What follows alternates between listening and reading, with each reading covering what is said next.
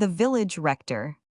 Roman won the Soviets in the lower town of Limoges at the corner of the Rue de la Ville Post, and the Rue de la site might have been seen a generation ago. One of those shops, which were scarcely changed from the period of the Middle Ages. Large tiles, seamed with 1,000 cracks lay on the soil itself, which was damp in places, and would have tripped up those who failed to observe the hollows and ridges of this singular flooring.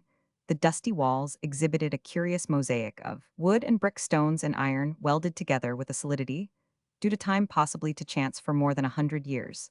The ceiling formed of colossal beams, bent beneath the weight of the upper stories, though it had never given way under them. Built en colombage, that is to say with a wooden frontage, the whole facade was covered with slates so put on as to form geometrical figures, this preserving a naive image of the burgher habitations of the olden time. None of the windows cased in wood, and formerly adorned with carvings, now destroyed by the action of the weather, had continued plumb. Some bobbed forward, others tipped backward, while a few seemed disposed to fall apart. All had a compost of earth brought from heaven knows, where in the nooks and crannies hollowed by the rain, in which the springtide brought forth fragile flowers, timid creeping plants and sparse herbage, moss carpeted the roof and draped its supports. The corner pillar, with its composite masonry of stone blocks, mingled with brick and pebbles, was alarming to the eye by reason of its curvature. It seemed on the point of giving way under the weight of the house, the gable of which overhung it by at least half a foot. The municipal authorities and the commissioner of highways did eventually pull the old building down, after buying it to enlarge the square. The pillar we have mentioned, placed at the angle of two streets, was a treasure to the seekers for Limousin antiquities on account of its lovely sculptured niche, in which was a virgin mutilated during the Revolution. All visitors with archaeological proclivities found traces of the stone sockets used to hold the candelabra in which public piety lighted tapers or placed its ex-votos and flowers. At the farther end of the shop, a worm-eaten wooden staircase led to the two upper floors, which were in turn surmounted by an attic. The house, backing against two adjoining houses, had no depth, and derived all its light from the front and side windows. Each floor had two small chambers only lighted by single windows, one looking out on the Rue de la Cite, the other on the Rue de la Ville Post. In the Middle Ages, no artisan was better lodged. The house had evidently belonged in those times to makers of halberds and battle-axes, armorers, in short, artificers, whose work was not injured by exposure to the open air, for it was impossible to see clearly within, unless the iron shutters were raised from each side of the building, where were also two doors, one on either side of the corner pillar, as may be seen in many shops at the corners of streets, from the sill. Each door of fine stone worn by the tread of centuries. A low wall about 3 feet high began in this wall, was a groove or slot repeated above in the beam, by which the wall of each facade was supported from time immemorial. The heavy shutters had been rolled along these grooves, held there by enormous iron bars, while the doors were closed and secured in the same manner, so that these merchants and artificers could bar themselves into their houses as into a fortress. Examining the interior, which during the first 20 years of the century was encumbered with old iron and brass tires of wheels, springs, bells, anything in short which the destruction of buildings afforded of old metals, persons interested in the relics of the old town noticed signs of the flue of a forge shown by a long trail of soot. A minor detail which confirmed the conjecture of archaeologists as to the original use to which the building was put on the first floor above the ground floor was one room, and the kitchen on the floor above that were two bedrooms. The garret was used to put away articles more choice and delicate than those that lay pell-mell about the shop. This house, hired in the first instance, was subsequently bought by a man named Soviet, a hawker or peddler, who from 1786 to 1793 traveled the country over a radius of 150 miles around Auvergne, exchanging crockery of a common kind, plates, dishes, glasses, in short, the necessary articles of the poorest households, for old iron, brass, and lead, or any metal under any shape it might lurk in the Auvergnat, would give, for instance, a brown earthenware saucepan worth 2 sous for a pound of lead, 2 pounds of iron, a broken spade or hoe, or a cracked kettle. And being invariably the judge of his own cause, he did the weighing. At the close of his third year, Soviet added the hawking of tin and copper, where to that of his pottery in 1793, he was able to buy a chateau sold as part of the national domain, which he at once pulled to pieces. The profits were such that he repeated the process at several points of the sphere in which he operated later. These first successful essays gave him the idea of proposing something of a like nature on a larger scale to one of his compatriots who lived in Paris. Thus it happened that the band Noir, so celebrated for its devastations, had its birth in the brain of old Soviet the peddler, whom all Limoges afterward saw and knew for 27 years in the rickety old shop among his cracked bells and rusty bars chains, and scales his twisted leaden gutters, and metal rubbish of all kinds. We must do him the justice to say that he knew nothing of the celebrity or the extent of the association he profited by his own idea, only in proportion to the capital he entrusted to the since famous firm of Balzac.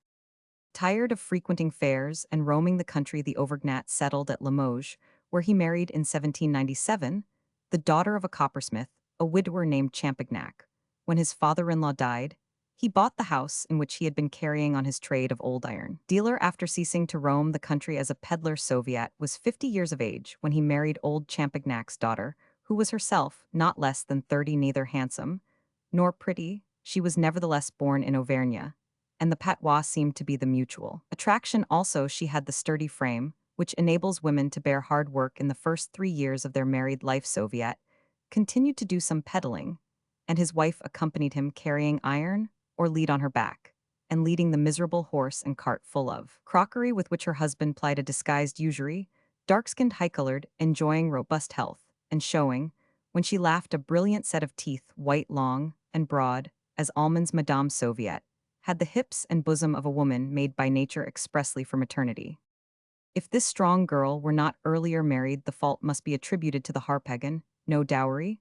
Her father practiced, though he never read Molière. Soviet was not deterred by the lack of dowry. Besides, a man of 50 can't make difficulties, not to speak of the fact that such a wife would save him the cost of a servant.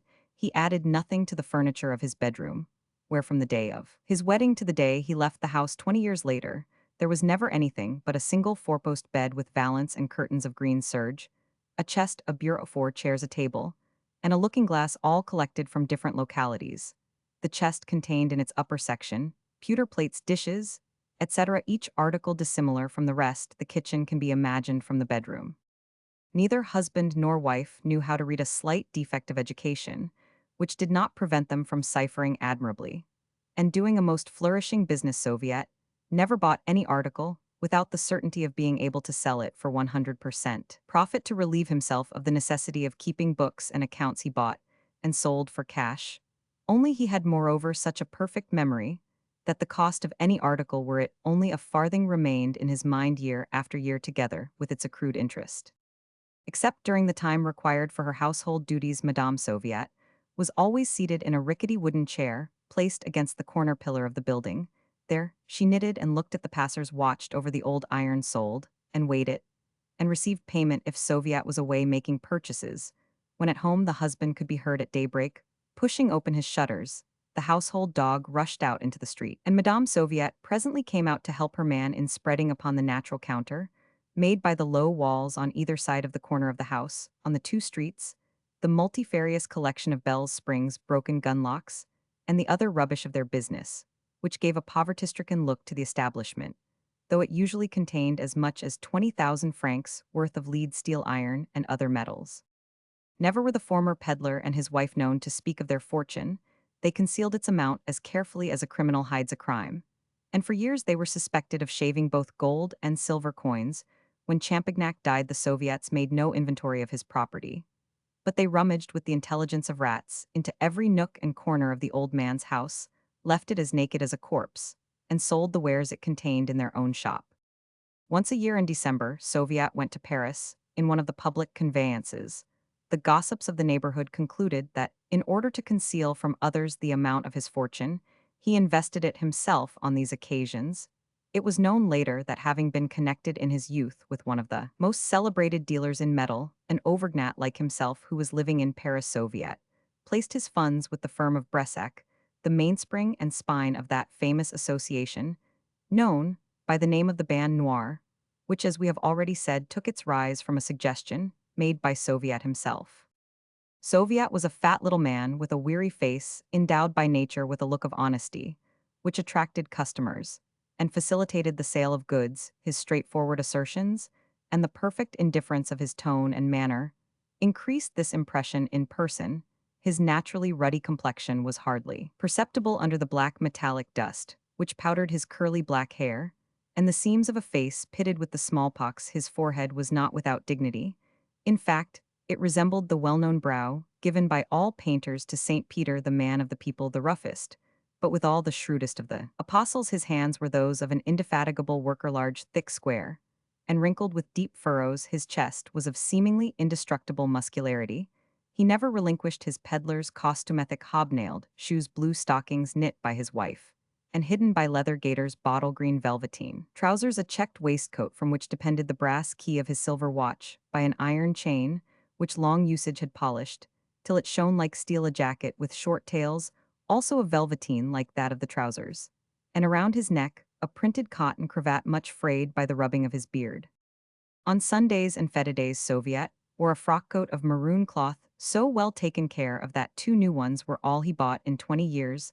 The living of galley slaves would be thought sumptuous, in comparison with that of the Soviets, who never ate meat, except on the great festivals of the church. Before paying out the money absolutely needed for their daily subsistence, Madame Soviet would feel in the 2 pockets hidden between her gown and petticoat, and bring forth a single well-scraped coin, a crown of 6 francs, or perhaps a piece of 55 sous, which she would gaze at for a long time before she could bring herself to change it. As a general thing, the Soviets ate herrings, dried peas, cheese, hard eggs in salad, vegetables seasoned in the cheapest manner.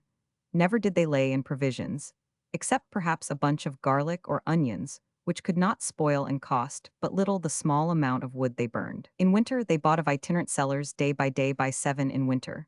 By 9 in summer the household was in bed, and the shop was closed and guarded by a huge dog, which got its living from the kitchens in the neighborhood. Madame Soviet used about 3 francs worth of candles in the course of the year. The sober, toilsome life of these persons was brightened by one joy, but that was a natural joy, and for it they made their only known outlays. In May 1802, Madame Soviet gave birth to a daughter. She was confined all alone, and went about her household work. 5 days later, she nursed her child in the open air, seated as usual in her chair, by the corner pillar, continuing to sell old iron, while the infant sucked. Her milk cost nothing, and she let her little daughter feed on it for 2 years, neither of them being the worse for the long nursing. Veronique, that was the infant's name, became the handsomest child in the lower town, and everyone who saw her stopped to look at her. The neighbors then noticed, for the first time, a trace of feeling in the old Soviets of which they had supposed them devoid. While the wife cooked the dinner, the husband held the little one, or rocked it to the tune of an Auvergnat song. The workmen, as they passed, sometimes saw him, motionless, gazing at Veronique asleep on her mother's knees. He softened his harsh voice when he spoke to her, and wiped his hands on his trousers before taking her up. When Veronique tried to walk, the father bent his legs and stood at a little distance, holding out his arms and making little grimaces which contrasted funnily with the rigid furrows of his stern, hard face. The man of iron, brass, and lead became a being of flesh and blood and bones if he happened to be standing with his back against the corner pillar. Motionless, a cry from Veronique would agitate him and send him flying over the mounds of iron fragments to find her, for she spent her childhood playing with the wreck of ancient castles heaped in the depths of that old shop. There were other days on which she went to play in the street or with the neighboring children, but even then her mother's eye was always on her. It is not unimportant to say here that the Soviets were eminently religious. At the very height of the revolution, they observed both Sunday and fete days. Twice Soviet came near having his head cut off for hearing mass from an unsworn priest.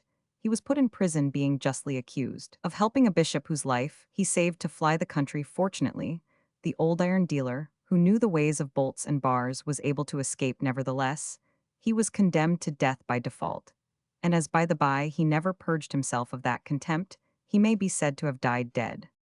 His wife shared his piety. The avariciousness of the household yielded to the demands of religion. The old iron dealers gave their alms punctually at the sacrament, and to all the collections in church, when the vicar of Saint Etienne called to ask help for his poor Soviet, or his wife fetched at once, without reluctance or sour faces, the sum they thought their fair share of the parish duties. The mutilated Virgin on their corner pillar never failed after 1799 to be wreathed with holly at Easter. In the summer season, she was feted with bouquets kept fresh in tumblers of blue glass. This was particularly the case after the birth of Veronique. On the days of the processions, the Soviets scrupulously hung their house with sheets covered with flowers, and contributed money to the erection and adornment of the altar, which was the pride and glory of the whole square. Veronique Soviet was therefore brought up in a Christian manner from the time she was 7 years old. She was taught by a Grey sister from Auvergne, to whom the Soviets had done some kindness in former times. Both husband and wife were obliging, when the matter did not affect their pockets, or consume their time like all poor folk who are cordially ready to be serviceable to others in their own way. The Grey sister taught Veronique to read and write. She also taught her the history of the people of God, the Catechism, the Old and the New Testaments, and a very little arithmetic. That was all the worthy sister thought it enough. It was in fact too much. At 9 years of age, Veronique surprised the whole neighborhood with her beauty.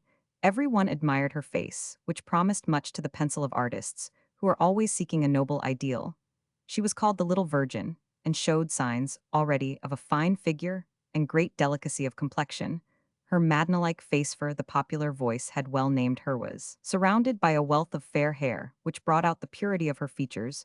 Whoever has seen the sublime Virgin of Titian, in his great picture of the Presentation at Venice, will know that Veronique was in her girlhood, same ingenuous candor, the same seraphic astonishment in her eyes, the same simple, yet noble, attitude, the same majesty of childhood in her demeanor.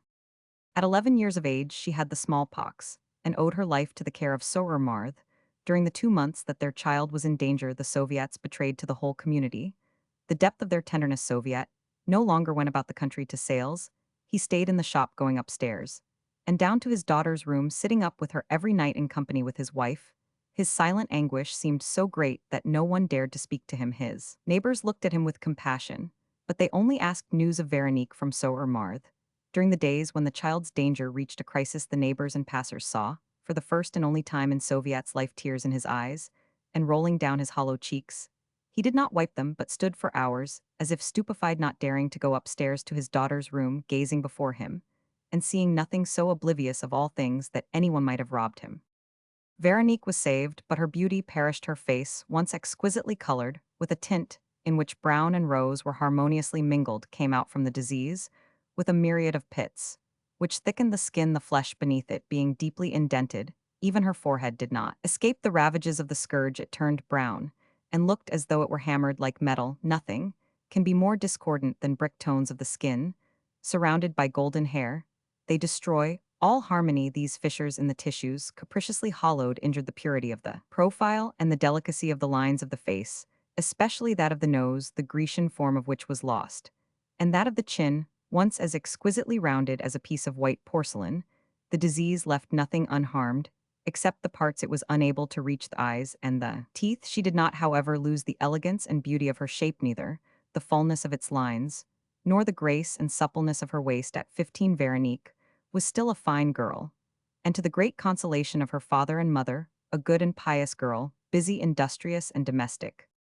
After her convalescence, and after she had made her first communion, her parents gave her the 2 chambers on the second floor, for her own particular dwelling. Soviet, so coarse in his way of living for himself, and his wife now, had certain perceptions of what comfort might be. A vague idea came to him of consoling his child for her great loss, which as yet she did not comprehend. The deprivation of that beauty, which was once the pride and joy of those 2 beings, made Veronique the more dear and precious to them. Soviet came home one day bearing a carpet he had chanced upon in some of his rounds, which he nailed himself on Veronique's floor. For her, he saved from the sale of an old chateau the gorgeous bed of a fine lady, upholstered in red silk damask, with curtains and chairs of the same rich stuff. He furnished her 2 rooms with antique articles of the true value of which he was wholly ignorant. He bought mignonette, and put the pots on the ledge outside her window, and he returned from many of his trips with rose trees or pansies, or any kind of flower, which gardeners or tavern keepers would give him. If Veronique could have made comparisons, and known the character, past habits, and ignorance of her parents, she would have seen how much there was of affection in these little things. But as it was, she simply loved them from her own sweet nature, and without reflection. The girl wore the finest linen her mother could find in the shops. Madame Soviet left her daughter at liberty to buy what materials she liked for her gowns and other garments, and the father and mother were proud of her choice, which was never extravagant. Veronique was satisfied with a blue silk gown for Sundays and fete days, and on working days she wore merino in winter and striped cotton dresses in summer. On Sundays, she went to church with her father and mother and took a walk after vespers along the banks of the Vienne or about the environs. On other days, she stayed at home busy, in filling worsted work patterns the payment for which she gave to the pura life of simple chaste and exemplary principles and habits. She did some reading together with her tapestry, but never in any books except those lent to her by the vicar of Saint Etienne, a priest whom Soeur Marthe had first made known to her parents. All the rules of the Soviet's domestic economy were suspended in favor of Veronique. Her mother delighted in giving her dainty things to eat and cooked her food.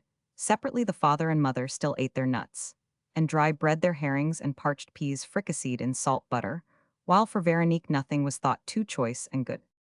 Veronique must cost you a pretty penny, said a hatmaker who lived opposite to the Soviets and had designs on their daughter for his son, estimating the fortune of the old iron dealer at 100,000 francs. Yes, neighbor, yes, peer Soviet would say, if she asked me for 10 crowns id, let her have them, she has all she wants. But she never asks for anything, she is as gentle as a lamb. Veronique was, as a matter of fact, absolutely ignorant of the value of things. She had never wanted for anything, she never saw a piece of gold, till the day of her marriage. She had no money of her own, her mother bought, and gave her everything she needed, and wished for, so that, even when she wanted to give alms to a beggar, the girl felt in her mother's pocket for the coin. If that's so, remarked the hatmaker, she can't cost you much.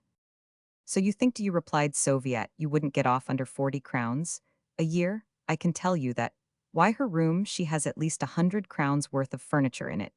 But when a man has but one child, he doesn't mind, the little we own will all go to her. The little, why, you must be rich, peer Soviet. It is pretty nigh 40 years that you have been doing a business in which there are no losses. Ha, I shan't go to the poorhouse for want of 1,000 francs, or so, replied the old iron dealer. From the day when Veronique lost the soft beauty, which made her girlish face the admiration of all who saw it, peer Soviet redoubled in activity, his business became so prosperous that he now went to Paris several times a year. Every one felt that he wanted to compensate his daughter by force of money for what he called her loss of profit. When Veronique was 15 years old, a change was made in the internal manners and customs of the household. The father and mother went upstairs in the evenings to their daughter's apartment. Veronique would read to them by the light of a lamp placed behind a glass globe full of water, the Vie des Saints, the Letters Edifiants, and other books lent by the vicar. Madame Soviet knitted stockings, feeling that she thus recouped herself for the cost of oil. The neighbors could see through the window the old couple seated motionless in their armchairs, like Chinese images, listening to their daughter and admiring her with all the powers of their contracted minds, obtuse to everything that was not business or religious faith. Roman 2. Veronique. There are no doubt many young girls in the world as pure as Veronique, but none purer or more modest. Her confessions might have surprised the angels and rejoiced the blessed Virgin. At 16 years of age, she was fully developed and appeared the woman she was eventually to become. She was of medium height, neither her father nor her mother being tall, but her figure was charming in its graceful suppleness, and in the serpentine curves laboriously sought by painters and sculptors, curves which nature herself draws so delicately with her lissom outlines, revealed to the eye of artists in spite of swathing linen and thick clothes which mold themselves inevitably upon the nude, sincere, simple, and natural Veronique set these beauties of her form into relief by movements that were wholly free from affectation. She brought out her full and complete effect, if we may borrow that strong term from legal phraseology. She had the plump arms of the Auvergnat women, the red and dimpled hand of a barmaid, and her strong but well-shaped feet were in keeping with the rest of her figure. At times there seemed to pass within her a marvelous and delightful phenomenon, which promised to love a woman concealed thus far from every eye. This phenomenon was perhaps one cause of the admiration her father and mother felt for her beauty, which they often declared to be divinito. The great astonishment of their neighbors, the first to remark it, were the priests of the cathedral and the worshippers with her at the same altar. When a strong emotion took possession of Veronique, the religious exaltation, to which she yielded herself, on receiving the communion, must be counted among the strongest emotions of so pure and candid a young creature. In inward light seemed to efface for the moment all traces of the smallpox. The pure and radiant face of her childhood reappeared in its pristine beauty, though slightly veiled by the thickened surface disease had laid there. It shone with the mysterious brilliancy of a flower blooming beneath the water of the sea. When the sun is penetrating it, Veronique was changed for a few moments. The little virgin reappeared, and then disappeared again like a celestial vision. The pupils of her eyes, gifted with the power of great expansion, widened until they covered the whole surface of the blue iris, except for a tiny circle Thus the metamorphose of the eye, which became as keen and vivid as that of an eagle, completed the extraordinary change in the face. Was it the storm of restrained passions? Was it some power coming from the depths of the soul, which enlarged the pupils in full daylight, as they sometimes in other eyes enlarge, by night darkening the azure of those celestial orbs? However that may be, it was impossible to look indifferently at Veronique, as she returned to her seat from the altar, where she had united herself with God a moment.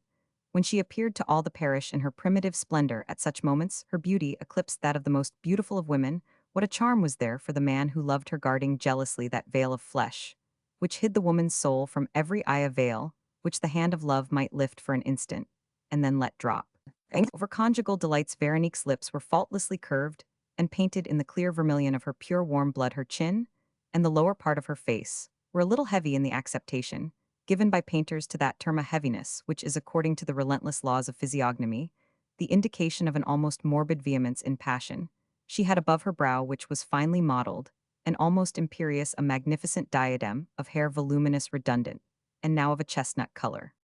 From the age of 16 to the day of her marriage, Veronique's bearing was always thoughtful and sometimes melancholy. Living in such deep solitude, she was forced, like other solitary persons, to examine and consider the spectacle of that which went on within her. The progress of her thought, the variety of the images in her mind, and the scope of feelings warmed and nurtured in a life so pure. Those who looked up from their lower level as they passed along the Rue de la Cite might have seen on all fine days the daughter of the Soviets sitting at her open window, sewing, embroidering, or pricking the needle through the canvas of her worsted work.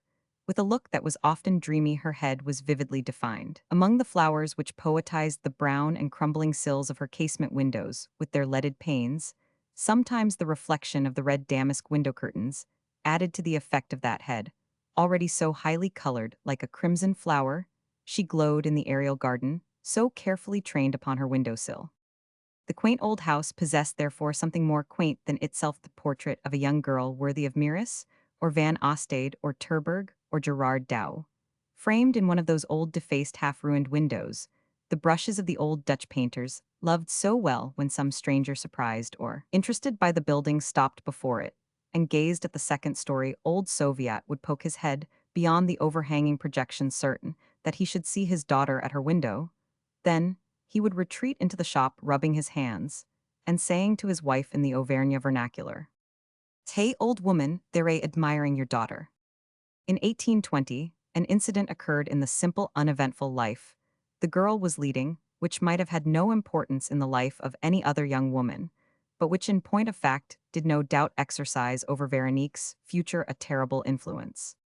On one of the suppressed church fete days, when many persons went about their daily labor, though the Soviets scrupulously closed their shop, attended mass, and took a walk, Veronique passed on their way to the fields a bookseller's stall, on which lay a copy of Paul and Virginia. She had a fancy to buy it for the sake of the engraving, and her father paid 100 sous for the fatal volume, which he put into the pocket of his coat. "Wouldn't it be well to show that book to Monsieur le Vicaire before you read it?" said her mother, to whom all printed books were a sealed mystery. "I thought of it," answered Veronique. The girl passed the whole night reading the story of the most touching bits of writing in the French language, the picture of mutual love, half biblical and worthy of the earlier ages of the world, ravaged her heart. A hand was it divine, or devilish raised the veil which till then had hidden nature from her? The little virgin still existing in the beautiful young girl thought on the morrow that her flowers had never been so beautiful. She heard their symbolic language. She looked into the depths of the azure sky, with a fixedness that was almost ecstasy, and tears, without a cause, rolled down her cheeks. In the life of all women, there comes a moment when they comprehend their destiny, when their hitherto mute organization speaks peremptorily. It is not always a man chosen by some furtive involuntary glance, who awakens their slumbering sixth sense. Oftener, it is some unexpected sight, the aspect of scenery, the coup d'oeil of religious pomp, the harmony of natures, perfumes a rosy dawn veiled in slight mists, the winning notes of some divinest music, or indeed any unexpected motion within the soul, or within the body. To this lonely girl, buried in that old house, brought up by simple half-rustic parents who had never heard an unfit word, whose pure unsullied mind had never known the slightest evil thought, the angelic pupil of Soeur Marthe, and the vicar of Saint Etienne, the revelation of love, the life of womanhood, came from the hand of genius through one sweet book. To any other mind, the book would have offered no danger to her. It was worse in its effects than an obscene tale. Corruption is relative. There are chaste and virgin natures, which a single thought corrupts, doing all the more harm, because no thought of the duty of resistance has occurred. The next day, Veronique showed the book to the good priest, who approved the purchase for what could be more childlike and innocent and pure than the history of Paul and Virginia. But the warmth of the tropics, the beauty of the scenery, the almost puerile innocence of a love that seemed so sacred had done their work on Veronique. She was led by the sweet and noble achievement of its author to the worship of the ideal, that fatal human religion. She dreamed of a lover like Paul. Her thoughts caressed the voluptuous image of that balmy isle. Childlike, she named an island in the Vienne below Limoges, and nearly opposite to the Faubourg Saint-Martial, the Isle de France. Her mind lived there in the world of fancy. All young girls construct a world they enrich with their own perfections. She spent long hours at her window looking at the artisans or the mechanics who passed it, the only men whom the modest position of her parents allowed her to think of. Accustomed, of course, to the idea of eventually marrying a man of the people, she now became aware of instincts within herself, which revolved from all coarseness. In such a situation, she naturally made many a romance, such as young girls are fond of weaving.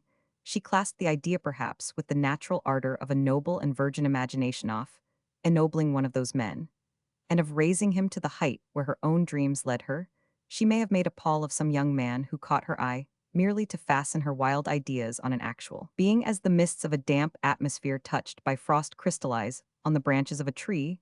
By the wayside, she must have flung herself deep into the abysses of her dream, for though she often returned bearing on her brow, as if from vast heights, some luminous reflections, oftener she seemed to carry in her hand the flowers that grew beside a torrent she had followed down a precipice. On the warm summer evenings, she would ask her father to take her on his arm to the banks of the Vienne, where she went into ecstasies over the beauties of the sky, and fields, the glories of the setting sun, or the infinite sweetness of the dewy evening. Her soul exhaled itself thenceforth in a fragrance of natural poesy. Her hair, until then simply wound about her head, she now curled and braided. Her dress showed some research. The vine, which was running wild and naturally among the branches of the old elm, was transplanted, cut, and trained over a green and pretty trellis. After the return of old Soviet, then 70 years of age, from a trip to Paris in December 1822, the vicar came to see him one evening, and after a few insignificant remarks, he said suddenly, "You had better think of marrying your daughter, Soviet, at your age. You ought not to put off the accomplishment of so important a duty." "But is Veronique willing to be married?" asked the old man, startled. "As you please, father," she said, lowering her eyes. "Yes, well, marry her," cried stout Madame Soviet, smiling. "Why didn't you speak to me about it before I went to Paris, mother?" said Soviet. "I shall have to go back there." Jerome Baptiste Soviet, a man in whose eyes money seemed to constitute the whole of happiness, who knew nothing of love, and had never seen in marriage anything but the means of transmitting property to another self, had long sworn to marry Veronique to some rich burgess. So long, in fact, that the idea had assumed in his brain the characteristics of a hobby. His neighbor, the hatmaker, who possessed about 2,000 francs a year, had already asked on behalf of his son, to whom he proposed to give up his hat-making establishment, the hand of a girl so well known in the neighborhood for her exemplary conduct and Christian principles. Soviet had politely refused, without saying anything to Veronique. The day after, the Vicara, very important personage in the eyes of the Soviet household, had mentioned the necessary of marrying Veronique, whose confessor he was. The old man shaved and dressed himself as for a fete day, and went out without saying a word to his wife or daughter. Both knew very well, however, that the father was in search of a son-in-law. Old Soviet went to Monsieur Graslin. Monsieur Graslin, a rich banker in Limoges, had, like Soviet himself, started from Auvergne. Without a penny, he came to Limoges to be a porter, found a place as an office boy in a financial house. And there, like many other financiers, he made his way by dint of economy and also through fortunate circumstances. Cashier at 25 years of age, partner 10 years later in the firm of Parrot and Grossetit, he ended by finding himself the head of the house, after buying out the senior partners, both of whom retired into the country, leaving him their funds to manage in the business at a low interest.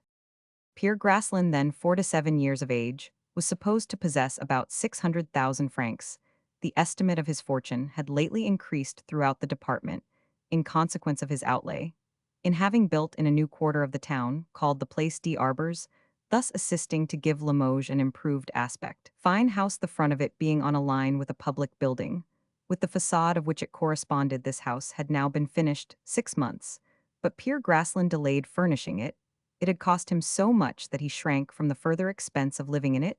His vanity had led him to transgress the wise laws by which he governed his life. He felt with the good sense of a businessman that the interior of the house ought to correspond with the character of the outside, the furniture, silverware, and other needful accessories to the life he would have to lead in his new mansion, would he estimated cost him nearly as much as the original building, in spite, therefore, of the gossip of tongues and the charitable suppositions of his neighbors. He continued to live on in the damp, old, and dirty ground floor apartment in the Rue Montmartre, where his fortune had been made the public carped. But Graslin had the approval of his former partners, who praised a resolution that was somewhat uncommon. A fortune and a position like those of Pierre Graslin naturally excited the greed of not a few in a small provincial city. During the last 10 years, more than one proposition of marriage had been intimated to Monsieur Graslin. But the bachelor state was so well suited to a man who was busy from morning till night, overrun with work, eager in the pursuit of money as a hunter for game, and always tired out with his day's labor, that Graslin fell into none of the traps laid for him by ambitious mothers who coveted so brilliant a position for their daughters. Graslin, another Soviet in an upper sphere, did not spend more than 40 sous a day, and clothed himself no better than his underclerk. 2 clerks, and an office boy sufficed him to carry on his business, which was immense through the multiplicity of its details. One clerk attended to the correspondence, the other had charge of the accounts, but Pierre Graslin was himself the soul and body too of the whole concern. His clerks, chosen from his own relations, were safe men, intelligent, and as well trained in the work as himself. As for the office boy, he led the life of a truck horse, up at 5 in the morning at all seasons, and never getting to bed before 11 at night. Graslin employed a charwoman by the day, an old peasant from Auvergne, who did his cooking. The brown earthenware off which he ate, and the stout coarse linen which he used, were in keeping with the character of his food. The old woman had strict orders never to spend more than 3 francs daily for the total expenses of the household. The office boy was also man of all work. The clerks took care of their own rooms, the tables of blackened wood, the straw chairs half unseated, the wretched beds, the counters and desks. In short, the whole furniture of house and office was not worth more than 1,000 francs, including a colossal iron safe built into the wall, before which slept the man of all work with 2 dogs at his feet.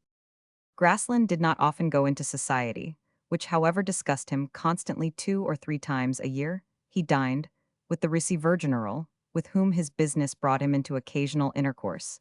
He also occasionally took a meal at the prefecture, for he had been appointed, much to his regret, a member of the Council General of the department. A waste of time, he remarked. Sometimes his brother bankers, with whom he had dealings, kept him to breakfast or dinner, and he was forced also to visit his former partners who spent their winters in Limoges. He cared so little to keep up his relations to society that in 25 years, Graslin had not offered so much as a glass of water to anyone.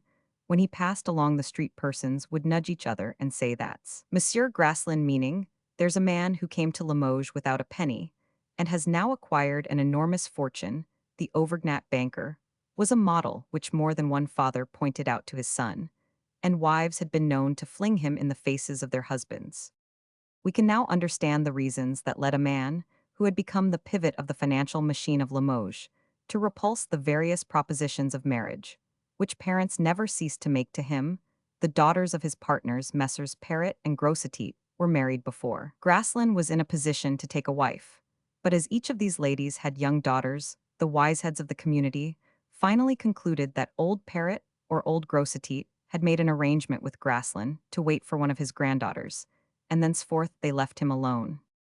Soviet had watched the ascending career of his compatriot more attentively and seriously than anyone else he had known him from the time he first came to Limoges.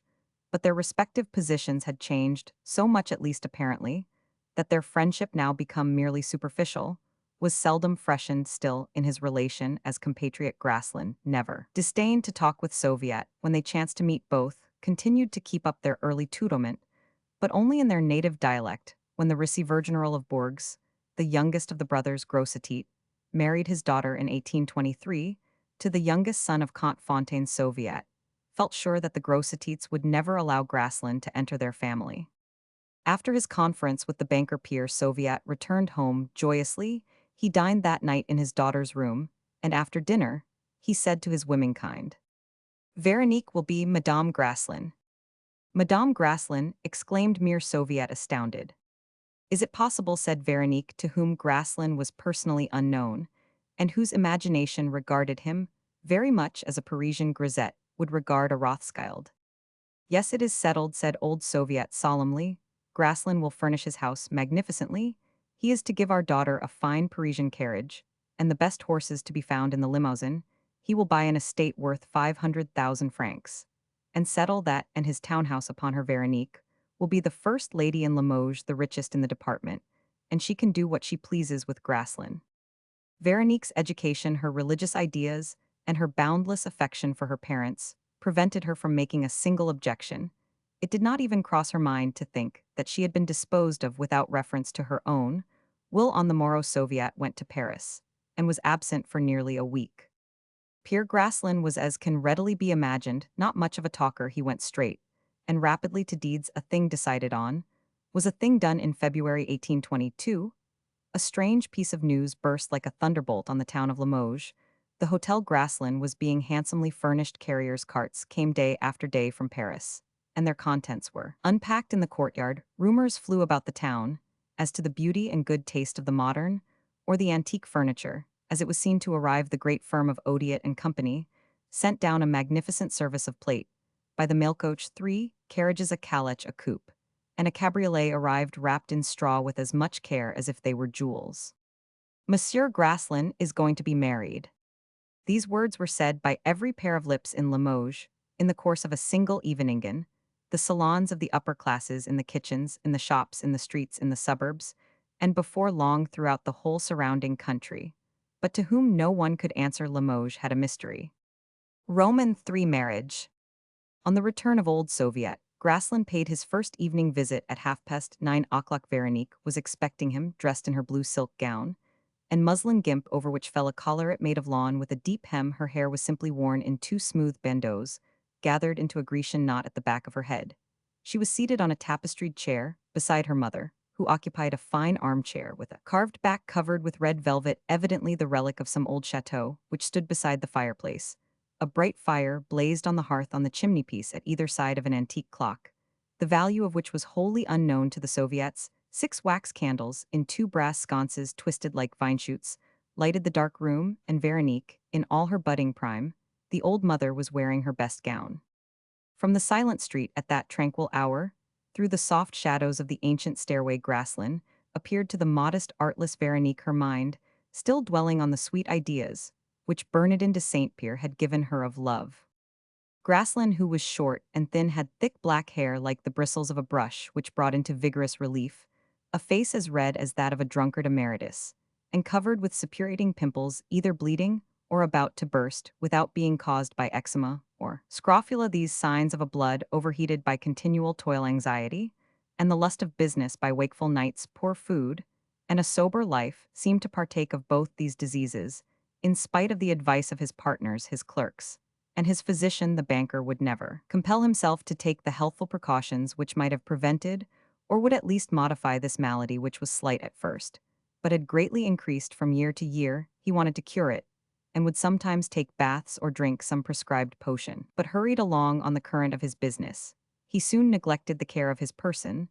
Sometimes he thought of suspending work for a time, traveling about and visiting the noted baths for such diseases.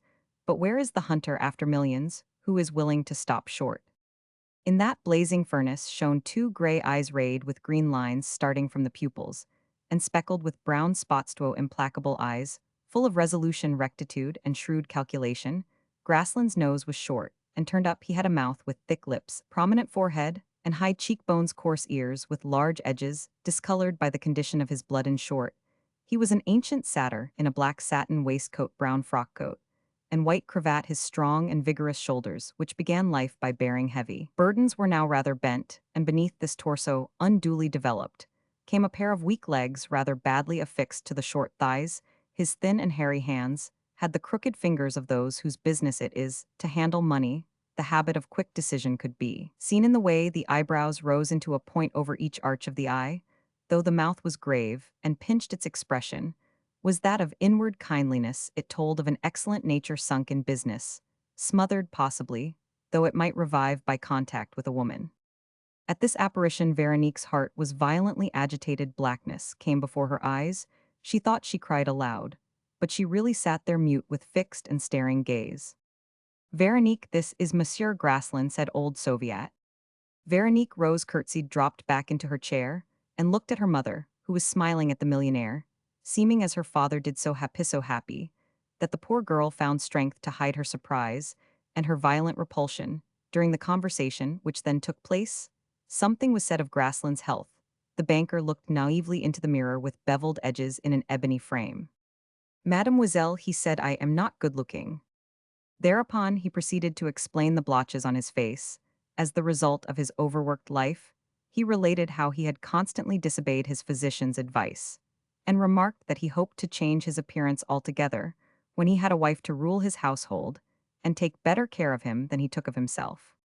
Is a man married for his face, compatriot, said Soviet, giving the other a hearty slap on the thigh. Graslin's speech went straight to those natural feelings, which more or less fill the heart of every woman. The thought came into Veronique's mind that her face too had been destroyed by a horrible disease, and her Christian modesty rebuked her first impression. Hearing a whistle in the street, Graslin went downstairs, followed by Soviet. They speedily returned. The office boy had brought the first bouquet, which was a little late in coming, when the banker exhibited this mound of exotic flowers, the fragrance of which completely filled the room, and offered it to his future wife. Veronique felt a rush of conflicting emotions. She was suddenly plunged into the ideal and fantastic world of tropical nature. Never before had she seen white camellias, never had she smelt the fragrance of the alpine cistus, the Cape jessamine, the cedronella, the volcameria, the moss rose, or any of the divine perfumes which woo to love and sing to the heart their hymns of fragrance. Graslin left Veronique that night in the grasp of such emotions. From this time forth, as soon as all Limoges was sleeping, the banker would slip along the walls to the Soviet's house. There he would tap gently on the window shutter. The dog did not bark. Old Soviet came down and let him in, and Graslin would then spend an hour or two with Veronique in the brown room, where Madame Soviet always served him a true Auvergnat supper. Never did this singular lover arrive without a bouquet made of the rarest flowers from the greenhouse of his old partner, Monsieur Grossetit, the only person who as yet knew of the approaching marriage. The man of Falwork went every evening to fetch the bunch, which Monsieur Grossetit made himself. Graslin made about 50 such visits in 2 months, each time, besides the flowers he brought with him, some rich presentings, a watch, a gold chain, a workbox, etc. These inconceivable extravagances must be explained, and a word suffices. Veronique's dowry, promised by her father, consisted of nearly the whole of old Soviet's property, namely 750,000 francs. The old man retained an income of 8,000 francs, derived from the funds bought for him originally for 60,000 francs in assignats by his correspondent Balzac, to whom at the time of his imprisonment he had confided that sum and who kept it for him safely. These 60,000 francs in assignats were the half of Soviet's fortune at the time he came so near being guillotined. Balzac was also at the same time the faithful repository of the rest, namely 700 louis d'or, an enormous sum at that time in gold, with which old Soviet began his business once more as soon as he recovered his liberty. In 30 years, each of those louis d'or had been transformed into a banknote for 1,000 francs by means of the income from the funds of Madame Soviet's inheritance from her father, old Champignac, and of the profits accruing from the business and the accumulated interest thereon in the hands of the Balzac firm. Balzac himself had a loyal and honest friendship for Soviet, such as all Auvergnats are apt to feel for one another. So whenever Soviet passed the front of the Graslin mansion, he had said to himself, Veronique shall live in that fine palace. He knew very well that no girl in all the department would have 750,000 francs as a marriage portion. Besides the expectation of 250,000 more, Graslin, his chosen son-in-law, would therefore infallibly marry Veronique. And so, as we have seen, it came about. Every evening Veronique had her fresh bunch of flowers, which on the morrow decked her little salon, and was carefully concealed from the neighbors. She admired the beautiful jewels, the pearls and diamonds, the bracelets, the rubies, gifts, which assuredly gratify all the daughters of Eve. She thought herself less plain When she wore them, she saw her mother happy in the marriage, and she had no other point of view from which to make comparisons. She was, moreover, totally ignorant of the duties or the purpose of marriage. She heard the solemn voice of the vicar of Saint Etienne praising Graslin to her as a man of honor with whom she would lead an honorable life. Thus, it was that Veronique consented to receive Monsieur Graslin as her future husband. When it happens that in a life so withdrawn from the world, so solitary as that of Veronique, a single person enters it every day, that person cannot long remain indifferent. Either he is hated, and the aversion justified by a deepening knowledge of his character renders him intolerable, or the habit of seeing bodily defects dims the eye to them. The mind looks about for compensations, his countenance awakens curiosity. Its features, bright and fleeting beauties, appear in it. At last, the inner hidden beneath the outer shows itself then. When the first impressions are fairly overcome, the attachment felt is all the stronger because the soul clings to it as its own creation, that is love, and here lies the reason of those passions, conceived by beautiful things for other beings apparently ugly. The outward aspect forgotten by affection is no longer seen in a creature whose soul is deeply valued. Besides this, beauty so necessary to a woman takes many strange aspects in man, and there is as much diversity of feeling among women about the beauty of men as there is among men about the beauty of women. So after deep reflection and much debating with herself, Veronique gave her consent to the publication of the banns. From that moment, all Limoges rang with this inexplicable affair, inexplicable, because no one knew the secret of it, namely, the immensity of the dowry. Had that dowry been known, Veronique could have chosen a husband where she pleased, but even so, she might have made a mistake. Graslin was thought to be much in love. Upholsterers came from Paris to fit up the house. Nothing was talked of in Limoges, but the profuse expenditures of the banker, the value of the chandeliers, was calculated, the gilding of the walls, the figures on the clocks, all were discussed, the jardiniers, the calorifers, the objects of luxury and novelty. Nothing was left unnoticed. In the garden of the Hotel Graslin, above the ice house, was an aviary, and all the inhabitants of the town were presently surprised by the sight of rare birds, Chinese, pheasants, mysterious breeds of ducks. Everyone flocked to see them. Monsieur and Madame Grossetit, an old couple who were highly respected in Limoges, made several visits to the Soviets accompanied by Graslin. Madame Grossetit, a most excellent woman, congratulated Veronique on her happy marriage. Thus the church, the family, society, and all material things down to the most trivial, made themselves accomplices to bring about this marriage. In the month of April, the formal invitations to the wedding were issued to all Graslin's friends and acquaintance. On a fine spring morning, a calèche and a coupe, drawn by Limousin horses chosen by Monsieur Grossetit, drew up at 11 o'clock before the shop of the iron dealer, bringing to the great excitement of the neighborhood the former partners of the bridegroom, and the latter's two clerks. The street was lined with spectators, all anxious to see the Soviet's daughter, on whose beautiful hair the most renowned hairdresser in Limoges had placed the bridal wreath, and a costly veil of English lace. Veronique wore a gown of simple white muslin, a rather imposing assemblage of the most distinguished women in the society of the town, attended the wedding in the cathedral, where the bishop, knowing the religious fervor of the Soviets, deigned to marry Veronique himself. The bride was very generally voted plain. She entered her new house and went from one surprise to another. A grand dinner was to precede the ball, to which Graslin had invited nearly all Limoges. The dinner, given to the bishop, the prefect, the judge of the court, the attorney general, the mayor, the general, and Graslin's former partners with their wives, was a triumph for the bride, who, like all other persons who are simple and natural, showed charms that were not expected in her. Neither of the bridal pair could dance. Veronique continued therefore to do the honors to her guests, and to win the esteem and good graces of nearly all the persons who were presented to her. Asking Grossetit, who took an honest liking to her, for information about the company, she made no mistakes and committed no blunders. It was during this evening that the two former partners of the banker announced the amount of the dowry, immense for Limousin, given by the Soviets to their daughter. At 9 o'clock, the old iron dealer returned home and went to bed, leaving his wife to preside over the brides. Retiring, it was said by everyone throughout the town that Madame Graslin was very plain though well made. Old Soviet now wound up his business and sold his house in town. He bought a little country place on the left bank of the Vienne, between Limoges and Clouseau, 10 minutes' walk from the suburb of Saint Martial, where he intended to finish his days tranquilly with his wife.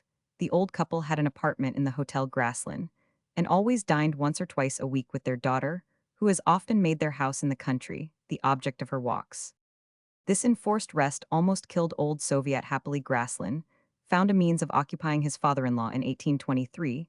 The banker was forced to take possession of a porcelain manufactory, to the proprietors of which he had advanced large sums, which they found themselves unable to repay, except by the sale of their factory, which they made to him by the help of his business connections, and by investing a large amount of property in the concern. Graslin made it one of the finest manufactories of Limoges, where in the town afterwards he resold it at a fine profit. Meantime, he placed it under the superintendence of his father-in-law, who, in spite of his 72 years, counted for much in the return of prosperity to the establishment, who himself renewed his youth in the employment.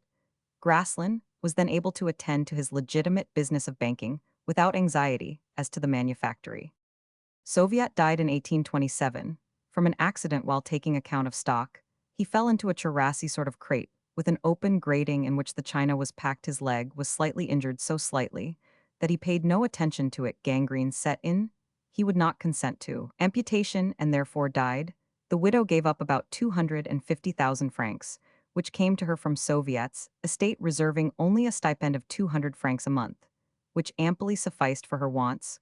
Graslin bound himself to pay her that sum duly. She kept her little house in the country, and lived there alone without a servant, and against the remonstrances of her daughter, who could not induce her to alter this determination, to which she clung with the obstinacy peculiar to old persons. Madame Soviet came nearly every day into Limoges to see her daughter, and the latter still continued to make her mother's house, from which was a charming view of the river, the object of her walks from the road leading to it, could be seen that island long loved by Veronique, and called by her the Isle de France. In order not to complicate our history of the Graslin household, with the foregoing incidents, we have thought it best to end that of the Soviets by anticipating events, which are moreover useful as explaining the private and hidden life, which Madame Graslin now led the old mother, noticing that Graslin's miserliness, which returned upon him, might hamper her daughter, was for some time unwilling to resign the property left to her by her husband, but Veronique, unable to imagine a case in which a woman might desire the use of her own property, urged it upon her mother, with reasons of great generosity, and out of gratitude to Graslin for restoring to her the liberty and freedom of a young girl. But this is anticipating. The unusual splendor which accompanied Graslin's marriage had disturbed all his habits, and constantly annoyed him. The mind of the great financier was a very small one. Veronique had had no means of judging the man with whom she was to pass her life during his 55 visits.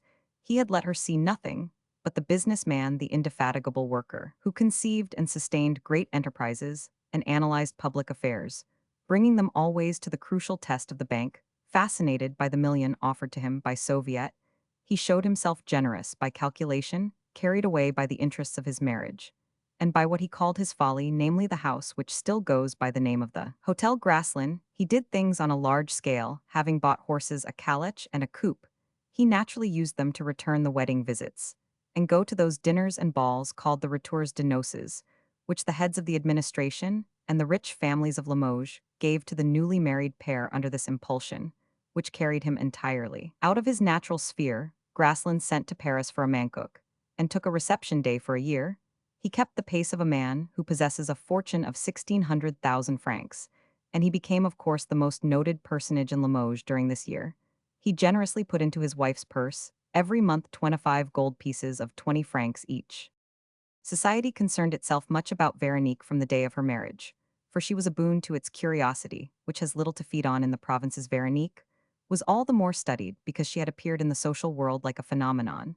But once there, she remained always simple and modest, in the attitude of a person who is observing habits, customs, manners, things unknown to her, and endeavoring to conform to them. Already voted ugly, but well-shaped, she was now declared kindly, but stupid. She was learning so many things, she had so much to hear, and to see that her looks and speech did certainly give some reason for this judgment.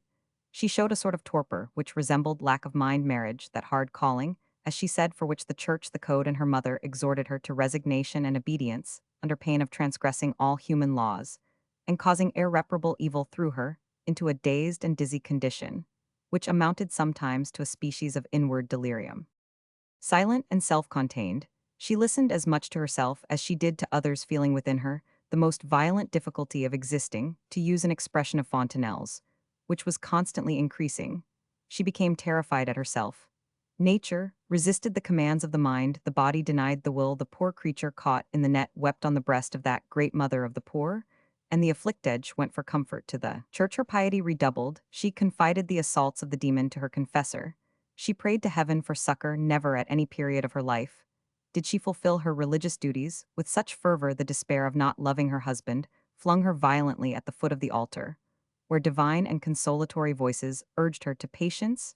She was patient, she was gentle, and she continued to live on, hoping always for the happiness of maternity. Did you notice Madame Graslin this morning? The women would say to each other, marriage doesn't agree with her, she is actually green. Yes, some of them would reply, but would you give your daughter to a man like Graslin? No woman could marry him with impunity. Now that Graslin was married, all the mothers who had courted him for 10 years past pursued him with sarcasms. Veronique grew visibly thinner, and really ugly. Her eyes looked weary, her features coarsened, her manner was shy and awkward. She acquired that air of cold and melancholy rigidity for which the old trapeus are so often blamed. Her skin took on a grayish tone. She dragged herself languidly about during this first year of married life, ordinarily so brilliant for a young wife. She tried to divert her mind by reading, profiting by the liberty of married women to read what they pleased. She read the novels of Walter Scott, the poems of Lord Byron, the works of Schiller and of Goethe, and much else of modern and also ancient literature. She learned to ride a horse, and to dance, and to draw. She painted watercolors and made sepia sketches, turning ardently to all those resources which women employ to bear the weariness of their solitude. She gave herself that second education which most women derive from a man, but which she derived from herself only. The natural superiority of a free, sincere spirit, brought up as it were in a desert and strengthened by religion, had given her a sort of untrammeled grandeur and certain needs, to which the provincial world she lived in offered no sustenance. All books pictured love to her, and she sought for the evidence of its existence, but nowhere could she see the passion of which she read. Love was in her heart like seeds in the earth, awaiting the action of the sun. Her deep melancholy, caused by constant meditation on herself, brought her back by hidden byways to the brilliant dreams of her girlish days. Many a time, she must have lived again that old romantic poem, making herself both the actor and the subject of it again. She saw that island bathed in light, flowery, fragrant, caressing to her soul. Often her pallid eyes wandered around a salon with piercing curiosity. The men were all like Graslin. She studied them, and then she seemed to question their wives, but nothing on the faces of those women revealed an inward anguish like to hers. And she returned home sad and gloomy and distressed about herself. The authors she had read in the morning answered to the feelings in her soul, their thoughts pleased her. But at night, she heard only empty words, not even presented in a lively waddle, empty, foolish conversations, in petty local matters, or personalities of no interest to her. She was often surprised at the heat displayed in discussions which concerned no feeling or sentimento, her, the essence of existence, the soul of life. Often she was seen with fixed eyes, mentally absorbed, thinking, no doubt, of the days of her youthful ignorance, spent in that chamber full of harmonies now forever passed away. She felt a horrible repugnance against dropping into the gulf of pettiness, in which the women among whom she lived were floundering. This repugnance, stamped on her forehead, on her lips, and ill disguised, was taken for the insolence of a parvenu. Madame Graslin began to observe on all faces a certain coldness she felt in all remarks and acrimony, the causes of which were unknown to her, for she had no intimate friend to enlighten or advise her in justice, which angers little minds, brings loftier souls to question themselves, and communicates a species of humility to them. Veronique condemned herself, endeavoring to see her own faults. She tried to be affable, they called her false. She grew more gentle still, they said she was a hypocrite, and her pious devotion helped on the calumny. She spent money, gave dinners and balls, and they taxed her with pride. Unsuccessful in all these attempts, unjustly judged, rebuffed by the petty and tormenting pride which characterizes provincial society, where each individual is armed with pretensions, and their attendant uneasiness, Madame Graslin fell back into utter solitude.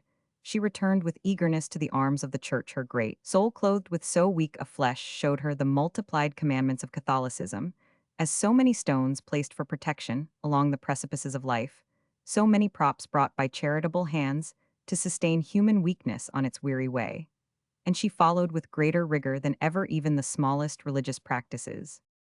On this, the liberals of the town classed Madame Graslin among the devotes, the ultras to the different animosities. Veronique had innocently acquired the virulence of party feeling, now added its periodical exasperation. But as this ostracism took nothing really from her, she quietly left society and lived in books which offered her such infinite resources. She meditated on what she read, she compared systems. She widened immeasurably the horizons of her intellect and the extent of her education in this way. She opened the gates of her soul to curiosity. During this period of resolute study in which religion supported and maintained her mind, she obtained the friendship of Monsieur Grossetit, one of those old men whose mental superiority grows rusty in provincial life, but who, when they come in contact with an eager mind, recover something of their former brilliancy. The good man took an earnest interest in Veronique, who, to reward him for the flattering warmth of heart which old men show to those they like displayed before him, and for the first time in her life, the treasures of her soul and the acquirements of her mind, cultivated so secretly, and now full of blossom, an extract from a letter written by her about this time to Monsieur Grossetit, will show the condition of the mind of a woman who was later to give signal proofs of a firm and lofty nature. The flowers you sent me for the ball were charming, but they suggested harsh reflections, those pretty creatures gathered by you and doomed to wilt upon my bosom, to adorn a fate made me. Think of others that live and die unseen in the depths of your woods, their fragrance never inhaled by anyone. I asked myself why I was dancing there, why I was decked with flowers, just as I ask God why he has placed me to live in this world.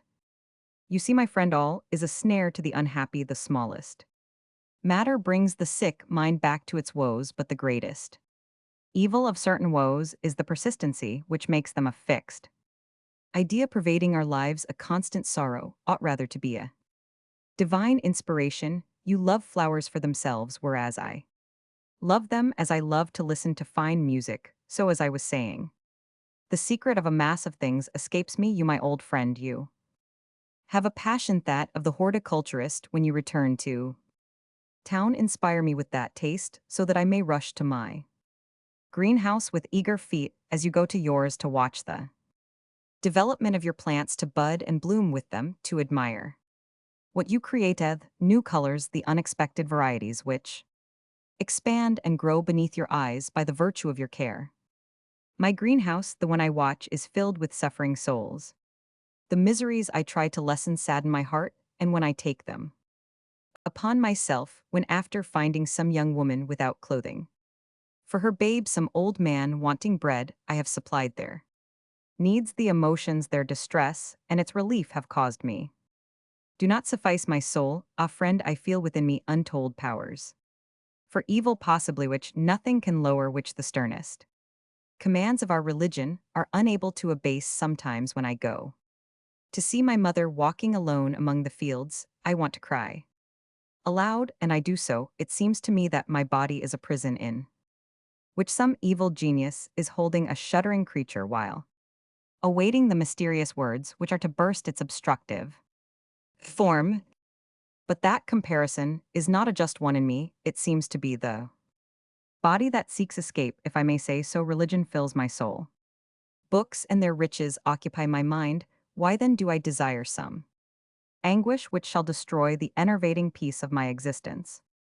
Oh, if some sentiment, some mania, that I could cultivate does not come into my life, I feel I shall sink at last into the gulf, where all ideas are dulled, where character deteriorates, motives slacken, virtues lose their backbone, and all the forces of the soul are scattered at a gulf in which I shall no longer be the being nature meant me to be. This is what my bitter complainings mean, but do not let them hinder you from sending me those flowers. Your friendship is so soothing and so full of loving kindness that it has for the last few months almost reconciled me to myself. Yes, it makes me happy to have you cast a glance upon my soul, at once so barren and so full of bloom, and I am thankful for every gentle word you say to one who rides the phantom steed of dreams and returns worn out.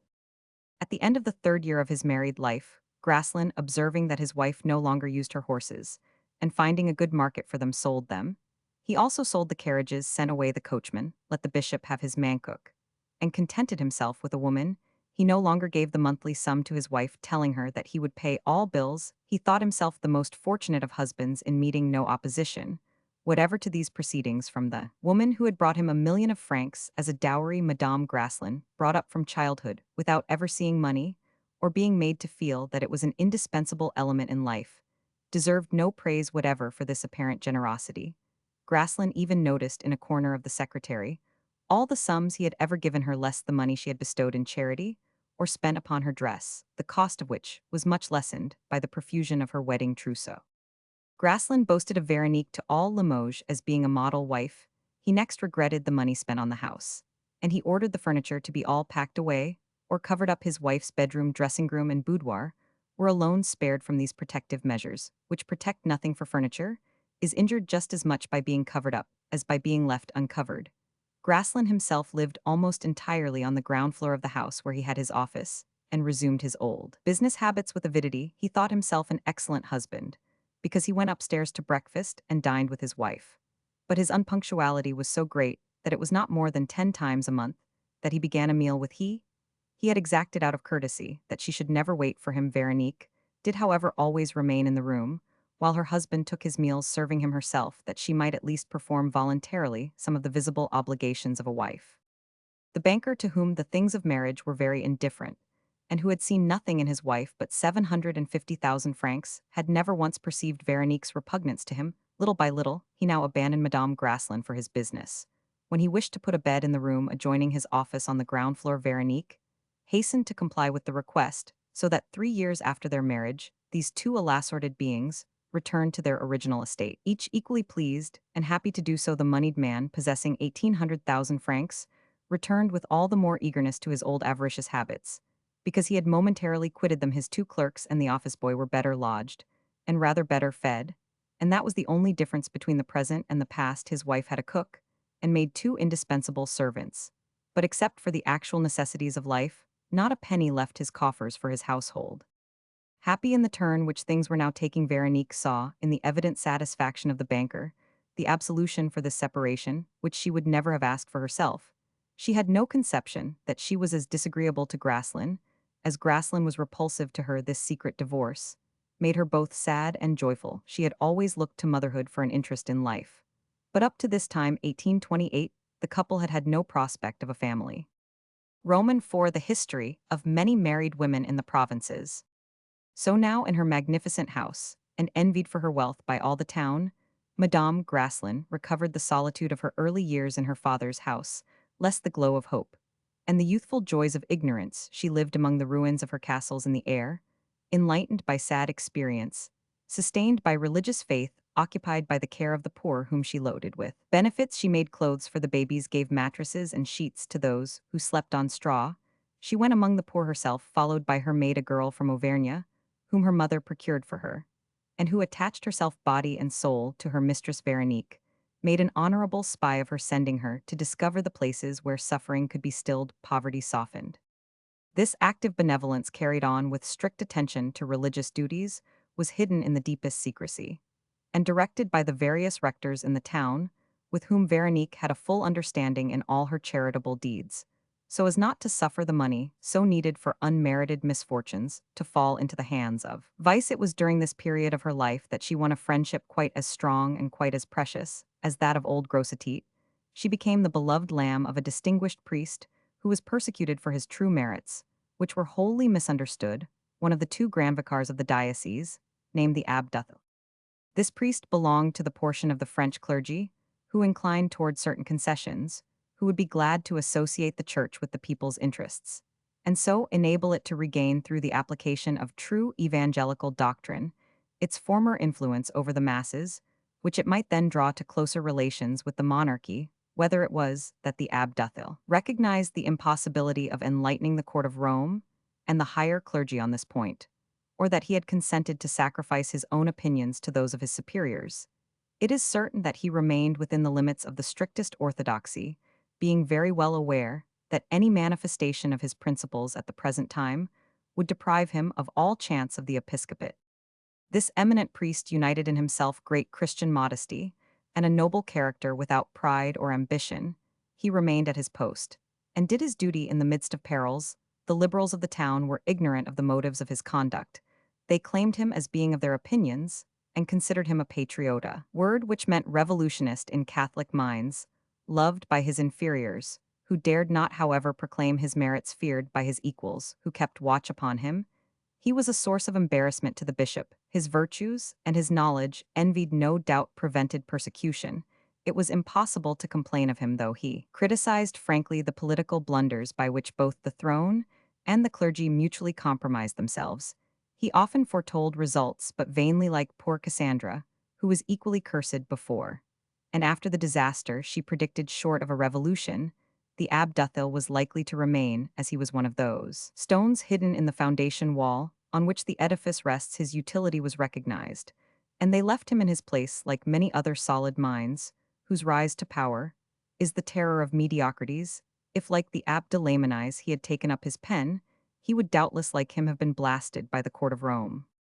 The Ab Duthil was imposing in appearance. His exterior revealed the underlying of a profound nature, always calm and equable on the surface. His tall figure, and its thinness, did not detract from the general effect of his lines, which recalled those by which the genius of Spanish painters delights to represent the great monastic meditators, and those selected at a later period by Thorwaldsen for the apostles. The long, almost rigid folds of the face, in harmony with those of his vestment, had the charm which the Middle Ages bring into relief in the mystical statues placed beside the portals of their churches. Gravity of thought, word, and accent harmonized in this man, and became him well, seeing his dark eyes hollowed by austerities, and surrounded by a brown circle, seeing too his forehead yellow as some old stone, his head and hands almost fleshless. Men desired to hear the voice and the instructions which issued from his lips. This purely physical grandeur, which accords with moral grandeur, gave this priest a somewhat haughty and disdainful air, which was instantly counteracted to an observer by his modesty, and by his speech, though it did not predispose others in his favor in some more elevated station. These advantages would have obtained that necessary ascendancy over the masses, which the people willingly allow to men who are thus endowed.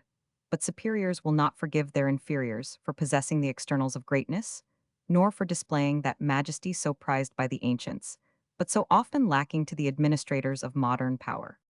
By one of those strange freaks of circumstance, which are never accounted for the other vicar general, the Abbe de Granker, a stout little man, with a rosy complexion and blue eyes, whose opinions were diametrically opposed to those of the Abbe Duthil, liked to be in the latter's company, although he never testified this liking enough to put himself out of the good graces of the bishop, to whom he would have sacrificed everything. The Abbe de Granker believed in the merit of his colleague, recognized his talents, secretly accepted his doctrines, and condemned them openly. For the little priest was one of those men whom superiority attracts and intimidates, who dislike it, and yet cultivate it. He would embrace me and condemn me, the Abbe Duthil said of him.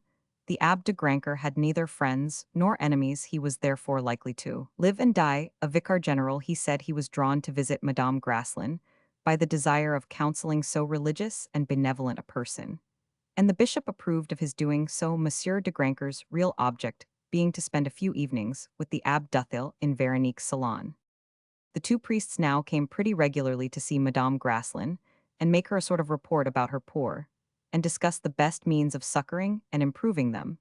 But Monsieur Graslin had now begun to tighten his purse strings, having made the discovery, in spite of the innocent deceptions of wife and her maid, that the money he paid did not go solely for household expenses, and for dress. He was angry when he found out how much money his wife's charities cost him. He called the cook to account, inquired into all the details of the housekeeping, and showed what a grand administrator he was by practically proving that his house could be splendidly kept for 3,000 francs a year. Then he put his wife on an allowance of 100 francs a month, and boasted of his liberality. In so doing, the office boy, who liked flowers, was made to take care of the garden on Sundays. Having dismissed the gardener, Graslin used the greenhouse to store articles conveyed to him as security for loans. He let the birds in the aviary die for want of care to avoid the cost of their food and attendance, and he even took advantage of a winter when there was no ice to give up his ice house and save the expense of filling it. By 1828, there was not a single article of luxury in the house which he had not in some way got rid of. Parsimony reigned unchecked in the Hotel Graslin. The master's face greatly improved during the 3 years spent with his wife, who induced him to follow his physician's advice. Now became redder, more fiery, more blotched than before. Business had taken such proportions that it was necessary to promote the boy of Falwork to the position of cashier, and to find some stout overgnat for the rougher service of the Hotel Graslin. Thus, 4 years after her marriage, this very rich woman could not dispose of a single penny by her own, while the avarice of her husband succeeded the avarice of her parents. Madame Graslin had never understood the necessity of money, until the time came when her benevolence was checked. By the beginning of the year 1828, Veronique had entirely recovered the blooming health which had given such beauty to the innocent young girl sitting at her window in the old house in the Rue de la Cite. But by this time, she had acquired a fine literary education and was fully able to think and to speak an excellent judgment gave real depth to her words. Accustomed now to the little things of life, she wore the fashions of the period with infinite grace. When she chanced about this time to visit a salon, she found herself not without a certain inward surprise received by all with respectful esteem. These changed feelings, and this welcome, were due to the two vicars general, and to old Grossetit, informed by them of her noble hidden life, and the good deeds so constantly done in there. Midst the bishop and a few influential persons spoke of Madame Graslin as a flower of true piety, a violet fragrant with virtues, in consequence of which one of those strong reactions set in unknown to Veronique, which are none the less solid and durable, because they are long in coming. This change in public opinion gave additional influence to Veronique's salon, which was now visited by all the chief persons in the society of the town, in consequence of certain circumstances we shall now relate. Toward the close of this year, the young Vicomte de Granville was sent as deputy solicitor to the courts of Limoges. He came preceded by a reputation, always given to Parisians in the provinces. A few days after his arrival, during a soiree at the prefecture, he made answer to a rather foolish question that the most able, intelligent, and distinguished woman he had met in the town was Madame Graslin. "Perhaps you think her the handsomest," also said the wife of the receiver general. "I cannot think so in your presence, madame," he replied, "and therefore I am in doubt. Madame Graslin possesses a beauty which need inspire no jealousy, for it seldom shows itself. She is only beautiful to those she loves. You are beautiful to all the world. When Madame Graslin's soul is moved by true enthusiasm, it sheds an expression upon her face which changes it completely. Her countenance is like a landscape, dull in winter, glorious in summer, but the world will always see it in winter, when she talks with friends on some literary or philosophical topic, or on certain religious questions, which interest her. She is roused into appearing suddenly an unknown woman of marvelous beauty." This declaration, which was caused by observing the phenomenon that formerly made Veronique so beautiful on her return from the Holy Table, made a great noise in Limoges, where for a time the young deputy to whom the place of the procureur general was said to be promised played a leading part in all provincial towns. A man who rises a trifle above others becomes for a period more or less protracted the object of a liking which resembles enthusiasm, and which usually deceives the object of this ephemeral worship. It is to this social caprice that we owe so many local geniuses soon ignored, and their false reputations mortified. The men whom women make the fashion in this way are oftener strangers than compatriots. In this particular case, the admirers of the Vicomte de Granville were not mistaken. He was in truth a superior man.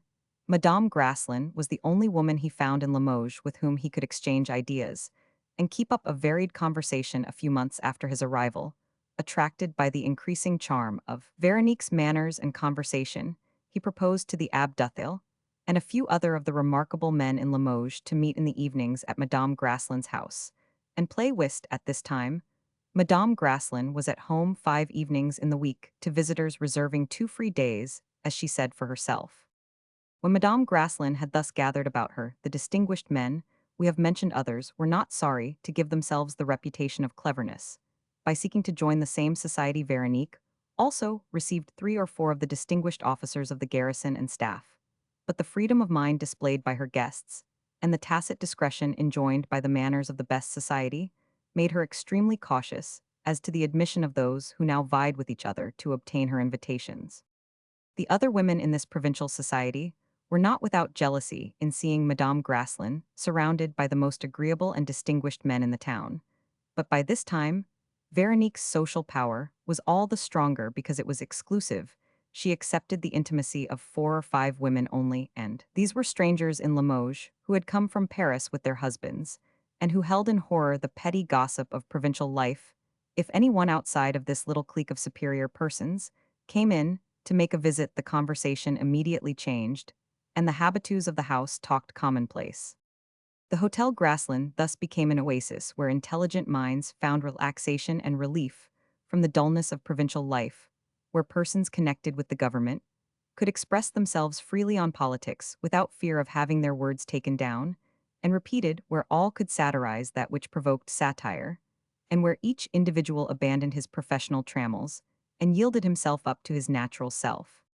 So, after being the most obscure young girl in all Limoges, considered ugly, dull, and vacant, Madame Graslin, at the beginning of the year 1828, was regarded as one of the leading personages in the town and the most noted woman in society. No one went to see her in the mornings, for all knew her habits of benevolence and the regularity of her religious observances. She always went to early mass so as not to delay her husband's breakfast, for which, however, there was no fixed hour, though she never failed to be present and to serve it herself. Graslin had trained his wife to this little ceremony. He continued to praise her on all occasions. He thought her perfect. She never asked him for anything. He could pile up louis upon louis and spread his investments over a wide field of enterprise. Through his relations with the Balzacs, he sailed with a fair wind and well freighted over the ocean of commerce. His intense business interest, keeping him in the still though half-intoxicated frenzy of gamblers watching events on the green table of speculation. During this happy period, and until the beginning of the year 1829, Madame Graslin attained in the eyes of her friends to a degree of beauty that was really extraordinary, the reasons of which they were unable to explain. The blue of the iris expanded like a flower, diminishing the dark circle of the pupil, and seeming to float in a liquid and languishing light that was full of love. Her forehead, illumined by thoughts and memories of happiness, was seen to whiten like the zenith before the dawn, and its lines were purified by an inward fire. Her face lost those heated brown tones, which betoken a disturbance of the liver, that malady of vigorous constitutions, or of persons whose soul is distressed, and whose affections are thwarted. Her temples became adorably fresh, and pure gleams of the celestial face of a Raphael showed themselves now and then in her face, hitherto obscured by the malady of grief. As the canvas of the great master is encrusted by time, her hands seemed whiter, her shoulders took on an exquisite fullness, her graceful animated movements gave to her supple figure its utmost charm. The Limoges women accused her of being in love with Monsieur de Granville, who certainly paid her assiduous attention, to which Veronique opposed all the barriers of a conscientious resistance. The Viscount professed for her one of those respectful attachments which did not blind the habitual visitors of her salon.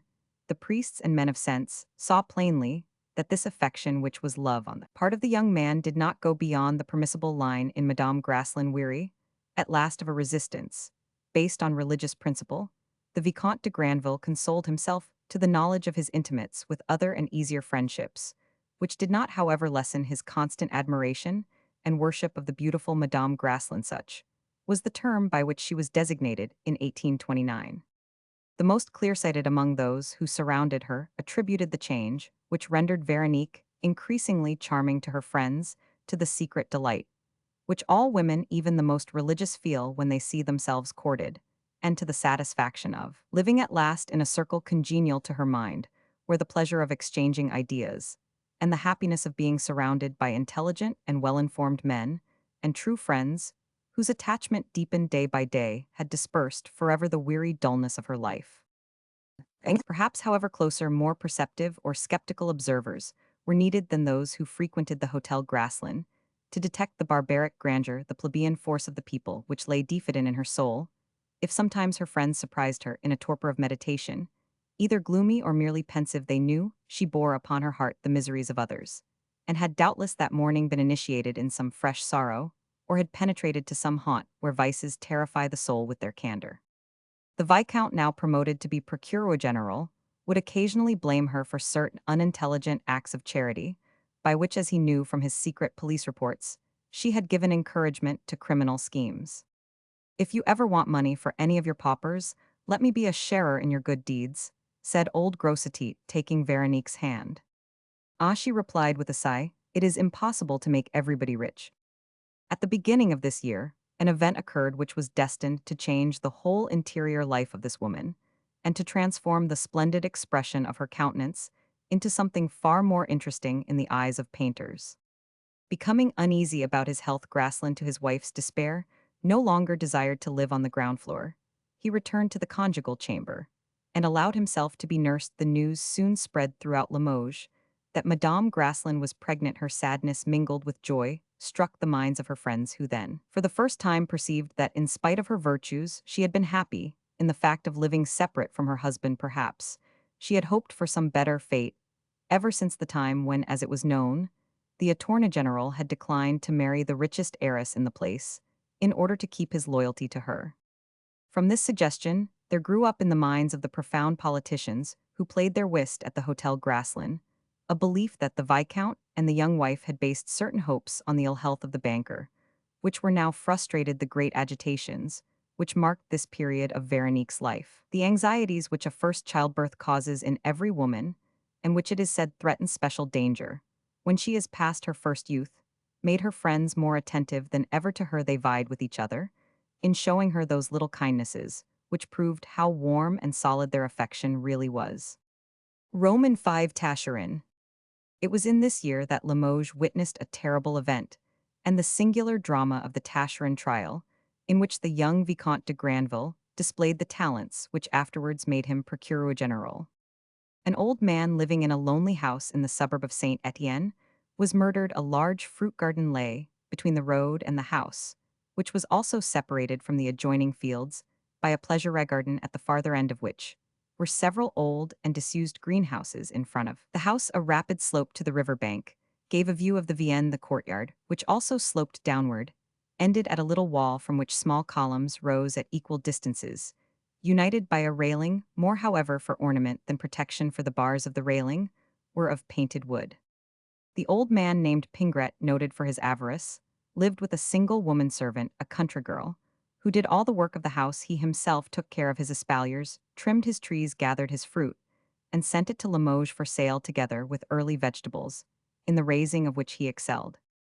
The niece of this old man and his sole heiress, married to a gentleman of small means, living in Limoges, a Madame Desvanaux, had again and again urged her uncle to hire a man to protect the house, pointing out to him that he would thus obtain the profits of certain uncultivated ground where he now grew nothing but clover. But the old man steadily refused. More than once a discussion on the subject had cut into the whist-playing of Limoges. A few shrewd heads declared that the old miser buried his gold in that clover field. "If I were Madame Desvanaux," said a wit, "I shouldn't torment my uncle about it. If somebody murders him, why, let him be murdered. I should inherit the money." Madame Desvanaux, however, wanted to keep her uncle, after the manner of the managers of the Italian opera, who entreat their popular tenor to wrap up his throat and give him their cloak if he happens to have forgotten his own. She had sent old Pingret a fine English mastiff, which Jean Malassis, the servant woman, brought back the next day, saying, "Your uncle doesn't want another mouth to feed." The result proved how well-funded were the niece's fears. Pingret was murdered on a dark night in the middle of his clover field, where he may have been adding a few coins to a buried pot of gold.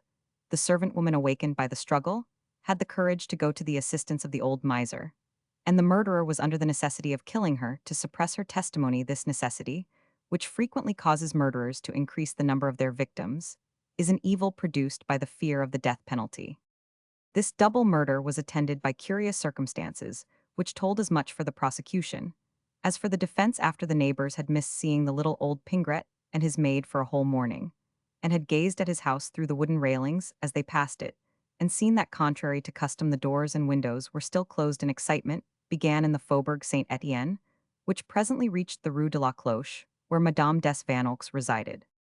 The niece was always in expectation of some such catastrophe, and she at once notified the officers of the law, who went to the house and broke in the gate. They soon discovered in a clover patch 4 holes, and near 2 of these holes lay the fragments of earthenware pots, which had doubtless been full of gold the night before. In the other 2 holes, scarcely covered up, were the bodies of old Pingret and Jean Malassis, who had been buried with their clothes on. The poor girl had run to her master's assistance in her nightgown with bare feet.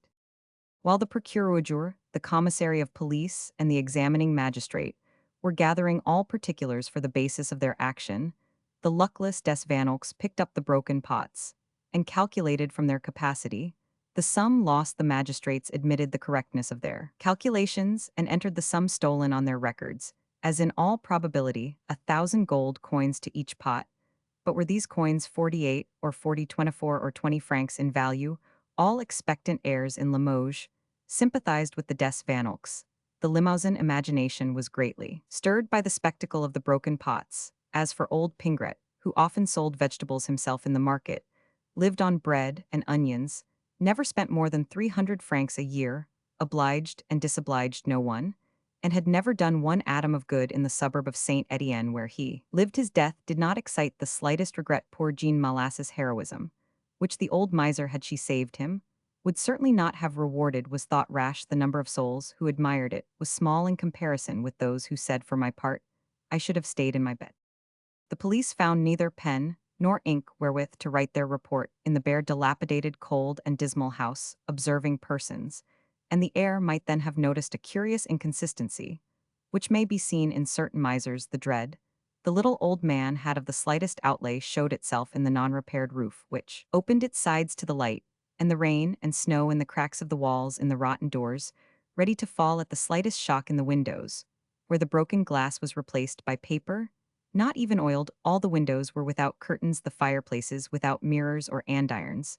The hearth was garnished with one log of wood and a few little sticks almost caked with the soot which had fallen down the chimney. There were 2 rickety chairs, 2 thin couches, a few cracked pots, and mended plates, a one-armed armchair, a dilapidated bed, the curtains of which time had embroidered with a bold hand, a worm-eaten secretary, where the miser kept his seeds, a pile of linen, thickened by many darns, and a heap of ragged garments, which existed only by the will of their master. He being dead, they dropped into shreds, powder, chemical dissolution. In fact, I know not into what form of utter ruin. As soon as the heir or the officers of the law laid rough hands upon them, they disappeared as if afraid of being publicly sold. The population at Limoges was much concerned for these worthy des Vanelks who had 2 children, and yet no sooner did the law lay hands upon the reputed doer of the crime than the guilty personage absorbed attention, became a hero, and the des Vanelks were relegated into a corner of the picture. Toward the end of March, Madame Grasslin began to feel some of those pains which precede a first confinement, and cannot be concealed. The inquiry as to the murder was then going on, but the murderer had not as yet been arrested. Veronique now received her friends in her bedroom, where they played whist for several days past. Madame Grasslin had not left the house, and she seemed to be tormented by several of those caprices attributed to women. In her condition, her mother came to see her almost every day, and the 2 women remained for hours in consultation. It was 9 o'clock, and the card tables were still without players, for everyone was talking of the murder. Monsieur de Granville entered the room. We have arrested the murderer of old Pingret, he said joyfully.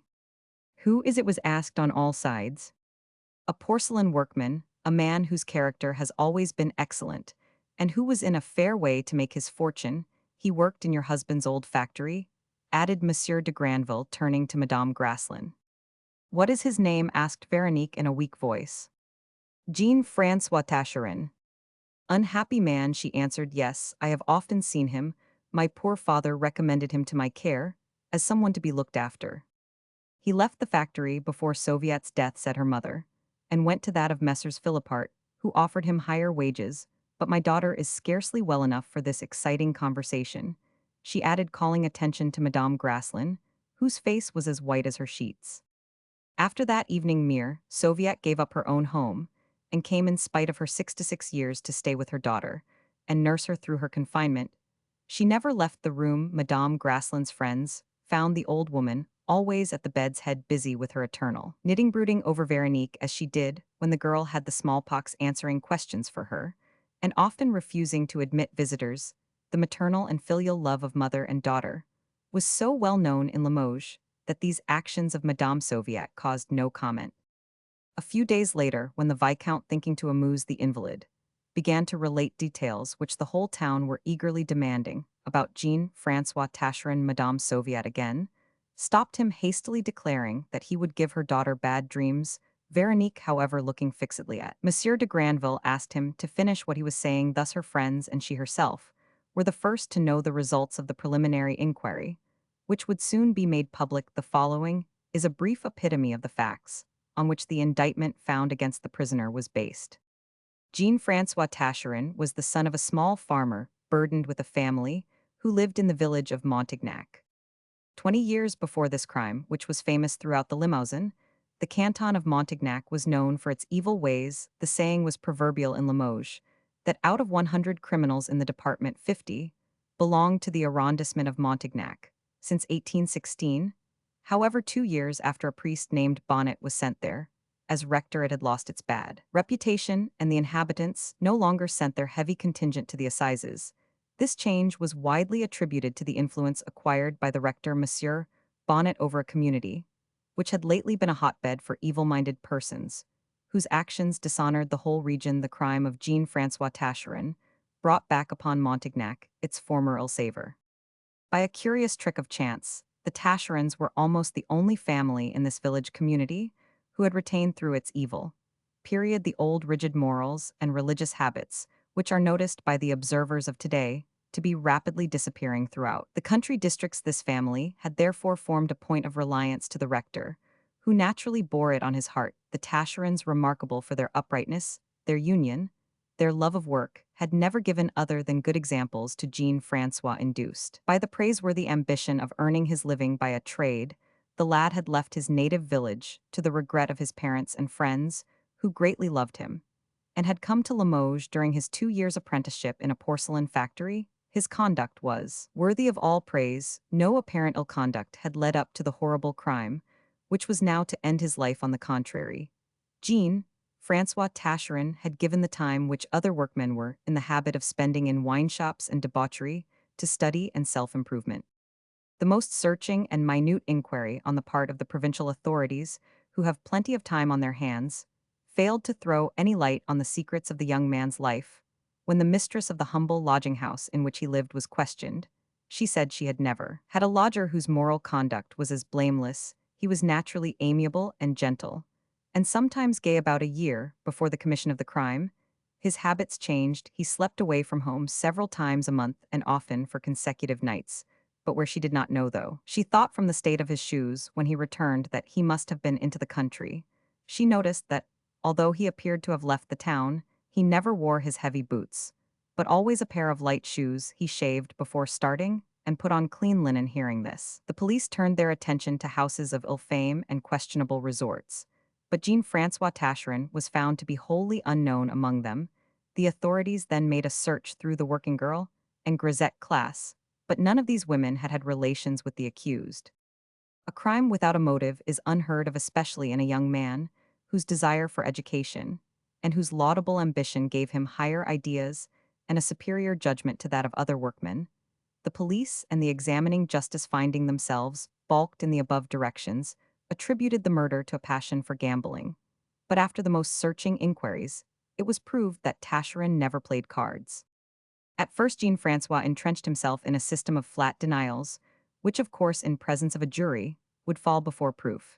They seemed to show the collusion of some person, either well-versed in law or gifted, with an intelligent mind. The following are the chief proofs the prosecution were prepared to present, and they are, as is frequently the case in trials for murder, both important and trifling. To wit, the absence of Taschereau during the night of the crime, and his refusal to say where he was, for the accused did not offer to set up an alibi. A fragment of his blouse torn off by the servant woman in the struggle, found close by on a tree to which the wind had carried it. His presence that evening near Pingret's house, which was noticed by passers and by persons living in the neighborhood, though it might not have been remembered unless for the crime. False key made by Taschereau, which fitted the door opening to the fields.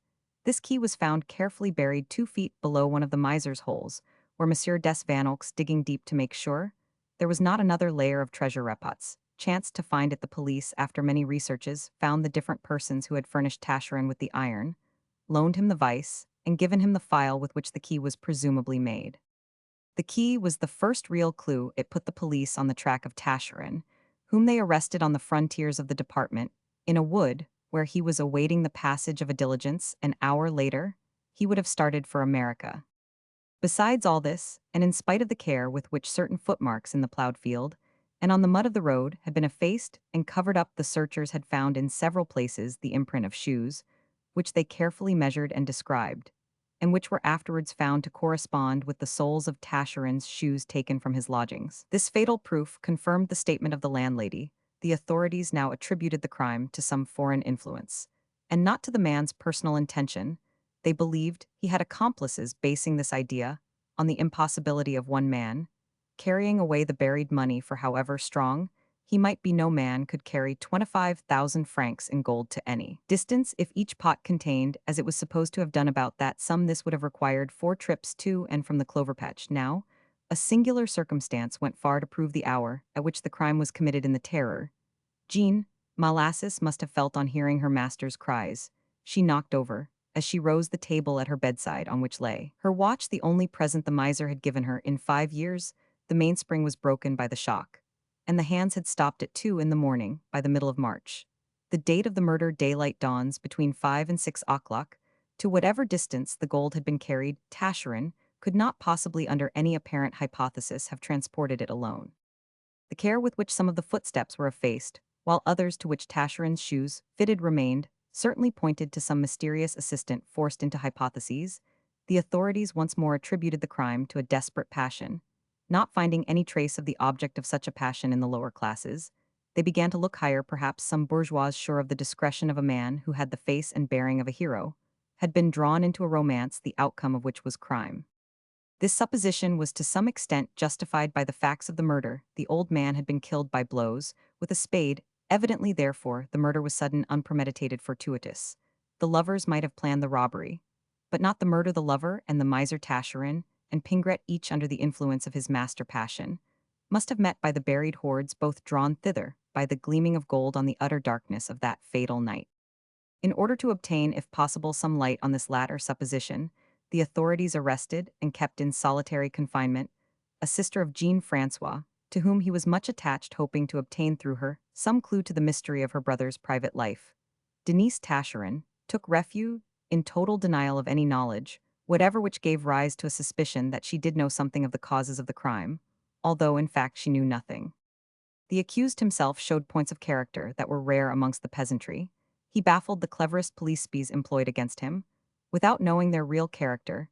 To the leading minds of the magistracy his guilt seemed caused by the influence of passion, and not by necessity or greed, as in the case of ordinary murderers, who usually pass through stages of crime and punishment before they commit the supreme deed. Active and careful search was made in following up this idea, but the uniform discretion of the prisoner gave no clue whatever to his prosecutors. The plausible theory of his attachment to a woman of the upper classes having once been admitted, Jean Francois was subjected to the most insidious examination upon it, but his caution triumphed over all the moral tortures the examining judge applied to him. When making a final effort, that official told him that the person for whom he had committed the crime was discovered and arrested. His face did not change, and he replied ironically, "I should very much like to see him." When the public were informed of these circumstances, many persons adopted the suspicions of the magistrates, which seemed to be confirmed by Taschereau's savage obstinacy in giving no account of himself. Increased interest was felt in a young man who was now a problem. It is easy to see how these elements kept public curiosity on the qui vive, and with what eager interest the trial would be followed. But in spite of every effort on the part of the police, the prosecution stopped short on the threshold of hypothesis. It did not venture to go farther into the mystery, where all was obscurity and danger. In certain judicial cases, half-certainties are not sufficient for the judges to proceed upon. Nevertheless, the case was ordered for trial in hopes that the truth would come to the surface. When the case was brought into court, an ordeal under which many criminals contradict themselves. Monsieur Graslin was one of the jury, so that, either through her husband or through Monsieur de Granville, the public prosecutor Veronique knew all the details of the criminal trial, which for a fortnight kept the department, and we may say all France, in a state of excitement. The attitude maintained by the accused seemed to justify the theory of the prosecution. More than once, when the court opened, his eyes turned upon the brilliant assemblage of women who came to find emotions in a real drama, as though he sought for some one each time that the man's glance, clear but impenetrable, swept along those elegant ranks. A movement was perceptible, a sort of shock, as though each woman feared she might appear his accomplice under the inquisitorial eyes of judge and prosecutor. The hitherto useless efforts of the prosecution were now made public, also the precautions taken by the criminal to ensure the success of his crime.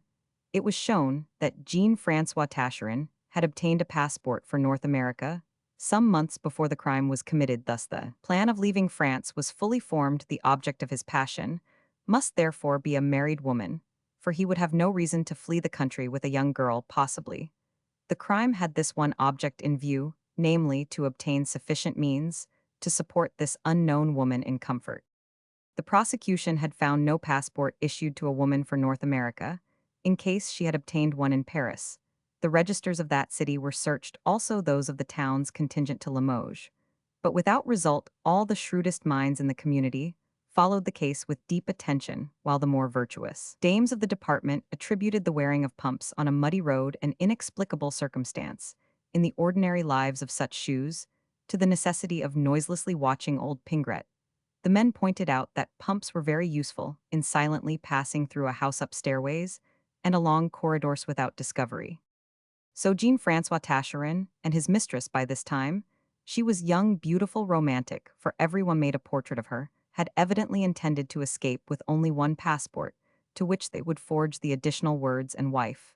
The card tables were deserted at night in the various social salons, and malicious tongues discussed what women were known in March 1829 to have gone to Paris, and what others could be making openly or secretly preparations for a journey. Limoges might be said to be enjoying its Fuelda's trial with an unknown and mysterious Madame Manson. For an additional excitement, never was any provincial town so stirred to its depths as Limoges after each day's session.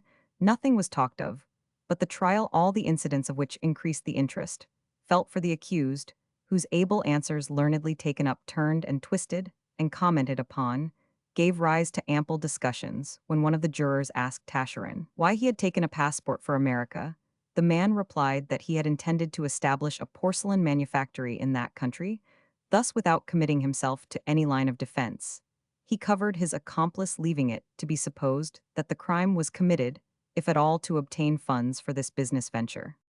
In the midst of such excitement, it was impossible for Veronique's friends to refrain from discussing in her presence the progress of the case, and the reticence of the criminal. Her health was extremely feeble, but the doctor having advised her going out into the fresh air, she had on one occasion taken her mother's arm and walked as far as Madame Sauviat's house in the country, where she rested. On her return, she endeavored to keep about until her husband came to his dinner, which she always served him herself on this occasion. Graslin, being detained in the courtroom, did not come in till 8 o'clock. She went into the dining room as usual, and was present at a discussion which took place among a number of her friends who had assembled there. If my poor father were still living, she remarked to them, we should know more about the matter. Possibly, this man might never have become a criminal. I think you have all taken a singular idea about the matter. You insist that love is at the bottom of the crime, and I agree with you there. But why do you think this unknown person is a married woman? He may have loved some young girl whose father and mother would not let her marry him. A young girl could sooner or later have married him, legitimately replied Monsieur de Granville. Tascherin has no lack of patience. He had time to make sufficient means to support her, while awaiting the time when all girls are at liberty to marry against the wishes of their parents. He need not have committed a crime to obtain her. I did not know that a girl could marry in that way, said Madame Graslin. But how is it that, in a town like this where all things are known, and where everybody sees everything that happens to his neighbor, not the slightest clue to this woman has been obtained? In order to love, persons must see each other, and consequently be seen? What do you really think, you magistrates? She added, plunging a fixed look into the eyes of the Procureur General. We think that the woman belongs to the bourgeois or the commercial class. I don't agree with you, said Madame Graslin. A woman of that class does not have elevated sentiments. This reply drew all eyes on Veronique, and the whole company waited for an explanation of so paradoxical a speech. During the hours I lie awake at night, I have not been able to keep my mind from dwelling on this mysterious affair, she said slowly, and I think I have fathomed Tascherin's motive. I believe the person he loves is a young girl, because a married woman has interests, if not feelings, which partly fill her heart and prevent her from yielding so completely to a great passion as to leave her home.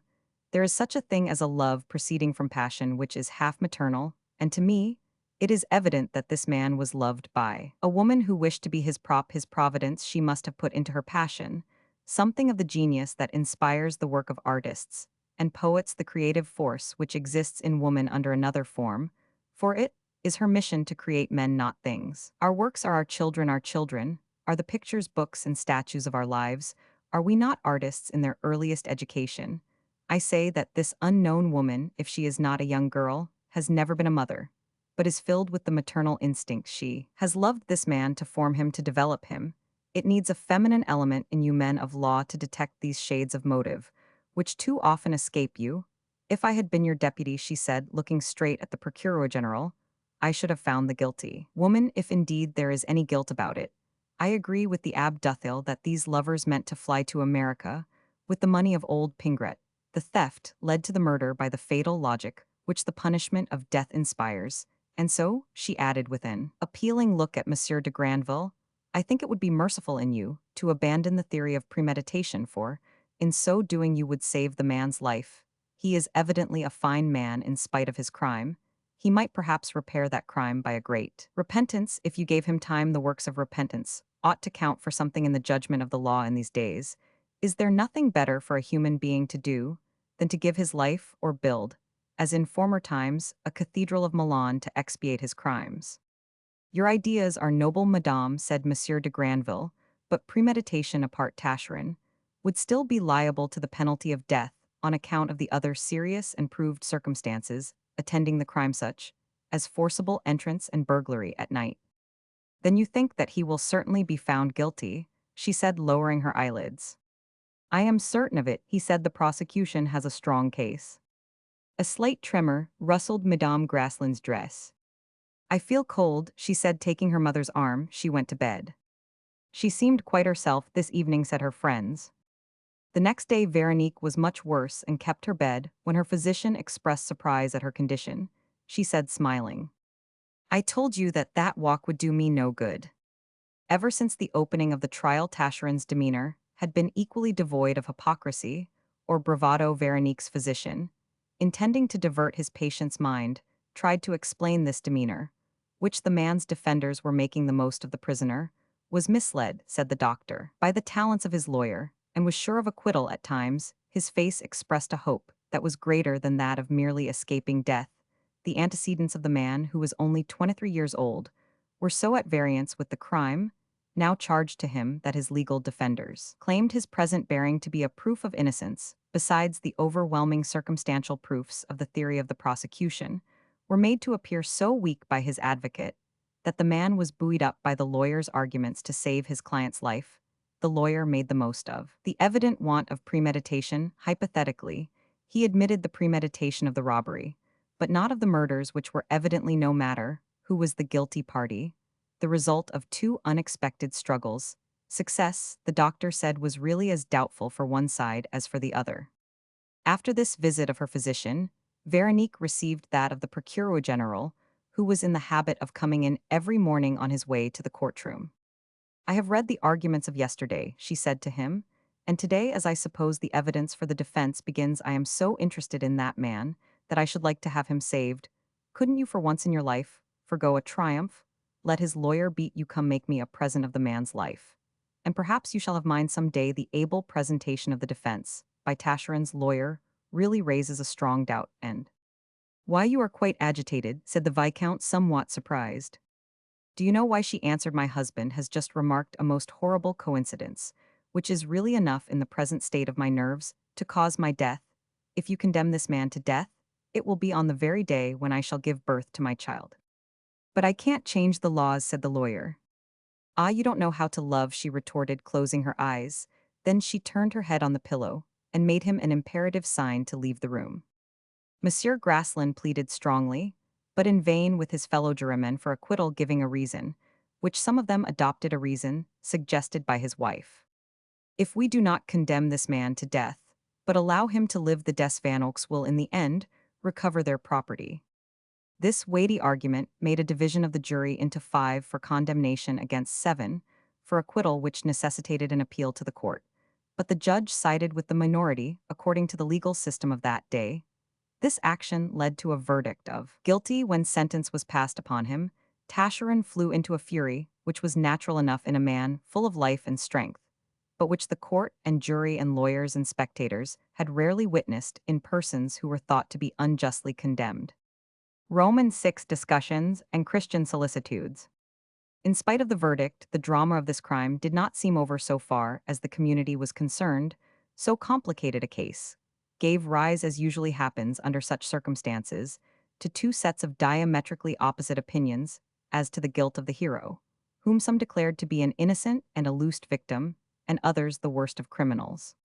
The liberals held for Tascheren's innocence, less from conviction than for the satisfaction of opposing the government.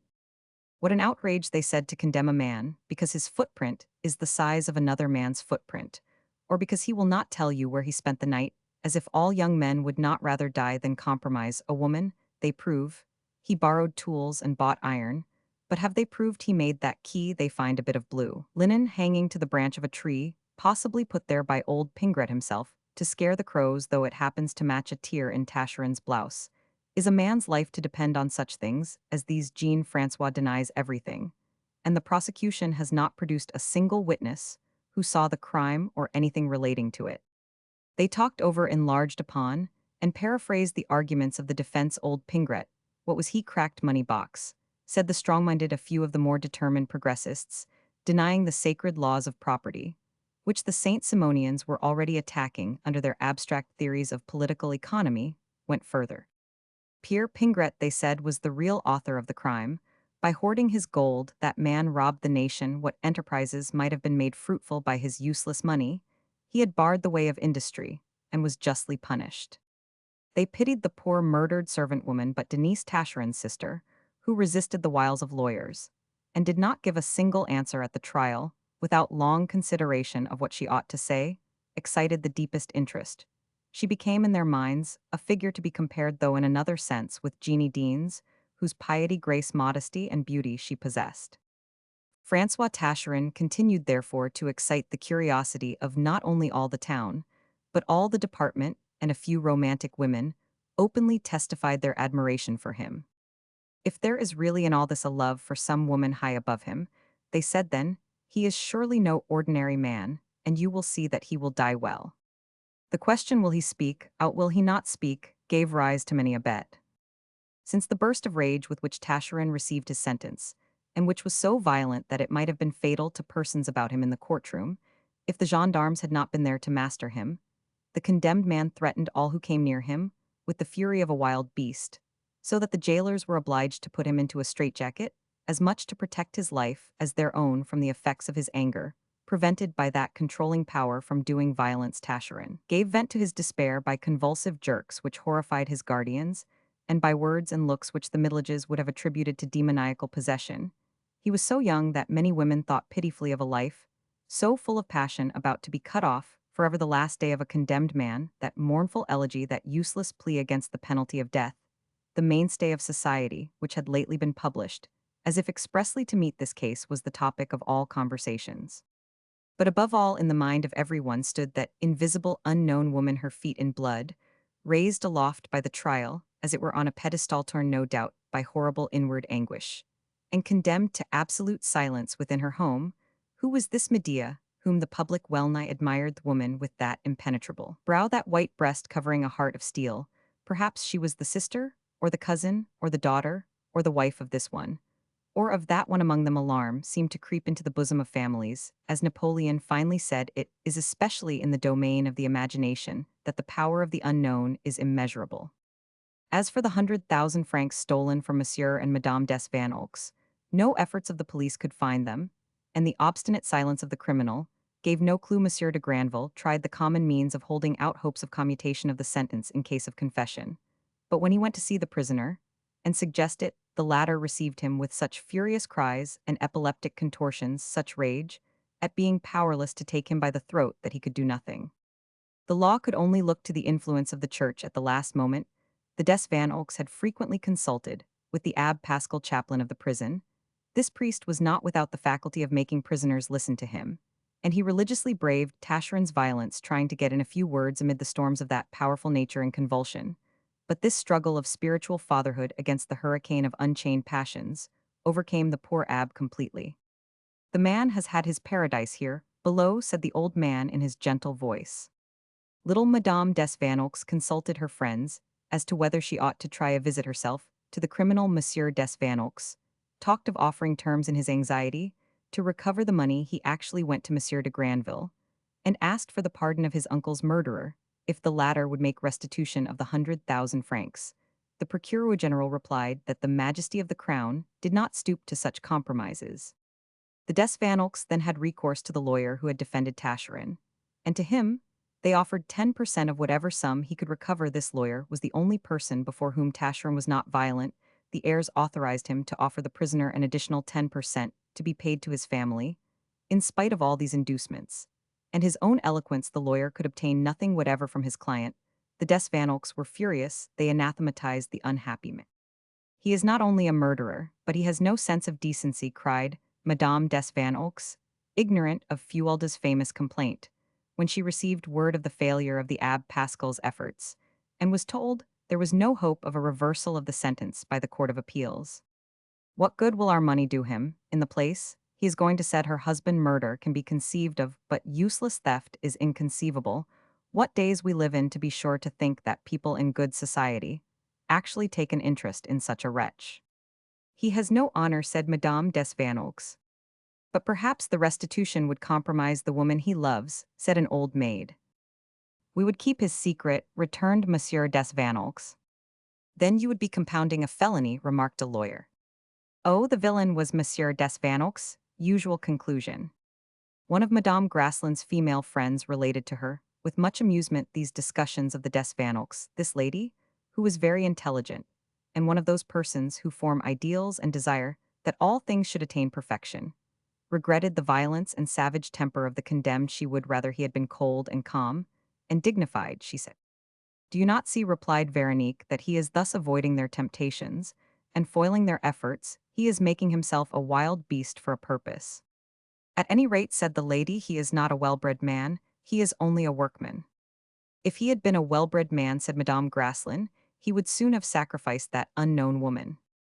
These events discussed and turned and twisted in every salon, every household commented on, in a score of ways stripped bare by the cleverest tongues in the community, gave of course a cruel interest to the execution of the criminal, whose appeal was rejected after 2 months' delay by the upper court. What would probably be his demeanor in his last moments? Would he speak out? Would he contradict himself? How would the bets be decided? Who would go to see him executed? And who would not go? And how could it be done? The position of the localities, which in Limoges spares a criminal the anguish of a long distance to the scaffold, lessens the number of spectators. The law courts which adjoin the prison stand at the corner of the Rue du Palais and the Rue du Pont Harrison. The Rue du Palais is continued in a straight line by the short Rue de Montia Regret, which leads to the Place des Arènes where the executions take place, and which probably owes its name to that circumstances. There is therefore but little distance to go, few houses to pass, and few windows to look from. No person in good society would be willing to mingle in the crowd which would fill the streets. But the expected execution was, to the great astonishment of the whole town, put off from day to day for the following reason. The repentance and resignation of great criminals on their way to death is one of the triumphs which the Church reserves for itself, a triumph which seldom misses its effect on the popular mind. Repentance is so strong a proof of the power of religious ideas taken apart from all Christian interest, though that, of course, is the chief object of the Church, that the clergy are always distressed by a failure on such occasions. In July 1829, such a failure was aggravated by the spirit of party, which envenomed every detail in the life of the body politic. The Liberal party rejoiced in the expectation that the priest party, a term invented by Montlosier, a royalist, who went over to the Constitutionals, and was dragged by them far beyond his wishes, that the priests would fail on so public an occasion before the eyes of the people. Parties en masse commit infamous actions which would cover a single man with shame and opprobrium. Therefore, when one man alone stands in his guilt before the eyes of the masses, he becomes a Robespierre, a Jeffreys, a Laubardemont, a species of expiatory altar on which all secret guilts hang their ex votos. The authorities, sympathizing with the Church, delayed the execution, partly in the hope of gaining some conclusive information for themselves, and partly to allow religion an opportunity to prevail. Nevertheless, their power was not unlimited, and the sentence must sooner or later be carried out. The same liberals who, out of mere opposition, had declared Taschereau innocent, and who had done their best to break down the verdict, now clamored, because the sentence was not executed, when the opposition is consistent, it invariably falls into such unreasonableness, because its object is not to have right on its own side, but to harass the authorities and put them in the wrong. Accordingly, about the beginning of August, the government officials felt their hand forced by that clamor so often stupid called public opinion the day, for the execution was named. In this extremity, the Abb Duthel took upon himself to propose to the bishop, a last resource the adoption of which caused the introduction into this judicial drama of a remarkable personage, who serves as a bond between all the figures brought upon the scene of it, and who by ways familiar to Providence was destined to lead Madame Grasslin along a path where her virtues were to shine with greater brilliancy as a noble benefactress and an angelic Christian woman. The episcopal palace at Limoges stands on a hill which slopes to the banks of the Vienne, and its gardens supported by strong walls, topped with a balustrade descend to the river by terrace after terrace, according to the natural lay of the land. The rise of this hill is such that the suburb of Saint Etienne on the opposite bank seems to lie at the foot of the lower terrace. From there, according to the direction in which a person walks, the Vienne can be seen, either in a long stretch or directly across it, in the midst of a fertile panorama on the west after the river leaves the embankment of the episcopal gardens. It turns toward the town in a graceful curve, which winds around the suburb of St. Martial, at a short distance. Beyond that suburb is a pretty country house called Le Clouseau, the walls of which can be seen from the lower terrace of the bishop's palace, appearing by an effective distance to blend with the steeples of the suburb opposite to Le Clouseau, is the sloping island covered with poplar and other trees, which Veronique in her girlish youth had named the Isle de France to the east. The distance is closed by an amphitheater of hills. The magic charm of the site and the rich simplicity of the building make this episcopal palace one of the most interesting objects in a town where the other edifices do not shine, either through choice of material or architecture. Long familiarized with the aspects which commend these gardens to all lovers of the picturesque, the Abb Duthel, who had induced the Abb de Granker to accompany him, descended from terrace to terrace, paying no attention to the ruddy colors, the orange tones, the violet tints which the setting sun was casting on the old walls and balustrades of the gardens on the river beneath them. And in the distance on the houses of the town, he was in search of the bishop, who was sitting on the lower terrace under a grapevine arbor where he often came to take his dessert and enjoy the charm of a tranquil evening. The poplars on the island seemed at this moment to divide the waters with the lengthening shadow of their yellowing heads, to which the sun was lending the appearance of a golden foliage. The setting rays diversely reflected on masses of different greens produced a magnificent harmony of melancholy tones at the farther end of the valley. A sheet of sparkling water, ruffled by the breeze, brought out the brown stretch of roofs in the suburb of Saint Etienne. The steeples and roofs of Saint Martial, bathed in light, showed through the tracery of the grapevine arbor, the soft murmur of the provincial town half hidden by the bend of the river, the sweetness of the balmy air, all contributed to plunge the prelate into the condition of quietude prescribed by medical writers on digestion. Seemingly, his eyes were resting mechanically on the right bank of the river, just where the long shadows of the island poplars touched it on the side toward Saint Etienne, near the field where the twofold murder of old Pingret and his servant had been committed. But when his momentary felicity was interrupted by the arrival of the two grand vicars, and the difficulties they brought to him to solve it, was seen his eyes were filled with impenetrable thoughts. The two priests attributed this abstraction to the fact of being bored, whereas, on the contrary, the prelate was absorbed in seeing in the sands of the Vienne the solution of the enigma, then so anxiously sought for by the officers of justice, the Desvanaux, and the community at large. Monsieur, said the Abb de Granker, approaching the bishop, it is all useless. We shall certainly have the distress of seeing that unhappy Tascherin die, an unbeliever. He vociferates the most horrible imprecations against religion. He insults that poor Abb Pascal. He spits upon the crucifix, and means to die denying all, even hell. He will shock the populace on the scaffold, said the Abb Duthel. The great scandal and horror his conduct will excite may hide our defeat and powerlessness. In fact, as I have just been saying to Monsieur de Granker, this very spectacle may drive other sinners into the arms of the church. Troubled by these words, the bishop laid down upon a rustic wooden table the bunch of grapes at which he was picking, and wiped his fingers, as he made a sign to the two grand vicars to be seated. The Abb Pascal did not take a wise course, he said. He is actually ill in his bed from the effects of his last scene with the man, said the Abbe de Granker. If it were not for that, we might get him to explain more clearly the difficulties that have defeated all the various efforts Monseigneur ordered him to make. The condemned man sings obscene songs at the highest pitch of his voice as soon as he sees any one of us, so as to drown out every word we try to say to him, said a young priest who was sitting beside the bishop. This young man, who was gifted with a charming personality, had his right arm resting on the table, while his white hand dropped negligently on the bunches of grapes, seeking the ripest with the ease and assurance of an habitual guest or favorite. He was both to the prelate, being the younger brother of Baron Eugene de Rastignac, to whom ties of family and also of affection had long bound the Bishop of Limoges, aware of the want of fortune, which devoted this young man to the church. The bishop took him as his private secretary. To give him time to wait for eventual preferment, the Abbe Gabriel bore a name which would lead him sooner or later to the highest dignities of the church. "Did you go to see him, my son?" asked the bishop. "Yes, Monseigneur, as soon as I entered his cell, the wretched man hurled the most disgusting epithets at you. And at me, he behaved in such a manner that it was impossible for any priest to remain in his presence. Might I give Monseigneur a word of advice? Let us listen to the words of wisdom, which God Almighty sometimes puts into the mouths of children," said the bishop, smiling. "Well, you know he made Balaam's ass speak out," said the young abbe quickly. "But according to some commentators, she did not know what she was saying," replied the bishop, laughing. The two grand vicars smiled in the first place. The joke came from Monseigneur. Next it bore gently on the young abbe, of whom the dignitaries and other ambitious priests grouped around the bishop were somewhat jealous.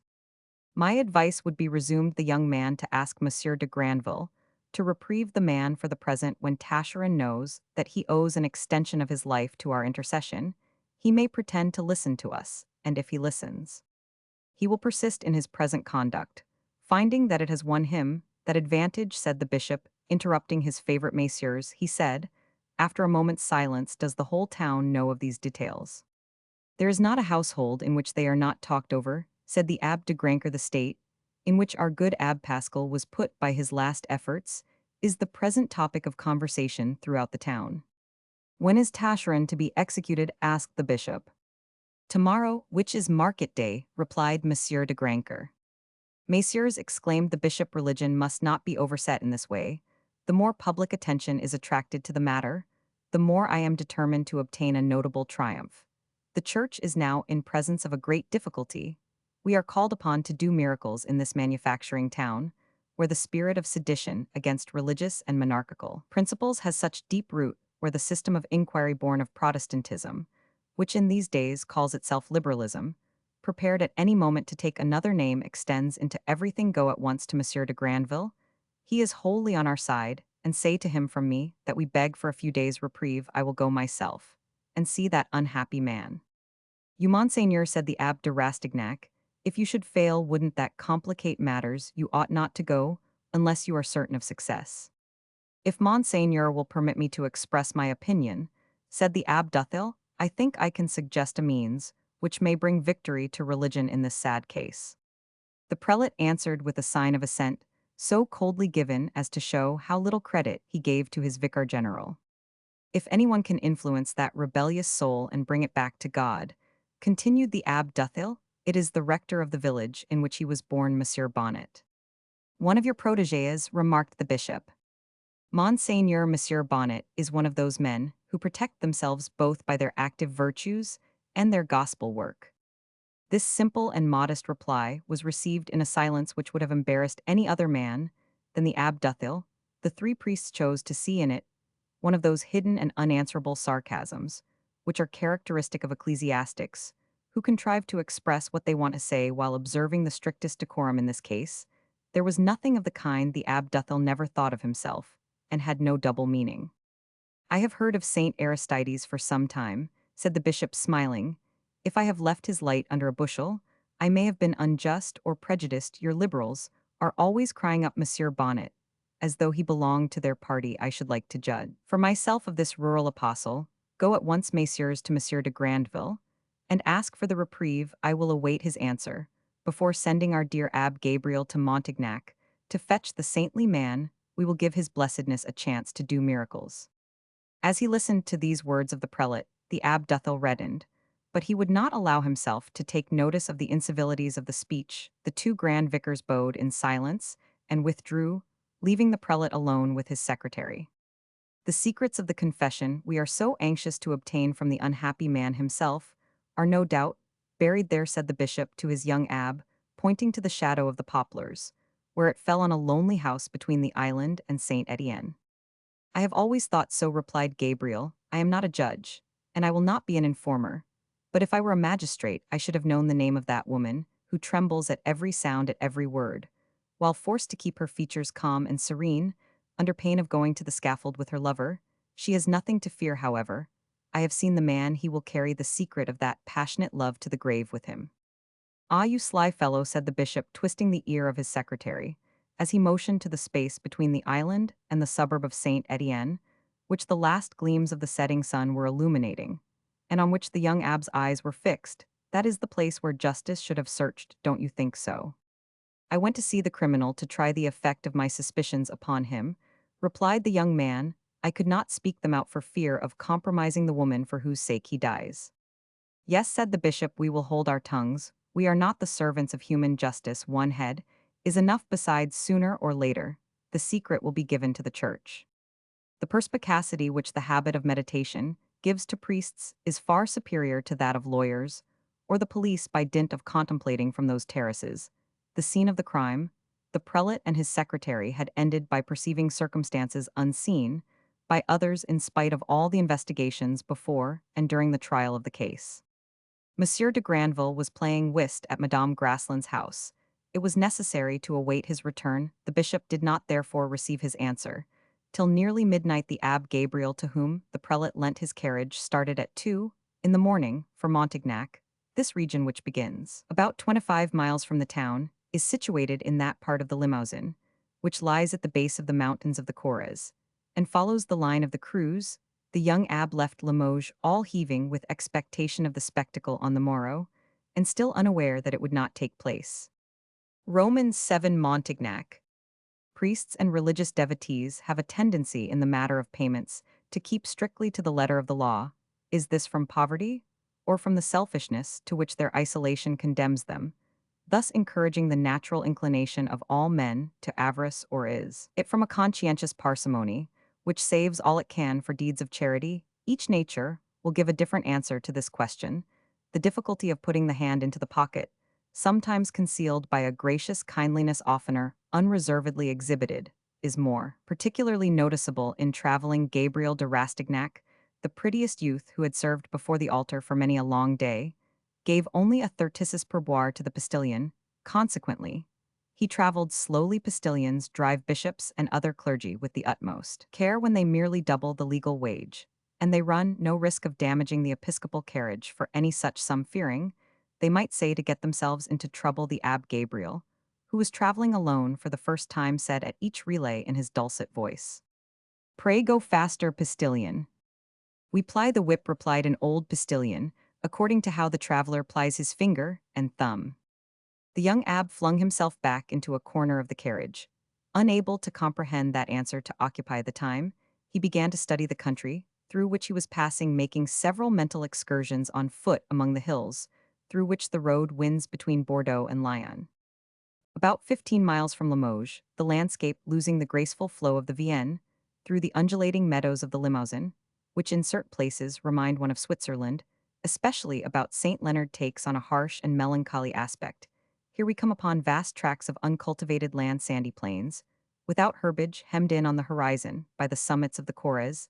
These mountains have neither the abrupt rise of the Alpine ranges, nor their splendid ridges, neither the warm gorges and desolate peaks of the Apennines, nor the picturesque grandeur of the Pyrenees. Their undulating slopes, due to the action of water, prove the subsidence of some great natural catastrophe, in which the floods retired slowly.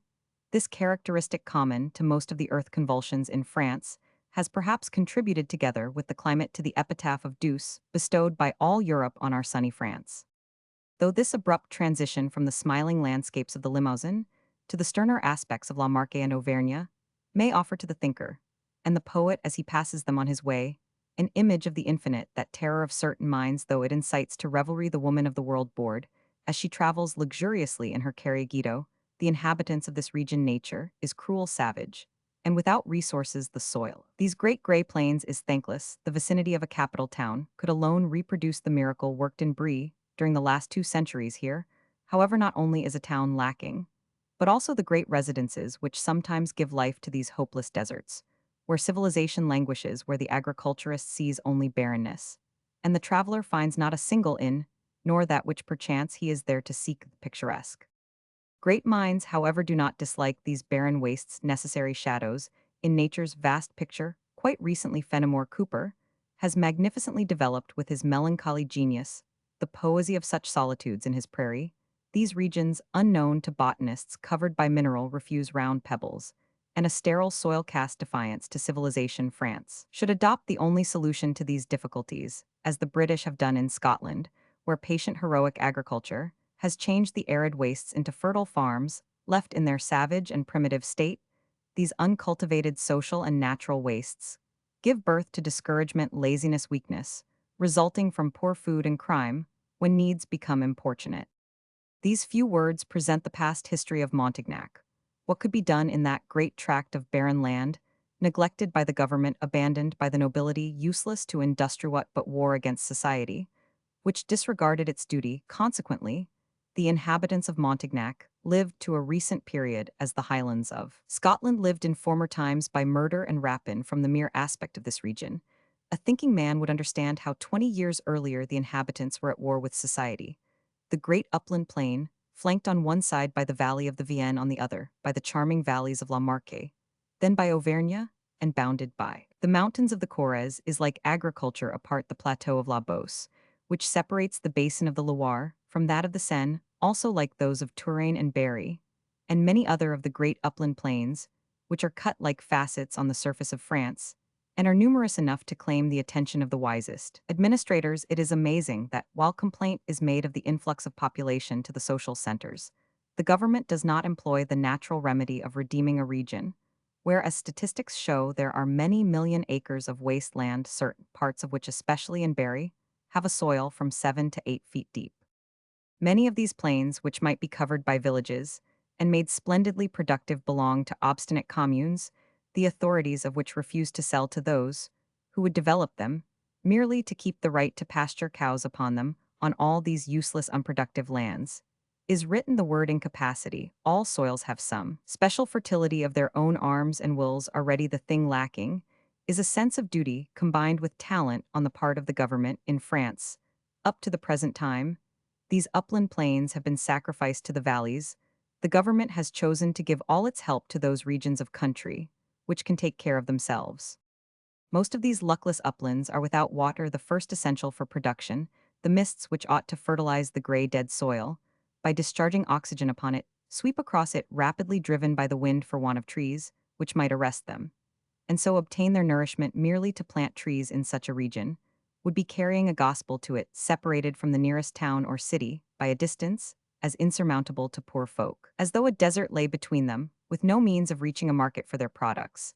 If they produced anything close to an unexplored forest, which supplied them with wood, and the uncertain livelihood of poaching, the inhabitants often suffered from hunger during the winters, the soil not being suitable for wheat, and the unfortunate peasantry, having neither cattle of any kind, nor farming implements, they lived for the most part on chestnuts.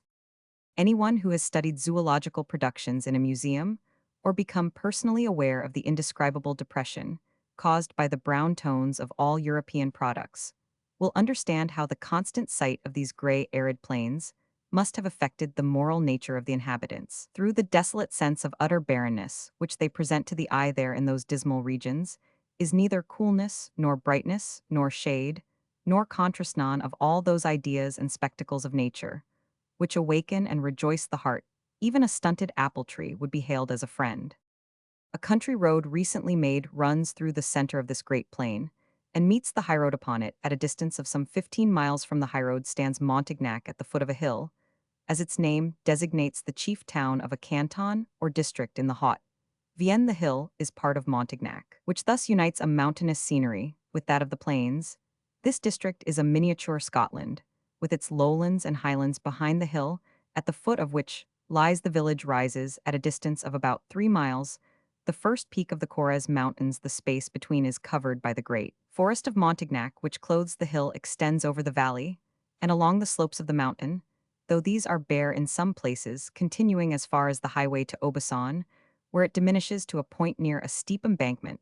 On that road, this embankment commands a ravine through which the post road between Bordeaux and Lyon passes. Travelers either afoot or in carriages were often stopped in the depths of this dangerous gorge by highwaymen whose deeds of violence went unpunished, for the sight favored them. They could instantly disappear by ways known to them alone into the inaccessible parts of the forest. Such a region was naturally out of reach of law. No one now traveled through it without circulation. Neither commerce, industry, exchange of ideas, nor any of the means to wealth can exist. The material triumphs of civilization are always the result of the application of primitive ideas. Thought is invariably the point of departure, and the goal of all social existence. The history of Montignac is a proof of that axiom of social science. When at last the administration was able to concern itself with the needs and the material prosperity of this region of country, it cut down this strip of forest and stationed a detachment of gendarmerie near the ravine, which escorted the mail coaches between the two relays. But to the shame of the gendarmerie, be it said, it was the gospel, and not the sword, the rector, Monsieur Bonnet, and not Corporal Chervin, who won a civil victory by changing the morals of a population. This priest, filled with Christian tenderness for the poor hapless region, attempted to regenerate it, and succeeded in the attempt. After traveling for about an hour over these plains alternately stony and dusty, where the partridges flocked in tranquil coveys, their wings whirring with a dull heavy sound, as the carriage came toward them, the Abbé Gabriel, like all other travelers on the same road, saw, with satisfaction, the roofs of Montignac in the distance at the entrance of the village. Was one of those curious post relays which are seen only in the remote parts of France. Its sign was an oak board on which some pretentious postilion had carved the words Poste aux Chevaux, blackening the letters with ink, and then nailing the board by its four corners above the door of a wretched stable, in which there were no horses. The door, which was nearly always open, had a plank laid on the soil for its threshold, to protect the stable floor, which was lower than the road from inundation. When it rained, the discouraged traveler could see within worn-out, mildewed, and mended harnesses, certain to break at a plunge of the horses. The horses themselves were hard at work in the fields or anywhere. But in the stable, if by any chance they happen to be in their stalls, they are eating. If they have finished eating, the postilion has gone to see his aunt or his cousin, or is getting in the hay, or else he is asleep. No one can say where he is. The traveler has to wait till he is found, and he never comes till he has finished what he is about. When he does come, he loses an immense amount of time looking for his jacket and his whip, or putting the collars on his horses near by at the door of the post house. A worthy woman is fuming, even more than the traveler, in order to prevent the latter from complaining loudly. This is sure to be the wife of the postmaster, whose husband is away in the fields. The bishop's secretary left his carriage before a post house of this kind, the walls of which resembled a geographical map, while the thatched roof, blooming like a flower garden, seemed to be giving way beneath the weight of stonecrop. After begging the postmistress to have everything in readiness for his departure in an hour's time, the abbé asked the way to the parsonage. The good woman showed him a lane which led to the church, telling him the rectory was close beside it.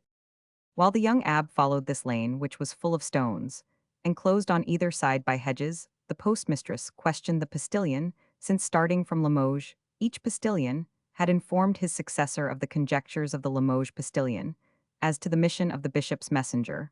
While the inhabitants of the town were getting out of bed and talking of the coming execution, a rumor spread among the country people that the bishop had obtained the pardon of the innocent man, and much was said about the mistakes to which human justice was liable.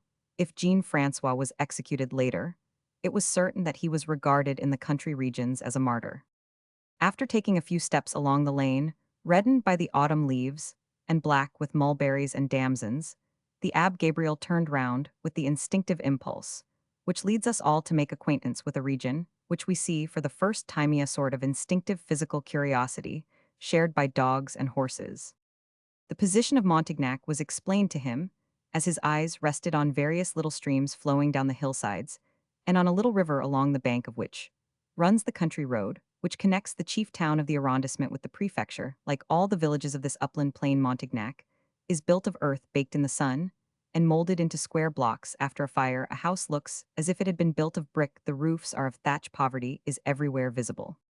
Before the village lay several fields of potatoes, radishes, and rye redeemed from the barren plain on the slope of the hill, were irrigated meadows, where the inhabitants raised horses the famous Limousin breed, which is said to be a legacy of the Arabs when they descended by the Pyrenees into France, and were cut to pieces by the battle axes of the Franks under Charles Martel.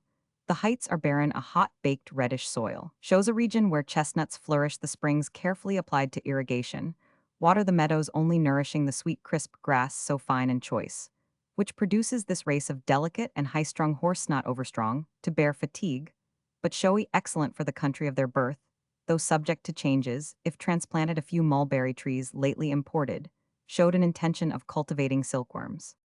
Like most of the villages in this world, Montignac had but one street through which the high road passed. Nevertheless, there was an upper and a lower Montignac reached by lanes going up or going down from the main street.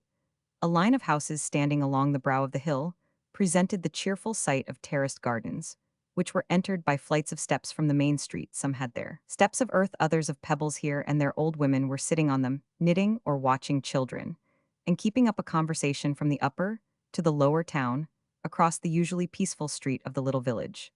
Thus rumors spread easily and rapidly in Montignac.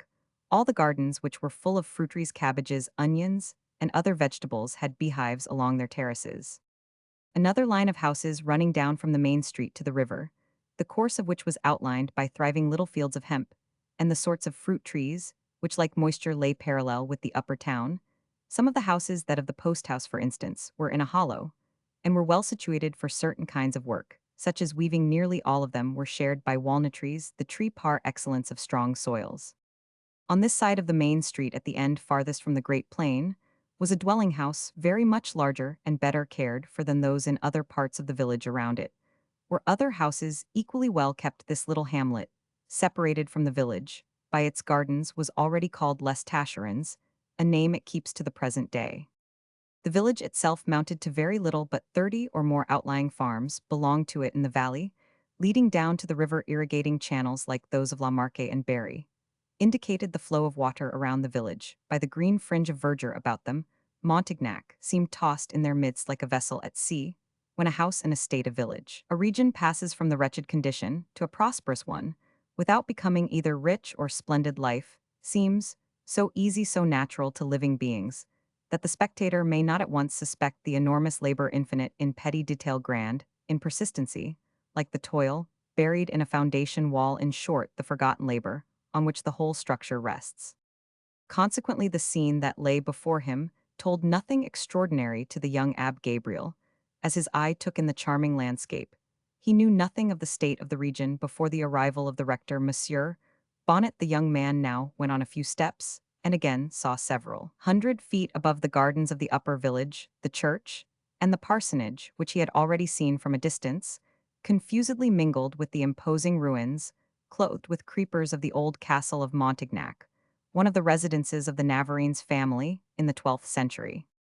The parsonage, a house originally built no doubt for the bailiff or gamekeeper, was noticeable for a long raised terrace, planted with lindens, from which a fine view extended over the country. The steps leading to this terrace, and the walls which supported it, showed their great age by the ravages of time. The flat moss which clings to stones had laid its dragon-green carpet on each surface.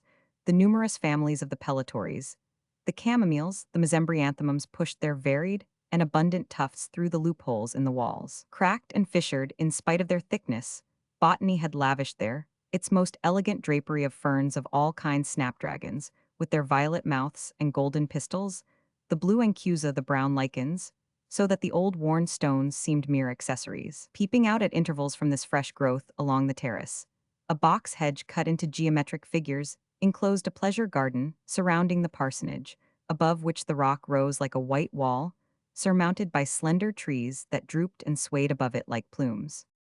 The ruins of the castle looked down upon the house, and church. The house, built of pebbles and mortar, had but one story, surmounted by an enormous sloping roof, with gable ends in which were attics, no doubt empty. Considering the dilapidation of their windows, the ground floor had two rooms parted by a corridor at the farther end, of which was a wooden staircase leading to the second floor, which also had two rooms. A little kitchen was at the back of the building, in a yard where were the stable and coach house, both unused, deserted, and worthless. the kitchen garden lay between the church and the house. A ruined gallery led from the parsonage to the sacristy. When the young abb saw the four windows with their leaded panes, the brown and mossy walls, the door in common pine slit like a bundle of matches, far from being attracted by the adorable naivete of these details, the grace of the vegetations, which draped the roof, and the dilapidated wooden frames of the windows, the wealth of the clambering plants escaping from every cranny, and the clasping tendrils of the grapevine, which looked into every window as if to bring smiling ideas to those within. He congratulated himself heartily on being a bishop in perspective, instead of a village rector. This house, apparently always open, seemed to belong to everybody. The Abbé Gabriel entered a room, communicating with the kitchen, which was poorly furnished with an oak table on four stout legs, a tapestried armchair, a number of chairs all of wood, and an old chest by way of buffet. No one was in the kitchen, except a cat which revealed the presence of a woman about the house. The other room served as a salon. Casting a glance about it, the young priest noticed armchairs in natural wood covered with tapestry. The woodwork and the rafters of the ceiling were of chestnut, which had turned as black as ebony. A tall clock in a green case, painted with flowers, a table with a faded green cloth, several chairs, two candlesticks on the chimney-piece, between which was an infant Jesus in wax under a glass case, completed the furniture of the room. The chimney-piece of wood with common moldings was filled by a fireboard covered by a painting representing the Good Shepherd with a lamb over his shoulder, which was probably the gift of some young girl, the mayor's daughter, or the judge's daughter in return for the pastor's care of her education. The forlorn condition of the house was distressing to behold. The walls, once whitewashed, were now discolored, and stained to a man's height by constant friction.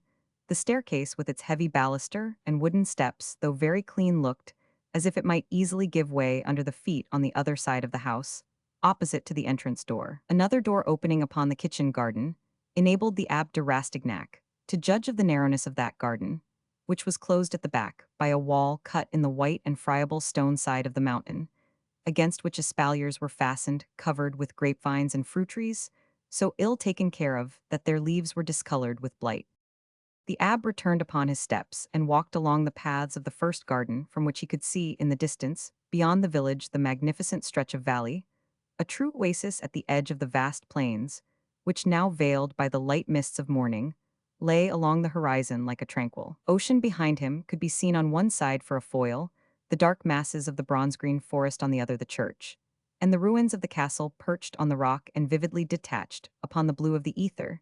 The Abbé Gabriel, his feet creaking on the gravelly paths cut in stars and rounds and lozenges, looked down upon the village where some of the inhabitants were already gazing up at him, and then at the fresh, cool valley with its tangled paths, its river bordered with willows in delightful contrast to the endless plain, and he was suddenly seized with sensations which changed the nature of his thoughts. He admired the sweet tranquility of the place. He felt the influence of that pure air. He was conscious of the peace inspired by the revelation of a life brought back to biblical simplicity. He saw confusedly the beauties of this old parsonage, which he now re-entered to examine its details with greater interest. A little girl, employed no doubt to watch the house, though she was picking and eating fruit in the garden, heard the steps of a man with creaking shoes on the great square flags of the ground-floor rooms. She ran in to see who it was, confused at being caught by a priest with a fruit in one hand and another in her mouth. She made no answer to the questions of the handsome young abbé. She had never imagined such an abbé-dapper and spruce as hands could make him, in dazzling linen and fine black cloth without spot or wrinkle.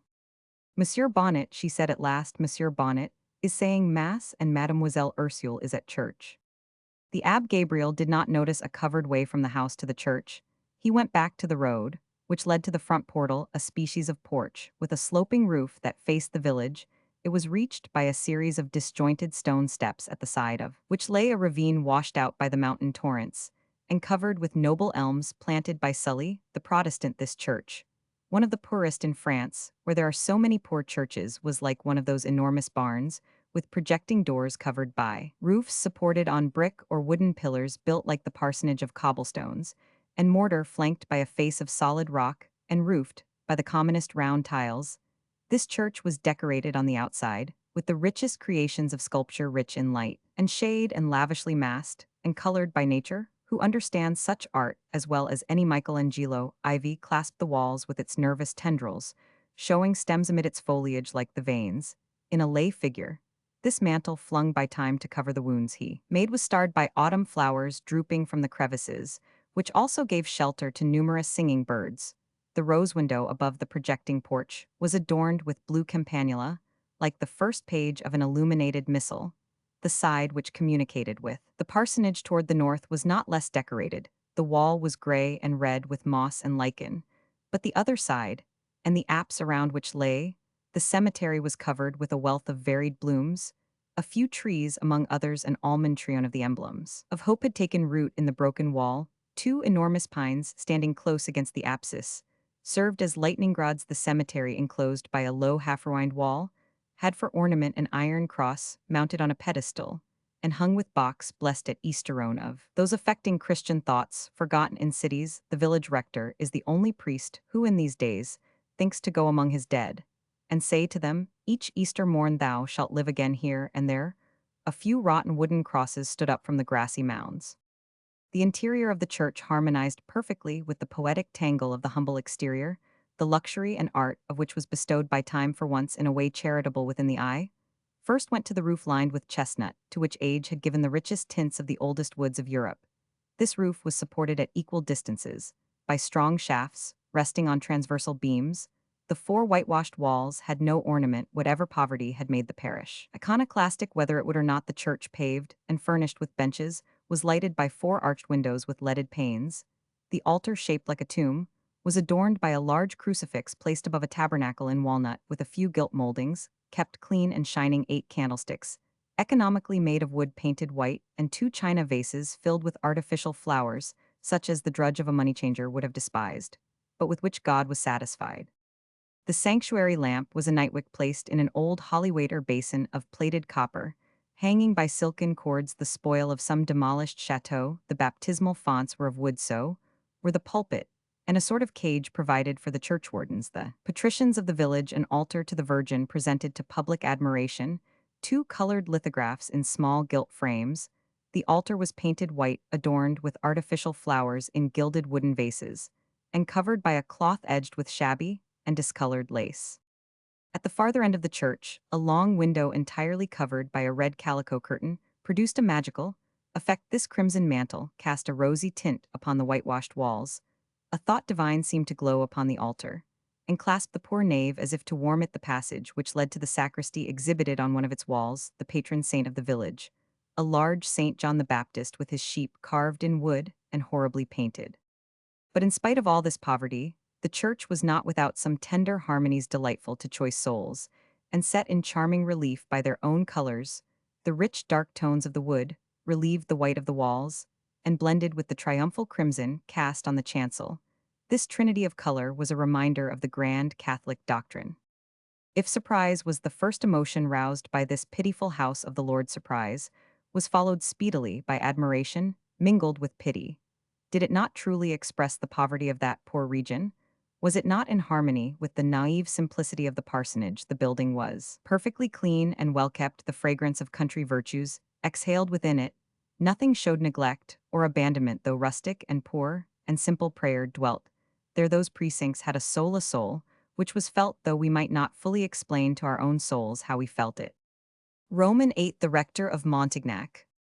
The Abbé Gabriel glided softly through the church, so as not to disturb the devotions of 2 groups of persons on the benches, near the high altar, which was separated from the nave at the place, where the lamp was hung by a rather common balustrade, also of chestnut wood, and covered with a cloth intended for the communion. On either side of the nave, a score of peasants, men and women absorbed in fervent prayer, paid no attention to the stranger when he passed up the narrow passage between the 2 rows of seats. When the young abbé stood beneath the lamp, whence he could see the 2 little transepts which formed a cross, one of which led to the sacristy, the other to the cemetery, he noticed on the cemetery side a family clothed in black kneeling on the pavement, the transepts having no benches. The young priest knelt down on the step of the balustrade which separated the choir from the nave and began to pray, casting oblique glances at a scene which was soon explained to him. The gospel had been read. The rector, having removed his chasuble, came down from the altar and stood before the railing. The young abbé, who foresaw this movement, leaned back against the wall, so that Monsieur Bonnet did not see him. 10 o'clock was striking. Brethren, said the rector, in a voice of emotion at this very moment, a child of this parish is paying his debt to human justice by enduring its last penalty, while we are offering the sacrifice of the Mass for the peace of his soul. Let us unite in prayer to God, imploring him not to turn his face from that child in these his last moments, and to grant to his repentance the pardon in heaven, which is denied to him here below the sin of this unhappy man, one of those on whom we most relied for good examples, can only be explained by his disregard of religious principles. Here the rector was interrupted by sobs from the kneeling group in mourning garments, whom the Abbé Gabriel recognized by this show of affection as the Taschereau family, although he did not know them. First among them was an old couple septuagenarians standing by the wall, their faces seamed with deep-cut rigid wrinkles, and bronzed like a Florentine medal. These persons, stoically erect like statues in their old darned clothes, were doubtless the grandfather and the grandmother of the criminal. Their glazed and reddened eyes seemed to weep blood, their arms trembled, so that the sticks on which they leaned tapped lightly on the pavement next the father, and the mother, their faces in their handkerchiefs sobbed aloud. Around these four heads of the family knelt the two married sisters accompanied by their husbands, and three sons stupefied with grief, 5 little children on their knees, the oldest not 7 years old, unable, no doubt, to understand what was happening, gazed and listened with the torpid curiosity that characterizes the peasantry, and is really the observation of physical things pushed to its highest limit. Lastly, the poor unmarried sister, imprisoned in the interests of justice, now, released a martyr to fraternal affection.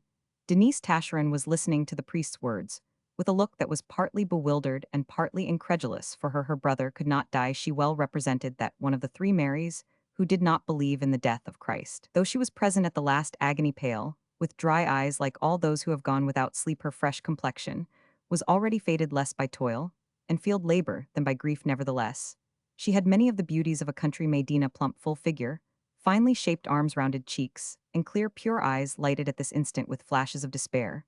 Below the throat, a firm, fair skin, not tanned by the sun, betrayed the presence of a white and rosy flesh where the form was hidden.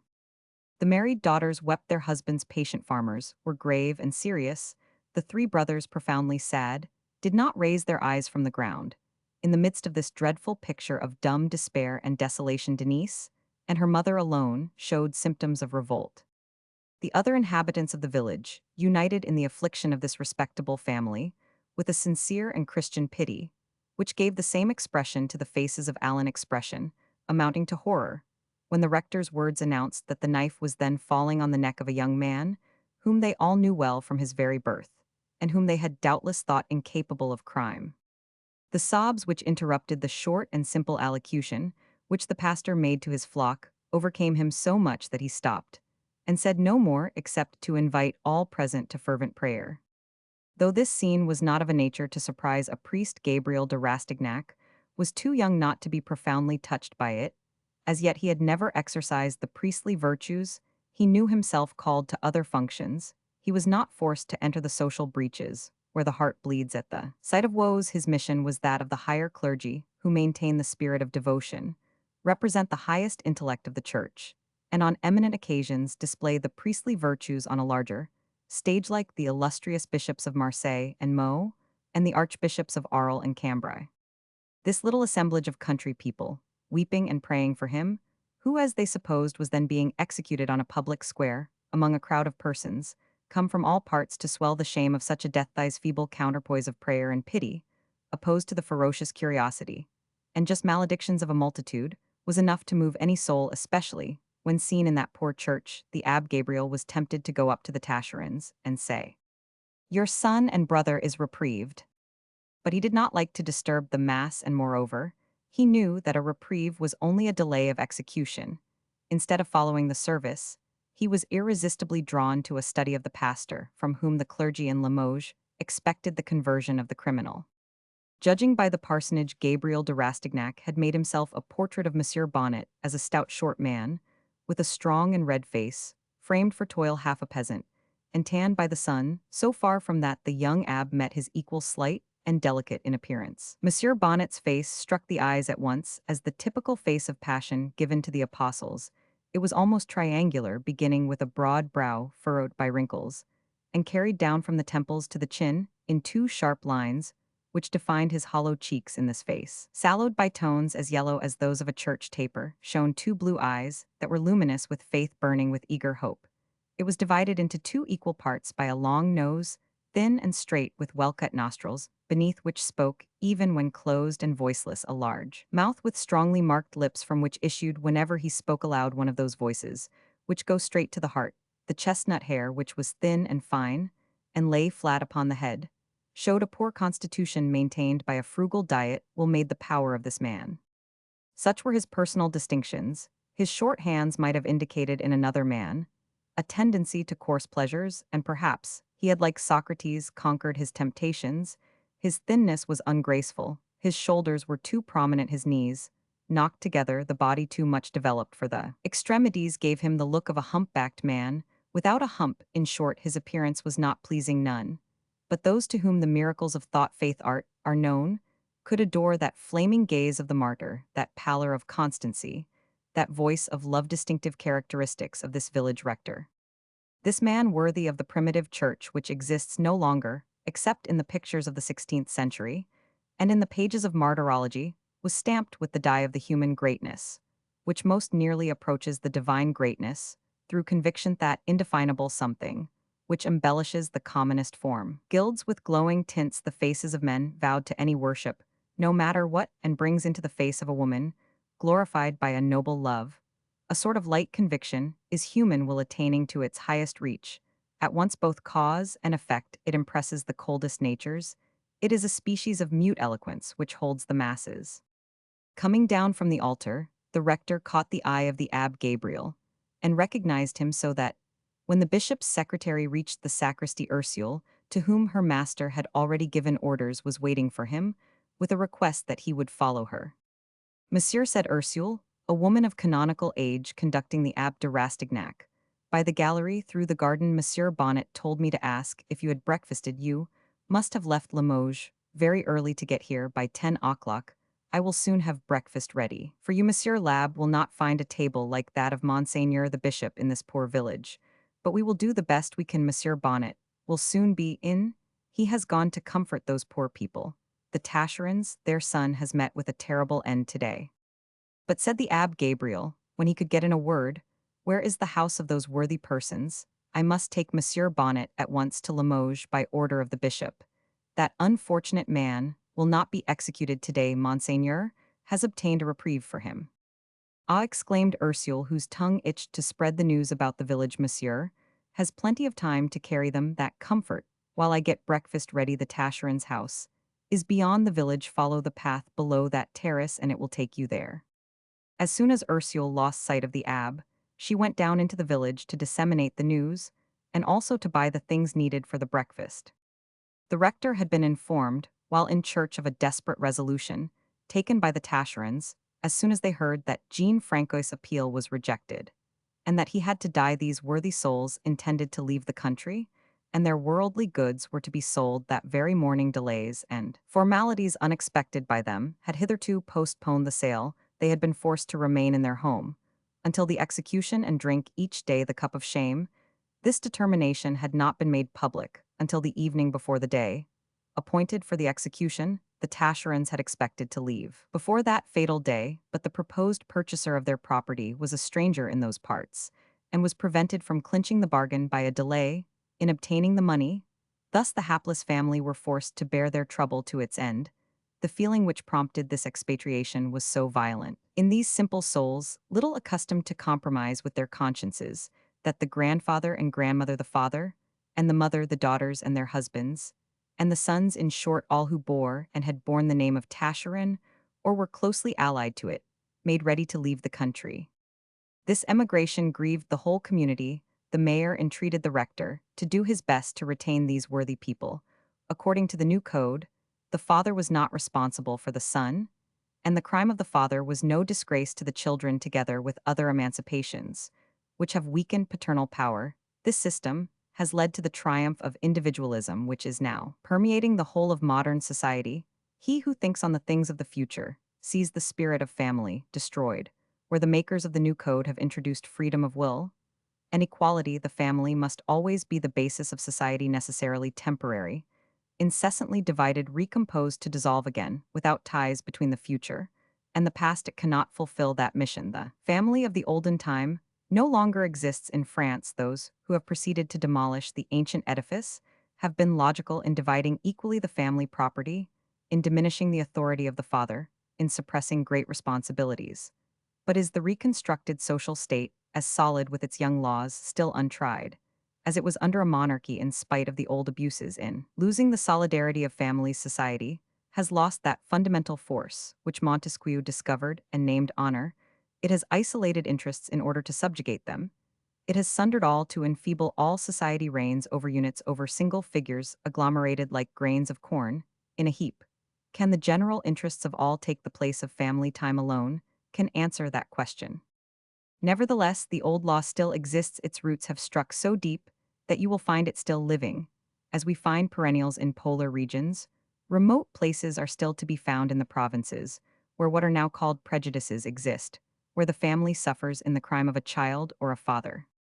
This sentiment made the place uninhabitable any longer to the Tascherans. Their deep religious feeling took them to church that morning, for how could they let the Mass be offered to God, asking Him to inspire their son with repentance that alone could restore to him life eternal, and not share in it? Besides, they wished to bid farewell to the village altar. But their minds were made up, and their plans already carried out. When the rector who followed them from church reached the principal house, he found their bags and bundles ready for the journey. The purchaser of the property was there. With the money, the notary had drawn up the papers in the yard behind the house. Was a carriole ready harnessed to carry away the older couple with the money, and the mother of Jean Francois. The remainder of the family were to go on foot by night. At the moment when the young abbe entered the low room in which the family were assembled, the rector of Montignac had exhausted all the resources of his eloquence. The old pair, now insensible to the violence of grief, were crouching in a corner on their bags, and looking round on their old hereditary home, its furniture, and the new purchaser, and then upon each other as if to say, "Did we ever think this thing could happen?" These old people, who had long resigned their authority to their son, the father of the criminal, were like kings on their abdication, reduced to the passive role of subjects and children. Taschereau, the father, was standing up. He listened to the pastor, and replied to him in a low voice, and by monosyllables. This man, who was about 48 years of age, had the noble face which Titian has given to so many of his apostles, a countenance full of faith, of grave and reflective integrity, a stern profile, a nose cut in a straight and projecting line, blue eyes, a noble brow, regular features, black, crisp, wiry hair, planted on his head, with that symmetry which gives a charm to these brown faces, bronzed by toil in the open air. It was easy to see that the rector's appeals were powerless against that inflexible will. Denise was leaning against the bread box, looking at the notary, who was using that receptacle as a writing table, seated before it. In the grandmother's armchair, the purchaser was sitting on a stool beside him. The married sisters were laying a cloth upon the table and serving the last meal the family were to take in its own house before expatriating itself to other lands and other skies. The sons were half seated on the green serge bed, the mother busy. Beside the fire was beating an omelette. The grandchildren crowded the doorway before which stood the incoming family of the purchaser. The old smoky room with its blackened rafters, through the window of which was visible a well-kept garden, planted by the two old people, seemed in harmony with the pent-up anguish which could be read on all their faces in diverse expressions. The meal was chiefly prepared for the notary, the purchaser, the menkind, and the children. The father and mother, Denise, and her sisters, were too unhappy to eat. There was a lofty, stern resignation in the accomplishment of these last duties of rustic hospitality. The Tascherans, men of the olden time, ended their days in that house, as they had begun them, by doing its honors. This scene, without pretension though full of solemnity, met the eyes of the bishop's secretary when he approached the village rector to fulfill the prelate's errand. "The son of these good people still lives," said Gabriel. At these words, heard by all in the deep silence, the two old people rose to their feet, as if the last trump had sounded. The mother dropped her pan upon the fire. Denise gave a cry of joy. All the others stood by in petrified astonishment. "Jean Francois is pardoned," cried the whole village, now rushing toward the house, having heard the news from Ursule, Monseigneur the bishop. "I knew he was innocent," cried the mother. "Will it hinder the purchase?" said the purchaser to the notary, who answered with a satisfying gesture. The Abbe Gabriel was now the center of all eyes. His sadness, raised a suspicion of mistake to avoid correcting it himself. He left the house followed by the rector, and said to the crowd outside that the execution was only postponed for some days. The uproar subsided instantly into dreadful silence when the Abbé Gabriel and the rector returned. The expression on the faces of the family was full of anguish. The silence of the crowd was understood. "My friend Jean-Francois is not pardoned," said the young abbé, seeing that the blow had fallen. "But the state of his soul has so distressed Monseigneur that he has obtained a delay in order to save your son in eternity." "But he lives," cried Denise. The young abbé took the rector aside to explain to him the injurious situation in which the impenitence of his parishioner placed religion, and the duty the bishop imposed upon him.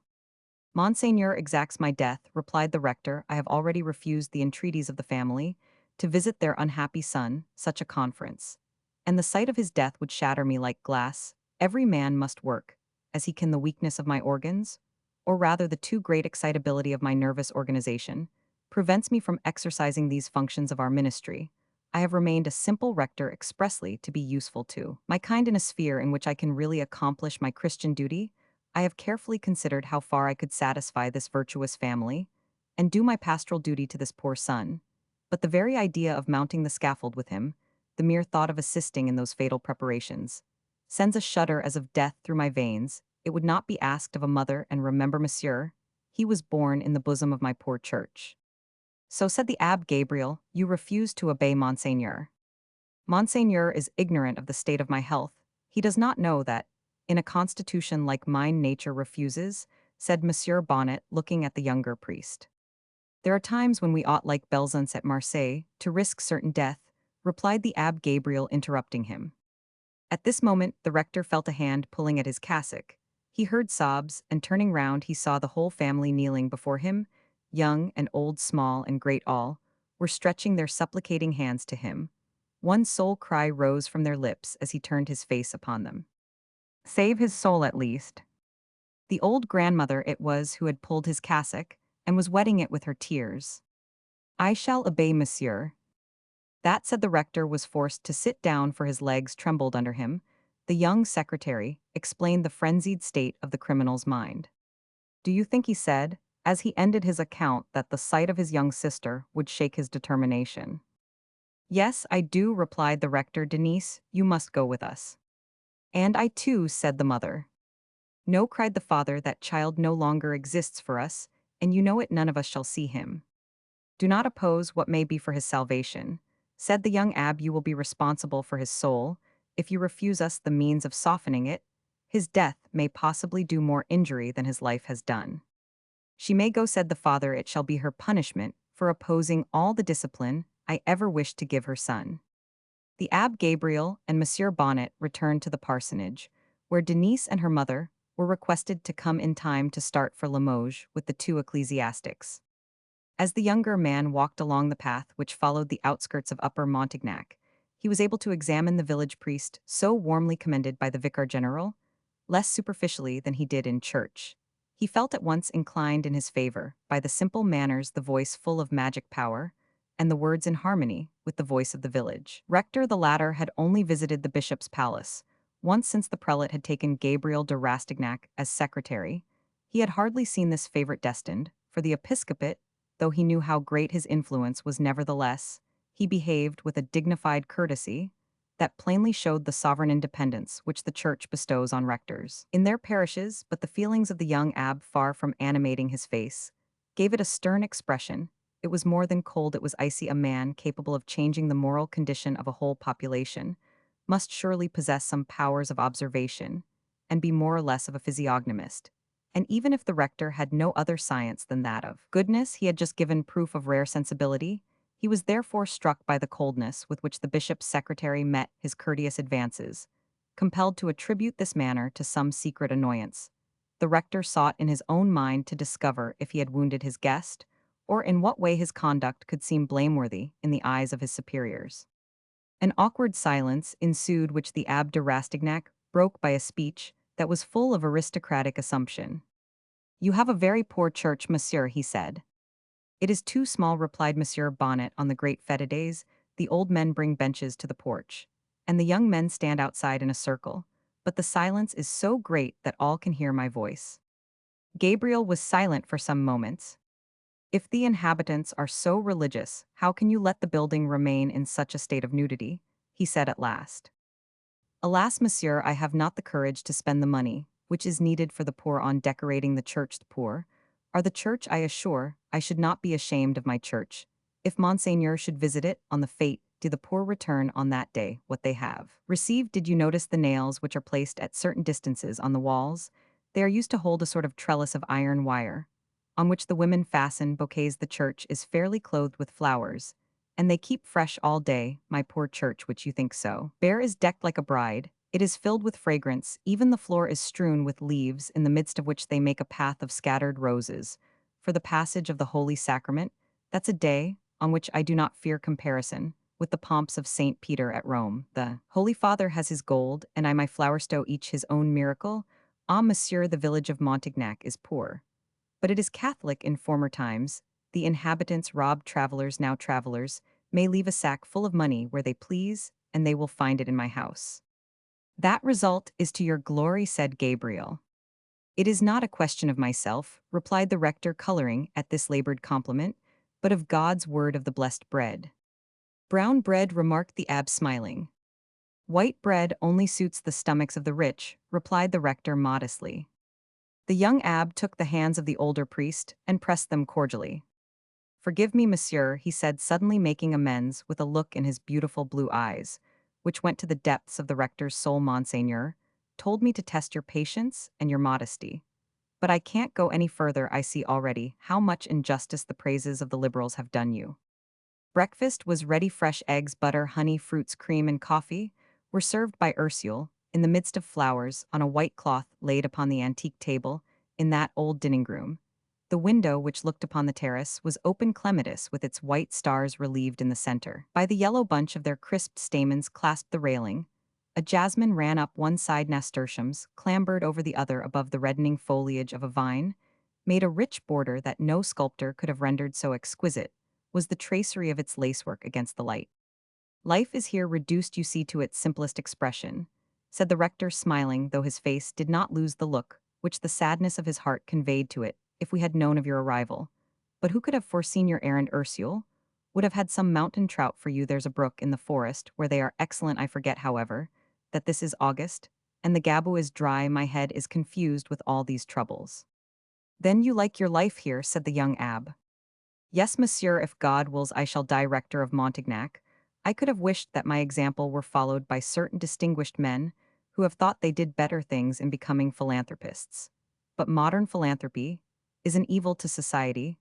The principles of the Catholic religion can alone cure the diseases which permeate social bodies. Instead of describing those diseases and extending their ravages by complaining elegies, they should put their hand to the work and enter the Lord's vineyard as simple laborers. My task is far from being accomplished here, monsieur.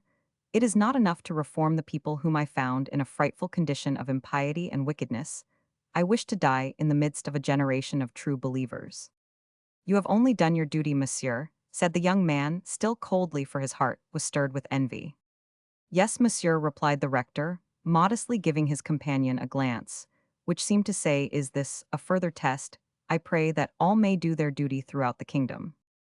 This remark, full of deep meaning, was still further emphasized by a tone of utterance, which proved that in 1829, this priest, as grand in thought as he was noble in humility of conduct, and who subordinated his thoughts to those of his superiors, saw clearly into the destinies of both church and monarchy.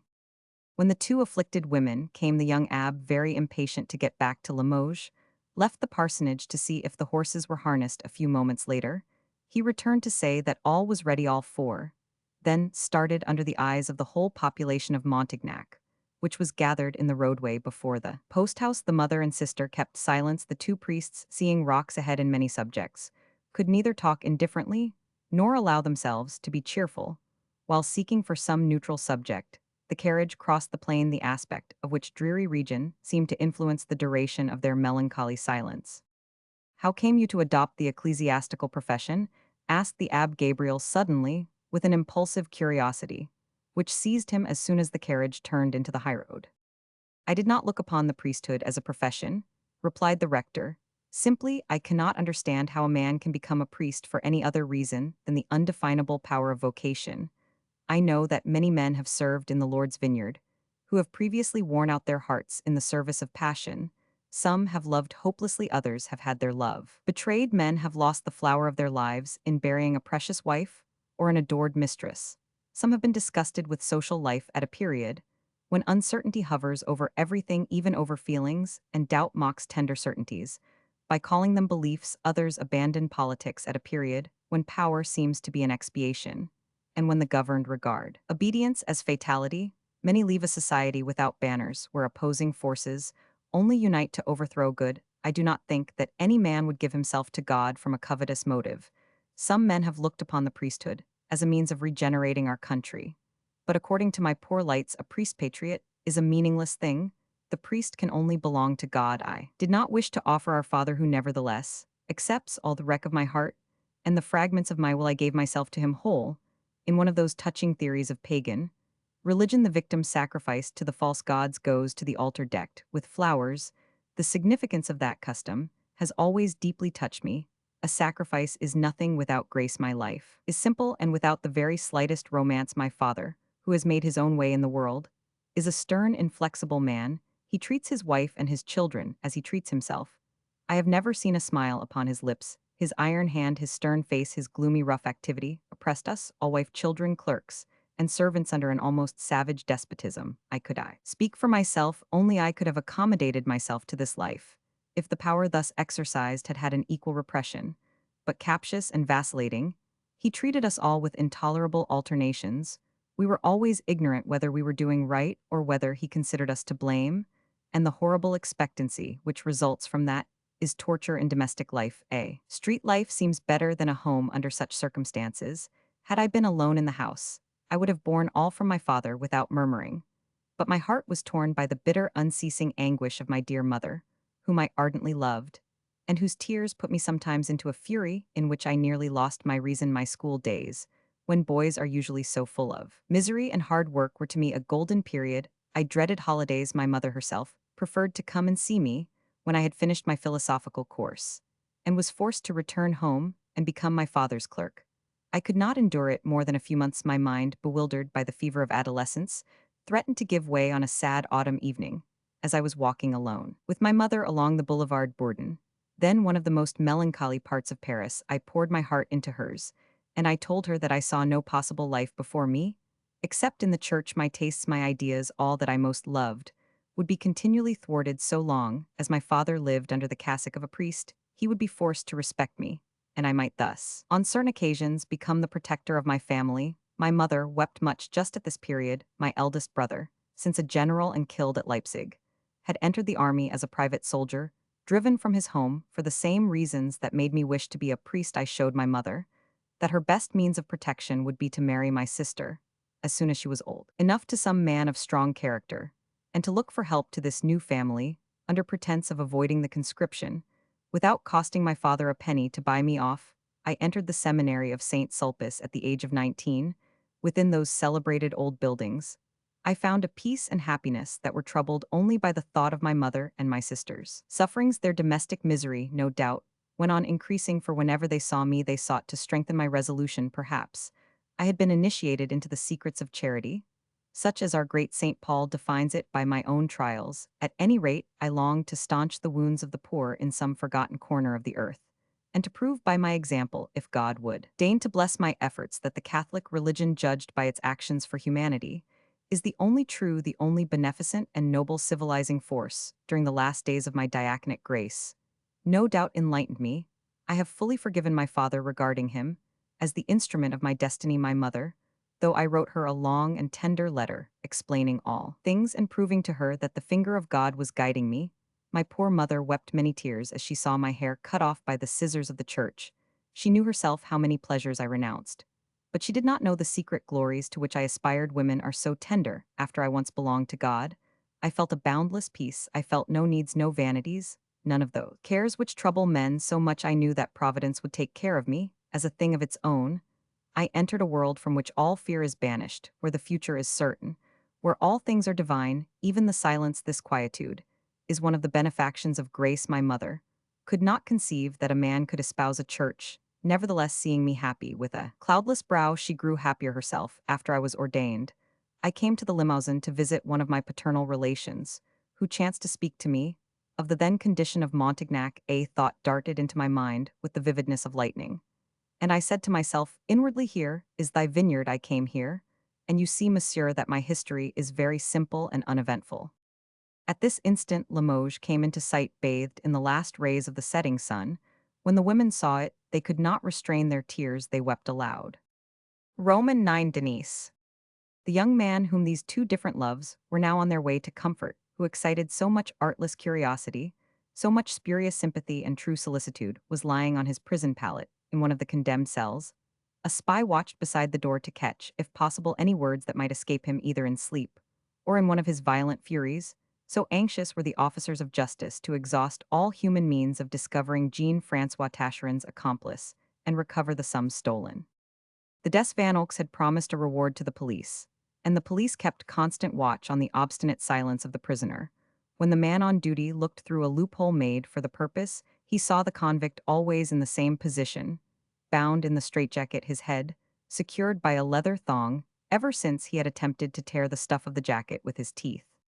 Jean-Francois gazed steadily at the ceiling with a fixed and despairing eye, a burning eye, as if reddened by the terrible thoughts behind it.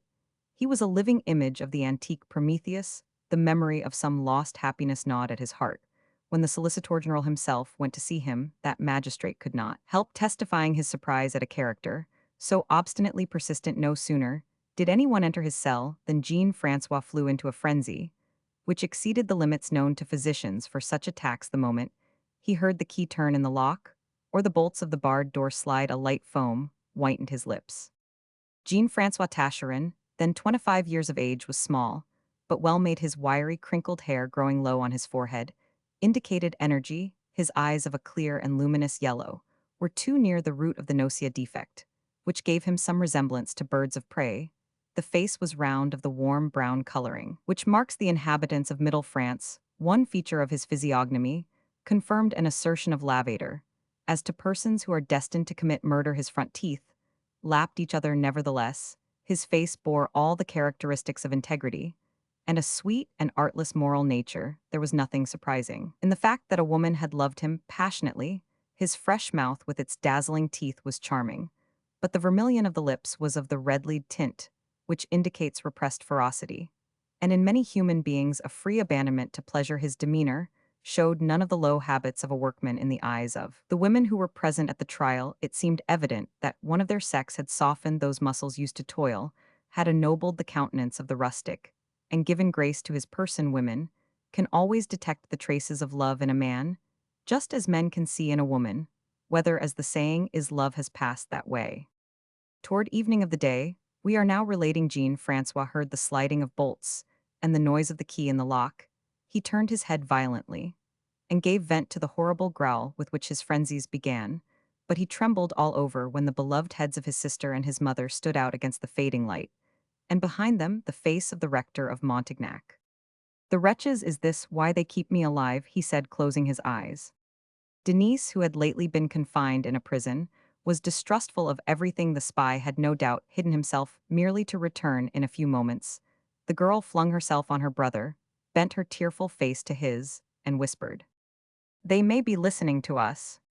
Otherwise they would not have let you come here," he replied in a loud voice.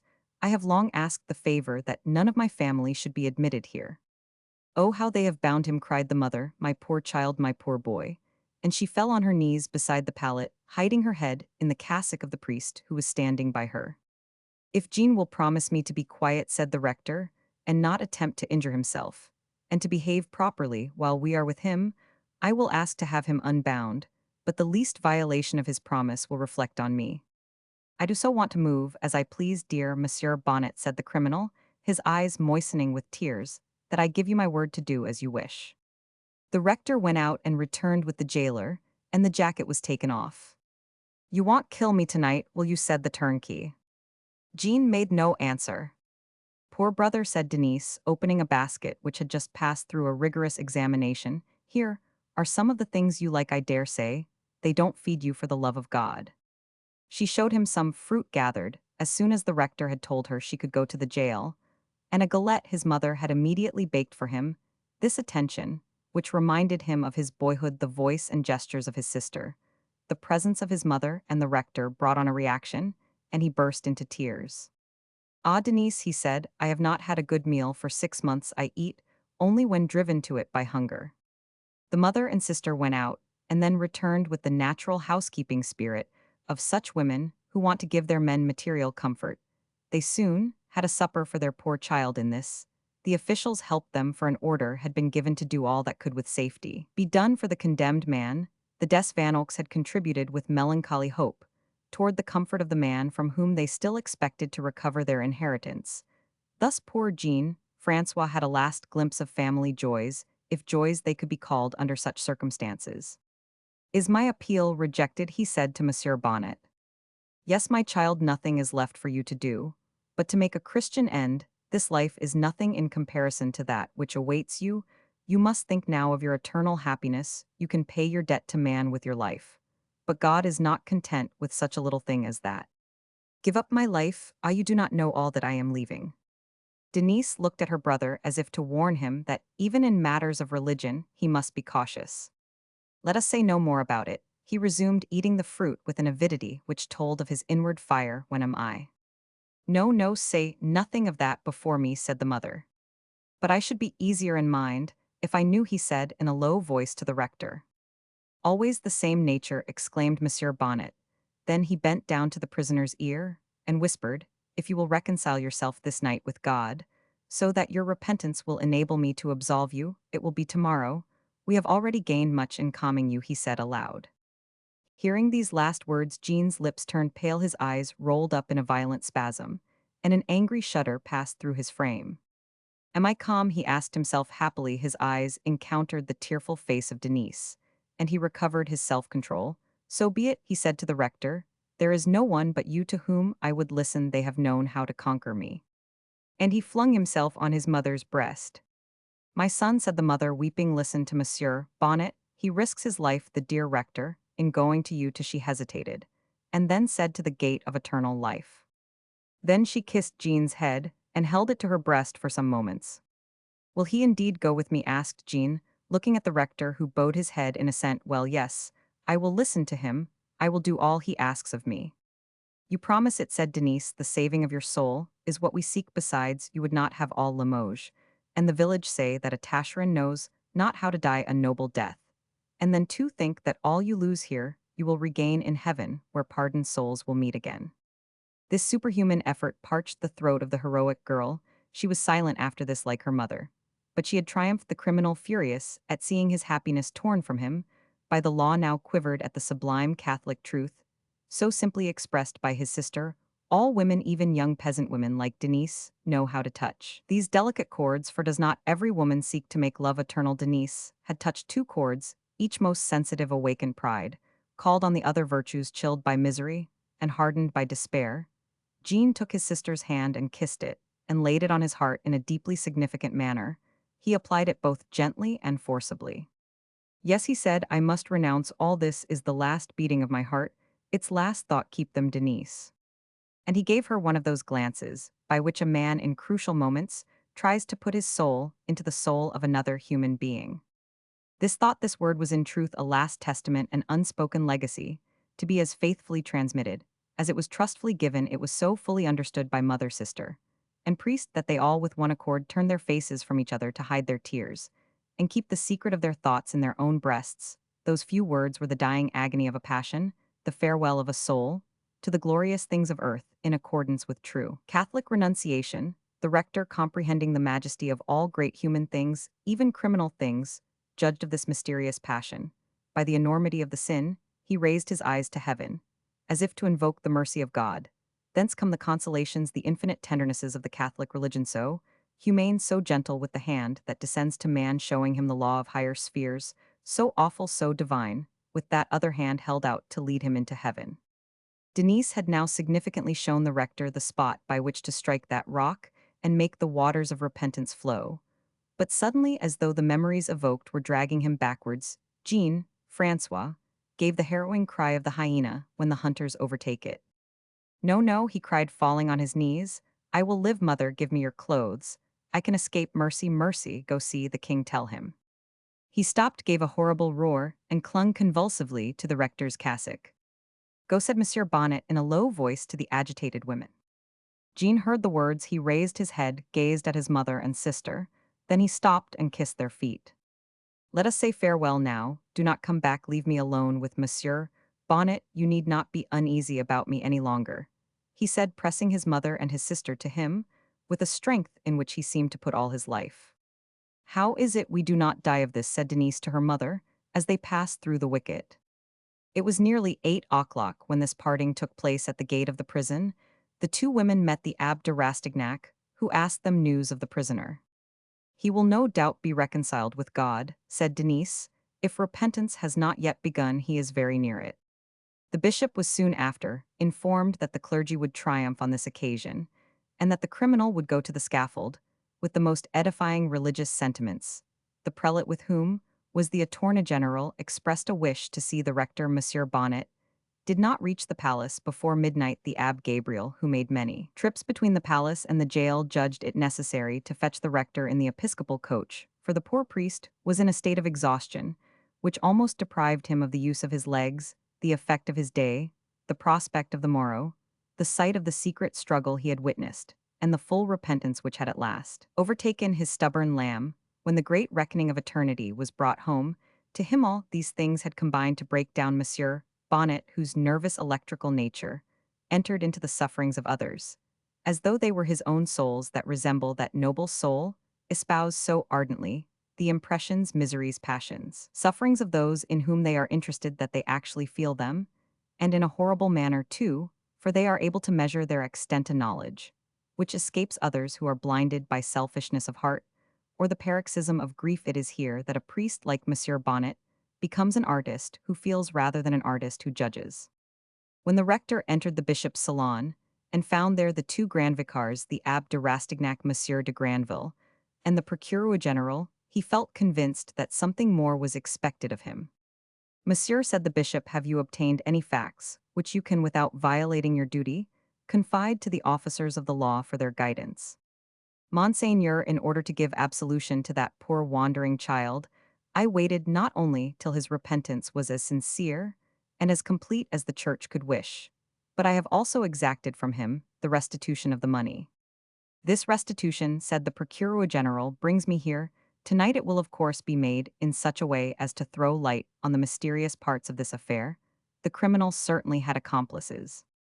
The interests of human justice, said the rector, are not those for which I act. I am ignorant of how the restitution will be made, but I know it will take place in sending for me to minister to my parishioner. Monseigneur placed me under the conditions which give to rectors in their parishes the same powers which Monseigneur exercises in his diocese, barring, of course, all questions of discipline and ecclesiastical obedience.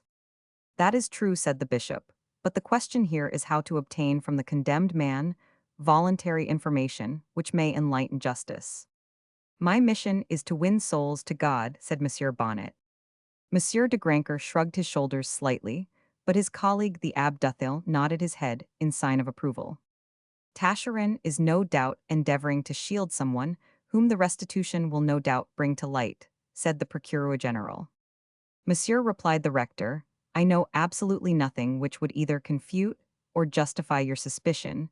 Besides, the secrets of confession are inviolable. Will the restitution really take place? Asked the man of law. Yes, monsieur, replied the man of God.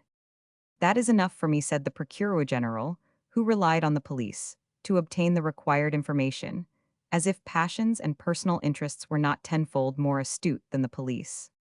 The next day, this being market day, Jean-Francois Tascherin was led to execution in a manner to satisfy both the pious and the political spirits of the town. Exemplary, in behavior pious and humble, he kissed the crucifix which Monsieur Bonnet held to his lips. With a trembling hand, the unhappy man was watched, and examined. His glance was particularly spied upon.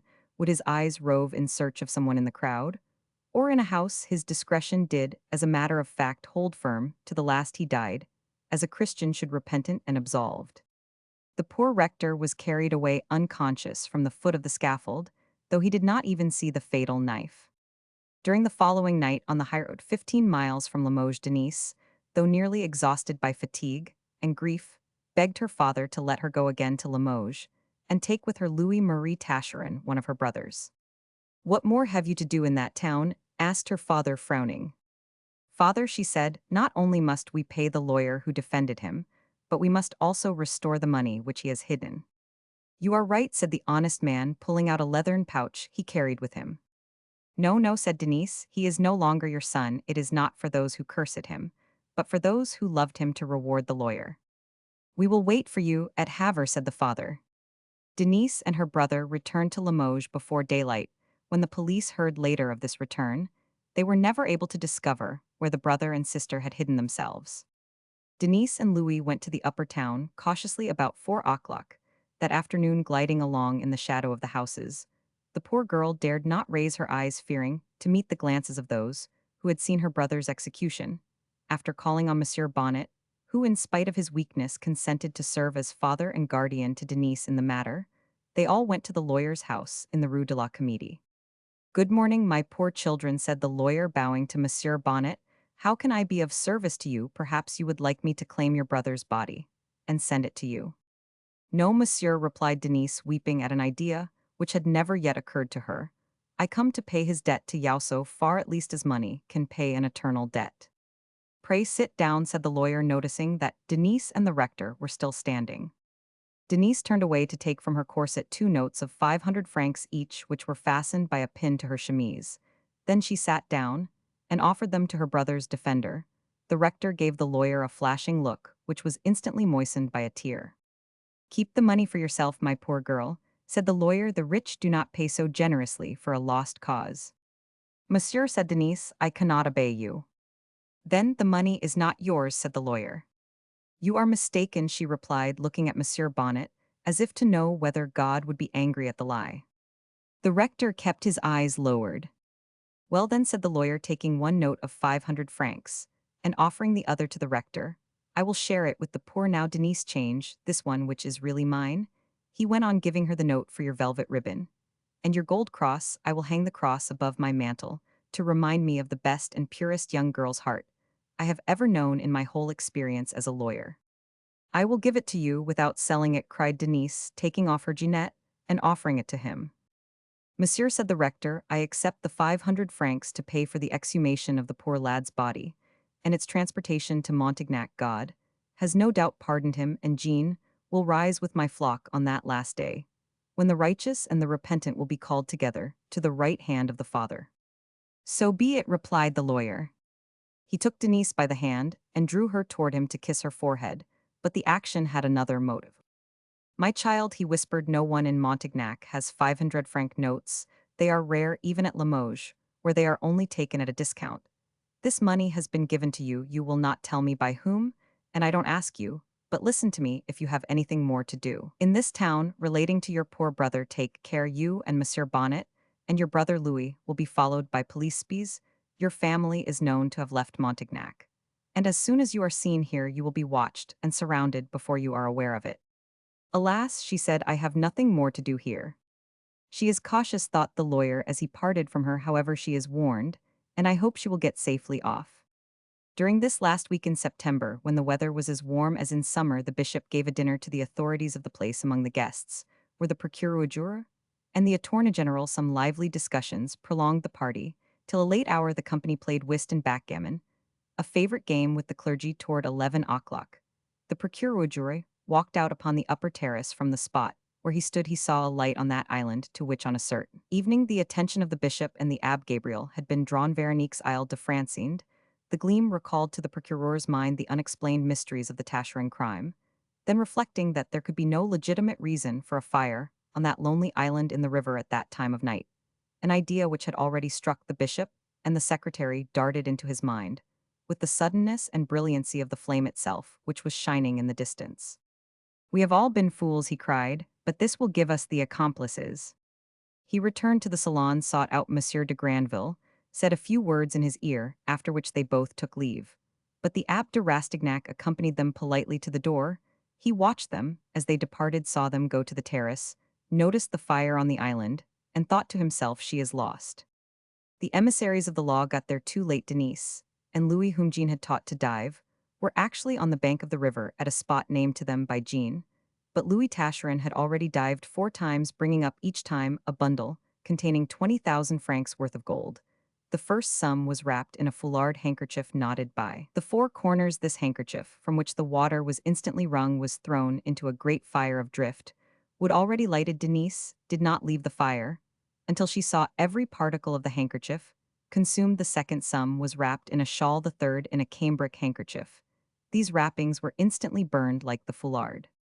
Just as Denise was throwing the wrapping of the fourth and last package into the fire, the gendarmes, accompanied by the commissary of police, seized that incriminating article, which Denise let them take without manifesting the least emotion.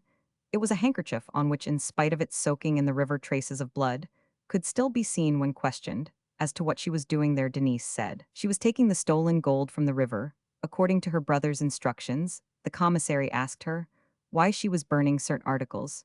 She said she was obeying her brother's last directions. When asked what those articles were, she boldly answered, without attempting to deceive, a foulard, a shawl, a cambric handkerchief. And the handkerchief now captured, the latter, had belonged to her brother. This discovery and its attendant circumstances made a great stir in Limoges. The shawl, more especially, confirmed the belief that Tascherin had committed this crime in the interests of some love affair. He protects that woman after his death, said one lady, hearing of these last discoveries, rendered harmless by the criminal's precautions. There may be some husband in Limoges who will miss his foulard, said the procurator with a laugh, but he will not dare speak of it. These matters of dress are really so compromising, said old Madame Perrot, that I shall make a search through my wardrobe this very evening. Whose pretty little footmarks could he have taken such pains to efface, while he left his own, said Monsieur de Granville. Pooh, I dare say, she was an ugly woman, said the procurator. She has paid dearly for her sin, observed the Abbe de Grancourt. Do you know what this affair shows? Cried Monsieur de Granville. It shows what women have lost by the revolution, which has leveled all social ranks. Passions of this kind are no longer met with except in men, who still feel an enormous distance between themselves and their mistresses. You saddle love with many vanities, remarked the Abbe Duthil. What does Madame Graslin think? Asked the prefect. What do you expect her to think? Said Monsieur de Granville. Her child was born, as she predicted to me on the morning of the execution. She has not seen anyone since then, for she is dangerously Roman 99. A scene took place in another salon in Limoges, which was almost comical. The friends of the Desvanaux came to congratulate them on the recovery of their property. Yes, but they ought to have pardoned that poor man, said Madame Desvanaux. Love, and not greed, made him steal the money. He was neither vicious nor wicked. He was full of consideration for us, said Monsieur Desvanaux, and if I knew where his family had gone, I would do something for them. They are very worthy people, those Tacherins. Roman 10, third phase of Veronique's life. When Madame Graslin recovered from the long illness that followed the birth of her child, which was not till the close of 1829, an illness which forced her to keep her bed and remain in absolute retirement, she heard her husband talking of an important piece of business. He was anxious to concede the ducal house of Navarrines had offered for sale the forest of Montignac and the uncultivated lands around it. Graslin had never yet executed the clause in his marriage contract with his wife, which obliged him to invest his wife's fortune in lands. Up to this time, he had preferred to employ the money in his bank, where he had fully doubled it. He now began to speak of this investment. Hearing him discuss it, Veronique appeared to remember the name of Montignac, and asked her husband to fulfill his engagement about her property by purchasing these lands. Monsieur Graslin then proposed to see the rector, Monsieur Bonnet, and inquire of him about the estate which the Duc de Navarrines was desirous of selling, because he foresaw the struggle which the Prince de Polignac was forcing on between liberalism and the House of Bourbon, and he augured ill of it. In fact, the Duke was one of the boldest opposers of the coup d'état. The Duke had sent his agent to Limoges to negotiate the matter, telling him to accept any good sum of money, for he remembered the Revolution of 1789 too well not to profit by the lessons it had taught the aristocracy. This agent had now been a month laying siege to Graslin, the shrewdest and wariest business head in the Limousin, the only man, he was told by practical persons, who was able to purchase so large a property and pay for it on the spot. The Abbe Duthil wrote a line to Monsieur Bonnet, who came to Limoges at once, and was taken to the Hotel Graslin. Veronique determined to ask the rector to dinner, but the banker would not let him go up to his wife's apartment until he had talked to him in his office for over an hour and obtained such information as fully satisfied him, and made him resolve to buy the forest and domains of Montignac at once for the sum of 500,000 francs. He acquiesced readily in his wife's wish that this purchase and all others connected with it should be in fulfillment of the clause of the marriage contract relative to the investment of her dowry. Graslin was all the more ready to do so because this act of justice cost him nothing, he having doubled the original sum. At this time, when Graslin was negotiating the purchase, the Navarreins' domains comprised the forest of Montignac, which contained about 30,000 acres of unused land, the ruins of the castle, the gardens park, and about 5,000 acres of uncultivated land on the plain beyond Montignac. Graslin immediately bought other lands in order to make himself master of the first peak in the chain of the Corazon Mountains on which the vast forest of Montignac ended. Since the imposition of taxes, the Duc de Navarreins had never received more than 15,000 francs per annum from this manor. Once among the richest tenures of the kingdom, the lands of which had escaped the sale of public domain, ordered by the Convention on account probably of their barrenness, and the known difficulty of reclaiming them.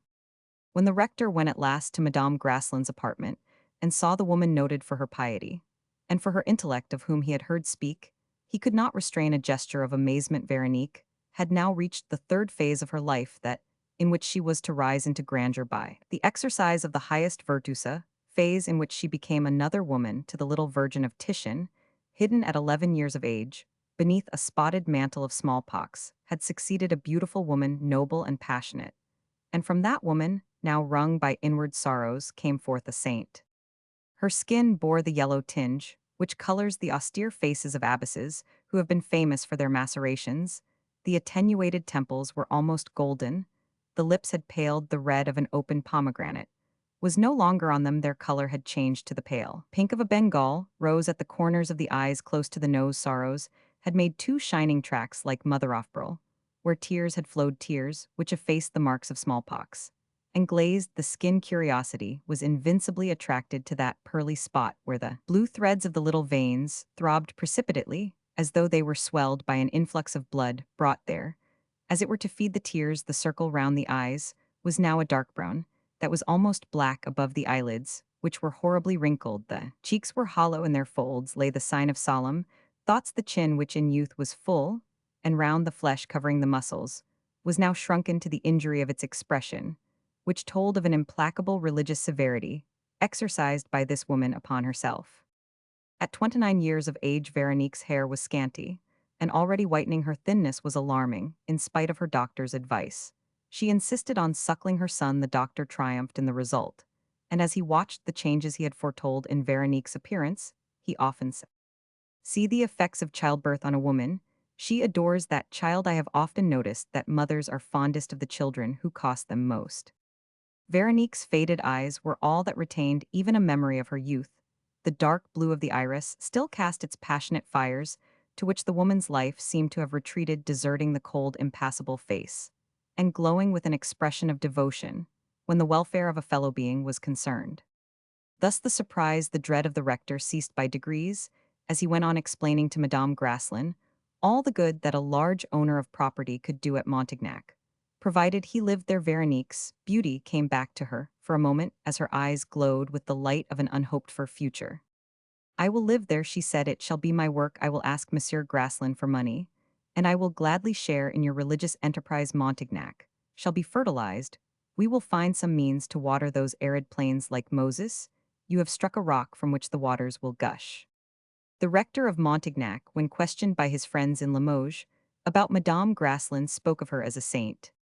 The day after the purchase was concluded, Monsieur Graslin sent an architect to Montignac. The banker intended to restore the chateau gardens, terrace, and park, and also to connect the castle grounds with the forest by a plantation. He set himself to make these improvements with vainglorious activity. A few months later, Madame Graslin met with a great misfortune. In August 1830, Graslin, overtaken by the commercial and banking disasters of that period, became involved by no fault of his own. He could not endure the thought of bankruptcy. nor that of losing a fortune of 3 millions acquired by 40 years of incessant toil, the moral malady which resulted from this anguish of mind aggravated the inflammatory disease, always ready to break forth in his blood, he took to his bed since her confinement. Veronique's regard for her husband had developed, and had overthrown all the hopes of her admirer Monsieur de Granville. She strove to save her husband's life by unremitting care with no result, but that of prolonging for a few months the poor man's tortures. But the respite was very useful to Grossetete, who, foreseeing the end of his former clerk and partner, obtained from him all the information necessary for the prompt liquidation of the assets. Graslin died in April 1831, and the widow's grief yielded only to Christian resignation. Veronique's first words, when the condition of Monsieur Graslin's affairs were made known to her, were that she abandoned her own fortune to pay the creditors. But it was found that Graslin's own property was more than sufficient 2 months. Later, the liquidation of which Grossetete took charge left to Madame Graslin the estate of Montignac, and 600,000 francs her whole personal fortune. The son's name remained untainted, for Graslin had injured no one's property, not even that of his wife Frances Graslin. The son received about 100,000 francs. Monsieur de Granville, to whom Veronique's grandeur of soul and noble qualities were well known, made her an offer of marriage. But to the surprise of all Limoges, Madame Graslin declined under pretext that the church discouraged second marriages. Grossetete, a man of strong common sense and sure grasp of a situation, advised Veronique to invest her property and what remained of Monsieur Graslin's in the funds, and he made the investment himself in one of the government securities, which offered special advantages at that time, namely the 3% which were then quoted at 50. The child Francis received therefore 6,000 francs a year, and his mother 40,000. Veronique's fortune was still the largest in the department. When these affairs were all settled, Madame Graslin announced her intention of leaving Limoges and taking up her residence at Montignac, to be near Monsieur Bonnet. She sent for the rector to consult about the enterprise he was so anxious to carry on at Montignac, in which she desired to take part. But he endeavored unselfishly to dissuade her, telling her that her place was in the world and in society. "I was born of the people, and I wish to return to the people," she replied, on which the rector, full of love for his village, said no more against Madame Graslin's apparent vocation, and the less because she had actually put it out of her power to continue in Limoges, having sold the Hotel Graslin to Grossetete, who, to cover a sum that was due to him, took it at its proper valuation. The day of her departure, toward the end of August 1830, Madame Graslin's numerous friends accompanied her some distance out of the town. A few went as far as the first relay. Veronique was in an open carriage with her mother, the Abbe Duthil, just appointed to a bishopric, occupied the front seat of the carriage with old Grossetete. As they passed through the Place d'Aine, Veronique showed signs of a sudden shock, her face contracted so that the play of the muscles could be seen. She clasped her infant to her breast with a convulsive motion, which old Madame Sauviat concealed by instantly taking the child, for she seemed to be on the watch for her daughter's agitation. Chance willed that Madame Graslin should pass through the square in which stood the house she had formerly occupied with her father and mother in her girlish days. She grasped her mother's hand, while great tears fell from her eyes and rolled down her cheeks. After leaving Limoges, she turned and looked back, seeming to feel an emotion of happiness, which was noticed by all her friends when Monsieur de Granville, then a young man of 25, whom she declined to take as a husband, kissed her hand, with an earnest expression of regret. The new bishop noticed the strange manner in which the black pupil of Veronique's eyes suddenly spread over the blue of the iris, reducing it to a narrow circle. The eye betrayed unmistakably some violent inward emotion. "I shall never see him again," she whispered to her mother, who received this confidence without betraying the slightest feeling in her old face. Madame Graslin was at that instant under the observation of Grossetete, who was directly in front of her. But in spite of his shrewdness, the old banker did not detect the hatred which Veronique felt for the magistrate, whom she nevertheless received at her house. But churchmen have far more perception than other men, and Monsieur Duthil suddenly startled Veronique with a priestly glance. "Do you regret nothing in Limoges?" he asked her. "Nothing now that you are leaving it, and Monsieur," she added, smiling at Grossetete, who was bidding her adieu, "will seldom be there." The bishop accompanied Madame Graslin as far as Montignac. "I ought to walk this road in sackcloth and ashes," she said in her mother's ear, as they went on foot up the steep slope of St. Leonard. The old woman put her finger on her lips and glanced at the bishop, who was looking at the child with terrible attention. This gesture, and the luminous look in the prelate's eyes, sent a shudder through Veronique's body at the aspect of the vast plains stretching their gray expanse before Montignac. The fire died out of her eyes, and an infinite sadness overcame her presently. She saw the village rector coming to meet her, and together they returned to the carriage. "There is your domain, madame," said Monsieur Bonnet, extending his hand toward the barren plain. A few moments more, and the village of Montignac, with its hill, on which the newly erected buildings struck the eye, came in sight, gilded by the setting sun, and full of the poesy born of the contrast between the beautiful spot and the surrounding barrenness, in which it lay like an oasis in the desert. Madame Grassland's eyes filled suddenly with tears. The rector called her attention to a broad white line, like a gash on the mountain side.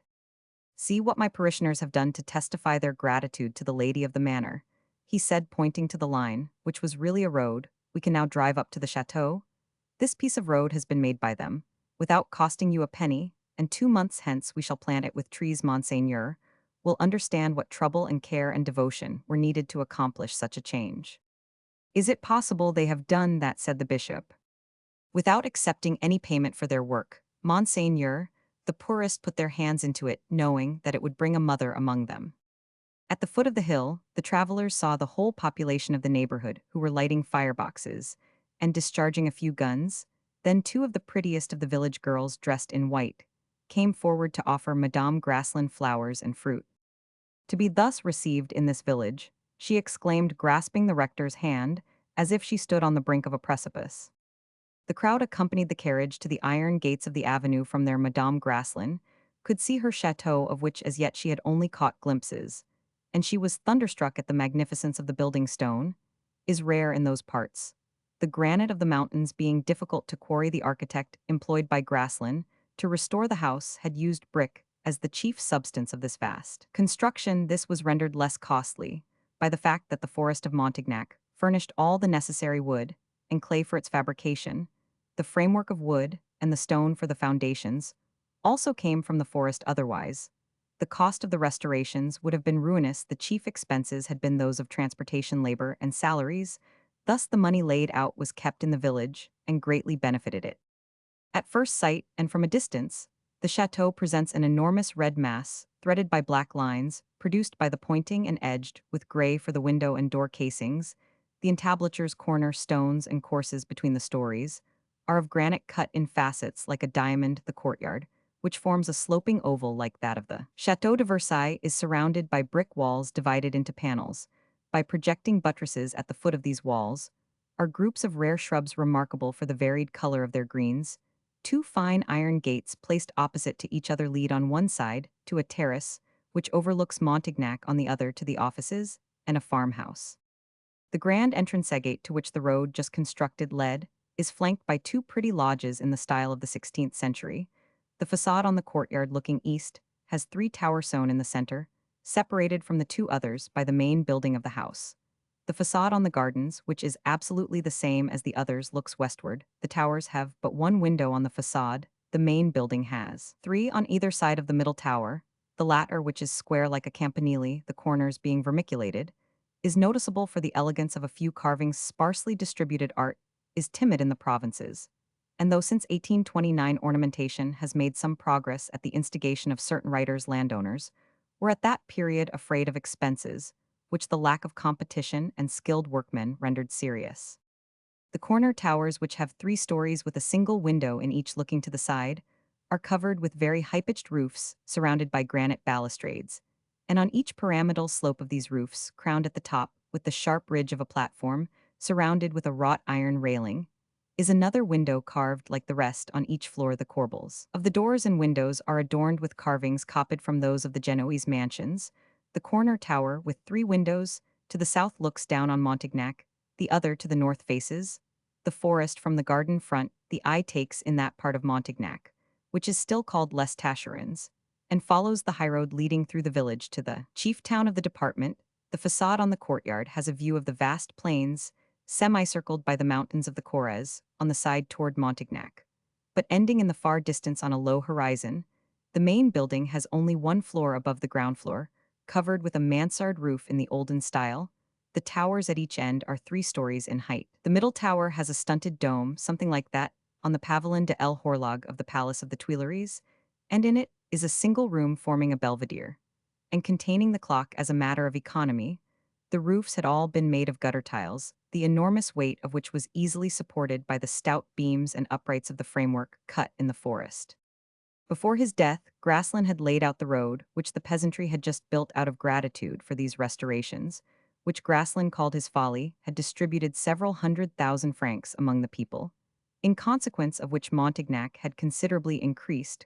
Grassland had also begun before his death behind the offices on the slope of the hill leading down to the plain, a number of farm buildings proving his intention to draw some profit from the hitherto uncultivated soil of the plains.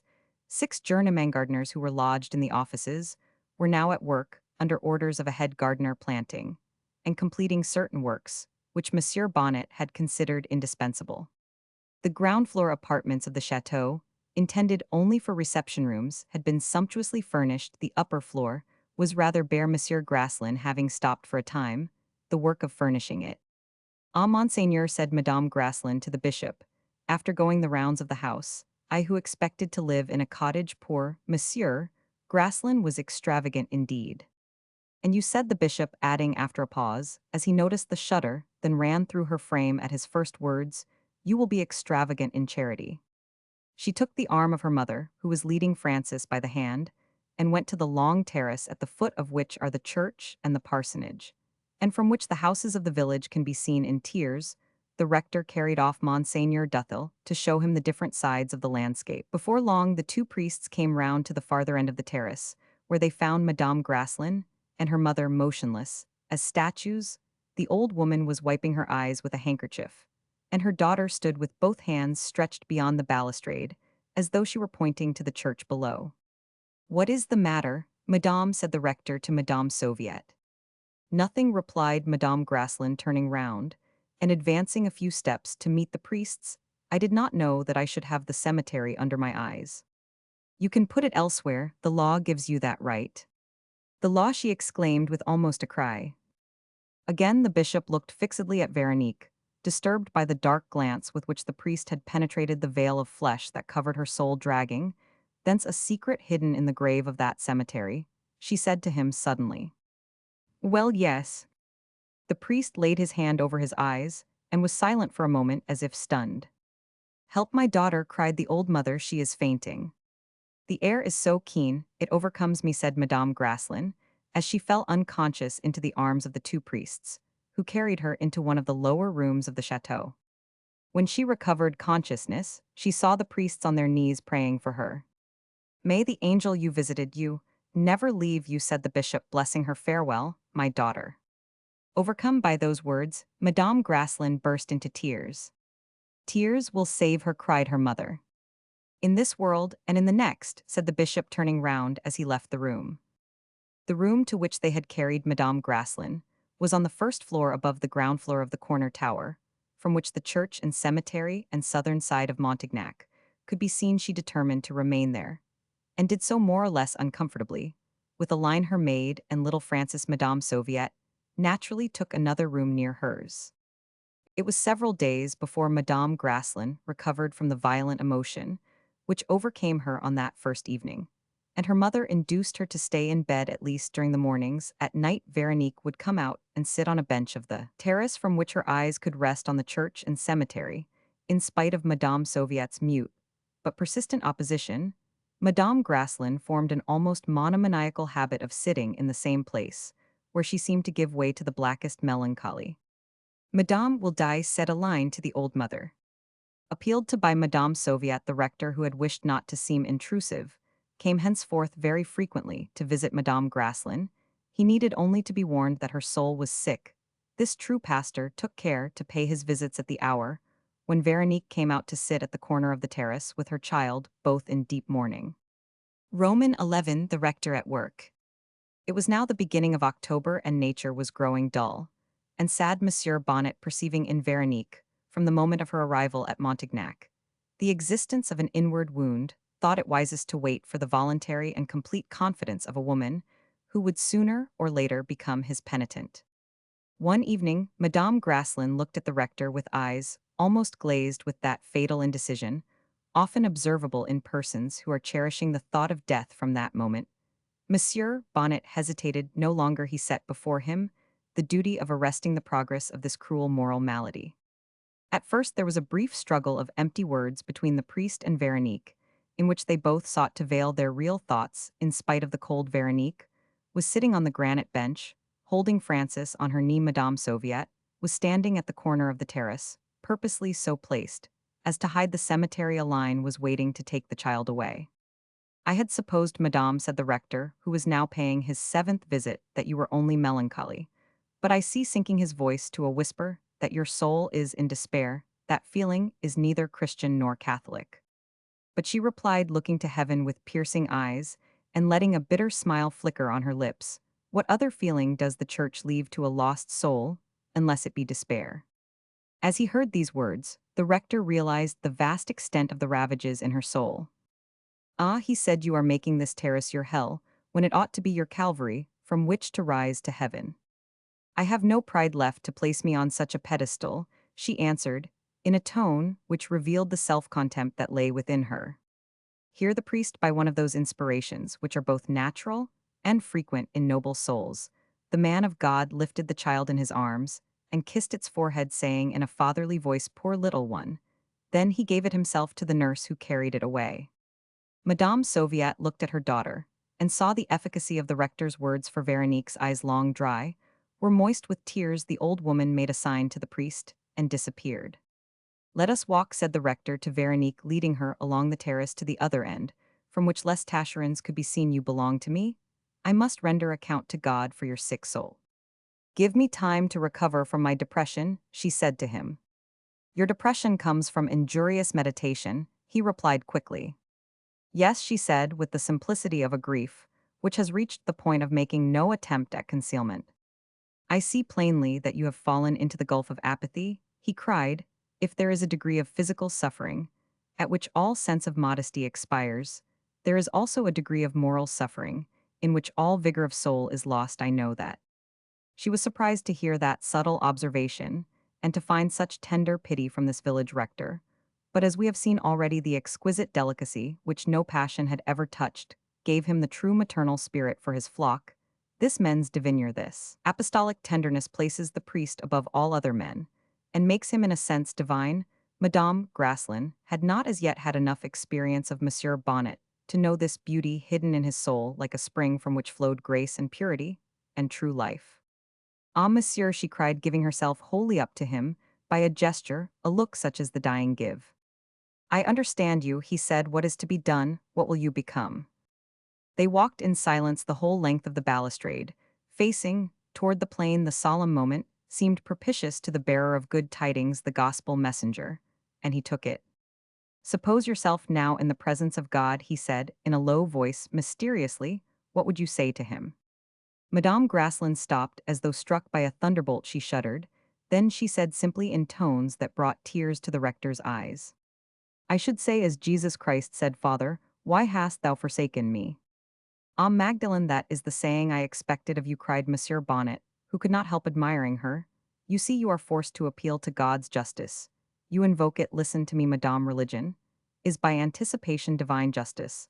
The Church claims for herself the right to judge the actions of the soul. Human justice is a feeble image of divine justice. It is but a pale imitation of it applied to the needs of society. What do you mean by that? You are not the judge of your own case, you are dependent upon God. Said the priest, you have neither the right to condemn yourself, nor the right to absolve yourself. God, my child, is a great reverser of judgments. Ah, she exclaimed. He sees the origin of things, where we see only the things themselves.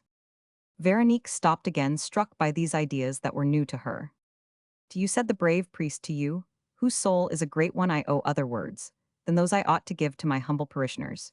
You whose mind and spirit are so cultivated you can rise to the sense divine of the Catholic religion, expressed by images and words to the poor. And childlike, listen to me attentively, for what I am about to say concerns, you, no matter how extensive is the point of view at which I place myself for a moment, the case is yours. Law, invented to protect society, is based on equality. Society, which is nothing but an assemblage of acts, is based on inequality. There is therefore lack of harmony between act and law. Ought society to march on favored or repressed by law? In other words, ought law to be in opposition to the interior social movement for the maintenance of society? Or should it be based on that movement in order to guide it? All legislators have contented themselves with analyzing acts indicating those that seem to them blamable or criminal and attaching punishments to such, or rewards to others that is human law. It has neither the means to prevent sin, nor the means to prevent the return to sinfulness of those it punishes. Philanthropy is a sublime error, it tortures the body uselessly, it produces no balm to heal the soul. Philanthropy gives birth to projects, amidst ideas, confides the execution of them to man, to silence, to labor, to rules, to things mute and powerless. Religion is above these imperfections, for it extends man's life beyond this world. Regarding us, all is degraded from our high estate. Religion has opened to us an inexhaustible treasure of indulgence. We are all more or less advanced toward our complete regeneration. No one is sinless. The church expects wrongdoing, even crime. Where society sees a criminal to be expelled from its bosom, the church sees a soul to save, more, far more than that, inspired by God, whom she studies and contemplates. The church admits the inequalities of strength. She allows for the disproportion of burdens. If she finds us unequal in heart, in body, in mind, in aptitude and value, she makes us all equal by repentance. Hence, equality is no longer a vain word, for we are all equal through feeling, from the formless fetichism of savages to the graceful inventions of Greece, or the profound and metaphysical doctrines of Egypt and India. Whether taught in cheerful or in terrifying worship, there is a conviction in the soul of man, that of his fall, that of his sin, from which comes everywhere the idea of sacrifice and redemption. The death of the Redeemer of the human race is an image of what we have to do for ourselves: redeem our faults, redeem our errors, redeem our crimes. All is redeemable. Catholicism itself is in that word, hence its adorable sacraments, which help the triumph of grace and sustain the sinner to weep. To moan like Magdalene in the desert is but the beginning, the end is action. Monasteries wept and prayed, they prayed. And civilized, they were the active agents of our divine religion. They built, planted, cultivated Europe, all the while saving the treasures of learning, knowledge, human justice, politics, and art. We shall ever recognize in Europe the places where those radiant centers once were. Nearly all our modern towns are the children of monasteries. If you believe that God will judge you, the church tells you by my voice that sin can be redeemed by works of repentance. The mighty hand of God weighs both the evil done and the value of benefits accomplished. Be yourself, like those monasteries work here. The same miracles your prayers must be labors. From your labors must come the good of those above whom you are placed by fortune, by superiority of mind. Even this natural position of your dwelling is the image of your social situation. As he said the last words, the priest and Madame Graslin turned to walk back toward the plains, and the rector pointed both to the village at the foot of the hill and to the chateau commanding the whole landscape.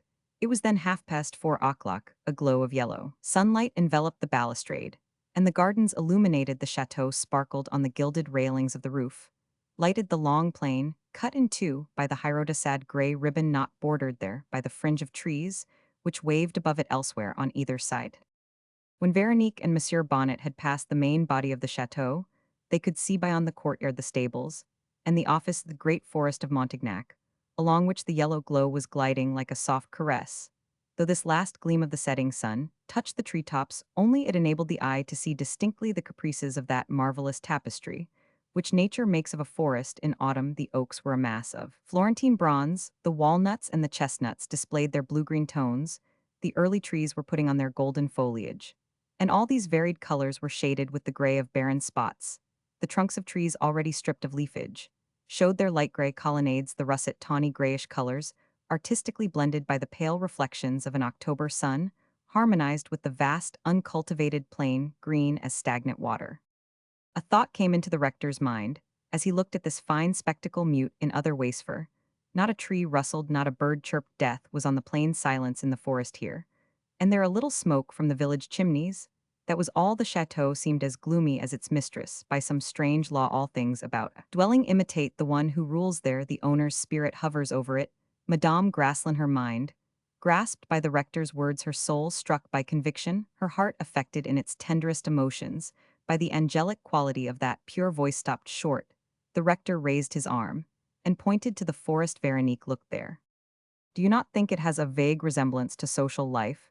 He said, to each its destiny. How many inequalities in that mass of trees! Those placed the highest lack earth and moisture, they die first. Some there are whom the shears of the woman gathering faggots cut short in their prime, she said bitterly. Do not fall back into those thoughts, said the rector sternly, though with indulgence. Still the misfortune of this forest is that it has never been cut. Do you see the phenomenon these masses present? Veronique, to whose mind the singularities of the forest nature suggested little, looked obediently at the forest, and then let her eyes drop gently back upon the rector. You do not notice, he said, perceiving from that look her total ignorance, the lines where the trees of all species still hold their greenness. Ah, true, she said, I see them now. Why is it? In that, replied the rector, lies the future of Montignac, and your own fortune, an immense fortune, as I once explained to Monsieur Grasslin.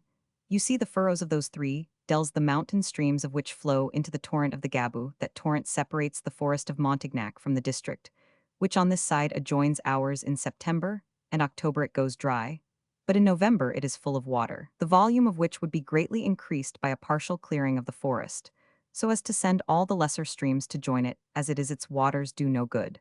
But if one or two dams were made between the two hills on either side of it, as they have done at Riquet, and at St. Feriolware, they have made immense reservoirs to feed the Languedoc Canal. This barren plain could be fertilized by judicious irrigation, through trenches and culverts managed by watergates, sending the water, when needed, over these lands, and diverting it at other times to our little river. You could plant fine poplars along these watercourses, and raise the finest cattle on such pasturage, as you would then obtain what is grass but sun and water. There is quite soil enough on the plains to hold the roots. The streams will furnish dew and moisture. The poplars will hold and feed upon the mists, returning their elements to the herbage. These are the secrets of the fine vegetation of valleys. If you undertook this work, you would soon see life and joy and movement where silence now reigns, where the eye is saddened by barren fruitlessness. Would not that be a noble prayer to God? Such work would be a better occupation of your leisure than the indulgence of melancholy thoughts. Veronique pressed the rector's hand, answering with 4 brief words, but they were grand ones. It shall be done.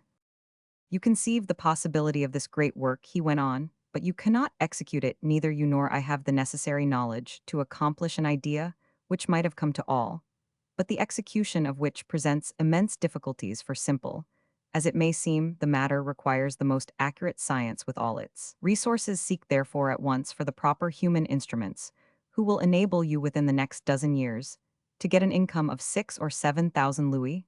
Out of the 6,000 acres you irrigate and fertilize, such an enterprise will make Montignac at some future day the most prosperous district in the department. The forest as yet yields you no return, but sooner or later commerce will come here in search of its fine woods. Those treasures, amassed by time, the only ones the production of which cannot be hastened or improved upon by man, the state may some day provide a way of transport from this forest, for many of the trees would make fine masts for the navy, but it will wait until the increasing population of Montignac makes a demand upon its protection. For the state is like fortune, it comes only to the rich. This estate, well managed, will become, in the course of time, one of the finest in France. It will be the pride of your grandson, who may then find the chateau paltry, comparing it with its revenues. Here, said Veronique, is a future for my life. A beneficent work such as that will redeem wrongdoing, said the rector.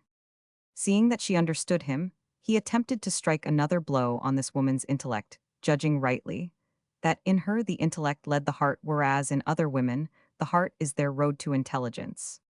Do you know, he said, after a pause, the error in which you are living? She looked at him timidly.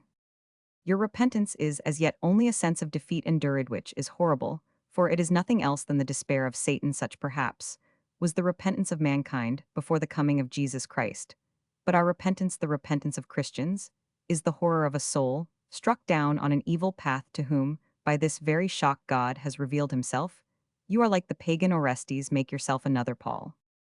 Your words have changed me utterly, she cried. No, now I want to live. The spirit conquers, thought the modest rector, as he joyfully took his leave. He had cast nourishment before a soul hunted into secret despair, by giving to its repentance the form of a good and noble action. Roman 12. The soul of forests. Veronique wrote to Monsieur Grossetit on the morrow. A few days later, she received from Limoges 3 saddle horses sent by her old friend Monsieur Bonnet, found at Veronique's request, a young man, son of the postmaster, who was delighted to serve Veronique and earn good wages. This young fellow, small but active, with a round face, black eyes, and hair, and named Maurice Champion, pleased Veronique very much, and was immediately inducted into his office, which was that of taking care of the horses and accompanying his mistress on her excursions. The head frister of Montignac was a former cavalry sergeant in the royal guard born at Limoges, whom the Duc de Navarreins had sent to his estate at Montignac to study its capabilities and value in order that he might derive some profit from it.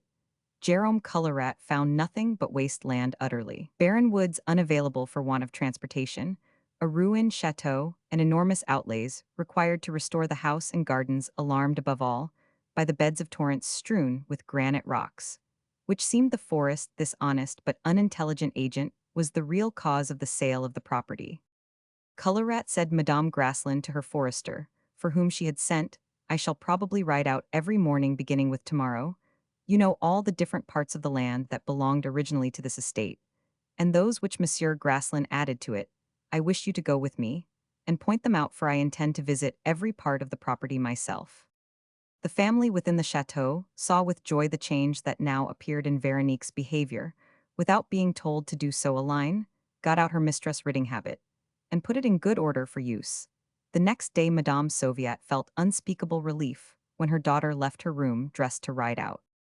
Guided by the forester and champion, who found their way by recollection for the paths, were scarcely marked on these unfrequented mountains, Madame Graslin started on the first day for the summits, intending to explore those only so as to understand the watershed and familiarize herself with the lay of the ravines. The natural path of the torrents when they tore down the slopes, she wished to measure the task before her to study the land and the waterways, and find for herself the essential points of the enterprise which the rector had suggested to her. She followed Colorat, who rode in advance champion, was a few steps behind her. So long as they were making their way through parts that were dense with trees, going up and down undulations of ground lying near to each other, and very characteristic of the mountains of France, Veronique was lost in contemplation of the marvels of the forest. First came the venerable centennial trees which amazed her, till she grew accustomed to them, next the full-grown younger trees reaching to their natural height. Then in some more open spot a solitary pine tree of enormous height, or but this was rare, one of those flowing shrubs dwarf elsewhere, but here attaining to gigantic development, and often as old as the soil itself. She saw with a sensation quite unspeakable a cloud rolling along the face of the bare rocks. She noticed the white furrows made down the mountain sides by the melting snows, which looked at a distance like scars and gashes passing through a gorge stripped of vegetation. She nevertheless admired in the cleft flanks of the rocky slope aged chestnuts, as erect as the alpine fir trees.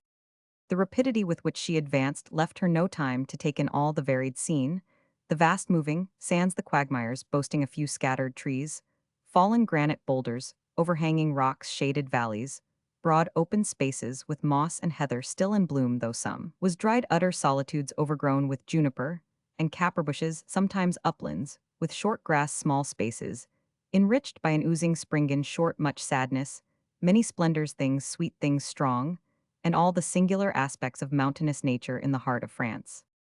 As she watched these many pictures varied in form, but all inspired with the same thought, the awful sadness of this nature, so wild, so ruined, abandoned, fruitless, barren, filled her soul and answered to her secret feelings. And when through an opening among the trees she caught glimpse of the plain below her, when she crossed some arid ravine over gravel and stones, where a few stunted bushes alone could grow, the spirit of this austere nature came to her, suggesting observations, new to her mind, derived from the many significations of this varied scene. There is no spot in a forest which does not have its significance, not a glade, not a thicket, but has its analogy with the labyrinth of human thought. Who is there among those whose minds are cultivated, or whose hearts are wounded, who can walk alone in a forest, and the forest not speak to him insensibly? A voice lifts itself, consoling or terrible, but oftener consoling than terrifying, if we seek the causes of the sensation, grave, simple, sweet, mysterious, that grasps us there. Perhaps we shall find it in the sublime and artless spectacle of all these creations obeying their destiny, and immutably submissive. Sooner or later, the overwhelming sense of the permanence of nature fills our hearts and stirs them deeply, and we end by being conscious of God. So it was with Veronique in the silence of those summits, from the odor of the woods, the serenity of the air she gathered as she said that evening to Monsieur Bonnet, the certainty of God's mercy. She saw the possibility of an order of deeds, higher than any to which her aspirations had ever reached. She felt a sort of happiness within her. It was long indeed since she had known such sense of peace. Did she owe that feeling to the resemblance she found between that barren landscape and the arid, exhausted regions of her soul? Had she seen those troubles of nature with a sort of joy, thinking that nature was punished, though it had not sinned at any rate, she was powerfully affected color at, and Champion following her at a little distance, thought her transfigured. At a certain sport Veronique was struck with the stern harsh aspect of the steep and rocky beds of the dreed-up torrents. She found herself longing to hear the sound of water splashing through those scorched ravines. The need to love, she murmured. Ashamed of the words which seemed to come to her like a voice, she pushed her horse boldly toward the first peak of the Correz, where in spite of the forester's advice, she insisted on going, telling her attendants to wait for her. She went on alone to the summit, which is called the Roch Vive, and stayed there for some time studying the surrounding country. After hearing the secret voice of the many creations asking to live, she now received within her the touch, the inspiration, which determined her to put into her work that wonderful perseverance displayed by nature of which she had herself already given many proofs. She fastened her horse to a tree and seated herself on a large rock, letting her eyes rove over the broad expanse of barren plain, where nature seemed a stepmother feeling in her heart the same stirrings of maternal love with which at times she gazed upon her infant. Prepared by this train of emotion, these half-involuntary meditations, which to use her own fine expression, winnowed her heart to receive the sublime instruction offered by the scene before her, she awoke from her lethargy. I understood then, she said afterwards to the rector, that our souls must be plowed and cultivated like the soil itself. The vast expanse before her was lighted by a pale November sun. Already a few gray clouds chased by a chilly wind were hurrying from the west. It was then 3 o'clock. Veronique had taken more than 4 hours to reach the summit, but like all others who are harrowed by an inward misery, she paid no heed to external circumstances at this moment. Her being was actually growing and magnifying with the sublime impetus of nature itself.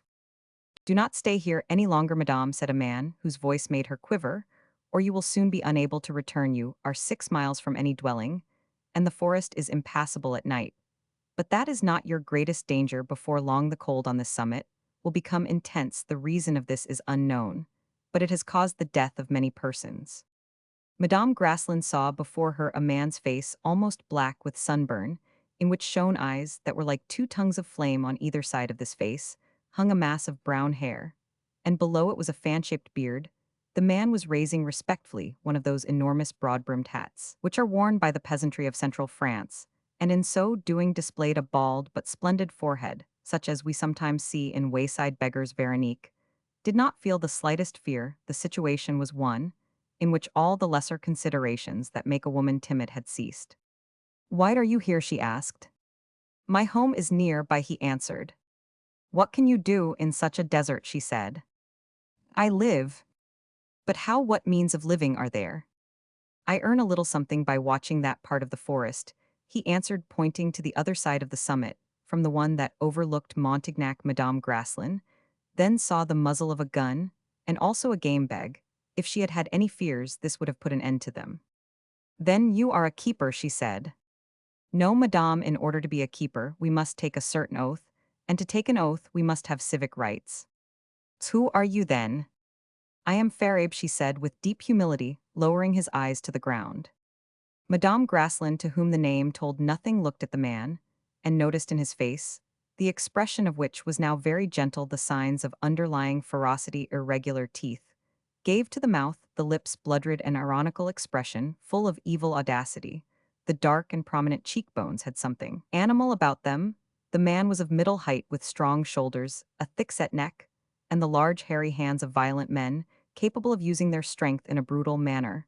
His last words pointed to some mystery, to which his bearing, the expression of his countenance, and his whole person gave a sinister meaning. "You must be in my service," then said Veronique in a gentle voice.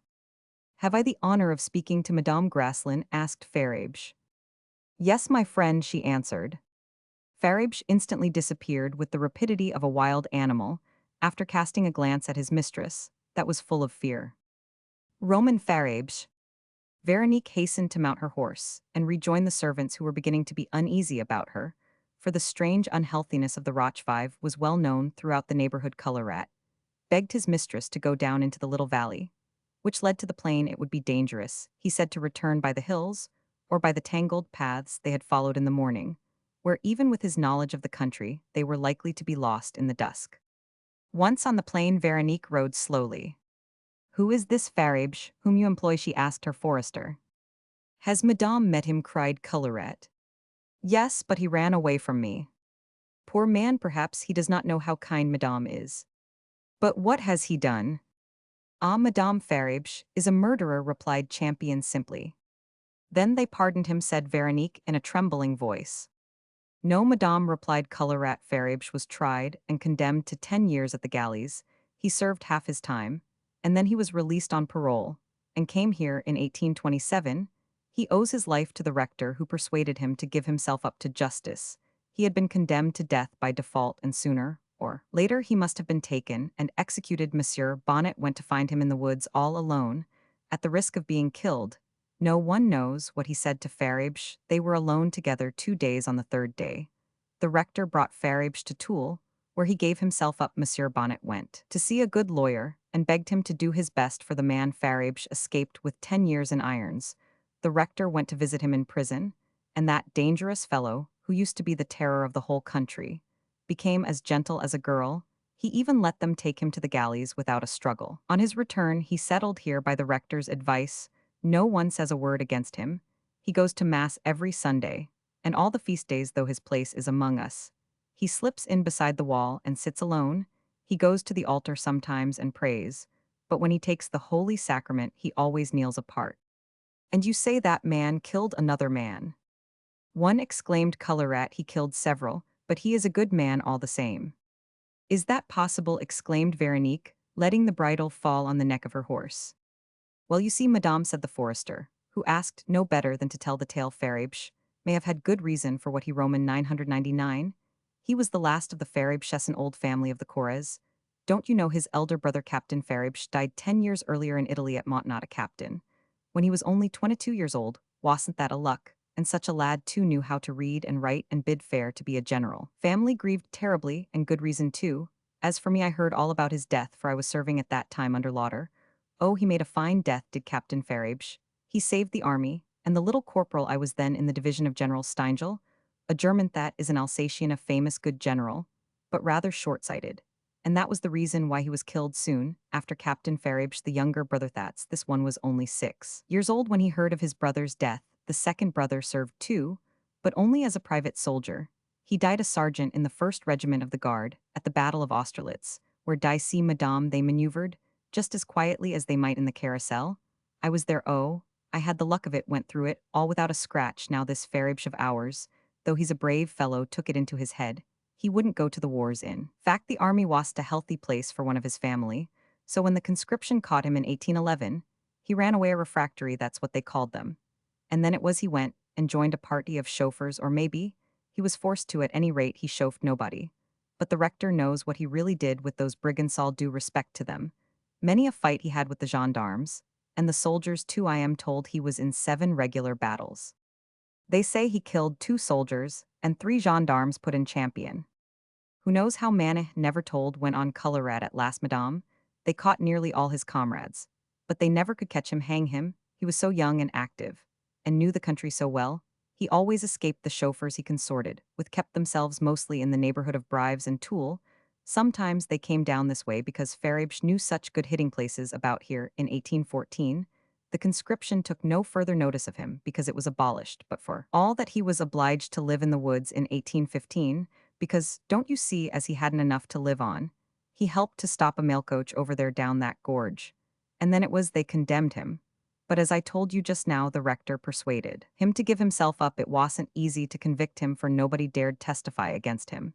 And his lawyer and Monsieur Bonnet worked so hard, they got him sentenced for 10 years only, which was pretty good luck. After being a chauffeur, he did chauffe. Will you tell me what chauffeur means? If you wish it, Madame, I will tell you what they did as far as I know about it from others, for I never was chauffeured myself. It wasn't a good thing to do, but necessity knows no law. Well, this is how it was. 7 or 8 would go to some farmer or landowner who was thought to have money. The farmer would build a good fire and give them a supper lasting half through the night, and then, when the feast was over, if the master of the house wouldn't give them the sum demanded, they just fastened his feet to the spit and didn't unfasten them till they got it. That's how it was. They always went masked among all their expeditions. They sometimes made unlucky ones hang it there'll always be obstinate miserly old fellows in the world one of them. A farmer old cochagrew, so mean he d shave an egg held out. He let them roast his feet well he died of it, the wife of Monsieur David near Brives died of terror, at merely seeing those fellows tie her husband's feet. She died saying to David give them all you have he wouldn't, and so she just pointed out the hitting place, the chauffeurs that's why they call them chauffe-swarmers, were the terror of the whole country for over 5 years. But you must get it well into your head oh excuse me madame. But you must know that more than one young man of good family belonged to them, though somehow they were never the ones to be caught. Madame Graslin listened without interrupting or replying. There was silence for a few moments. And then little champion, jealous of the right to amuse his mistress, wanted to tell her what he knew of the late galley slave. Madame ought to know more about Faribge. He hast his equal at running, or at riding a horse. He can kill an ox with a blow of his fist. Nobody can shoot like him. He can carry 700 feet as straight as a diether one day. They surprised him with 3 of his comrades. 2 were wounded, one was killed. Good Faribge was all but taken, while he just sprang on the horse of one of the gendarmes behind the man, pricked the horse with his knife, made it run with all its might, and so disappeared, holding the gendarme tight round the body. But he held him so tight that after a time, he threw the body on the ground and rode away alone on the horse and master of the horse. And he had the cheek to go and sell it not 30 miles from Limoges after that affair. He hid himself for 3 months and was never seen. The authorities offered 100 golden louis to whoever would deliver him up. Another time, added Colorat, when the prefect of Toul offered 100 louis for him, he made one of his own cousins Giracs of Vizay earn them. His cousin denounced him and appeared to deliver him up. Oh yes, he delivered him sure enough. The gendarmes were delighted and took him to Toul. There they put him in the prison of Lubersac, from which he escaped that very night, profiting by a hole already begun by one of his accomplices who had been executed. All these adventures gave Faribge a fine reputation. The chauffeurs had lots of outside friends. People really loved them. They were not skinflints like those of today. They spent their money royally, those fellows. Just fancy, madame, one evening Faribge was chased by gendarmes. Well, he escaped them by staying 20 minutes underwater in the pond of a farmyard. He breathed air through a straw which he kept above the surface of the pool, which was half muck. But goodness, what was that little disagreeableness to a man who spends his nights in the treetops where the sparrows can hardly hold themselves, watching the soldiers going to and fro in search of him below? Faribge was one of the half-dozen chauffeurs whom the officers of justice could never lay hands on. But as he belonged to the region and was brought up with them, and had, as they said, only fled the conscription, all the women were on his side, and that's a great deal, you know. Is it really certain that Faribge did kill several persons? Asked Madame Graslin. Yes, certain, replied Colorat. It is even said that it was he who killed the traveler by the mailcoach in 1812. But the courier and the postilion, the only witnesses who could have identified him, were dead before he was tried. Tried for the robbery? Asked Madame Graslin. Yes, they took everything amongst it, 25,000 francs belonging to the government. Madame Graslin rode silently after that for 2 or 3 miles. The sun had now set, the moon was lighting the grey plain, which looked like an open sea champion, and Colorat began to wonder at Madame Graslin, whose silence seemed strange to them, and they were greatly astonished to see the shining track of tears upon her cheeks. Her eyes were red and full of tears, which were falling drop by drop as she rode along. Oh, madame, said Colorat, don't pity him. The lad has had his day. He had pretty girls in love with him. And now, though to be sure he is closely watched by the police, he is protected by the respect and goodwill of the rector. For he has really repented. His conduct at the galleys was exemplary. Everybody knows he is as honest as the most honest man among us. Only, he is proud. He doesn't choose to expose himself to rebuff. So he lives quietly by himself and does good in his own way. He has made a nursery of about 10 acres for you on the other side of the roche vive. He plants in the forests. Wherever he thinks there's a chance of making a tree grow, he trims the tree and cuts out the dead wood and ties it up into bundles for the poor. All the poor people know they can get their wood from him, all cut and ready to burn, so they go and ask him for it instead of taking it themselves and injuring your forest. He is another kind of chauffeur now, and warms his poor neighbors to their comfort and not to their harm. Oh, Faribge loves your forest. He takes care of it as if it were his own property. And he lives all alone, exclaimed Madame Graslin, adding the 2 last words hastily. Excuse me, not quite alone, madame. He takes care of a boy about 15 years old, said Maurice Champion. Yes, that's so, said Colorette. La Curia gave birth to the child some little time before Faribsh was condemned. Is it his child? Asked Madame Graslin. People think so. Why didn't he marry her? How could he? They would certainly have arrested him. As it was, when La Curia heard he was sentenced to the galleys, the poor girl left this part of the country. Was she a pretty girl? Oh, said Morris, my mother says she was very like another girl, who has also left Montignac for something the same reason, Denise Tascherin. She loved him, said Madame Graslin. Ha, yes, because he chauffed women do like things that are out of the way. However, nothing ever did surprise the community more than that love affair. Catherine Curia lived as virtuous a life as a holy virgin. She passed for a pearl of purity in her village of Vizay, which is really a small town in the Corrèze on the line between the two departments. Her father and mother are farmers. To the Messieurs Balzac, Catherine Curia was about 17 when Faribsh was sent to the galleys. The Faribshes were an old family from the same region who settled in the commune of Montignac. They hired their farm from the village. The father and mother Faribsh are dead, but Catherine's three sisters are married, one in Aubusson, another in Limoges, and a third in St. Leonard. Do you think Faribsh knows where Catherine Curia is? Asked Madame Graslin. If he did know, he'd break his parole. Oh, he'd go to her as soon as he came back from the galleys. He got Monsieur Bonnet to ask for the little boy, whom the grandfather and grandmother were taking care of, and Monsieur Bonnet obtained the child. Does no one know what became of the mother? No one, said Colorat. The girl felt that she was ruined. She was afraid to stay in her own village. She went to Paris. What is she doing there? Well, that's the question. But you might as well hunt for a marble among the stones on that plain as look for her there. They were now riding up the ascent to the chateau, as Colorat pointed to the plain below Madame Soviet, evidently uneasy a line, and the other servants were waiting at the gate, not knowing what to think of this long absence. My dear, said Madame Soviet, helping her daughter to dismount, you must be very tired. No, mother, replied Madame Graslin, in so changed a voice that Madame Soviet looked closely at her, and then saw the mark of tears. Madame Graslin went to her own rooms with a line, who took her orders for all that concerned her personal life. She now shut herself up, and would not even admit her mother, when Madame Soviet asked to enter a line, stopped her, saying, Madame has gone to sleep. The next day Veronique rode out attended by Morris, only in order to reach the Roche 5 as quickly as possible. She took the road by which she had returned the night before as they rode up the gorge which lies between the mountain peak and the last hill of the forest. For seen from the plain, the Roche 5 looks isolated. Veronique requested Morris to show her the house in which Faribsh lived, and then to hold the horses and wait for her. She wished to go alone. Morris took her to a path which led down on the other side of the Roche 5, and showed her the thatched roof of a dwelling half buried in the mountain below, which lay the nursery grounds. It was then about midday. A light smoke issued from the chimney. Veronique reached the cottage in a few moments, but she did not make her presence known at once. She stood a few moments lost in thoughts known only to herself, as she gazed on the modest dwelling which stood in the middle of a garden, enclosed with a hedge of thorns. Beyond the lower end of the garden lay several cares of meadow land, surrounded by an evergreen hedge. The eye looked down on the flattened tops of fruit trees, apple, pear, and plum trees scattered here and there among these fields above the house, toward the crest of the mountain, where the soil became sandy, rose the yellow crowns of a splendid grove of chestnuts, opening the railed gate made of Hafferton boards, which enclosed the premises. Madame Graslin stable, a small poultry yard, and all the picturesque and living accessories of poor homes which have so much of rural poesy about them.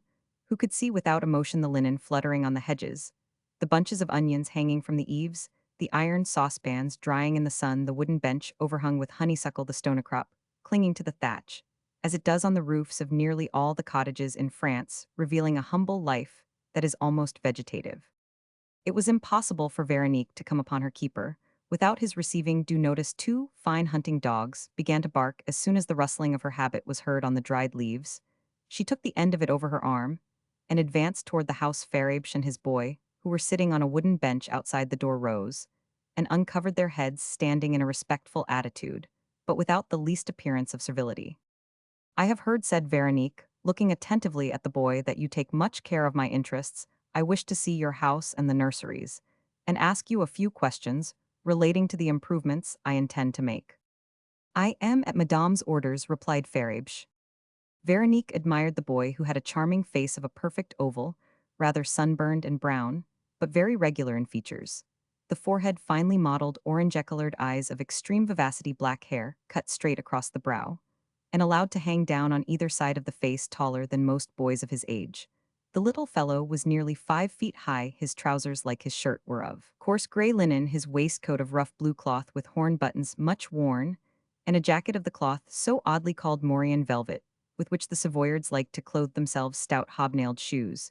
And no stockings. This costume was exactly like that of his father, except that Faribsh had on his head the broad-brimmed felt hat of the peasantry, while the boy had only a brown woolen cap. Though intelligent and animated, the child's face was instinct with the gravity peculiar to all human beings of any age who live in solitude. He seemed to put himself in harmony with the life and the silence of the woods. Both Faribsh and his son were specially developed on their physical side, possessing many of the characteristics of savage piercing sight, constant observation, absolute self-control, a keen ear, wonderful agility, and an intelligent manner of speaking at the first glance. The boy gave his father, Madame Graslin, recognized one of those unbounded affections in which instinct blends with thought, and a most active happiness strengthens both the will of the instinct and the reasoning of thought. This must be the child I have heard of, said Veronique, motioning to the boy. Yes, madame. Have you made no attempt to find his mother? Asked Veronique, making a sign to Faribsh to follow her a little distance. Madame may not be aware that I am not allowed to go beyond the district in which I reside. Have you never received any news of her? At the expiration of my term, he answered, I received from the commissioner 1,000 francs, sent to him quarterly for me in little sums, which police regulations did not allow me to receive, till the day I left the galleys. I think that Catherine alone would have thought of me, as it was not Monsieur Bonnet who sent this money, therefore I have kept it safely for Benjamin. And Catherine's parents? They have never inquired for her since she left. Besides, they did enough in taking charge of the little one. Well, Faribsh, said Veronique, returning toward the house, I will make it my business to know if Catherine still lives, and if so, what is her present mode of life. Oh, madame, whatever that may be, said the man gently, it would be happiness for me if I could have her for my wife. It is for her to object, not me. Our marriage would legitimatize this poor boy, who as yet knows nothing of his position. The look the father threw upon the lad explained the life of these two beings, abandoned or voluntarily isolated. They were all in all to each other like two compatriots adrift upon a desert. Then you love Catherine, said Veronique.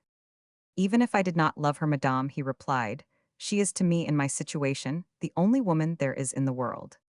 Madame Graslin turned hurriedly and walked away under the chestnut trees, as if attacked by some sharp pain. The keeper, thinking she was moved by a sudden caprice, did not venture to follow her. Roman 14, the torrent of the Gabu. Veronique remained for some minutes under the chestnut trees, apparently looking at the landscape. Thence she could see that portion of the forest which clothes the side of the valley down which flows the torrent of the Gabu, now dry, a mass of stones, looking like a huge ditch cut between the wooded mountains of Montignac, and another chain of parallel hills beyond, the latter being much steeper, and without vegetation except for heath and juniper, and a few sparse trees toward their summit. These hills, desolate of aspect, belong to the neighboring domain, and are in the department of the Corrèze. A country road following the undulations of the valley serves to mark the line between the arrondissement of Montignac and the two estates. This barren slope supports like a wall a fine piece of woodland, which stretches away in the distance from its rocky summit. Its barrenness forms a complete contrast to the other slope, on which is the cottage of Faribsh on the one side, harsh, disfigured angularities on the other, graceful forms and curving outlines there, the cold, dumb stillness of unfruitful earth, held up by horizontal blocks of stone and naked rock. Here trees of various greens, now stripped for the most part of foliage, but showing their fine, straight, many-colored trunks on every slope and terrace of the land, their interlacing branches swaying to the breeze. A few more persistent trees, oaks, elms, beeches, and chestnuts, still retain their yellow, bronzed, or crimsoned foliage.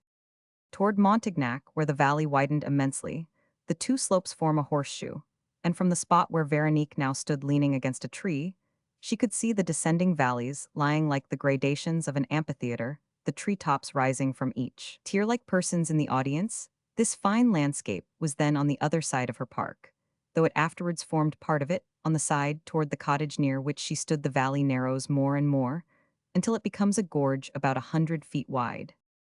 The beauty of this view, over which Madame Graslin's eyes now roved mechanically, recalled her presently to herself. She returned to the cottage, where the father and son were standing silently awaiting her, and not seeking to explain her singular absence. She examined the house, which was built with more care than its thatched roof, seemed to warrant it had no doubt been abandoned ever since the Navarrenes ceased to care for this domain. No more hunts, no more gamekeepers. Though the house had been built for over 100 years, the walls were still good, notwithstanding the ivy and other sorts of climbing plants which clung to them when Faribsh obtained permission to live there. He tiled the room on the lower floor and put in furniture. Veronique saw, as she entered, two beds, a large walnut wardrobe, a bread box dresser, table, three chairs, and, on the dresser, a few brown earthenware dishes and other utensils necessary to life. Above the fireplace were two guns and two game bags, a number of little things evidently made by the father for the child. Touched Veronique's heart the model of a man-of-war of a sloop, a carved wooden cup, a wooden box of exquisite workmanship, a coffer inlaid in diaper pattern, a crucifix, and a splendid rosary. The chaplet was made of plumstones, on each of which was carved a head of marvelous delicacy of Jesus Christ of the Apostles, the Madonna, Saint John the Baptist, Saint Joseph, Saint Anne, the two Magdalens, etc. I do that to amuse the little one in the long winter evenings, he said, as if excusing himself. The front of the house was covered with jessamine and roses trained to the wall, and wreathing the windows of the upper floor, where Faribsh stored his provisions, he bought little except bread, salt, sugar, and a few such articles, for he kept chickens, ducks, and two pigs. Neither he nor the boy drank wine. All that I have heard of you, and all that I now see, said Madame Graslin, at last make me feel an interest in your welfare, which will not, I hope, be a barren one. I recognize Monsieur Bonnet's kindness in what you say, cried Faribsh in a tone of feeling. You are mistaken, the rector has not yet spoken of you. To me, chancier, God has done it. Yes, Madame, God alone can do miracles for a miserable man like me.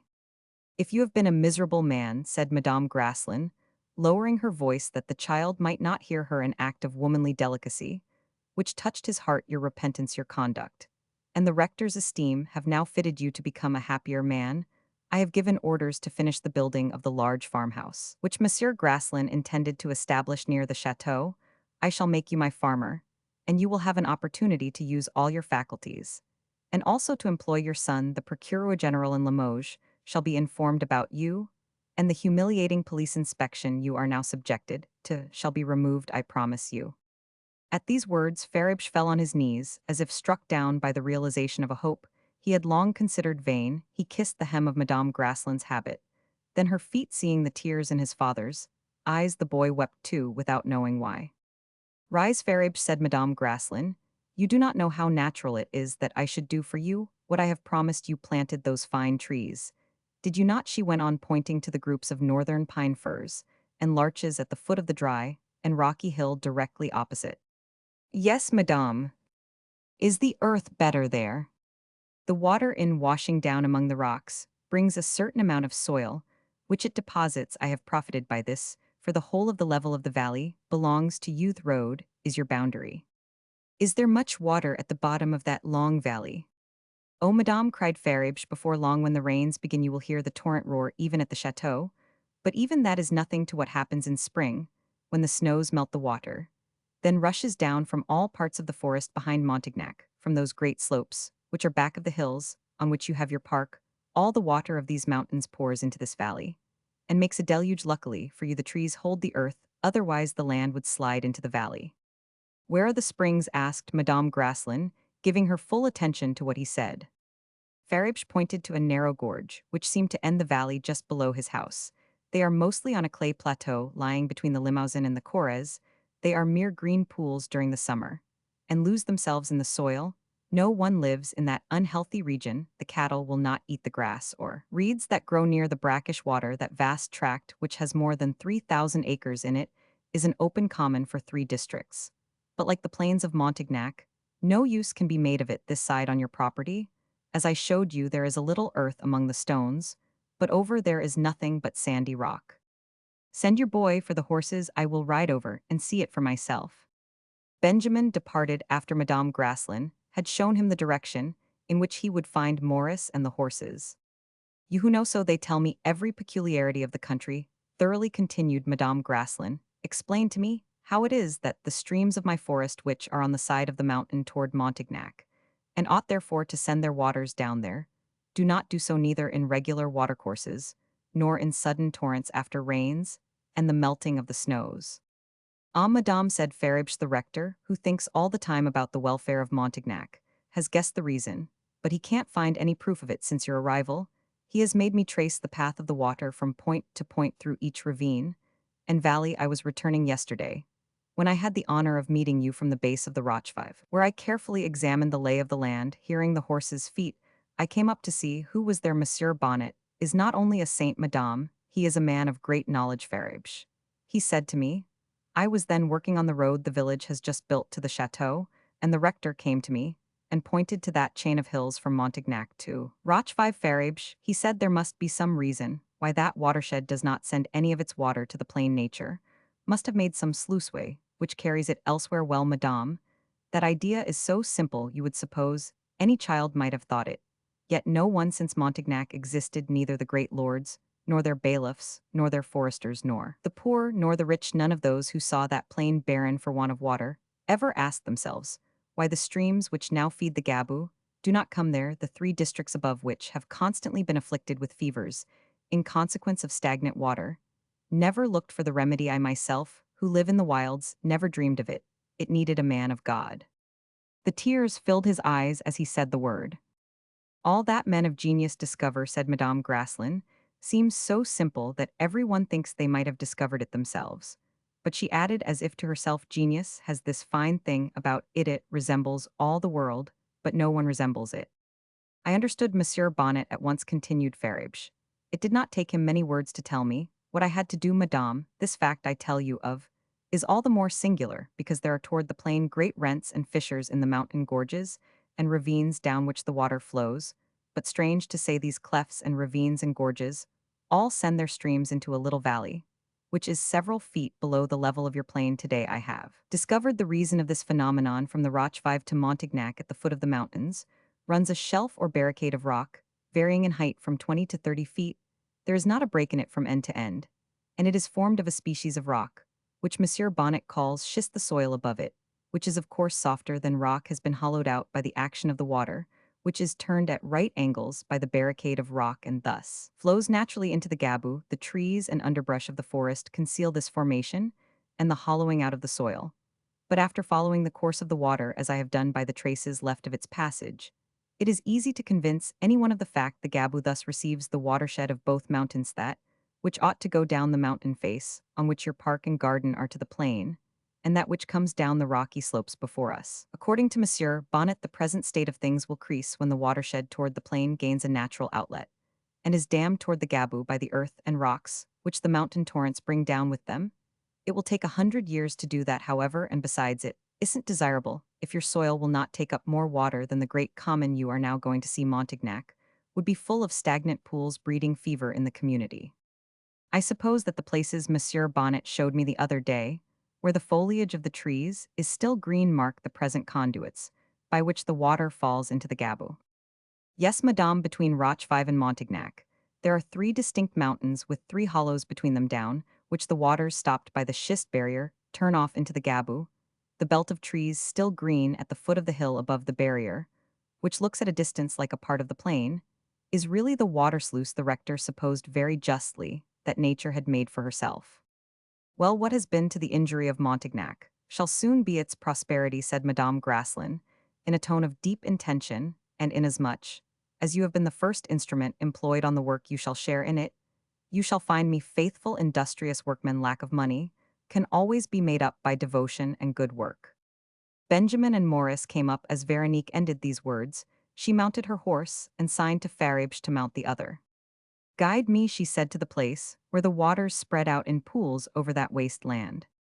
There is all the more reason why madame should go there, said Faribche, because the late Monsieur Grasslin, under the rector's advice, bought 300 acres at the opening of that gorge, on which the waters have left sediment enough to make good soil over quite piece of ground. Madame will also see the opposite side of the Rochefivre, where there are fine woods, among which Monsieur Grasslin would no doubt have put a farm had he lived. There's an excellent place for one, where the spring which rises just by my house loses itself below. Faribs rode first to show the way, taking Veronique through a path, which led to the spot where the two slopes drew closely together, and then flew apart, one to the east, the other to the west. As if repulsed by a shock, this narrow passage, filled with large rocks and coarse tall grasses, was only about 60 feet in width. The roch vive, cut perpendicularly on this side, looked like a wall of granite in which there was no foothold, but above this inflexible wall was a crown of trees, the roots of which hung down it, mostly pines clinging to the rock with their forked feet like birds on a bough. The opposite hill, hollowed by time, had a frowning front, sandy, rocky, and yellow. Here were shallow caverns, dips, without depth. The soft and pulverizing rock had ochre tones. A few plants with prickly leaves above, and burdocks, reeds, and aquatic growths below, were indication enough of the northern exposure. And the poverty of the soil, the bed of the torrent, was of stone, quite hard, but yellow evidently. The two chains, though parallel and ripped asunder by one of the great catastrophes which have changed the face of the globe, were either from some inexplicable caprice, or for some unknown reason the discovery of which awaited genius, composed of elements that were wholly dissimilar. The contrast of their two natures showed more clearly here than elsewhere. Veronique now saw before her an immense dry plateau without any vegetation, chalky. This explained the absorption of the water, and strewn with pools of stagnant water, and rocky places stripped of soil to the right, where the mountains of the Corres to left. The roch vive barred the view, covered with its noble trees on its further slope was a meadow of some 200 acres, the verdure of which contrasted with the hideous aspect of the desolate plateau. My son and I cut that ditch you see down there, marked by the tall grasses, said Faribsh. It joins the one which bounds your forest on this side. The estate is bounded by a desert, for the nearest village is 3 miles distant. Veronique turned rapidly to the dismal plain, followed by her guide. She leaped her horse across the ditch, and rode at full gallop across the drear expanse, seeming to take a savage pleasure in contemplating that vast image of desolation. Faribsh was right. No power, no will could put to any use whatever that soil which resounded under the horse's feet as though it were hollow. This effect was produced by the natural porousness of the clay, but there were fissures also through which the water flowed away, no doubt to some distant source. There are many souls like this, thought Veronique, stopping her horse.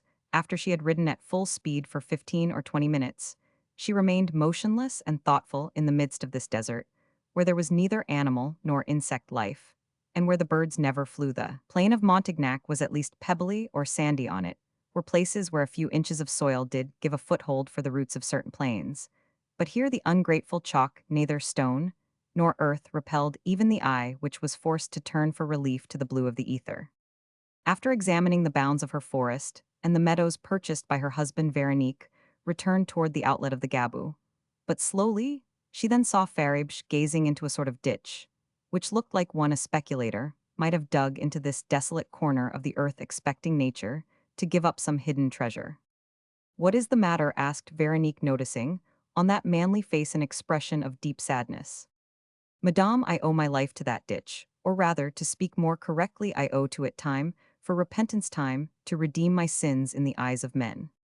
This method of explaining life so affected Madame Graslin that she stopped her horse on the brink of the ditch. "I was hiding there, Madame. The ground is so resonant that, when my ear was against it, I could hear the horses of the gendarmerie, or even the footsteps of the soldiers, which are always peculiar. That gave me time to escape up the Gabu to a place where I had a horse, and I always managed to put several miles between myself and my pursuers. Catherine used to bring me food during the night. If she did not find me, I always found the bread and wine in a hole covered with a rock." This recollection of his wandering and criminal life, which might have injured Faribsh with some persons, met with the most indulgent pity from Madame Graslin. She rode hastily on toward the Gabu, followed by her guide, while she measured with her eye this opening, through which could be seen the long valley, so smiling on one side, so ruined on the other, and at its lower end, a league away, the terraced hillsides back of Montignac. Faribsh said, "There'll be a famous rush of water in a few days. And next year on this day, not a drop shall flow there. Both sides belong to me, and I will build a dam solid enough and high enough to stop the freshet. Instead of a valley, yielding nothing, I will have a lake 20, 30, 40 feet deep, over an extent of 3 or 4 miles, an immense reservoir, which shall supply the flow of irrigation, with which I will fertilize the plain of Montignac." Ah, Madame, the rector was right when he said to us, as we finished our road, "You are working for a mother. May God shed his blessing on such an undertaking." "Say nothing about it, Faribsh," said Madame Graslin. "The idea was Monsieur Bonnet's." They returned to the cottage where Veronique picked up Maurice, with whom she rode hastily back to the chateau. When Madame Soviet and Aline saw her, they were struck with the change in her countenance. The hope of doing good in the region she now owned gave her already an appearance of happiness. She wrote at once to Monsieur Grossetit, begging him to ask Monsieur de Granville for the complete release of the returned convict, on whose conduct she gave him assurances, which were confirmed by a certificate from the mayor of Montignac. And by a letter from Monsieur Bonnet to this request, she added information about Catherine Curia, begging Grossetit to interest the Procureur General in the good work she wished to do, and persuade him to write to the Prefecture of Police in Paris to recover traces of the girl. The circumstance of Catherine's having sent money to Farabes at the galleys ought to be clue enough to furnish information. Veronique was determined to know why it was that the young woman had not returned to her child, and to Farabes now that he was free. She also told her old friend of her discovery about the torrent of the Gabu, and urged him to select an able engineer such as she had already asked him to procure for her. The next day was Sunday, and for the first time since her installation at Montignac, Veronique felt able to hear Mass in church. She accordingly went there, and took possession of the bench that belonged to her in the chapel of the Virgin. Seeing how denuded the poor church was, she resolved to devote a certain sum yearly to the needs of the building and the decoration of the altars. She listened to the sweet, impressive, angelic voice of the rector, whose sermon, though couched in simple language, suited to the rustic intellects before him, was sublime in character. Sublimity comes from the heart. Intellect has little to do with it. Religion is a quenchless source of this sublimity, which has no dross. For Catholicism, entering and changing all hearts, is itself all heart. Monsieur Bonnet took his text from the epistle for the day, which signified that sooner or later God accomplishes all promises, assisting his faithful ones. Encouraging the righteous, he made plain to every mind the great things which might be accomplished by wealth, judiciously used for the good of others, explaining that the duties of the poor to the rich were as widely extended as those of the rich to the poor, and that the aid and assistance given should be mutual. Farabes had made known to a few of those who treated him in a friendly manner the result of the Christian charity, which Monsieur Bonnet had put in practice among his parishioners. The benevolent acts Madame Graslin had done for him. Her conduct in this matter had been talked over by all the little groups of persons assembled round the church door before the service. As is the custom in country places, nothing could have been better calculated to win the friendship and goodwill of these eminently susceptible minds, so that when Veronique left the church after service, she found nearly all the inhabitants of the parish formed in two hedges, through which she was expected to pass one, and all they bowed respectfully in profound silence. She was deeply touched by this reception, without knowing the actual cause of it. Seeing Farabes humbly stationed among the last, she stopped and said to him, "You are a good hunter, do not forget to supply me with game." A few days later, Veronique went to walk with the rector through the part of the forest that was nearest the chateau, wishing to descend with him the terrace slopes she had seen from the house of Farabes. In doing this, she obtained complete certainty as to the nature of the upper affluents of the Gabu. The rector saw for himself that the streams which watered certain parts of Upper Montignac came from the mountains of the Corrèze. This chain of hills joined the barren slopes we have already described, parallel with the chain of the Roche 5.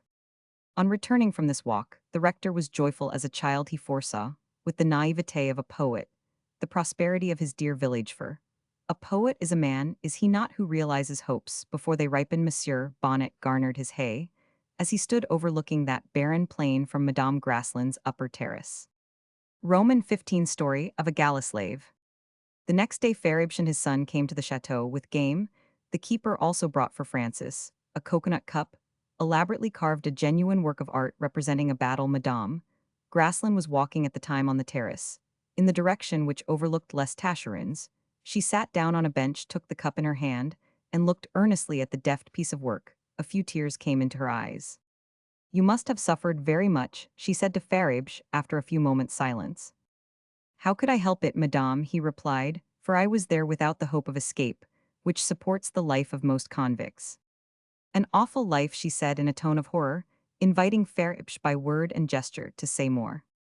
Farabes took the convulsive trembling and other signs of emotion he saw in Madame Graslin for the powerful interest of compassionate curiosity in himself.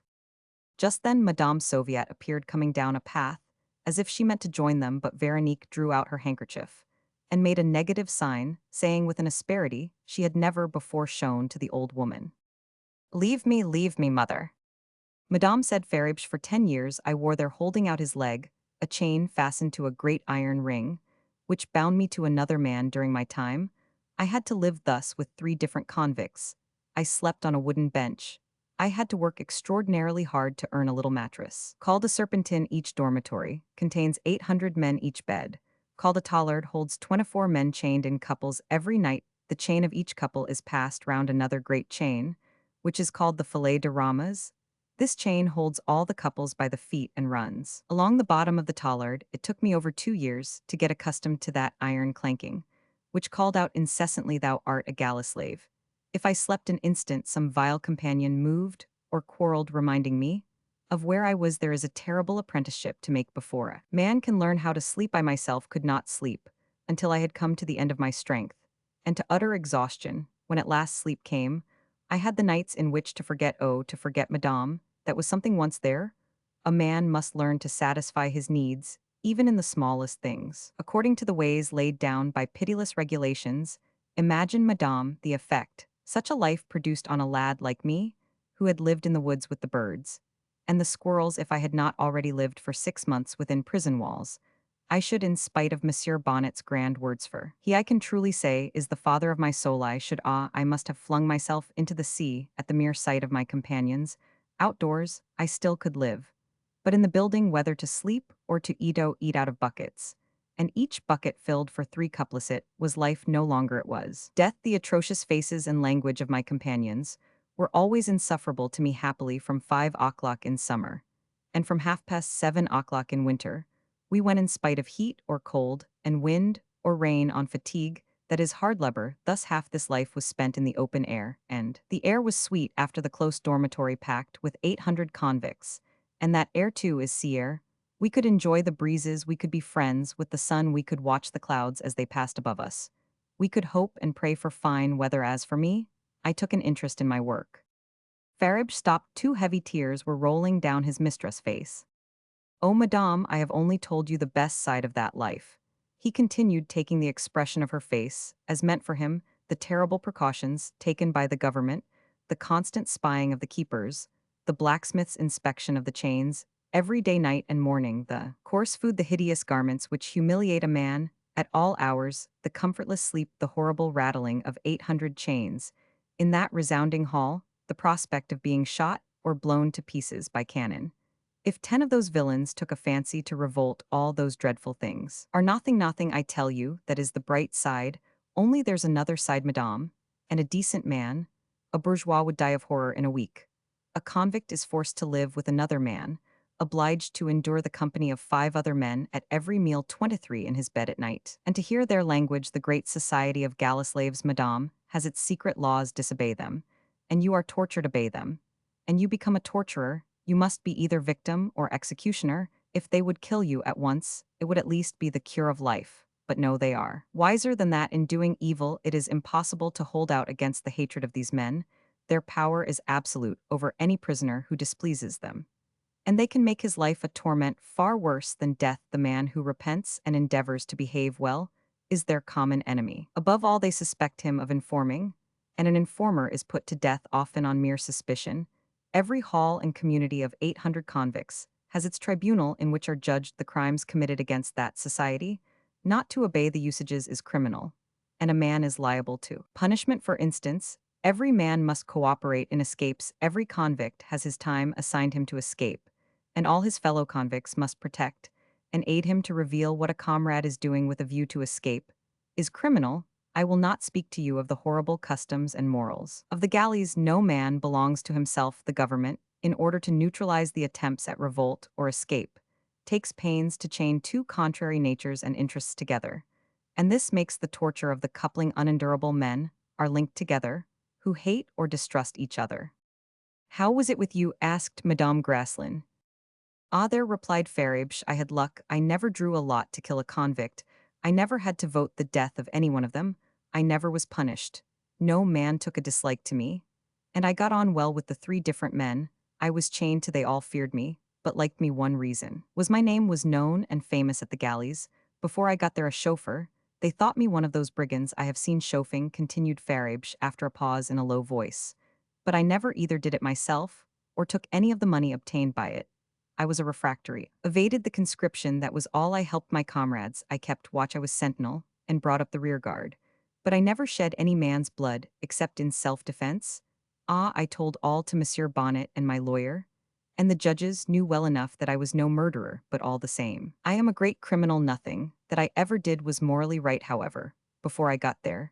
As I was saying, two of my comrades told of me, as a man able to do great things at the galleys. Madame, nothing is so valuable as that reputation. Not even money in that republic of misery. Murder is a passport to tranquility. I did nothing to destroy that opinion of me. I was sad, resigned, and they mistook the appearance of it. My gloomy manner, my silence passed for ferocity. All that world convicts keepers, young and old, respected me. I was treated as first in my hall, no one interfered. With my sleep, I was never suspected of informing. I behaved honorably according to their ideas. I never refused to do service. I never testified the slightest repugnance. I howled with the wolves outside. I prayed to God within. My last companion in chains was a soldier 22 years of age who had committed a theft and deserted in consequence of it. We were chained together for 4 years, and we were friends. Wherever I may be, I am certain to meet him when his time is up. This poor devil, whose name is Gepin, is not a scoundrel. He is merely heedless. His punishment may reform him. If my comrades had discovered that religion led me to submit to my trials, that I meant, when my time was up, to live humbly in a corner, letting no one know, where I was intending to forget their horrible community, and never to cross the path of any of them, thigh would probably have driven me mad. Then said Madame Graslin, if a poor young man, a tender soul carried away by passion, having committed a murder, was spared from death and sent to the galleys. Oh, Madame, said Farage, interrupting her, there is no sparing in that. The sentence may be commuted to 20 years at the galleys. But for a decent young man, that is awful. I could not speak to you of the life that awaits him there. 1,000 times better die. Yes, to die upon the scaffold is happiness in comparison. I dared not think it, murmured Madame Graslin. She had turned as white as wax to hide her face. She laid her forehead on the balustrade and kept it there several minutes. Farage did not know whether he ought to go or remain. Madame Graslin raised her head at last, looked at Farage with an almost majestic air, and said to his amazement in a voice that stirred his heart, thank you, my friend, but she added after a pause, where did you find courage to live and suffer? Ah, Madame, Monsieur Bonnet put a treasure within my soul, and for that I love him better than all else on earth. Better than Catherine, said Madame Graslin, smiling with a sort of bitterness. Almost as well, Madame. How did he do it? Madame, the words and the voice of that man conquered me. Catherine brought him to that hole in the ground. I showed you on the common. He had come fearlessly alone. He was, he said, the new rector of Montignac. I was his parishioner. He loved me. He knew I was only misguided, not lost. He did not intend to betray me, but to save me. In short, he said many such things that stirred my soul to its depths. That man, Madame, commands you to do right with as much force as those who tell you to do wrong. It was he who told me, poor dear man, that Catherine was a mother, and that I was dooming two beings to shame and desertion. Well, I said to him, they are like me. I have no future. He answered that I had a future, two bad futures before me own, in another world, one in this world. If I persisted in not changing my way of life in this world, I should die on the scaffold. If I were captured, my defense would be impossible. On the contrary, if I took advantage of the leniency of the new government toward all crimes traceable to the conscription, if I delivered myself up, he believed he could save my life. He would engage a good lawyer who would get me off with 10 years at the galleys. Then Monsieur Bonnet talked to me of the other life. Catherine wept like the Magdalene. See, Madame, said Farage, holding out his right arm. Her face was in that hand, and I felt it wet with tears. She implored me to live. Monsieur Bonnet promised to secure me, when I had served my sentence, a peaceful life here with my child, and to protect me against affront. He catechized me, as he would a little child after 3 such visits at night. He made me as supple as a glove. Would you like to know how? Madame Farage and Madame Graslin looked at each other, not explaining to themselves their mutual curiosity. Well, resumed the poor liberated convict, when he left me the first time, and Catherine had gone with him to show the way, I was left alone. I then felt within my soul a freshness, a calmness, a sweetness I had never known since childhood. It was like the happiness my poor Catherine had given me the love of this dear man had come to seek. Me that and his thought for me for my future stirred my soul to its depths. It changed me, a light broke forth in my being as long as he was there speaking to me. I resisted, that's not surprising, he was a priest, and we bandits don't eat of their bread. But when I no longer heard his footsteps nor Catherine's oh I wasses, he told me 2 days. Latter enlightened by divine grace God, gave me thenceforth strength to bear all prison's sentence irons, parting even the life of the galleys. I believed in his word as I do in the gospel. I looked upon my sufferings as a debt I was bound to pay. When I seemed to suffer too much, I looked across 10 years and saw my home in the woods, my little Benjamin, my Catherine. He kept his word, that good Monsieur Bonnet. But one thing was lacking. When at last I was released, Catherine was not at the gate of the galleys. She was not on the common, no doubt. She has died of grief. That is why I am always sad now. Thanks to you, I shall have useful work to do. I can employ both body and soul, and my boy too, for whom I live. I begin to understand how it is that the rector has changed the character of this whole community, said Madame Graslin. Nothing can resist him, said Farage. Yes, yes, I know it, replied Veronique hastily, making a gesture of farewell to her keeper. Farage withdrew. Veronique remained alone on the terrace for a good part of the day, walking up and down, in spite of a fine rain, which fell till evening. When her face was thus convulsed, neither her mother nor Aline dared to interrupt her. She did not notice in the dusk that her mother was talking in the salon to Monsieur Bonnet. The old woman, anxious to put an end to this fresh attack of dreadful depression, sent little Francis to fetch her. The child took his mother's hand and led her in.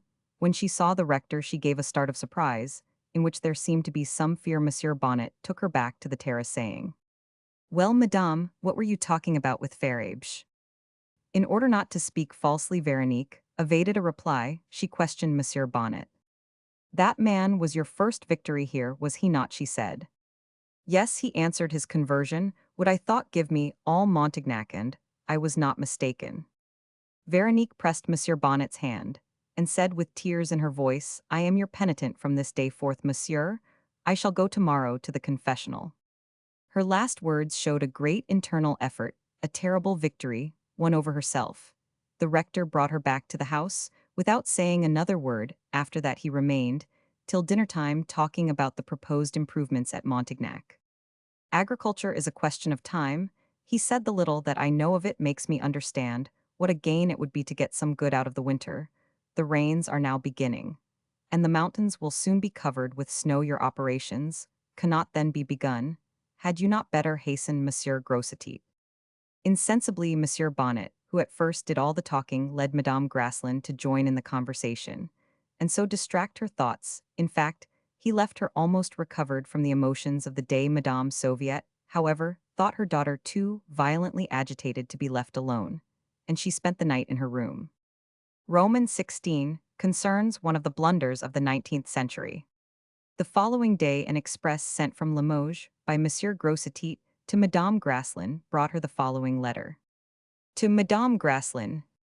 My dear child, it was difficult to find horses, but I hope you are satisfied with those I sent you. If you want work or draft horses, you must look elsewhere. In any case, however, I advise you to do your tilling and transportation with oxen. All the countries where agriculture is carried on with horses lose capital when the horse is past work, whereas cattle always return a profit to those who use them. I approve in every way of your enterprise, my child. You will thus employ the passionate activity of your soul, which was turning against yourself and thus injuring you.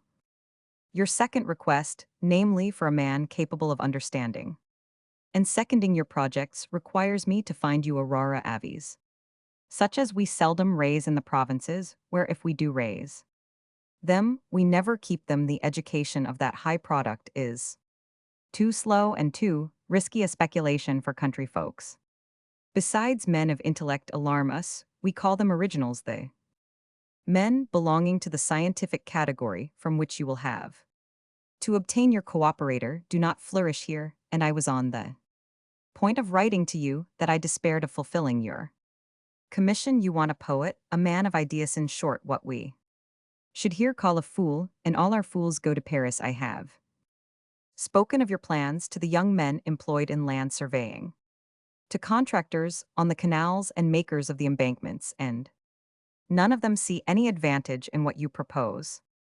But suddenly, as good luck would have it, chance has thrown in my way the very man you want, a young man to whom I believe I render a service in naming him to you. You will see by his letter herewith enclosed that deeds of beneficence ought not to be done haphazard. Nothing needs more reflection than a good action. We never know whether that which seems best at one moment may not prove an evil later. The exercise of beneficence, as I have lived to discover, is to usurp the role of destiny. As she read that sentence, Madame Grasslin let fall the letter and was thoughtful for several minutes. My God, she said at last, when wilt thou cease to strike me down on all sides? Then she took up the letter and continued reading it. Gerard seems to me to have a cool head and an ardent heart. That's the sort of man you want. Paris is just now a hotbed of new doctrines. I should be delighted to have the lad removed from the traps which ambitious minds are setting for the generous youth of France. While I do not altogether approve of the narrow and stupefying life of the provinces, neither do I like the passionate life of Paris with its ardor of reformation which is driving youth into so many unknown ways. You alone know my opinions. To my mind, the moral world revolves upon its own axis like the material world. My poor protégé demands, as you will see from his letter, things impossible. No power can resist ambitions so violent, so imperious, so absolute as those of today. I am in favor of low levels and slowness in political change. I dislike these social overturns to which ambitious minds subject us. To you, I confide these principles of a monarchical and prejudiced old man. Because you are discreet here, I hold my tongue in the midst of worthy people, who the more they fail, the more they believe in progress. But I suffer deeply at the irreparable evils already inflicted on our dear country.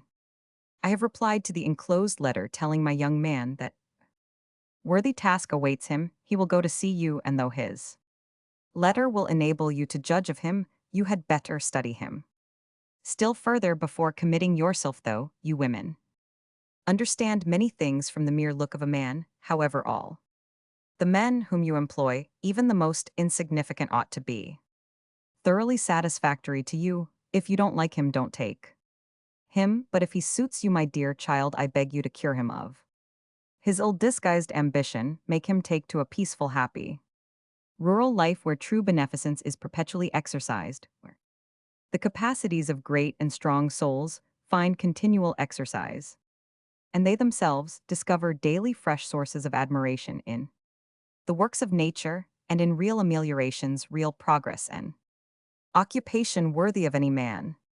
I am not oblivious of the fact that great ideas give birth to great actions, but as those ideas are necessarily few and far between, I think it may be said that usually things are more useful than ideas. He who fertilizes a corner of the earth, who brings to perfection a fruit tree, who makes a turf on a thankless soil, is far more useful in his generation than he who seeks new theories for humanity. How, I ask you, has Newton's science changed the condition of the country districts? Oh, my dear, I have always loved you, but today, I who fully understand what you are about to attempt, I adore you.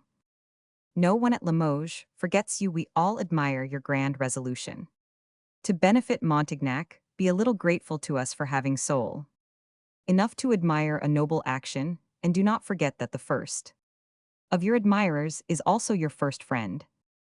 F. Grossetit. The enclosed letter was as follows. To Monsieur Grossetit. Monsieur, you have been to me a father when you might have been only a mere protector, and therefore I venture to make you a rather sad confidence. It is to you alone, you who have made me what I am, that I can tell my troubles. I am afflicted with a terrible malady, a cruel moral malady. In my soul are feelings, and in my mind convictions, which make me utterly unfit for what the state and society demand of me. This may seem to you ingratitude. It is only the statement of a condition. When I was 12 years old, you, my generous godfather, saw in me the son of a mere workman, an aptitude for the exact sciences, and a precocious desire to rise in life, you favored my impulse toward better things when my natural fate was to stay a carpenter like my father, who poor man did not live long enough to enjoy my advancement. Indeed, monsieur, you did a good thing, and there is never a day that I do not bless you for it. It may be that I am now to blame, but whether I am right or wrong, it is very cert that I suffer in making my complaint to you. I feel that I take you as my judge like God himself. Will you listen to my story and grant me your indulgence?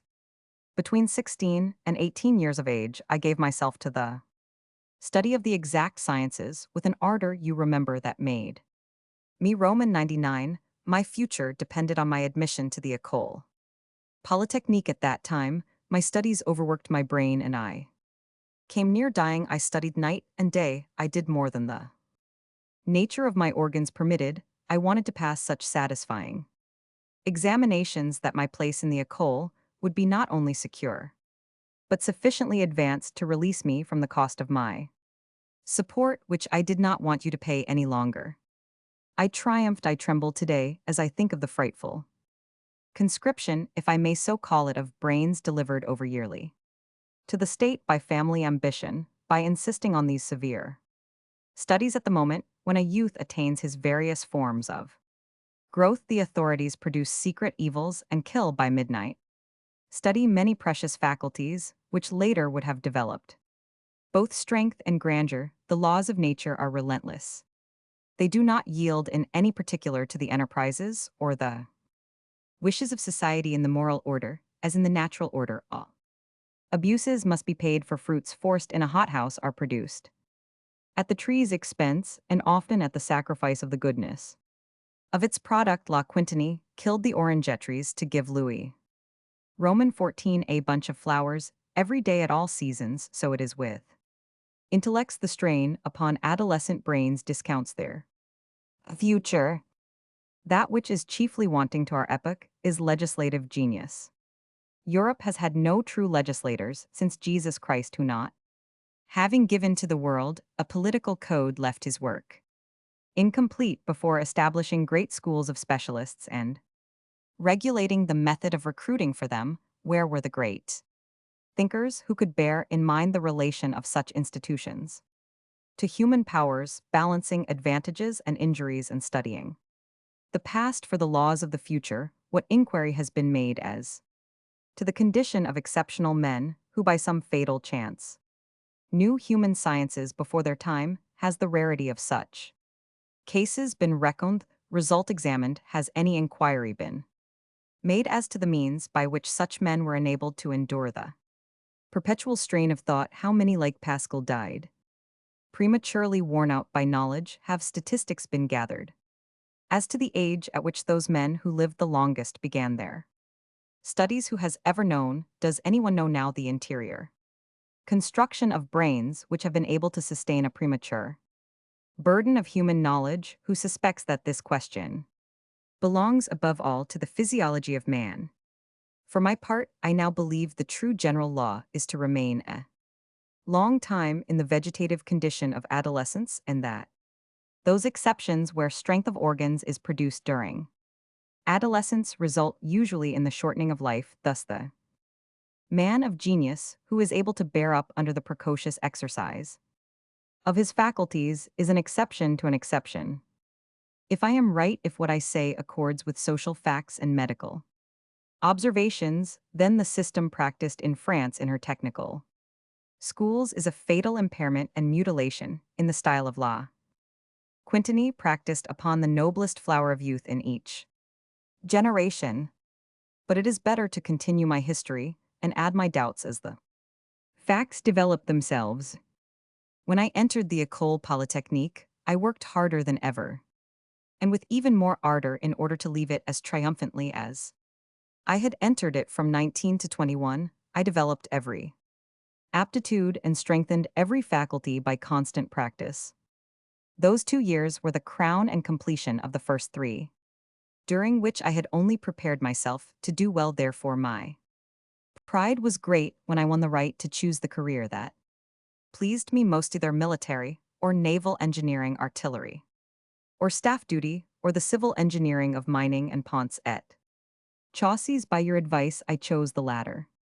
Department of the government, including everything connected with the making and repairing of roads, bridges, canals, etc. But where I triumphed, how many others fail, do you know that from? Year to year, the state increases the scientific requirements of the école. The studies are more severe, more exacting yearly. The preparatory studies, which tried me so much, were nothing to the intense work of the school itself, which has for its object to put the whole of physical science, mathematics, astronomy, chemistry, and all their nomenclatures into the minds of young men of 19 to 21 years of age, the state which seems in France to wish to substitute itself in many ways for the paternal authority has neither bowels of compassion nor fatherhood. It makes its experiments in anima, Roman 55, never does it inquire into the horrible statistics of the suffering it causes. Does it know the number of brain fevers among its pupils during the last 36 years, or the despair and the moral destruction which decimate its youth? I am pointing out to you this painful side of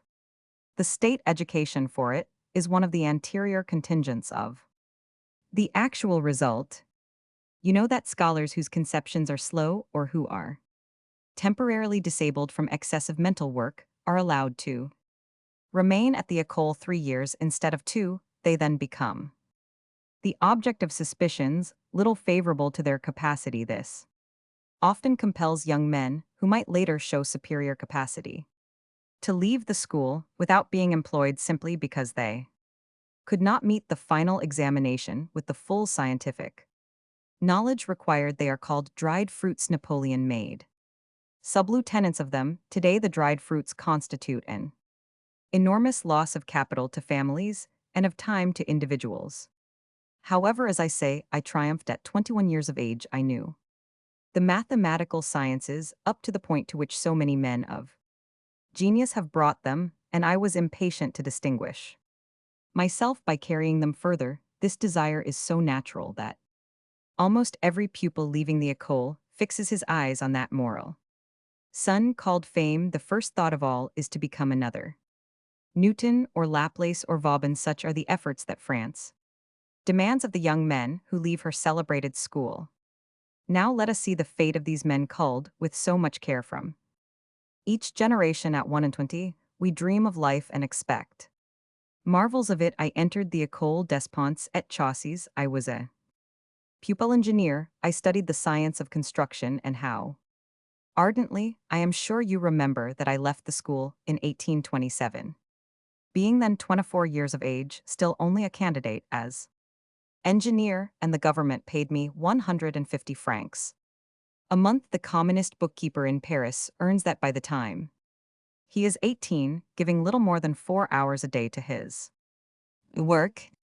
By a most unusual piece of luck, perhaps because of the distinction my devoted studies won for me, I was made in 1828. When I was 25 years old, engineer in ordinary, I was sent, as you know, to a sub-prefecture with a salary of 2,500 francs. The question of money is nothing. Certainly, my fate has been more brilliant than the son of a carpenter might expect, but where will you find a grocer's boy who, if thrown into a shop at 16, will not in 10 years be on the highroad to an independent property? I learned then to what these terrible efforts of mental power, these gigantic exertions demanded by the state, were to lead. The state now employed me to count and measure pavements and heaps of stones on the roadways I had to keep in order, repair, and sometimes construct culverts, one-arched bridges, regulate driftways, clean and sometimes open ditches, lay out bounds, and answer questions about the planting and felling of trees. Such are the principal, and sometimes the only, occupations of ordinary engineers, together with a little leveling which the government obliges us to do ourselves, though any of our chamberers with their limited experience can do it better than we with all our science. There are nearly 400 engineers in ordinary and pupil engineers, and as there are not more than 100 or so of engineers in chief, only a limited number of the sub-engineers can hope to rise besides above the grade of engineer-in-chief there is no absorbent class, for we cannot count as a means of absorption the 10 or 15 places of inspector generals, or divisionaris posts that are almost as useless in our corps as colonels are in the artillery, where the battery is the essential thing. The engineer in ordinary, like the captain of artillery, knows the whole science. He ought not to have anyone over him, except an administrative head to whom no more than 8 to 6 engineers should report. For one engineer with 2 assistants is enough for a department. The present hierarchy in these bodies results in the subordination of active energetic capacities to the worn-out capacities of old men who, thinking they know best, alter or nullify the plans submitted by their subordinates, perhaps with the sole aim of making their existence felt. For that seems to me the only influence exercised over the public works of France by the Council General of the Ponts et Chaussées. Suppose, however, that I become between 30 and 40 years of age an engineer of the first class and an engineer-in-chief. Before I am 50, alas, I see my future, it is written before my eyes. Here is a forecast of it. My present engineer-in-chief is 60 years old. He issued with honors, as I did from the famous école. He has turned gray doing in 2 departments what I am doing now, and he has become the most ordinary man. It is possible to imagine he has fallen from the height to which he had really risen. Far worse, he is no longer on the level of scientific knowledge. Science has progressed. He has stayed where he was. The man who came forth ready for life at 22 years of age, with every sign of superiority, has nothing left today but the reputation of it in the beginning. With his mind specially turned to the exact sciences and mathematics by his education, he neglected everything that was not his specialty, and you can hardly imagine his present dullness in all other branches of human knowledge. I hardly dare confide even to you the secrets of his incapacity, sheltered by the fact that he was educated at the École Polytechnique, with that label attached to him, and on the faith of that prestige, no one dreams of doubting his ability. To you alone do I dare reveal the fact that the dulling of all his talents has led him to spend 1 million on a single matter which ought not to have cost the administration more than 200,000 francs. I wished to protest and was about to inform the prefect, but an engineer I know very well reminded me of one of our comrades who was hated by the administration for doing that very thing. How would you like, he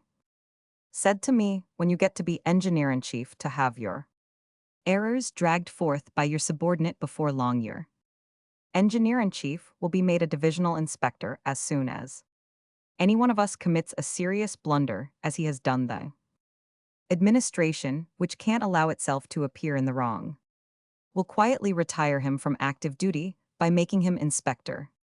That's how the reward of merit devolves on incapacity. All France knew of the disaster which happened in the heart of Paris to the first suspension bridge built by an engineer, a member of the Academy of Sciences, a melancholy collapse caused by blunders such as none of the ancient engineersman who cut the canal at Briar in Henry Roman IV's time, or the monk who built the Pont Royal, would have made. But our administration consoled its engineer for his blunder by making him a member of the Council General. Are the technical schools vast manufactories of incapables? That subject requires careful investigation. If I am right, they need reforming, at any rate in their method of proceeding. For I am not, of course, doubting the utility of such schools. Only when we look back into the past, we see that France in former days never wanted for the great talents necessary to the state, but now she prefers to hatch out talent geometrically after the theory of Monge. Did Vauban ever go to any other école than that great school we call vocation, who was Riquet's tutor when great geniuses arise above the social mass, impelled by vocation? They are nearly always rounded into completeness. The man is then not merely a specialist, he has the gift of universality. Do you think that an engineer from the École Polytechnique could ever create one of those miracles of architecture, such as Leonardo da Vinci. Knew how to build mechanician, architect, painter, inventor of hydraulics, indefatigable constructor of canals that he was. Trained from their earliest years to the baldness of axiom and formula, the youths who leave the école have lost the sense of elegance and ornament. A column seems to them useless, they return to the point where art begins and cling to the useful. But all this is nothing in comparison to the real malady, which is undermining me. I feel an awful transformation going on within me. I am conscious that my powers and my faculties formerly unnaturally taxed are giving way. I am letting the prosaic influence of my life get hold of me, I who by the very nature of my efforts look to do some great thing. I am face to face with none but petty ones. I measure stones, I inspect roads. I have not enough to really occupy me for 2 hours in my day. I see my colleagues marry and fall into a situation contrary to the spirit of modern society. I wanted to be useful to my country. Is my ambition an unreasonable one? The country asked me to put forth all my powers. It told me to become a representative of science.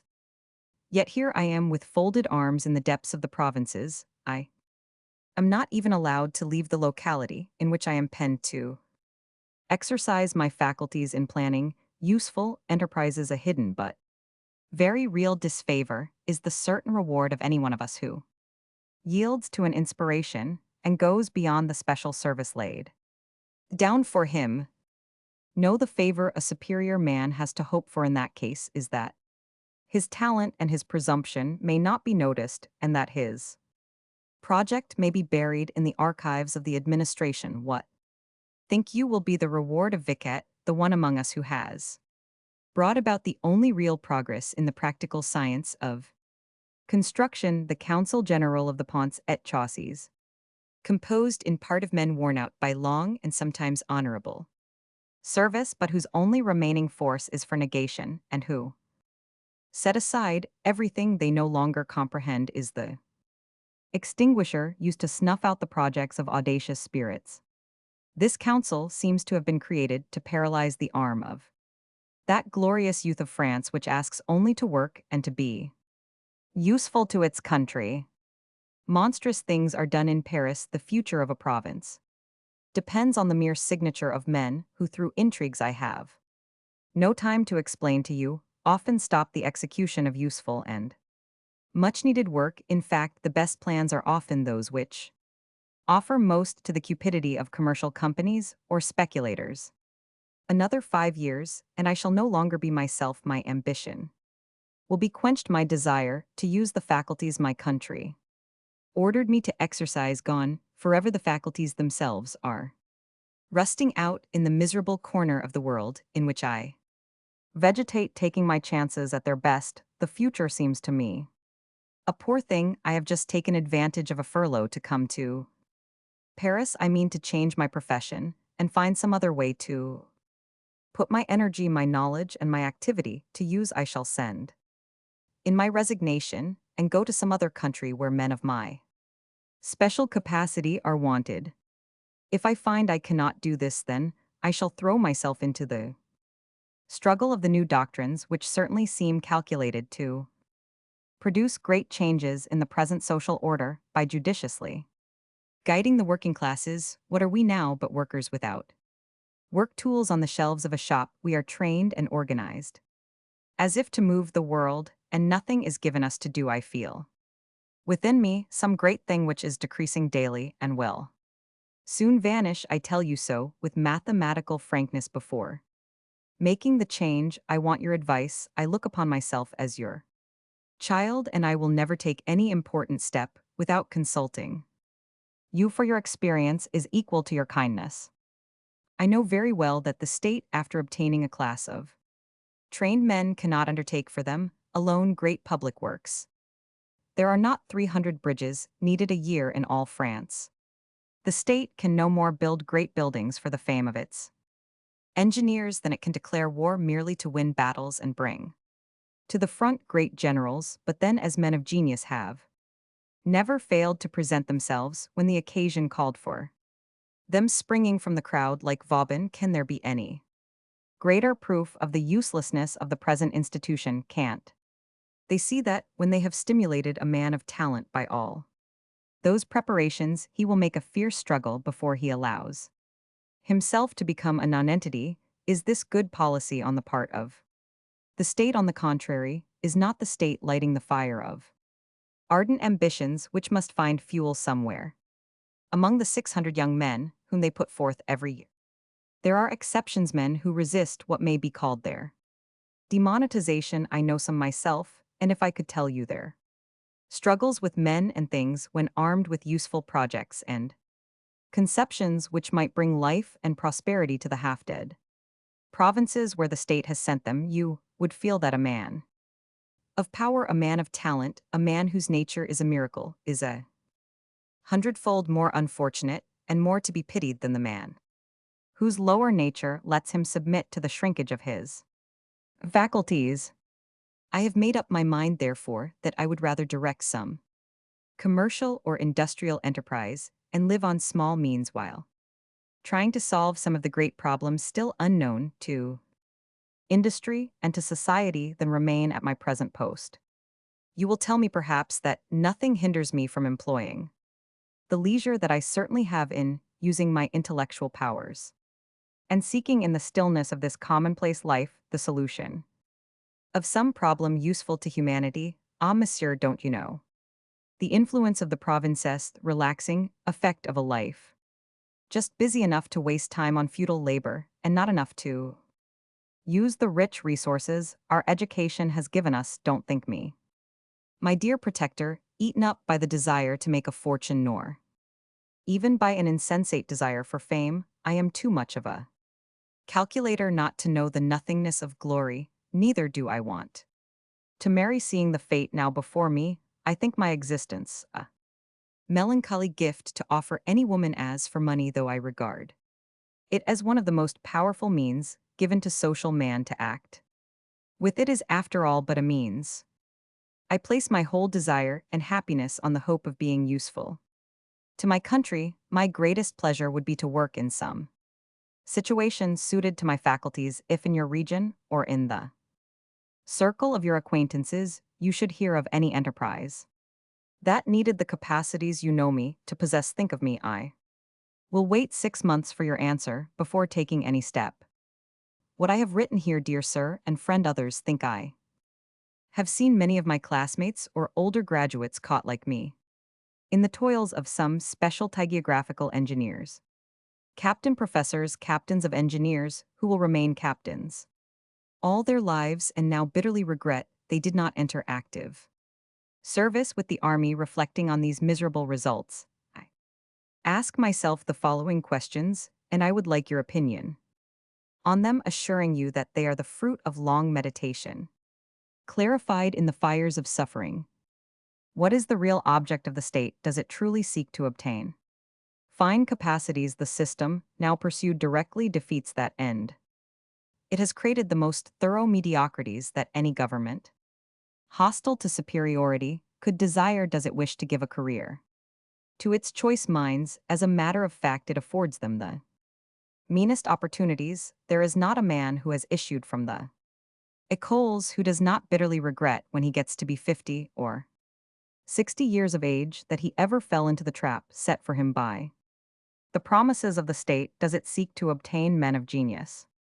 What man of genius, what great talent have the schools produced since 1790, if it had not been for Napoleon, would catch in the man of genius to whom France owes Cherbourg, have existed imperial despotism, brought him forward the constitutional regime, would have smothered him. How many men from the écoles are to be found in the Academy of Sciences? Possibly 2 or 3. The man of genius develops always outside of the technical schools. In the sciences which those schools teach, genius obeys only its own laws. It will not develop except under conditions which man cannot control, neither the state nor the science of mankind. Anthropology understands them. Ricci, Perinet, Leonardo da Vinci, Cachin, Palladio, Brunelleschi, Mitchell, and Gilo Bramante, Vauban, Vicat derive their genius from causes unobserved and Preparatory, which we call chanceth, pet word of fools never. With or without schools, are mighty workmen such as these wanting. To their epoch. Now comes the question, does the state gain through these institutions the better doing of its works of public utility, or the cheaper doing of them? As for that, I answer that private enterprises of a like kind get on very well without the help of our engineers, and next the government works are the most extravagant in the world, and the additional cost of the vast administrative staff of the ponts at chaussées is immense in all other countries. In Germany, England, Italy, institutions like ours do not exist. Works of this character are better done and far less costly than in France. Those three nations are remarkable for new and useful inventions in this line.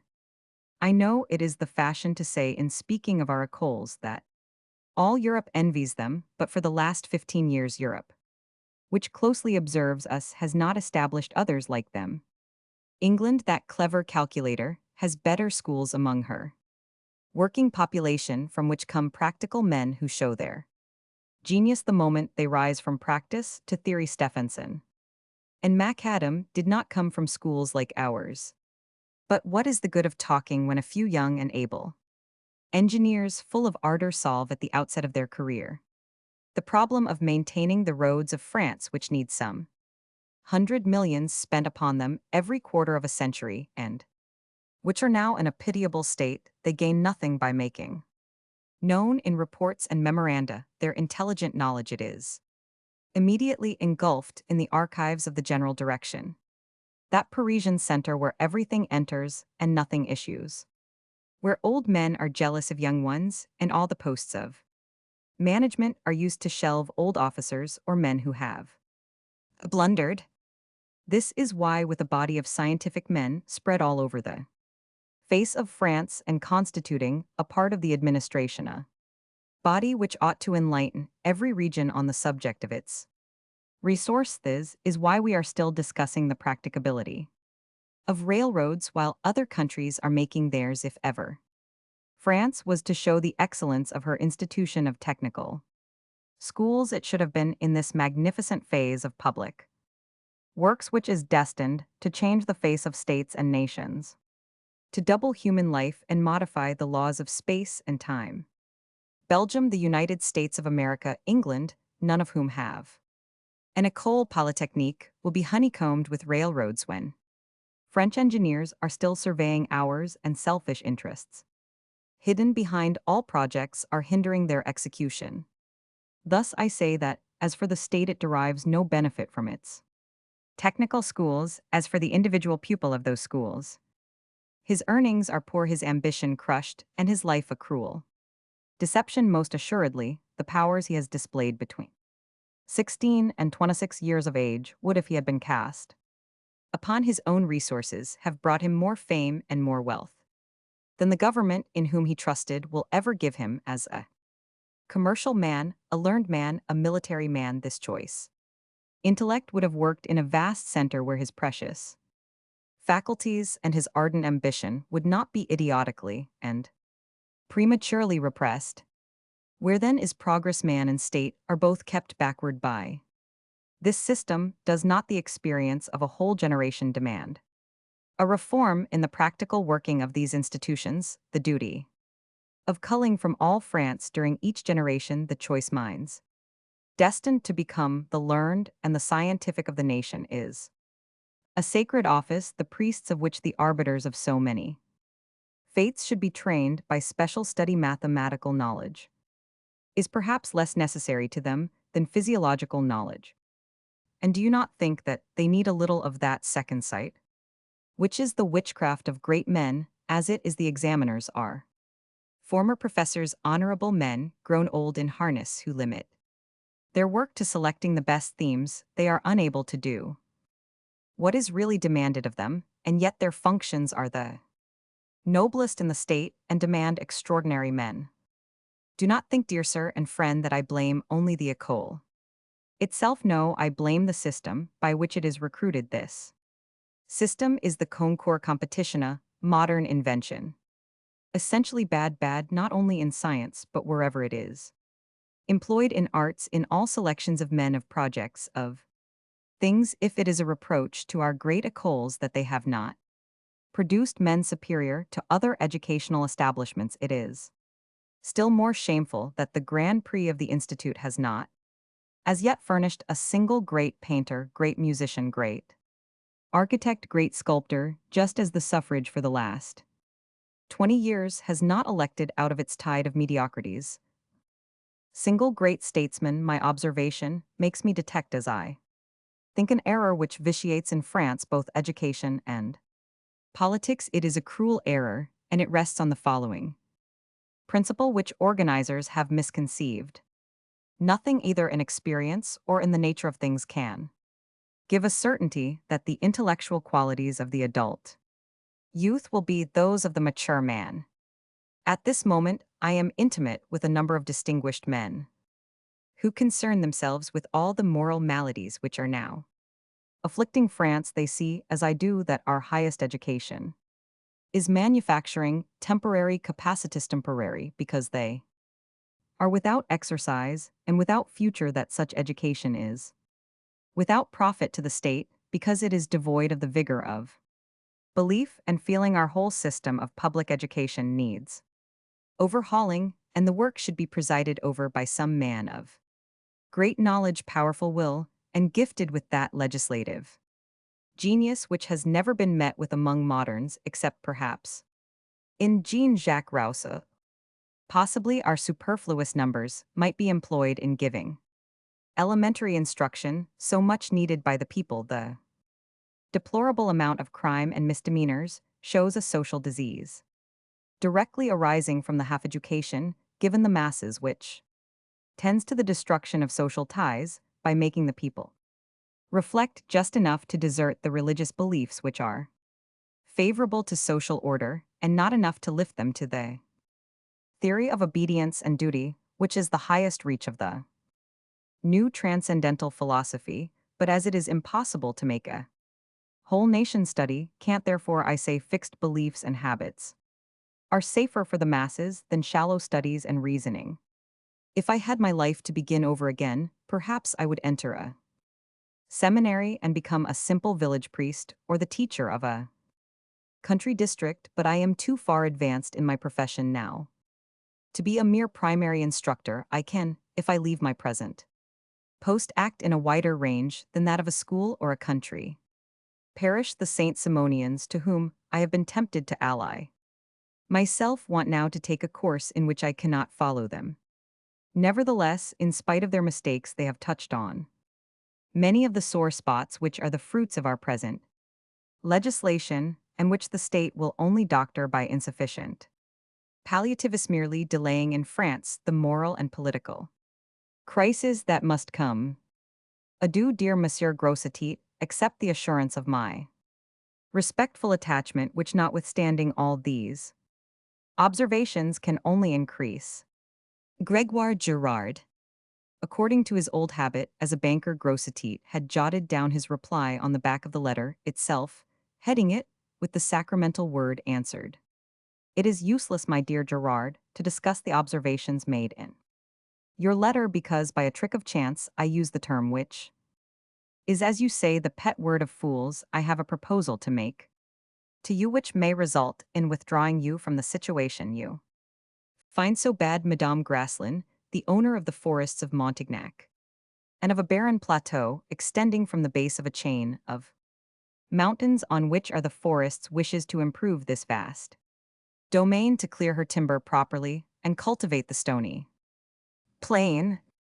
To put this project into execution, she needs a man of your scientific knowledge and ardor, and one who has also your disinterested devotion and your ideas of practical utility. It will be little money and much work, a great result from small means, a whole region to be changed, fundamentally barren places to be made to gush with plenty. Isn't that precisely what you want, to you who are dreaming of constructing a poem from the tone of sincerity which pervades your letter? I do not hesitate to bid you come and see me at Limoges, but my good friend, don't send it your resignation, yet get leave of absence only, and tell your Administration, that you are going to study questions connected with your profession outside of the government works in this way. You will not lose your rights and you will have time to judge for yourself whether the project conceived by the rector of Montignac and approved by Madame Grasslin is feasible. I will explain to you by word of mouth the advantages you will find in case this great scheme can be carried out. Rely on the friendship of yours etc. T. Grossetit. Madame Grasslin replied to Grossetit in few words, "Thank you, my friend, I shall expect your protégé." She showed the letter to the rector, saying, "One more wounded man for the hospital." The rector read the letter. Reread it, made 2 or 3 turns on the terrace, silently, then he gave it back to Madame Grasslin, saying, "A fine soul and a superior man, he says the schools invented by the genius of the revolution manufacture incapacities. For my part, I say they manufacture unbelievers, for if Monsieur Gerard is not an atheist, he is a Protestant." "We will ask him," she said, struck by an answer. Romans 17, the Revolution of July, judged at Montignac.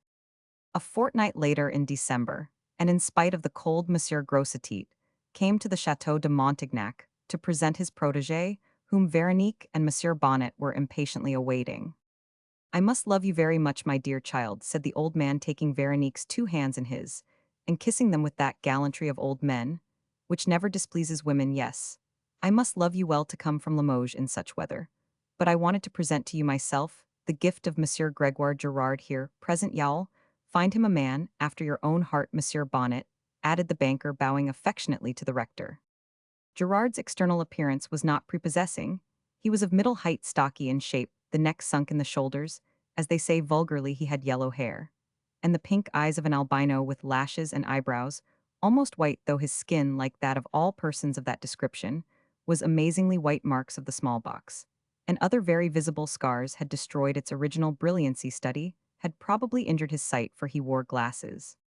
When he removed the great cloak of a gendarme, in which he was wrapped, it was seen that his clothing did not improve his general appearance. The manner in which his garments were put on, and buttoned, his untidy cravat, his rumpled shirt, were signs of the want of personal care with which men of science, all more or less absent-minded, are charged. As in the case of most thinkers, his countenance and his attitude, the development of his bust, and the thinness of his legs betrayed a sort of bodily debility produced by habits of meditation. Nevertheless, the ardor of his heart and the vigor of his mind, proofs of which were given in this letter, gleamed from his forehead, which was white as Carrara marble. Nature seemed to have reserved to herself that spot in order to place there visible signs of the grandeur, constancy, and goodness of the man.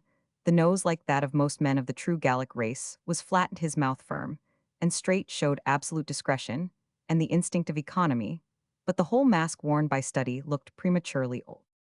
"We must begin by thanking you, monsieur," said Madame Grasslin, addressing the engineer, "for being willing to direct an enterprise in a part of the country which can offer you no other pleasure than the satisfaction of knowing that you are doing a real good."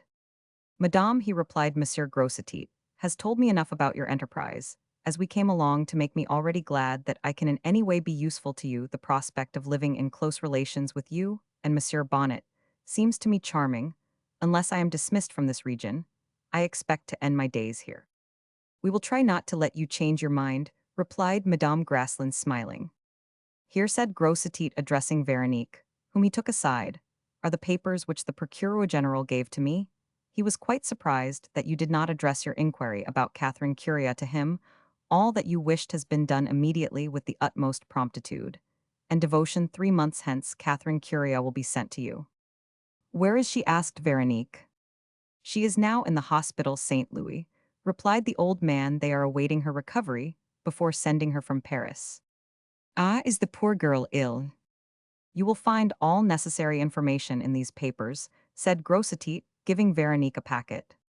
Madame Grasslin returned to her guests to conduct them into the magnificent dining-room on the ground floor. She sat at table, but did not herself take part in the dinner. Since her arrival at Montignac, she had made it a rule to take her meals alone, and Aline, who knew the reason of this withdrawal, faithfully kept the secret of it till her mistress was in danger of death. The mayor, the juge de paix, and the doctor of Montignac had been invited. The doctor, a young man 27 years of age named Rabaud, was extremely desirous of knowing a woman so celebrated in Limoges. The rector was all the more pleased to present him at the chateau, because he wanted to gather a little society around Veronique to distract her mind. And give it food. Raubod was one of those thoroughly well-trained young physicians whom the École de Médecine in Paris sends forth to the profession he would undoubtedly have shown on the vast stage of the capital, but frightened by the clash of ambitions in Paris, and knowing himself more capable than pushing, more learned than intriguing, his gentle disposition led him to choose the narrow career of the provinces, where he hoped to be sooner appreciated than in Paris. At Limoges, Raubod came in contact with the settled practice of the regular physicians, and the habits of the people. He therefore let himself be persuaded by Monsieur Bonnet, who, judging by the gentle and winning expression of his face, thought him well suited to cooperate in his own work at Montignac. Raubod was small and fair. His general appearance was rather insipid, but his gray eyes betrayed the depths of the physiologist and the patient tenacity of a studious man. There was no physician in Montignac, except an old armasurgeon more devoted to his cellar than to his patients and too old to continue with any vigor the hard life of a country doctor. At the present time, he was dying. Raubod had been in Montignac about 18 months, and was much liked there, but this young pupil of Desplein and the successors of Cabanis did not believe in Catholicism. He lived in a state of profound indifference as to religion, and did not desire to come out of it. The rector was in despair. Not that Raubod did any wrong, he never spoke against religion, and his duties were excuse enough for his absence from church. Besides, he was incapable of trying to undermine the faith of others, and indeed behaved outwardly as the best of Catholics. He simply prohibited himself from thinking of a problem which he considered above the range of human thought. When the rector heard him say that pantheism had been the religion of all great minds, he set him down as inclining to the doctrine of Pythagoras on reincarnation. Raubod, who saw Madame Graslin for the first time, experienced a violent sensation. When he met her, science revealed to him, in her expression, her attitude, in the ravages of her face, untold sufferings, both moral and physical, a nature of almost superhuman force, great faculties, which would support her under the most conflicting trials. He detected even the darkest corners of that nature, so carefully hidden he felt that some evil, some malady was devouring the heart of that fine creature. For just as the color of a fruit shows the presence of a worm within it, so certain tints in the human face enable physicians to detect a poisoning thought. From this moment, Monsieur Raubod attached himself so deeply to Madame Graslin that he became afraid of loving her beyond the permitted line of simple friendship. The brow, the bearing, above all the glance of Veronique's eye, had a sort of eloquence that men invariably understand. It said as plainly that she was dead to love as other women say the contrary. By a reversal of the same eloquence, the doctor suddenly vowed to her in his heart a chivalrous worship. He exchanged a rapid glance with the rector, who thought to himself, "Here's the thunderbolt which will convert my poor unbeliever. Madame Graslin will have more eloquence than Roman one." The mayor, an old countryman, amazed at the luxury of this dining room, and surprised to find himself dining with one of the richest men in the department, had put on his best clothes, which rather hampered him, and this increased his mental awkwardness. Moreover, Madame Graslin in her mourning garments seemed to him very imposing. He was therefore mute. After living all his life as a farmer at St. Leonard, he had bought the only habitable house in Montignac, and cultivated with his own hands the land belonging to it. Though he knew how to read and write, he would have been incapable of fulfilling his functions were it not for the help of his clerk, and the juge de paix who prepared his work for him. He was very anxious to have a notary established in Montignac, in order that he might shift the burden of his responsibility onto that officer's shoulders, but the poverty of the village and its outlying districts made such a functionary almost useless, and the inhabitants had recourse, when necessary, to the notaries of the chief town of the arrondissement. The juge de paix, named Clausier, was formerly a lawyer in Limoges, where cases had deserted him, because he insisted on putting into practice that fine axiom that the lawyer is the best judge of the client. And the case in 1809, he obtained his present post, the meager salary of which just enabled him to live. He had now reached a stage of honorable but absolute poverty. After a residence of 21 years in this poor village, the worthy man, thoroughly countrified, looked topcoat and all exactly like the farmers about him. Under this coarse exterior, Clausier hid a clear-sighted mind, given to lofty meditation on public policy, though he himself had fallen into a state of complete indifference, derived from his intimate knowledge of men, and their interest this man who baffled for a long time the rector's perspicacity, and who might in a higher sphere have proved another El Hospital incapable of intrigue like all really profound persons, was by this time living in the contemplative state of an ancient hermit independent. Privation no personal consideration acted on his mind, he knew the laws, and judged impartially his life reduced to the merest necessaries, was pure and regular. The peasants loved Monsieur Clausier, and respected him for the disinterested fatherly care with which he settled their differences, and gave them advice in their daily affairs. The goodman Clausier, as all Montignac called him, had a nephew with him as clerk, an intelligent young man who afterwards contributed much to the prosperity of the district. Old Clausier's personal appearance was remarkable for a broad, high forehead and two bushes of white hair, which stood out from his head on either side of it. His highly colored complexion and well-developed corpulence might have made persons think, in spite of his actual sobriety, that he cultivated Bacchus as well as Troplong and Taulier. His half-extinct voice was the sign of an oppressive asthma, perhaps the dry air of Montignac had contributed to fix him. There, he lived in a house arranged for him by a well-to-do cobbler to whom it belonged. Clausier had already seen Veronique at church, and he had formed his opinion of her, without communicating it to anyone, not even to Monsieur Bonnet, with whom he was beginning to be intimate for the first time in his life. The juge de paix was to be thrown in with persons able to appreciate him. When the company were seated round a table handsomely appointed for Veronique had sent all her household belongings from Limoges to Montignac, the 6 guests felt a momentary embarrassment. The doctor, the mayor, and the juge de paix knew nothing of Grossetete and Gerard. But during the first course old Grossetete's hearty good humor broke the ice of a first meeting. In addition to this, Madame Graslin's cordiality led on Gerard and encouraged Rabaud under her touch. These souls full of fine qualities recognized their relation and felt they had entered a sympathetic circle. So by the time the dessert appeared on the table, when the glass and china with gilded edges sparkled, and the choicer wines were served by Aline and Champion and Grossetetes valet, the conversation became sufficiently confidential to allow these 4 choice minds, thus meeting by chance, to express their real thoughts on matters of importance, such as men like to discuss when they can do so, and be sure of the discretion of their companions. Your furlough came just in time to let you witness the Revolution of July, said Grossetete to Gerard with an air, as if he asked an opinion of him. Yes, replied the engineer, I was in Paris during the 3 famous days. I saw all, and I came to sad conclusions. What were they? Said the rector eagerly. There is no longer any patriotism, except under dirty shirts, replied Gerard. In that lies the ruin of France. July was the voluntary defeat of all superior, its name, fortune, talent. The ardent, devoted masses carried the day against the rich and the intelligent, to whom ardor and devotion are repugnant. To judge by what has happened during the past year, said Monsieur Clausier, this change of government is simply a premium given to an evil that is sapping use individualism. 15 years hence, all questions of a generous nature will be met by what is that to meth great cry of freedom of, will descending from the religious heights where Luther, Calvin, Zwinglius, and Knox introduced it into even political economy, every one for himself, every man his own master. Those 2 terrible axioms form, with the what is that to me, a trinity of wisdom to the burgher and the small landowner. This egotism results from the vices of our present civil legislation, too hastily made, to which the Revolution of July has just given a terrible confirmation.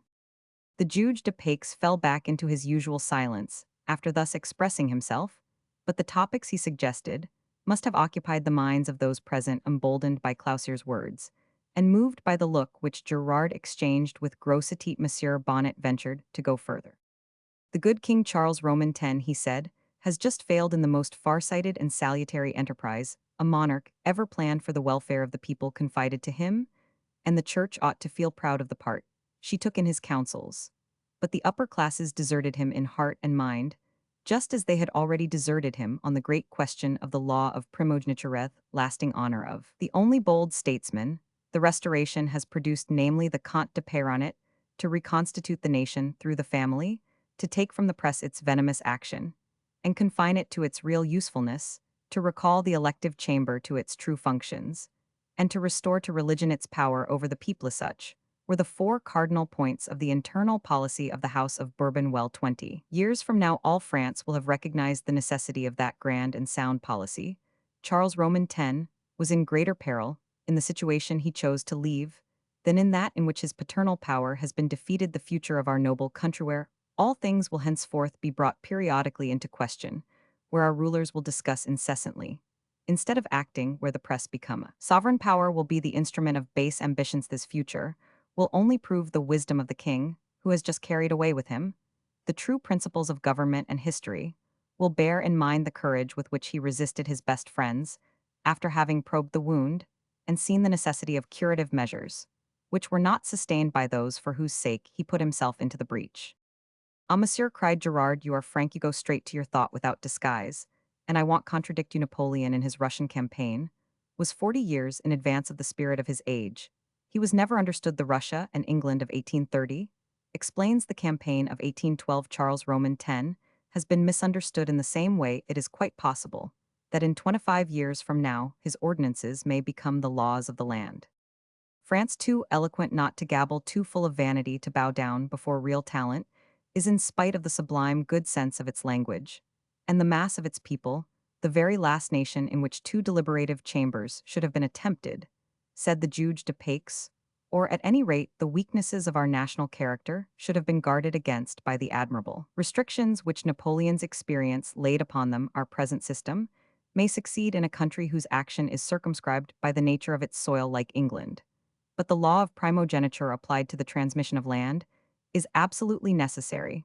When that law is suppressed, the system of legislative representation becomes absurd. England owes her existence to the quasi-feudal law which entails landed property and family mansions on the eldest son. Russia is based on the feudal right of autocracy.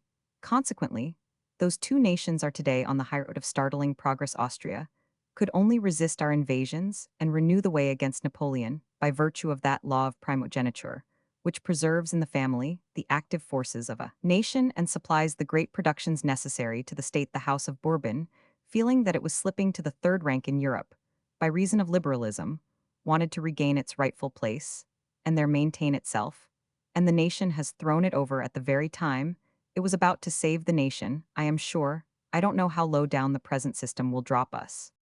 If we have a war, France will be without horses as Napoleon was in 1813, when being reduced to those of France. Only he could not profit by his two victories of Lutzen and Botzen, and so was crushed at Leipzig, cried Grossetete.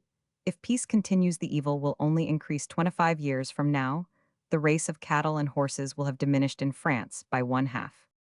Monsieur Grossetete is right, remarked Gerard, so that the work you are undertaking here, madame, he added, addressing Veronique, is really a service done to the country. Yes, said the Juge de Paix, because madame has but one son, and the inheritance will not be divided up. But how long will that condition last? For a certain length of time. The magnificent culture which you are about to introduce will, let us hope, belong to only one proprietor, who will continue to breed horned beasts and horses. But sooner or later, the day must come when these forests and fields will be divided up and sold in small parcels, divided and redivided. The 6,000 acres of that plain will have 1,000 or 1,200 owners, and thenceforth no more horses and cattle. Oh, as for those days, began the mayor. There, don't you hear the what is that to me, Monsieur Clausier talked of, cried Monsieur Grossetete, taken in the act. But Monsieur, resumed the banker, gravely addressing the dumbfounded mayor, those days have really come in a radius of 30 miles round Paris. The land is so divided up into small holdings that milch cows are no longer seen. The commune of Argenteuil contains 38,800 and 8 of 5 parcels of land, many of which do not return a farthing of revenue if it were not for the rich refuse of Paris, which produces a fodder of strong quality. I don't know how dairymen would get along as it is. This overstimulating food and confinement in close stables produce inflammatory diseases of which the cows often die.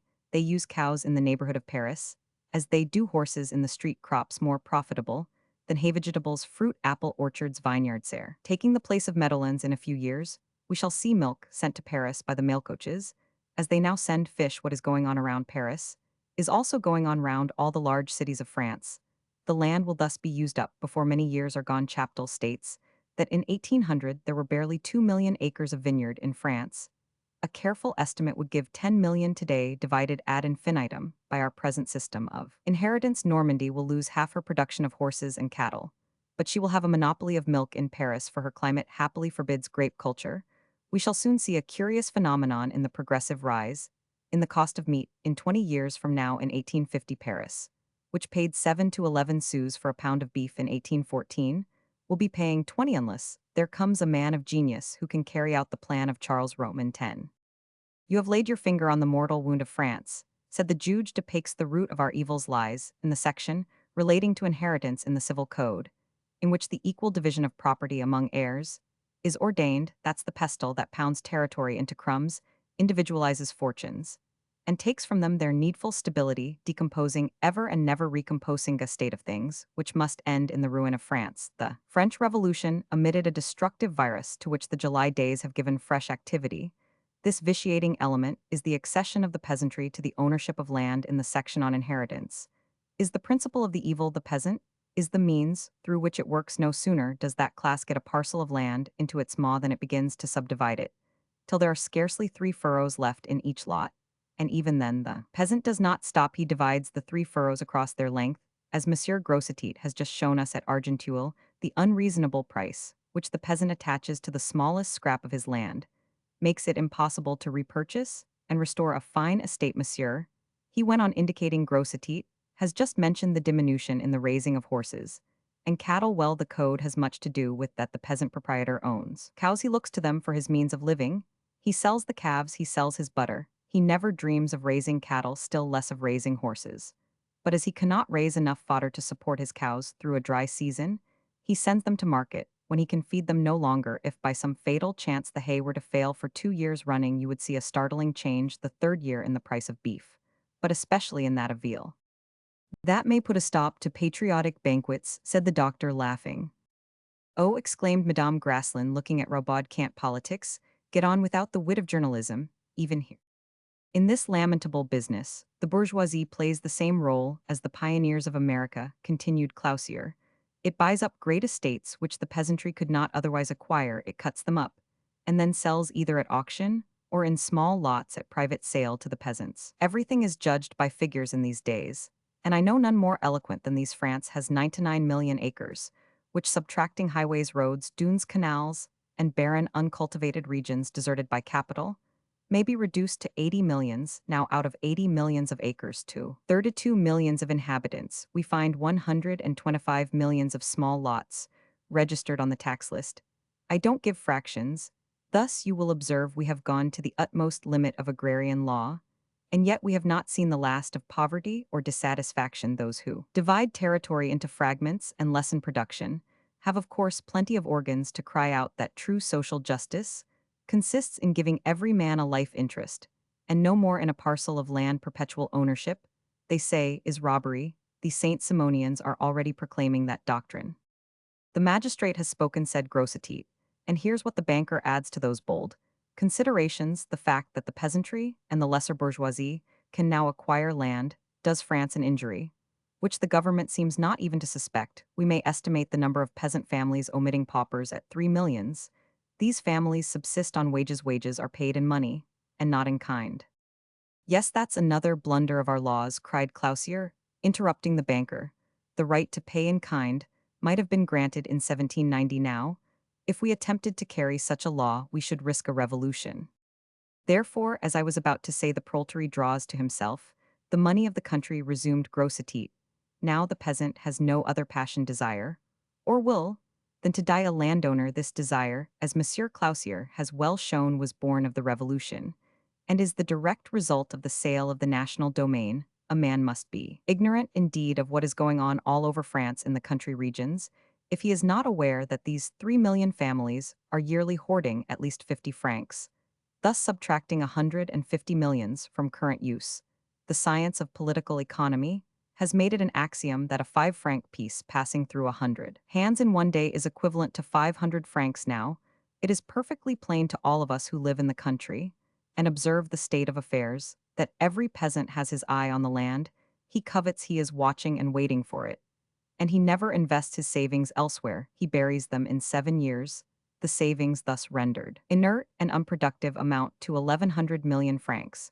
But since the lesser bourgeoisie bury as much more with the same purpose, France loses every 7 years the interest of at least 2,000 millions, that is to say about 100 millions, a loss which in 4 to 2 years amounts to 600 million francs. But she not only loses 600 millions, she fails to create with that money manufacturing or agricultural products, which represent a loss of 1,200 millions, for if the manufactured product were not double in value to its cost, price commerce could not exist. The proletariat actually deprives itself of 600 millions in wages. These 600 millions of dead loss representing to a stern economist a loss of 1,200 millions through lack of the benefits of circulation, explain the condition of inferiority in which our commerce, our merchant service, and our agriculture stand as compared with England, in spite of the difference of the two territories, which is more than two-thirds in our favor. England could remount the cavalry of two French armies, and she has meat for every man, but there, as the system of landed property makes it almost impossible for the lower classes to obtain it, money is not hoarded, it becomes commercial, and is turned over. Thus, besides the evil of parceling the land, involving that of the diminution of horses, cattle, and sheep, the section of the Code on Inheritance costs us 600 millions of interest lost by the hoarding of the money of the peasantry and bourgeoisie, and 1,200 millions at least of products, or including the loss from non-circulation, 3,000 millions in half a century.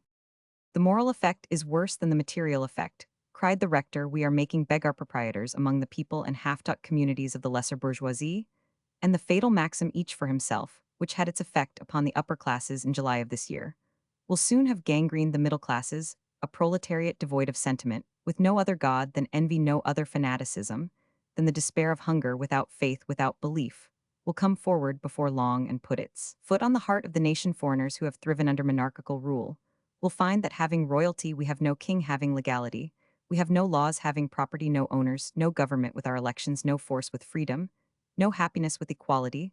Let us hope that before that day comes God may raise up in France a providential man, one of those elect who give a new mind to nations, and like Sylla, or like Marius, whether he comes from above or rises from below, remakes society. He would be sent to the assizes, said Gerard. The sentence pronounced against Socrates and Jesus Christ would be rendered against them in 1830.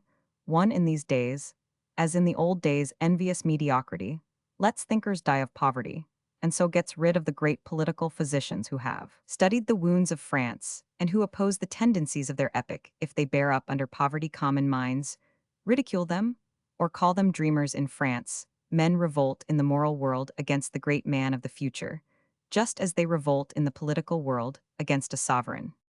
In the olden times, sophists talked to a limited number of men. Today, the periodical press enables them to lead astray a nation, cried the juge de Paix, and that portion of the press which pleads for right ideas finds no echo. The mayor looked at Monsieur Clausier in amazement. Madame Grasslin, glad to find in a simple juge de Paix a man whose mind was occupied with serious questions, said to Monsieur Robaud, her neighbor, "Do you know Monsieur Clausier?" "Not rightly until today, madame. You are doing miracles," he answered in a whisper. "And yet look at his brow, how noble in shape, isn't it, like the classic or traditional brow given by sculptors to Lycurgus?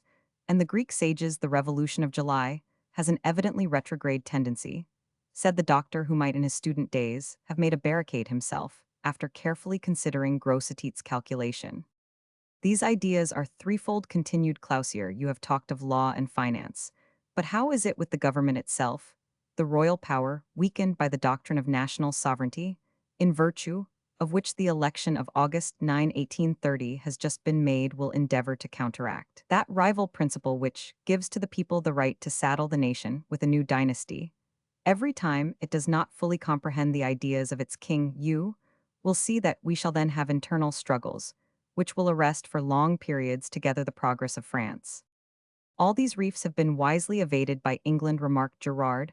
"I have been there. I admire that beehive which sends its swarms over the universe, and civilizes Mankinda people, among whom discussion is a political comedy, which satisfies the masses, and hides the action of power, which then works freely in its upper sphere, a country where elections are not in the hands of a stupid bourgeoisie as they are in France. If England were parceled out into small holdings, the nation would no longer exist. The landowning class, the lord's guide, the social mechanism, their merchant service, under the nose of Europe, takes possession of whole regions of the globe to meet the needs of their commerce, and to get rid of their paupers and malcontents, instead of fighting capacities, as we do, thwarting them, nullifying them. The English aristocratic class seeks out young talent, rewards it, and is constantly assimilating it. Everything which concerns the action of the government, in the choice of men and things, is prompt in England, whereas with us all is slow, And yet the English are slow by nature while we are impatient with them money is bold, and actively employed with us it is timid. And suspicious what Monsieur Grossetit has said of the industrial losses, which the hoarding peasantry inflict on France, has its proof in a fact I will show to you in 2 words English capital, by its perpetual turning over, has created 10,000 millions of manufacturing and interest-bearing property, whereas French capital, which is far more abundant, has not created 1/10 of that amount. And that is all the more extraordinary, said Robaud, because they are lymphatic, and we as a general thing are sanguine and energetic. Ah, monsieur, said Clausier, there you touch a great question, which ought to be studied how to find institutions properly adapted to repress the temperament of a people. Assuredly, Cromwell was a great legislator. He alone made the England of today, by inventing the Navigation Act, which has made the English enemies of all the world, and infused into them a ferocious pride and self-conceit which is their mainstay. But in spite of their Malta citadel, if France and Russia will only comprehend the part the Mediterranean, and the Black Sea ought to be made to play in the future, the road to Asia through Egypt, or by the Euphrates made feasible by recent discoveries, will kill England, as in former times the discovery of the Cape of Good Hope killed Venice. Not one word of God's providence in all this cried. The rector, Monsieur Clausier, and Monsieur Robaud, are oblivious of religion. How is it with you, monsieur? He added, turning to Gerard. Protestant, put in Grossetit. You guessed it, cried Veronique, looking at the rector, as she took Clausier's arm to return to the salon. The prejudiced Gerard's appearance, excited against him, had been quickly dispelled, and the 3 notables congratulated themselves on so good an acquisition. Unfortunately, said Monsieur Bonnet, there is a cause of antagonism between Russia and the Catholic countries, which border the Mediterranean in the very unimportant schism, which separates the Greek religion from the Latin religion, and it is a great misfortune for humanity. We all preach our own saint, said Madame Grasslin. Monsieur Grossetit thinks of the lost millions. Monsieur Clausier, of the overthrow of rights. The doctor here regards legislation as a question of temperaments, and the rector sees an obstacle to the good understanding of France and Russia in religion. Add to that, Madame, said Gerard, that I see in the hoarding of capital by the peasant and the small burgher the postponement of the building of railroads in France. Then what is it you all want, she asked. We want the wise state councillors, who under the emperor reflected on the laws, and a legislative body, elected by the intelligence of the country, as well as by the landowners, whose only function would be to oppose bad legislation and capricious wars. The chamber as constituted today will proceed, as you will soon see, to govern, and that is the first step to legal anarchy.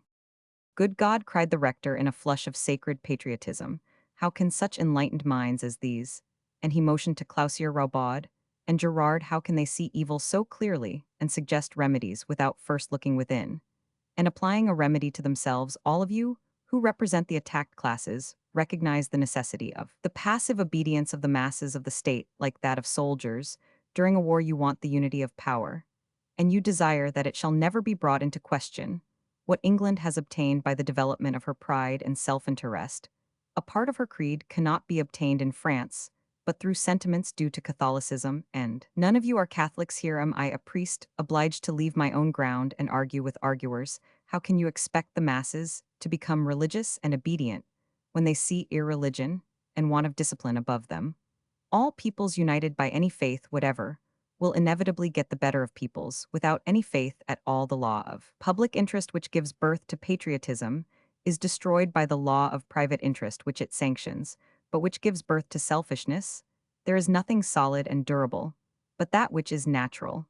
And the natural thing in human policy is the family. The family must be the point of departure for all institutions. A universal effect proves a universal cause, and what you have just been setting forth as evident on all sides comes from the social principle itself, which is now without force, because it has taken for its basis independence of thought and will, and such freedom is the parent of individualism. To make happiness depend on the stability, intelligence, and capacity of all is not as wise as to make happiness depend on the stability and intelligence of institutions, and the capacity of a single head. It is easier to find wisdom in one man than in a whole nation. Peoples have heart, and no eyes they feel, and see not governments ought to see, and not determine anything through sentiment. There is therefore an evident contradiction between the impulses of the multitude and the action of power whose function it is to direct and unify those impulses to meet with a great prince, is certainly a rare chance to use your term. But to trust to a whole assembly, even though it is composed of honest men, only as folly France is committing that folly at this moment. Alas, you are just as much convinced of that as I am, if all right-minded men like yourselves would only set an example around them, if all intelligent hands would raise in the great republic of souls the altars of the one church which has set the interests of humanity before her, we might again behold in France the miracles our fathers did here. But the difficulty is, monsieur, said Gerard, if I may speak to you with the freedom of the confessional, I look upon faith as a lie we tell to ourselves, on hope as a lie we tell about the future, and on charity as a trick for children to keep them good by the promise of sugar plums. Still we sleep better for being rocked by hope, monsieur, said Madame Graslin. This speech stopped Robaud, who was about to reply. Its effect was strengthened by a look from Grossetit and the rector. Is it our fault, said Clausier, that Jesus Christ had not the time to formulate a government in accordance with his moral teaching, as did Moses and Confucius, the two greatest human lawgivers? Witness the existence as a nation of the Jews, and Chinese, the former in spite of their dispersion over the whole earth, and the latter in spite of their isolation. Ah, dear me, what work you are cutting out for me, cried the rector naively. But I shall triumph, I shall convert you, all you are much nearer to the true faith than you think you are. Truth always lurks behind falsehood. Go on a step, turn round, and then y'all see it. This little outburst of the good rector had the effect of changing the conversation. Roman 18 Catherine Curia. Before taking his departure, the next day Monsieur Grossetit promised Veronique to associate himself in all her plans as soon as the realization of them was a practicable thing. Madame Graslin and Gerard accompanied his carriage on horseback, and did not leave him till they reached the junction of the highroad of Montignac with that from Bordeaux to Lyon. The engineer was so impatient to see the land he was to reclaim, and Veronique was so impatient to show it to him, that they had planned this expedition the evening before. After bidding adieu to the kind old man, they turned off the road across the vast plain, and skirted the mountain chain from the foot of the rise, which led to the chateau, to the steep face of the Roche 5. The engineer then saw plainly the shelf or barricade of rock, mentioned by Farabge, which forms as it were the lowest foundation of the hills, by so directing the water that it should not overflow the indestructible canal which nature had built, and by clearing out the accumulation of earth which choked it up. Irrigation would be helped rather than hindered by this natural sluiceway, which was raised on an average 10 feet above the plain. The first important point was to estimate the amount of water flowing through the Gabu, and to make sure whether or not the slopes of the valley allowed any to escape in other directions.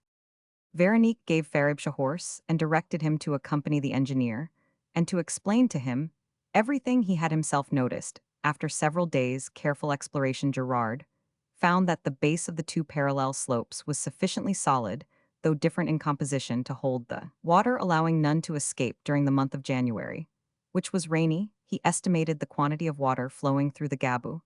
This quantity, added to that of 3 streams, which could easily be led into it, would supply water enough to irrigate a tract of land 3 times as extensive as the plain of Montignac. The damming of the Gabu, and the works necessary to direct the water of the 3 valleys to the plain, ought not to cost more than 60,000 francs, for the engineer discovered on the commons a quantity of calcareous soil, which would furnish the lime cheaply. The forest was close at hand, the wood and stone cost nothing, and the transportation was trifling, while awaiting the season when the Gabu would be dry, the only time suitable for the work. All the necessary preparations could be made so as to push the enterprise through rapidly when it was once begun. But the preparation of the plain was another thing that, according to Gerard, would cost not less than 200,000 francs, without including the sowing and planting. The plain was to be divided into square compartments of 250 acres each, where the ground had to be cleared not only of its stunted growths, but of rocks. Laborers would have to dig innumerable trenches and stone them up so as to let no water run to waste, also to direct its flow at will. This part of the enterprise needed the active and faithful arms of conscientious workers. Chance provided them with a tract of land without natural obstacles, a long, even stretch of plain, where the waters, having a fall of 10 feet, could be distributed at will. Nothing hindered the finest agricultural results, while, at the same time, the eye would be gratified by one of those magnificent sheets of verdure which are the pride and the wealth of Lombardy. Gerard sent for an old and experienced foreman, who had already been employed by him elsewhere in this capacity, named Fresquin. Madame Graslin wrote to Grossetit requesting him to negotiate for her a loan of 250,000 francs, secured on her income from the funds which, if relinquished for 6 years, would be enough to pay both capital and interest. This loan was obtained in March. By this time, the preliminary preparations carried on by Gerard and his foreman Fresquin were fully completed, also the surveying, estimating, leveling, and sounding the news of this great enterprise spreading about the country stimulated the laboring population. The indefatigable Faribge Colorat, Clausier the mayor of Montignac-Rabaud, and others interested either in the welfare of the neighborhood or in Madame Graslin selected such of these labors as seemed the poorest or were most deserving of employment. Gerard bought for himself, and for Monsieur Grossetit 1,000 acres on the other side of the highroad to Montignac-Fresquin. The foreman bought 500 and sent for his wife and children. Early in April 1832, Monsieur Grossetit came to see the land bought for him by Gerard, though his journey was chiefly occasioned by the advent of Catherine Curia, who had come from Paris to Limoges. By the diligence Grossetit now brought her with him to Montignac. He found Madame Graslin just starting for church. Monsieur Bonnet was to say a mass to implore the blessing of heaven on the works that were then beginning. All the laborers with their wives and children were present. "Here is your protégé," said the old gentleman, presenting to Veronique a feeble, suffering woman, apparently about 30 years of age. "Are you Catherine Curia?" asked Madame Graslin. "Yes, madame." Veronique looked at Catherine for a moment. She was rather tall, well-made, and fair. Her features wore an expression of extreme gentleness, which the beautiful gray tones of the eyes did not contradict the outline of the face. The shape of the brow had a nobility both simple and august, such as we sometimes meet with in country regions. Among very young girls, a sort of flower of beauty, which field labors, the constant cares of the household, the burning of the sun, and want of personal care, remove with terrible rapidity. Her movements had that ease of motion, characteristic of country girls, to which certain habits unconsciously contracted in Paris gave additional grace. If Catherine had remained in the Corrèze, she would by this time have looked like an old woman, wrinkled and withered. Her complexion, once rosy, would have coarsened, but Paris, though it paled her, had preserved her beauty. Illness, toil, and grief had endowed her with the mysterious gifts of melancholy, the inward vitalizing thought which is lacking to poor countryfolk, whose lives are almost animal. Her dress, full of that Parisian taste, which all women, even the least coquettish, contract, so readily distinguished her still further from an ordinary peasant woman, in her ignorance as to what was before her, and having no means of judging Madame Graslin, she appeared very shy and shamefaced. "Do you still love Faribge?" asked Veronique, when Grossetit left them for a moment. "Yes, madame," she replied, coloring.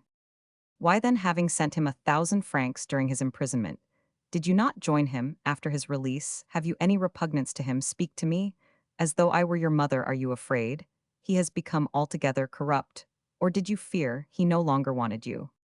"Neither, madame, but I do not know how to read or write, and I was serving a very exacting old lady. She fell ill, and I had to nurse her, though I knew the time when Jacques would be released.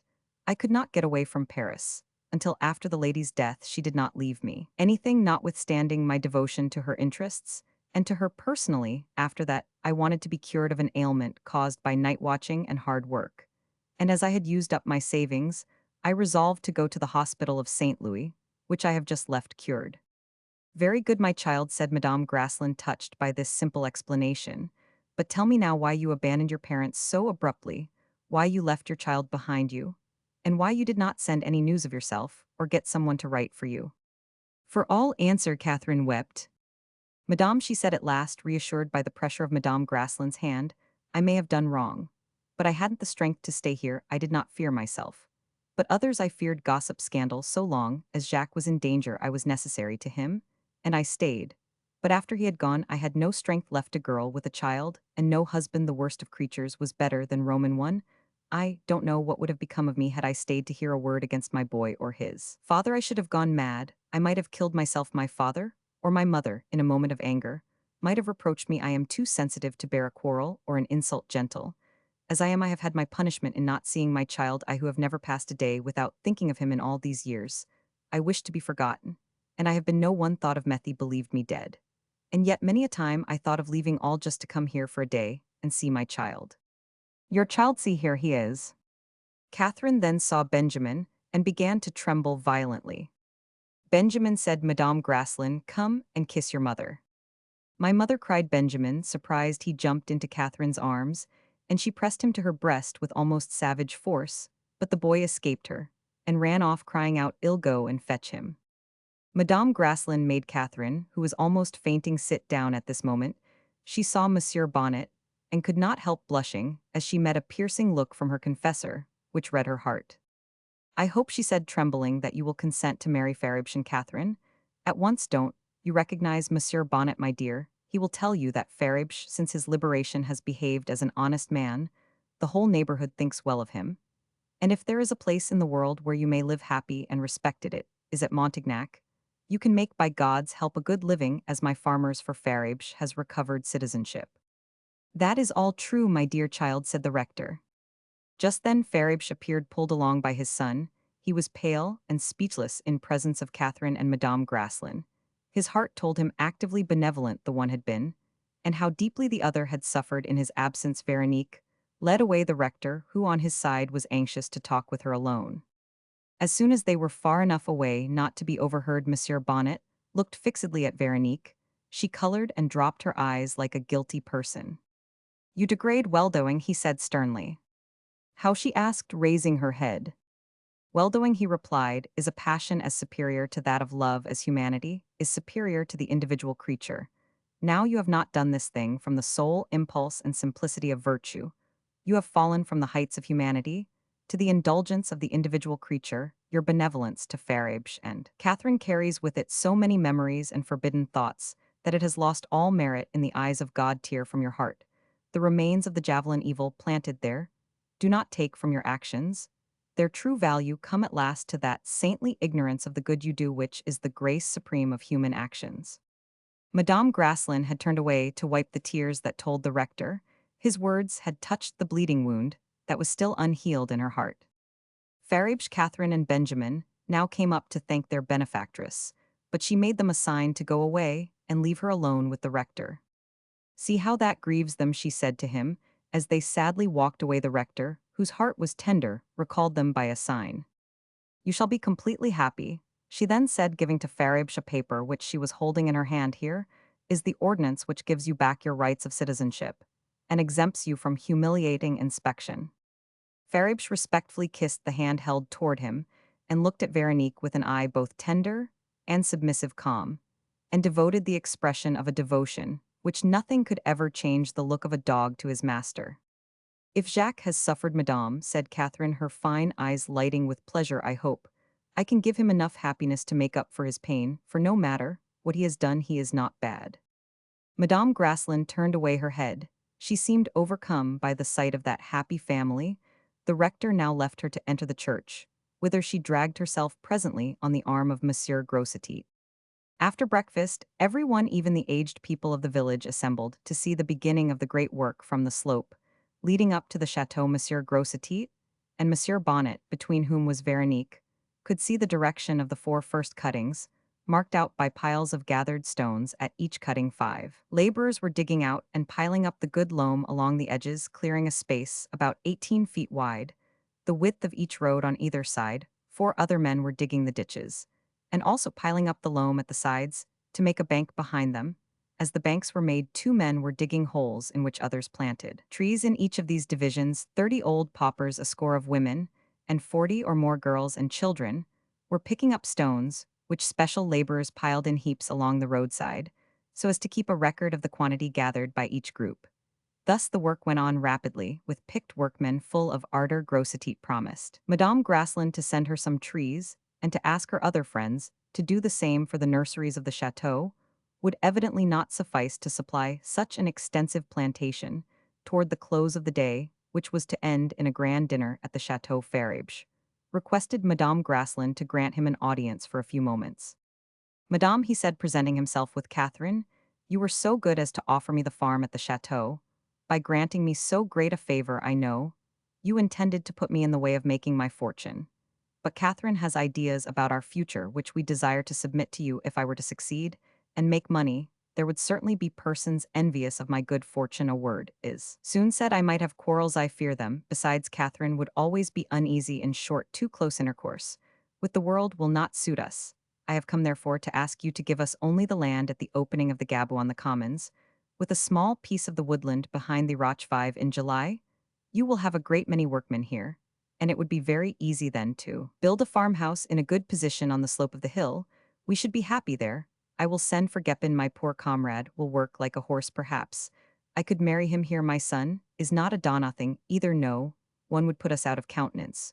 We could colonize this corner of the estate, and I should make it my ambition to turn it into a fine farm for you. Moreover, I want to propose as farmer of your great farm near the chateau, a cousin of Catherine who has money, and would therefore be more capable than I could be of managing such a large affair as that farm. If it please God to bless your enterprise, in 5 years from now, you will have 5 or 6 thousand horned beasts or horses on that plain below, and it wants a better head than mine to manage them. Madame Graslin agreed to his request, doing justice to the good sense of it. From the time the work on the plain began, Veronique's life assumed the regularity of country existence. In the morning, she heard Mass, took care of her son, whom she idolized, and went to see her laborers after dinner. She received her friends from Montignac in the little salon to the right of the clock tower. She taught Robard Clausier and the rector to play whist, which Gerard knew already. The rubbers usually ended at 9 o'clock, after which the company withdrew. This peaceful life had no other events to mark it than the success of the various parts of the great enterprise. In June, the torrent of the Gabou went dry, and Gerard established his headquarters in the keeper's house. Faribche had already built his farmhouse, which he called Le Gabou. 50 masons brought from Paris joined the two mountains by a wall 20 feet thick, with a foundation 12 feet deep, and heavily cemented. The wall or dam rose nearly 60 feet and tapered in until it was not more than 10 feet thick at the summit. Gerard backed this wall on the valley side, with a cemented slope about 12 feet wide at its base on the side, toward the commons. A similar slope covered with several feet of arable earth still further supported this great work, which no rush of water could possibly damage. The engineer provided in case of unusual rains and overflow at a proper height. The masonry was inserted into the flank of each mountain until the granite or the hardpan was reached, so that the water had absolutely no outlet at the sides. This dam was finished by the middle of August. At the same time, Gerard was preparing 3 canals in the principal valleys, and none of these works came up to his estimated costs.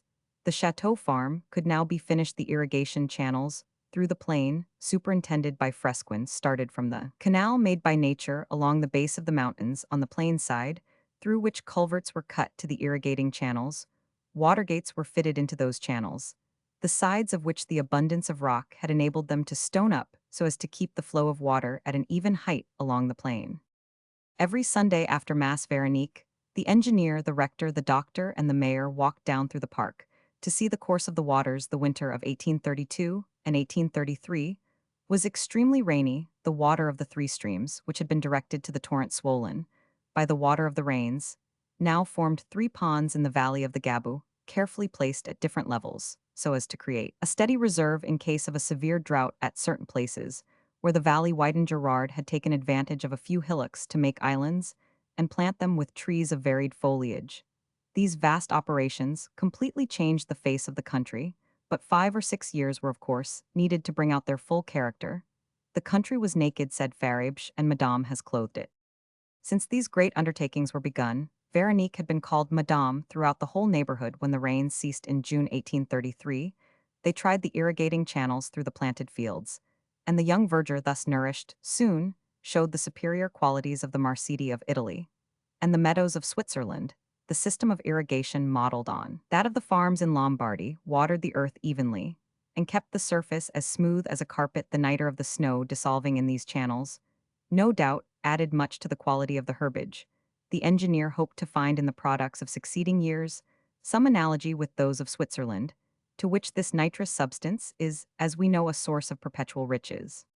The plantations along the roads, sufficiently moistened by the water, allowed to run through the ditches, made rapid growth, so that in 1838, 6 years after Madame Graslin had begun her enterprise, the stony plain, regarded as hopelessly barren by 20 generations, was verdant, productive, and well planted throughout. Gerard had built 5 farmhouses with their dependencies upon it, with 1,000 acres to each. Gerard's own farm and those of Grossetit and Fresquin, which received the overflow from Madame's domains, were built on the same plan and managed by the same methods. The engineer also built a charming little house for himself on his own property.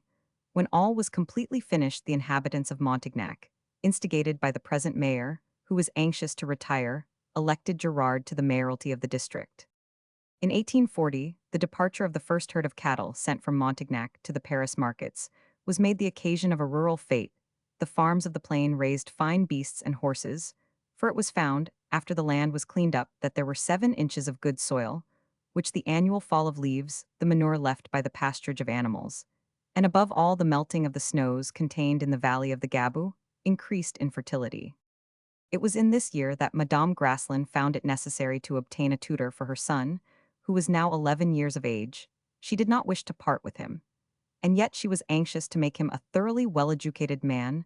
Monsieur Bonnet wrote to the seminary. Madame Graslin, on her side, said a few words as to her wishes, and the difficulty of obtaining the right person to Monsieur Duthil, recently appointed archbishop. The choice of such a man, who would live 9 years familiarly in the chateau, was a serious matter. Gerard had already offered to teach mathematics to his friend Francis, but he could not, of course, take the place of a regular tutor. This question agitated Madame Graslin's mind, and all the more because she knew that her health was beginning to fail.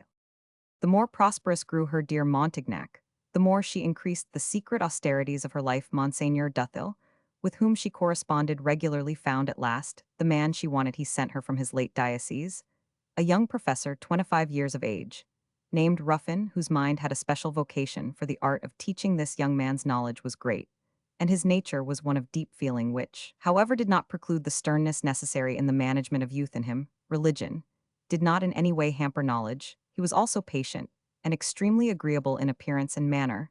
"I make you a fine present, my dear daughter," wrote the prelate. "This young man is fit to educate a prince, therefore I think you will be glad to arrange the future with him, for he can undoubtedly be a spiritual father to your son."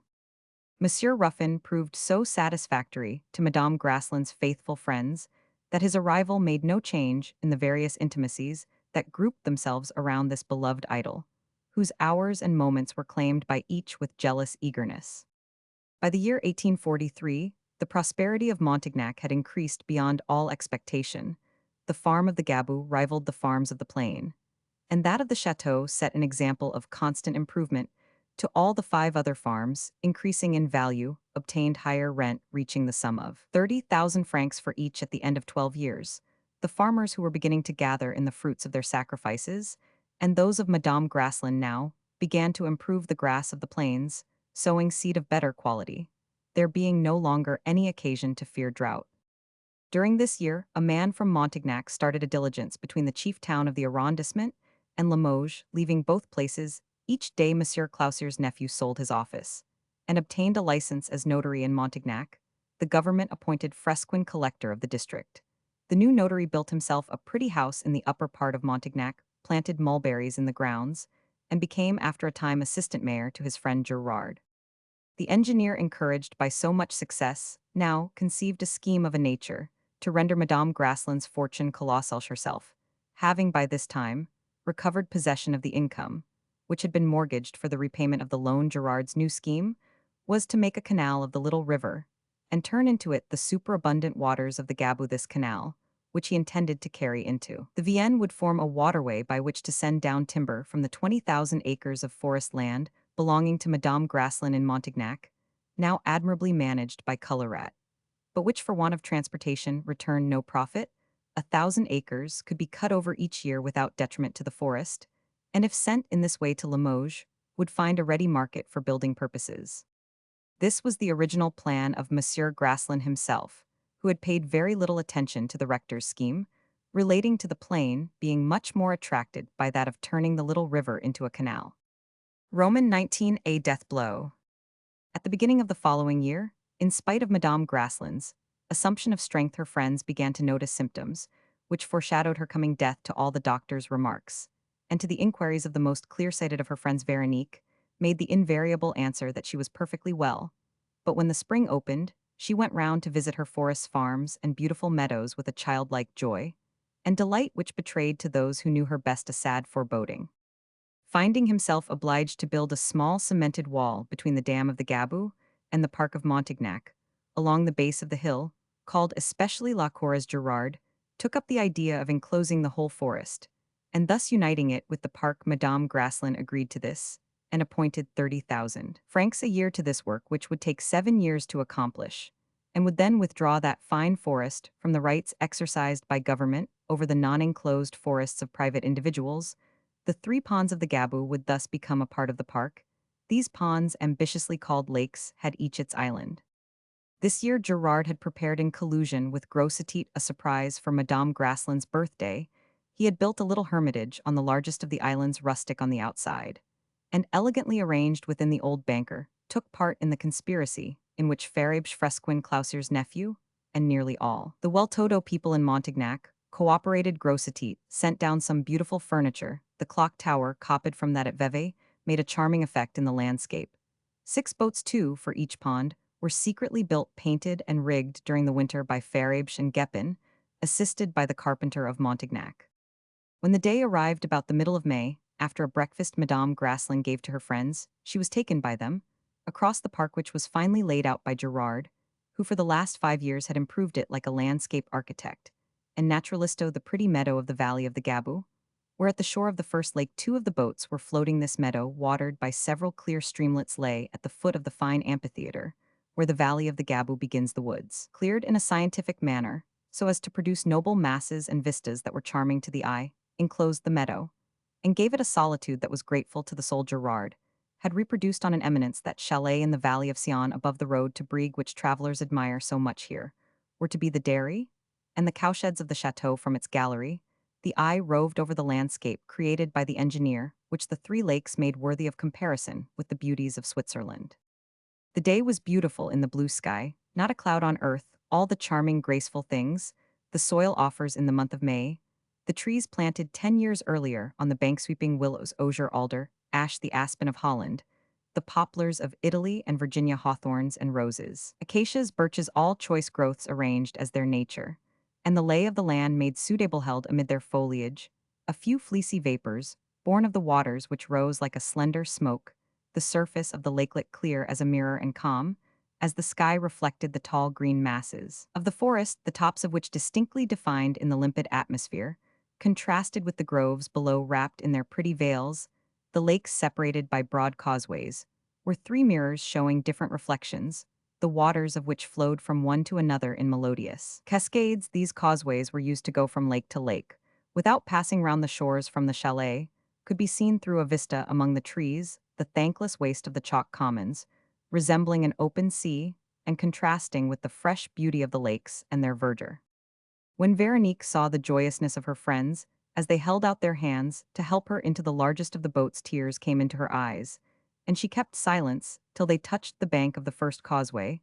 As she stepped into the second boat, she saw the hermitage with Grossetit sitting on a bench before it with all his family. "Do they wish to make me regret dying?" she said to the rector. "We wish to prevent you from dying," replied Clausier. "You cannot make the dead live," she answered. Monsieur Bonnet gave her a stern look which recalled her to herself. "Let me take care of your health," said Roubaud in a gentle, persuasive voice. "I am sure I can save to this region its living glory, and to all our friends their common tie." Veronique bowed her head, and Gerard rowed slowly toward the island in the middle of the lake, the largest of the 3, into which the overflowing water of the first was rippling with a sound that gave a voice to that delightful landscape. "You have done well to make me bid farewell to this ravishing nature on such a day," she said, looking at the beauty of the trees, all so full of foliage that they hid the shore. The only disapprobation her friends allowed themselves was to show a gloomy silence, and Veronique, receiving another glance from Monsieur Bonnet, sprang lightly ashore, assuming a lively air, which she did not relinquish. Once more the hostess she was charming, and the Grossetit family felt she was again the beautiful Madame Grasslin of former days.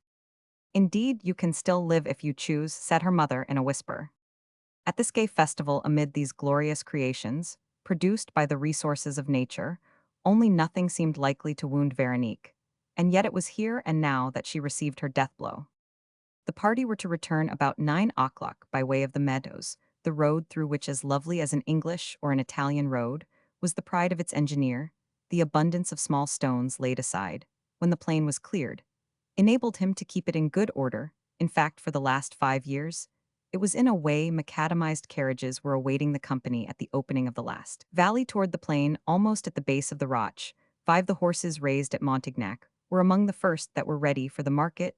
The manager of the stud had selected a dozen for the stables of the chateau, and their present fine appearance was part of the program of the fete. Madame Graslin's own carriage, a gift from Grossetit, was drawn by 4 of the finest animals plainly harnessed.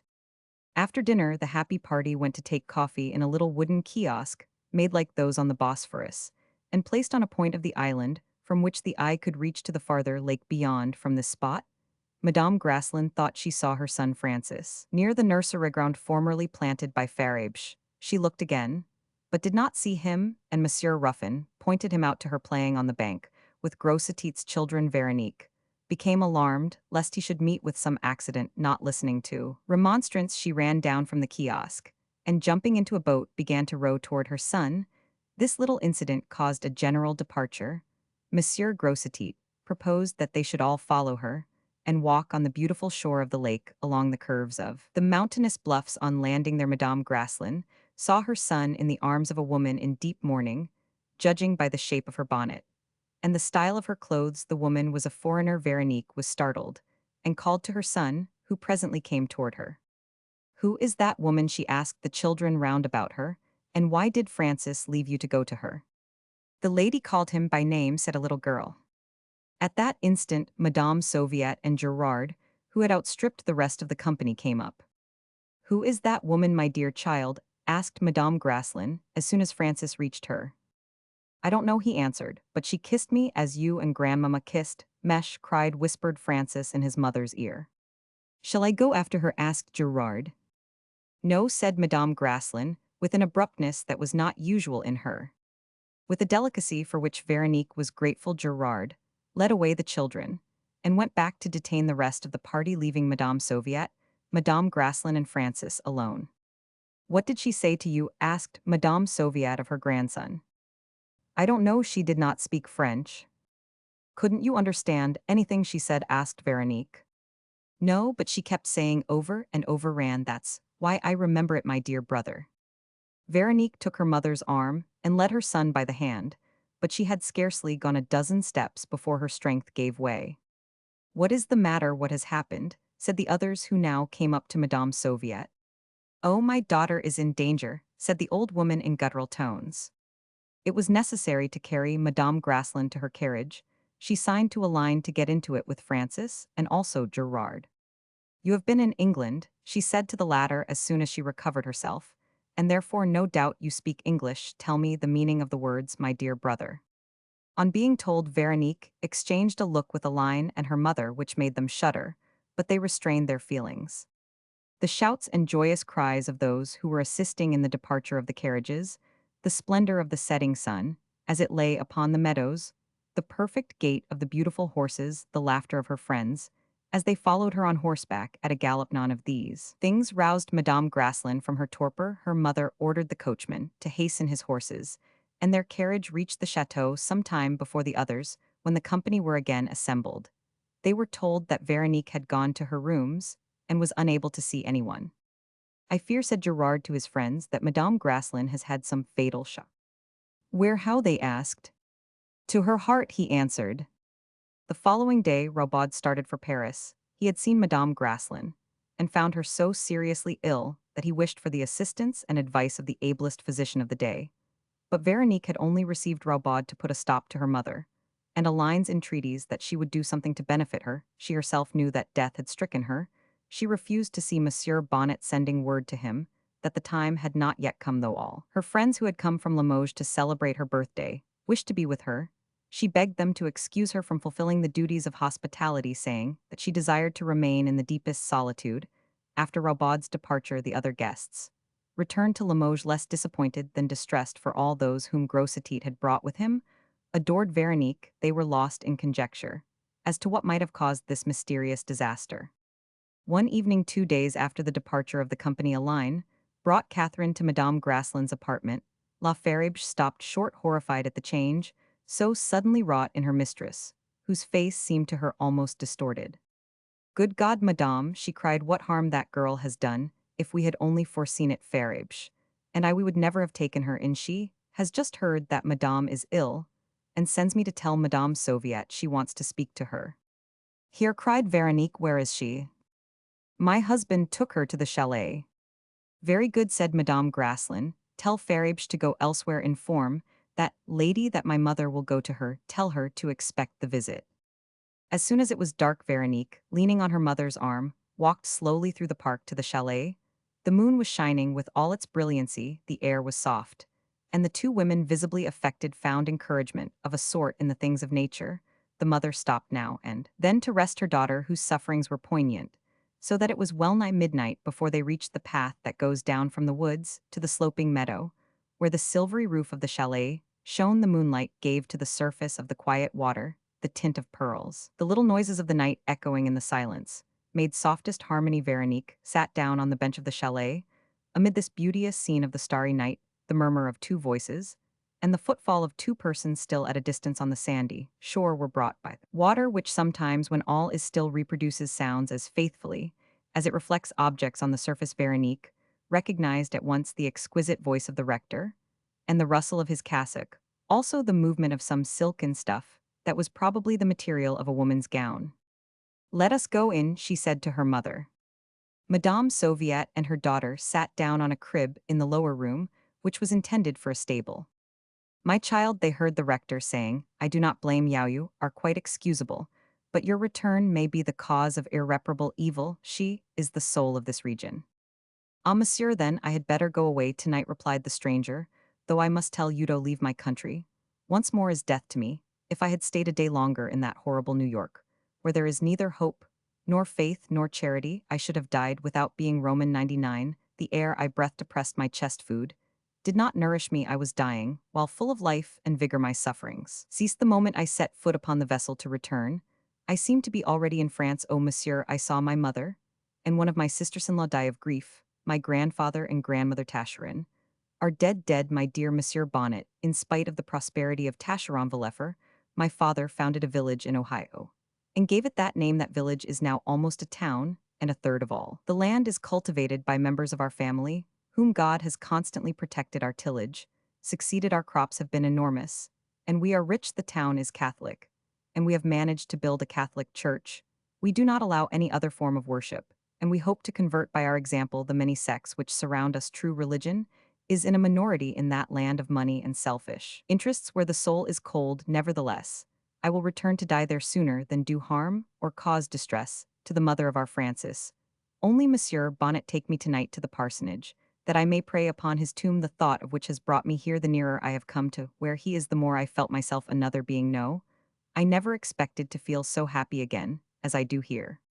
Well then, said the rector, come with me now. If there should come a time when you might return without doing injury, I will write to you, Denise. But perhaps this visit to your birthplace will stop the homesickness and enable you to live over there without suffering.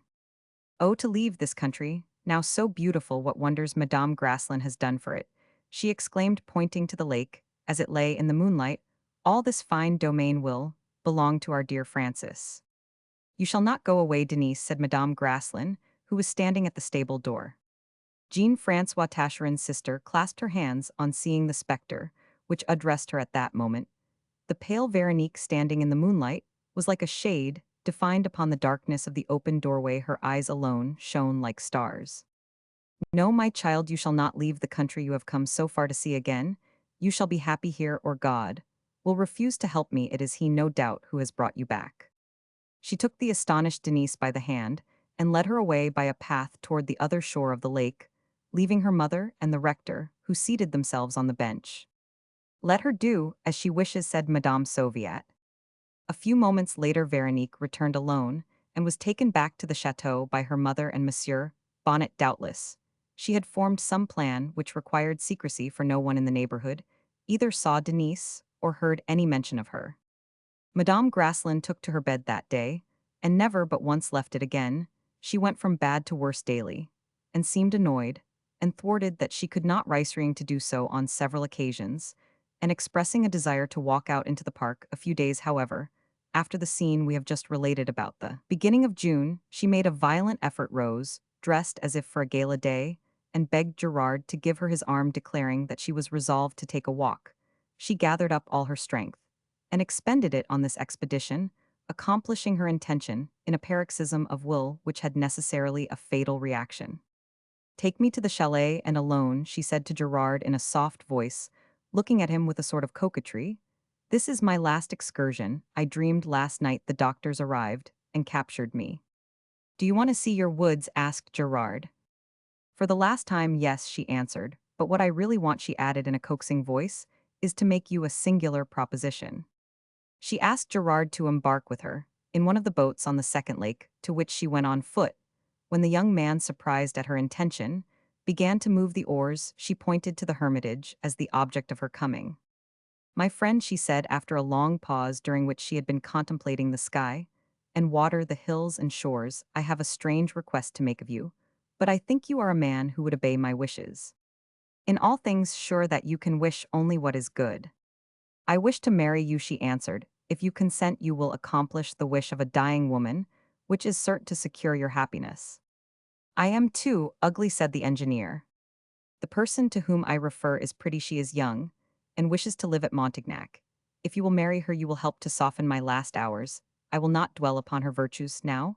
I only say her nature is a rare one in the matter of grace and youth and beauty. One look will suffice. You are now about to see her at the hermitage. As we return home, you must give me a serious yes or no. Hearing this confidence, Gerard unconsciously quickened his oars, which made Madame Graslin smile. Denise, who was living alone away from all eyes at the hermitage, recognized Madame Graslin and immediately opened the door. Veronique and Gerard entered. The poor girl could not help a blush as she met the eyes of the young man, who was greatly surprised at her beauty. I hope Madame Faribge has not let you want for anything, said Veronique. Oh no, Madame C, and she pointed to her breakfast. This is Monsieur Gerard of whom I spoke to you, went on Veronique. He is to be my son's guardian, and after my death you shall live together at the chateau until his majority. Oh, Madame, do not talk in that way. My dear child, look at me, replied Veronique, addressing Denise, in whose eyes the tears rose instantly. She has just arrived from New York, she added by way of introduction to Gerard. The engineer put several questions about the New World to the young woman, while Veronique, leaving them alone, went to look at the third and more distant lake of the Gabou. It was 6 o'clock, as Veronique and Gerard returned in the boat toward the chalet. Well, she said, looking at him, you have my promise. Though you are, I know, without prejudices, she went on, I must not leave you ignorant of the reason why that poor girl, brought back here by homesickness, left the place originally. A false step. Oh no, said Veronique, should I offer her to you? If that were so, she is the sister of a workman who died on the scaffold. Ah, Tascherin, he said, the murderer of old Pingret. Yes, she is the sister of a murderer, said Madame Graslin, in a bitter tone. You are at liberty to take back your promise, and she did not finish, and Gerard was obliged to carry her to the bench before the chalet, where she remained unconscious for some little time. When she opened her eyes, Gerard was on his knees before her, and he said instantly, I will marry Denise. Madame Graslin took his head in both hands and kissed him on the forehead, then, seeing his surprise at so much gratitude, she pressed his hand and said, before long, you will know the secret of all this. Let us go back to the terrace, for it is late. I am very tired, but I must look my last on that dear plain. Though the day had been insupportably hot, the storms, which during this year devastated parts of Europe and of France, but respected the Limousin, had run their course in the basin of the Loire, and the atmosphere was singularly clear. The sky was so pure that the eye could seize the slightest details on the horizon. What language can render the delightful concert of busy sounds produced in the village by the return of the workers from the fields? Such scene, to be rightly given, needs a great landscape artist, and also a great painter of the human face. Is there not, by the by, in the lassitude of nature, and that of man, a curious affinity which is difficult to grasp? The depressing heat of a dog day, and the rarefication of the air, give to the least sound made by human beings all its signification. The women seated on their doorsteps, and waiting for their husbands, who often bring back the children, gossip with each other while still at work. The roofs are casting up the lines of smoke, which tell of the evening meal, the gayest among the peasantry, after which they sleep. All actions express the tranquil, cheerful thoughts of those whose day's work is over songs are heard very different in character from those of the morning. In this, the peasants imitate the birds whose warbling at night is totally unlike their notes at dawn. All nature sings a hymn to rest as it sang a hymn of joy to the coming sun. The slightest movements of living beings seem tinted then with the soft harmonious colors of the sunset cast upon the landscape, and lending even to the dusty roadways a placid air. If any dared deny the influence of this hour, the loveliest of the day, the flowers would protest and intoxicate his senses with their penetrating perfumes, which then exhale and mingle with the tender hum of insects and the amorous note of birds. The brooks which threaded the plain beyond the village were veiled in fleecy vapor in the great meadows, through which the highroad ran bordered with poplars, acacias, and ailanthus wisely intermingled. And already giving shad enormous and justly celebrated herds of cattle were scattered here.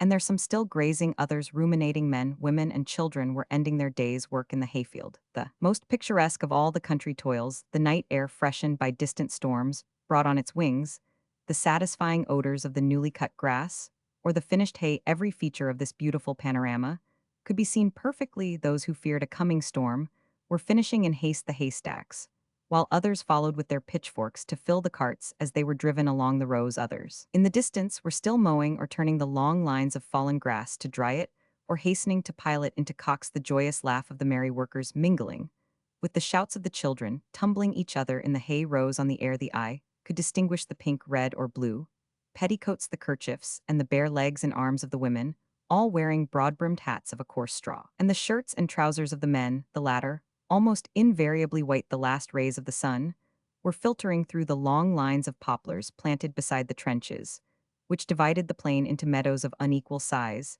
and caressing the groups of horses and carts. Men, women, children, and cattle. The cattlemen and the shepherd-girls were beginning to collect their flocks to the sound of rustic horns. The scene was noisy yet silent, a paradoxical statement, which will surprise only those to whom the character of country life is still unknown. From all sides came the carts laden with fragrant fodder. There was something, I know not what, of torpor in the scene. Veronique walked slowly and silently between Gerard and the rector, who had joined her on the terrace. Through the openings made by the rural lanes running down below the terrace to the main street of Montignac, Gerard and Monsieur Bonnet could see the faces of men, women, and children turned toward them, watching more particularly, no doubt, for Madame Graslin. How much of tenderness and gratitude was expressed on those faces, how many benedictions followed Veronique's footsteps. With what reverent attention were the three benefactors of a whole community regarded. Man was adding a hymn of gratitude to the other chants of evening, while Madame Graslin walked on with her eyes fastened on the long, magnificent green pastures. Her most cherished creation, the priest and the mayor, did not take their eyes from the groups below, whose expression it was impossible to misinterpret. Pain, sadness, and regret mingled with hope were plainly on all those faces. No one in Montignac or its neighborhood was ignorant that Monsieur Roubaud had gone to Paris to bring the best physician science afforded, or that the benefactress of the whole district was in the last stages of a fatal illness. In all the markets through a circumference of 30 miles, the peasants asked those of Montignac, "How is your good woman now?" The great vision of death hovered over the land, and dominated that rural picture. Afar in the fields, more than one reaper, sharpening his scythe, more than one young girl, her arms resting on her fork, more than one farmer, stacking his hay, seeing Madame Graslin, stood mute and thoughtful, examining that noble woman, the blessing of the chorus, seeking some favorable sign, or merely looking to admire her, impelled by a feeling that arrested their work. "She is out walking, therefore she must be better." These simple words were on every lip. Madame Graslin's mother, seated on the iron bench, which Veronique had formerly placed at the end of the terrace, studied every movement of her daughter. She watched her step in walking, and a few tears rolled from her eyes, aware of the secret efforts of that superhuman courage. She knew that Veronique at that moment was suffering the tortures of a horrible agony, and only maintained herself erect by the exercise of her heroic will. The tears, these seemed almost red, which forced their way from those aged eyes, and furrowed that wrinkled face, the parchment of which seemed incapable of softening under any emotion, excited those of young Graslin, whom Monsieur Ruffin had between his knees. "What is the matter, my boy?" said the tutor anxiously. "My grandmother is crying," he answered. Monsieur Ruffin, whose eyes were on Madame Graslin, as she came toward them, now looked at Madame Sauviet, and was powerfully struck by the aspect of that old head, like that of a Roman matron, petrified with grief, and moistened with tears. "Madame, why did you not prevent her from coming out?" said the tutor to the old mother, august and sacred in her silent grief. As Veronique advanced majestically, with her naturally fine and graceful step, Madame Soviet, driven by despair at the thought of surviving her daughter, allowed the secret of many things that awakened curiosity to escape her. "How can she walk like that?" she cried, wearing a horrible horsehair shirt, which pricks into her skin perpetually. The words horrified the young man, who was not insensible to the exquisite grace of Veronique's movements. He shuddered, as he thought of the constant and terrific struggle of the soul to maintain its empire thus over the body. "She has worn it 13 years ever since she ceased to nurse the boy," said the old woman. "She has done miracles here. But if her whole life were known, they ought to canonize her. Since she came to Montignac, no one has ever seen her eat. And do you know why a line serves her 3 times a day? A piece of dry bread and vegetables boiled in water without salt on a common plate of red earth, like those they feed the dogs on. Yes, that's how the woman lives who has given new life to this whole canton." She kneels to say her prayers on the edge of that hair shirt, she says. "She could not have that smiling air she always has unless she practiced these austerities. I tell you this," added the old woman, sinking her voice, "so that you may repeat it to the doctor that Monsieur Robaud has gone to fetch. If they could prevent my daughter from continuing these penances, perhaps they might still save her, though death has laid its hand upon her head. See for yourself. I must be strong indeed to have borne so many things these 15 years." The old woman took her grandson's hand and passed it over her forehead and cheeks, as if the child's touch shed a healing balm there. Then she kissed it with an affection, the secret of which belongs to grandmothers as much as it belongs to mothers. Veronique was now only a few feet from the bench in company, with Clausier the rector and Gerard. Illuminated by the glow of the setting sun, she shone, with a dreadful beauty, her yellow forehead furrowed with long wrinkles, massed one above the other like layers of clouds, revealed a fixed thought in the midst of inward troubles. Her face, devoid of all color, entirely white with the dead greenish whiteness of plants without light, was thin though not withered, and bore the signs of terrible physical sufferings produced by mental anguish. She fought her soul with her body and vice versa. She was so completely destroyed that she no more resembled herself than an old woman resembles her portrait as a girl. The ardent expression of her eyes declared the despotic empire exercised by a devout will over a body reduced to what religion requires it to be in this woman. The soul dragged the flesh, as the Achilles of profane story dragged Hector. For 15 years, she dragged it victoriously. Along the stony paths of life around the celestial Jerusalem, she hoped to enter not by a vile deception, but with acclamation. No solitary that ever lived in the dry and arid deserts of Africa was ever more master of his senses than was Veronique in her magnificent chateau, among the soft voluptuous scenery of that opulent land, beneath the protecting mantle of that rich forest, whence science, the heir of Moses' wand, had called forth plenty, prosperity, and happiness for a whole region. She contemplated the results of 12 years' patience, a work which might have made the fame of many a superior man with a gentle modesty, such as Pontormo has painted in the sublime face of his Christian chastity, caressing the celestial unicorn. The mistress of the manor, whose silence was respected by her companions when they saw that her eyes were roving over those vast plains once arid, and now fertile by her, will walked on her arms, folded with a distant look, as if to some far horizon on her face. Roman 20, the last struggle. Suddenly she stopped a few feet from her mother, who looked at her, as the mother of Christ must have looked at her son upon the cross. She raised her hand, and pointing to the spot where the road to Montignac branched from the highway, she said, smiling, "See that carriage with the post-horses. Monsieur Robaud is returning to us. We shall now know how many hours I have to live." "Hours," said Gerard. "Did I not tell you I was taking my last walk?" she replied. "I have come here to see for the last time this glorious scene in all its splendor." She pointed first to the village, where the whole population seemed to be collected in the church square, and then to the beautiful meadows glowing in the last rays of the setting sun. "Ah," she said, "let me see the benediction of God in the strange atmospheric condition to which we owe the safety of our harvest around us on all sides. Tempests, hail, lightning have struck incessantly, and pitilessly the common people think thus, why not I do so need to see in this a happy augury for what awaits me after death." The child stood up and took his mother's hand, and laid it on his head. Veronique, deeply affected by the action, so full of eloquence, took up her son with supernatural strength, seating him on her left arm, as though he were still an infant at her breast, saying as she kissed him, "Do you see that land, my son? When you are a man, continue there your mother's work." "Madame," said the rector in a grave voice, A few strong and privileged beings are able to contemplate their coming death face to fight as it were a duel with it, and to display a courage and an ability which challenge admiration. You show us this terrible spectacle. But perhaps you have too little pity for us. Leave us at least the hope that you may be mistaken, and that God will allow you to finish that which you have begun. All I have done is through you, my friends, she said. I have been useful. I can be so no longer. All is fruitful around us. Now nothing is barren and desolated here.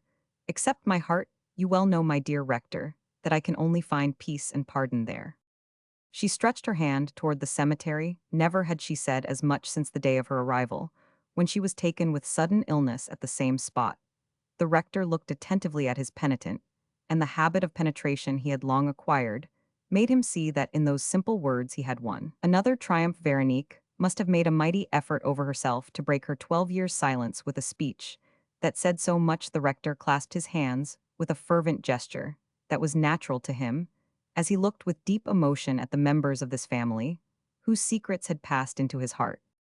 Gerard, to whom the words peace and pardon must have seemed strange, was bewildered. Monsieur Ruffin, with his eyes fixed on Veronique, was stupefied at this instant. The carriage came rapidly up the avenue.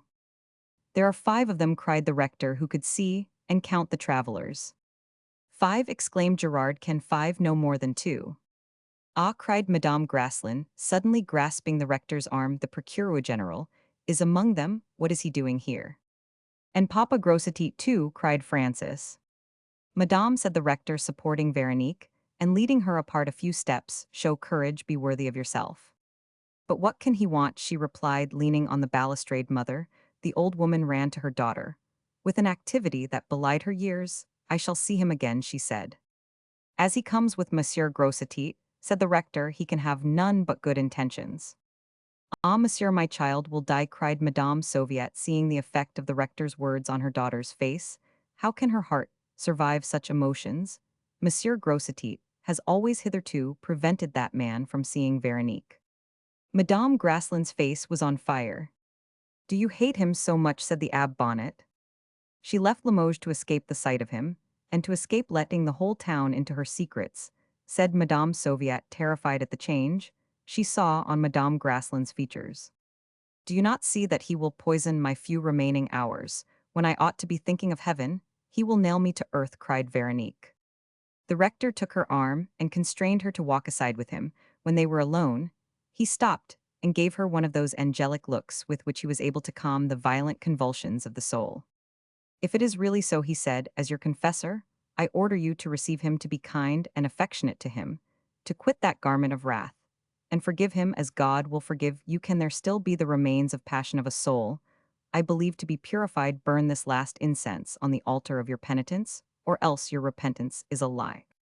There was still that effort to make, and it is made, she answered, wiping her eyes. The devil lurked in that last fold of my heart, and God, no doubt, put into Monsieur de Granville's mind the thought that brings him here.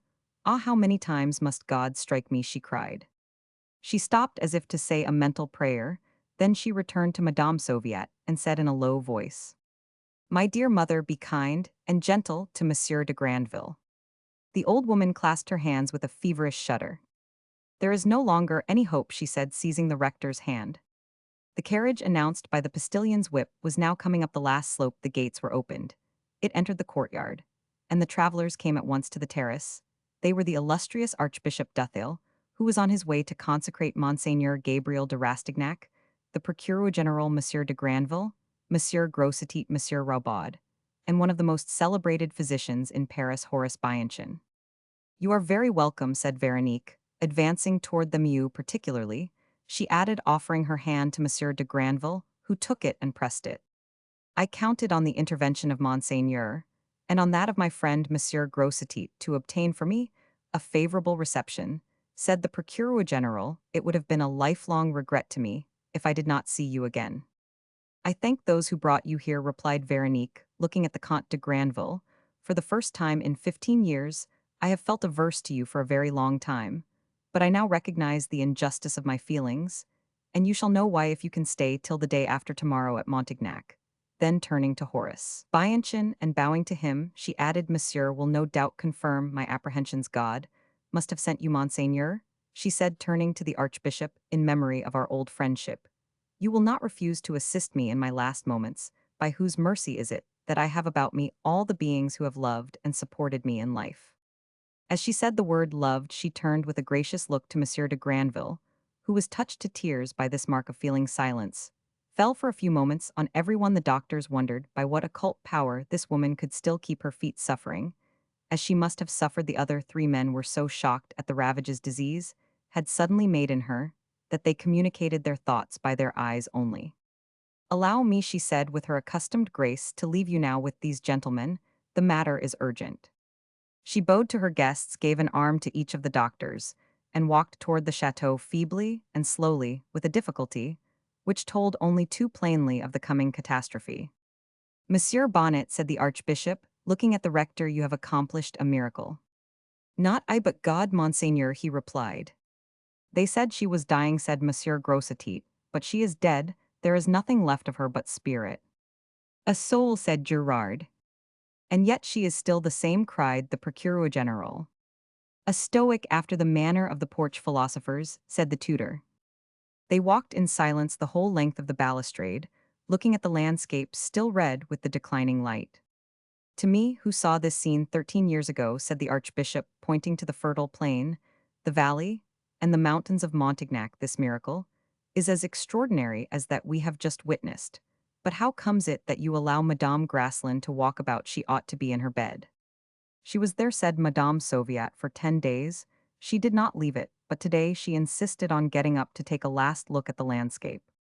I can understand that she wanted to bid farewell to her great creation, said Monsieur de Granville, but she risked expiring on this terrace. Monsieur Robaud told us not to thwart her, said Madame Sauviat.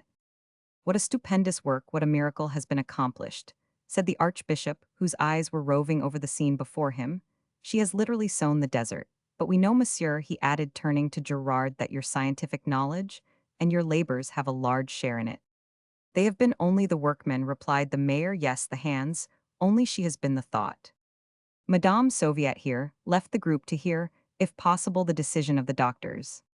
We need some heroism ourselves, said Monsieur de Granville to the rector, and the archbishop, to enable us to witness this death. Yes, said Monsieur Grossetit, who overheard him, but we ought to do much for such a friend. After several turns up and down the terrace, these persons, full of solemn thoughts, saw two farmers approaching them, sent as a deputation from the village, where the inhabitants were in a state of painful anxiety, to know the sentence pronounced by the physician from Paris. They are still consulting, and as yet we know nothing, my friends, said the archbishop. As he spoke, Monsieur Robaud appeared coming toward them, and they all hurried to meet him. Well, said the mayor. She cannot live 48 hours longer, replied Monsieur Robaud, during my absence. The disease has fully developed. Monsieur Bianchin does not understand how it was possible for her to have walked such phenomenal exhibitions of strength, are always caused by great mental exaltation. So, gentlemen, said the doctor to the priest, she belongs to you now. Science is useless, and my illustrious fellow physician thinks you have barely time enough for your last offices. Let us go now and say the prayers for the 40 hours, said the rector to his parishioners, turning to leave the terrace. His grace will doubtless administer the last sacraments. The archbishop bowed his head. He could not speak, his eyes were full of tears. Everyone sat down or leaned against the balustrade, absorbed in his own thought. The church bells presently sent forth a few sad calls, and then the whole population were seen hurrying toward the porch. The gleam of the lighted tapers shone through the trees in Monsieur Bonnet's garden. The chants resounded, no color was left in the landscape, but the dull red hue of the dusk. Even the birds had hushed their songs. The tree frog alone sent forth its long, clear, melancholy note. I will go and do my duty, said the archbishop, turning away with a slow step, like a man overcome with emotion. The consultation had taken place in the great salon of the chateau. This vast room communicated with a state bedchamber, furnished in red damask, in which Graslin had displayed a certain opulent magnificence. Veronique had not entered it 6 times in 14 years. The grand apartments were quite useless to her, and she never received her friends there. But now the effort she had made to accomplish her last obligation and to overcome her last repugnance had exhausted her strength, and she was wholly unable to mount the stairs to her own rooms.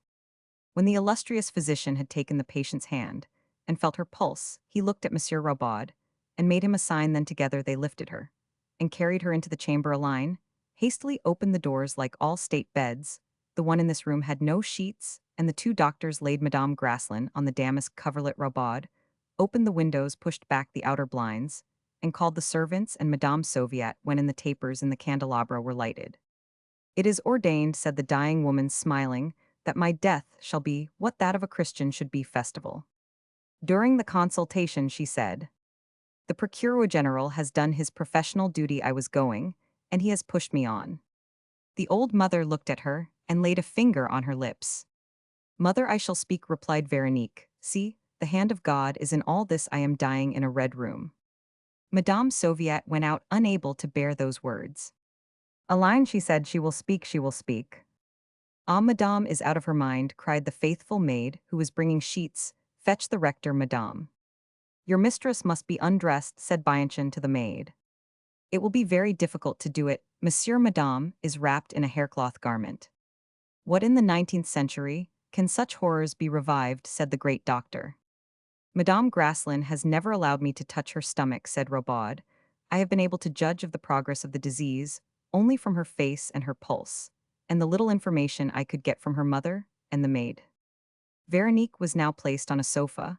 While the bed was being made, the doctors spoke together in a low voice. Madame Soviet and Aline made the bed. The faces of the two women were full of anguish. Their hearts were wrung by the thought, "We are making her bed for the last time. She will die here." The consultation was not long, but Bianchon exacted at the outset that Aline should, in spite of the patient's resistance, cut off the hair shirt and put on a nightdress. The doctors returned to the salon. While this was being done, when Aline passed them carrying the instrument of torture, wrapped in a napkin, she said, "Madame's body is one great wound." The doctors returned to the bedroom.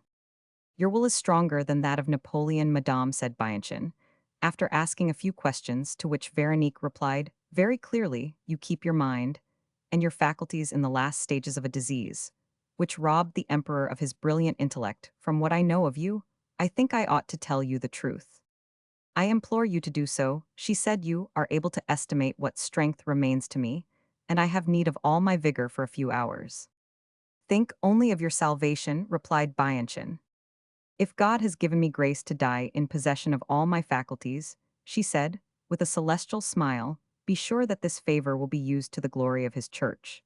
The possession of my mind and senses is necessary to fulfill a command of God, whereas Napoleon had accomplished all his destiny." The doctors looked at each other in astonishment at hearing these words said with as much ease as though Madame Graslin were still presiding in her salon. "Ah, here is the doctor who is to cure me," she said presently, when the archbishop, summoned by Robaud, entered the room. She collected all her strength and rose to a sitting posture in order to bow graciously to Monsieur Bianchon and beg him to accept something else than money for the good news he gave her. She said a few words in her mother's ear, and Madame Soviet immediately led away the doctors. Then Veronique requested the archbishop to postpone their interview till the rector could come to her, expressing a wish to rest for a while. Aline watched beside her. At midnight Madame Graslin awoke and asked for the archbishop and rector, whom Aline silently showed her close at hand praying for her. She made a sign dismissing her mother and the maid, and at another sign the two priests came to the bedside. "Monseigneur and you, my dear rector," she said, "will hear nothing you do not already know. You were the first, Monseigneur, to cast your eyes into my inner self.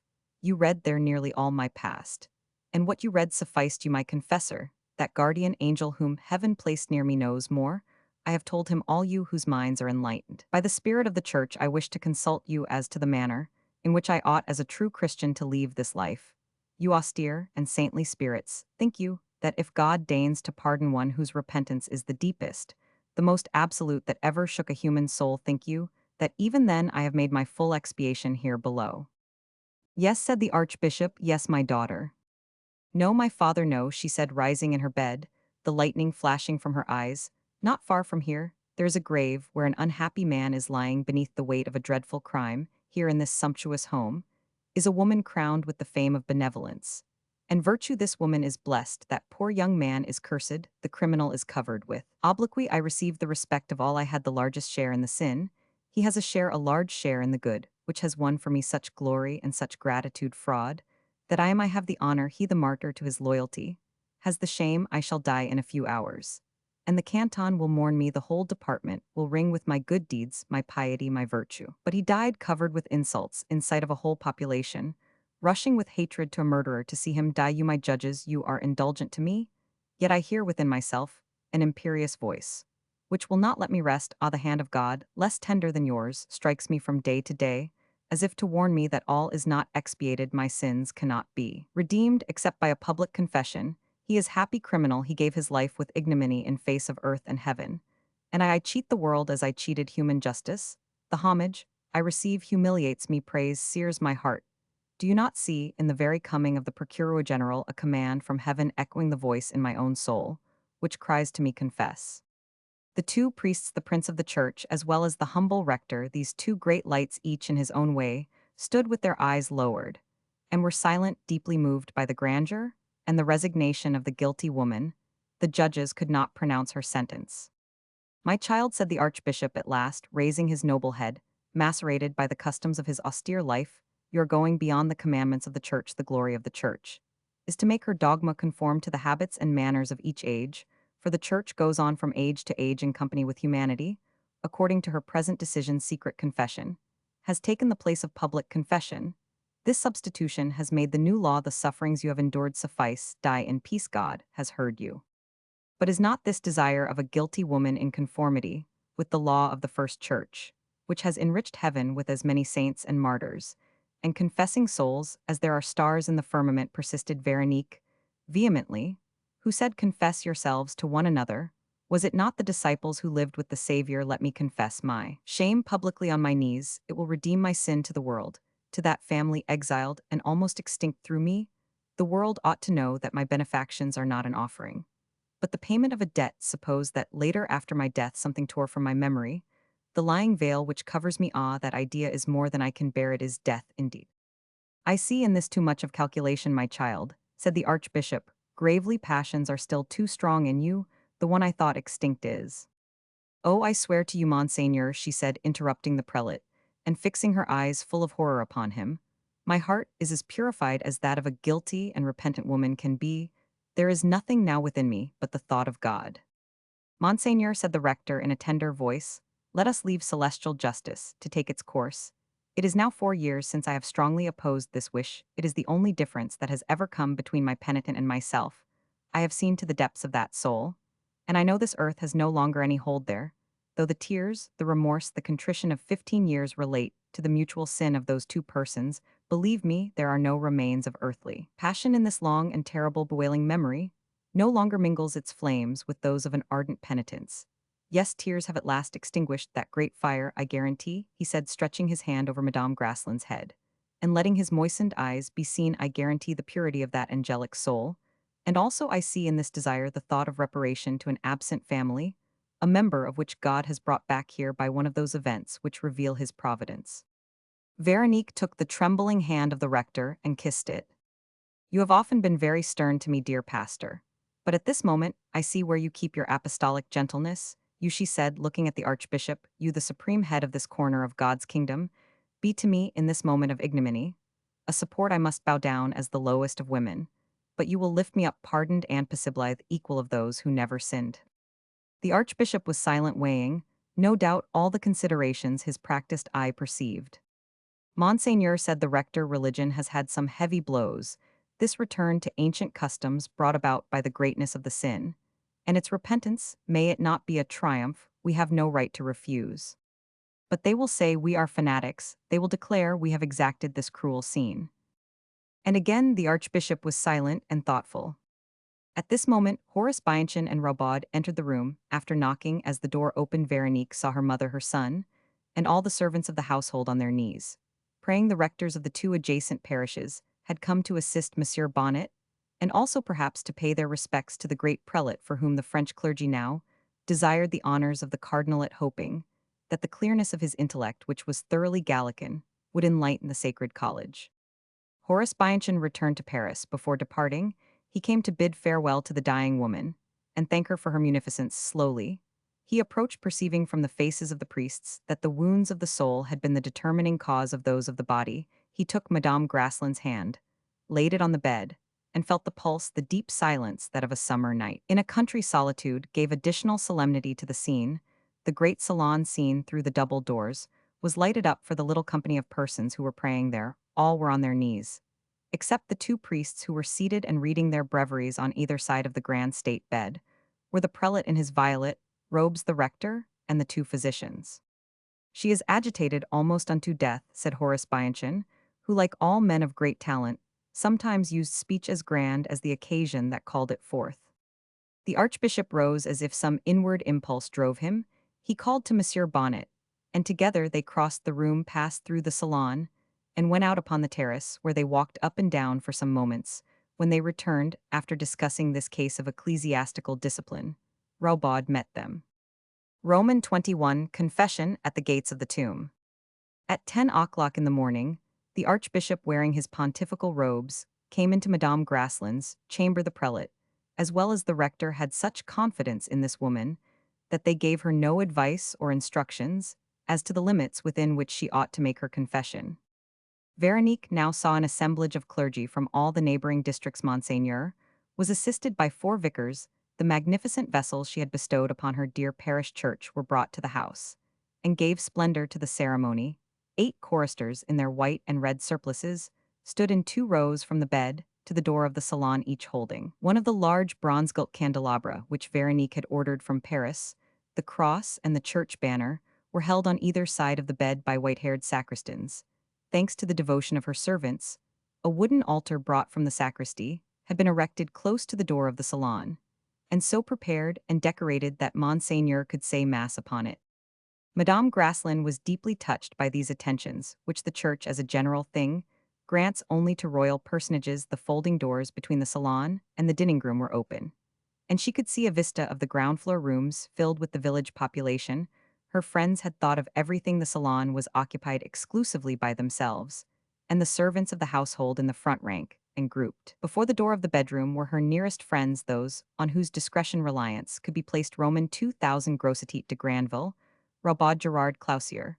Ruffin took the first places. They had arranged among themselves that they should rise and stand in a group, thus preventing the words of the repentant woman from being heard in the farther rooms, but their tears and sobs would in any case have drowned her voice.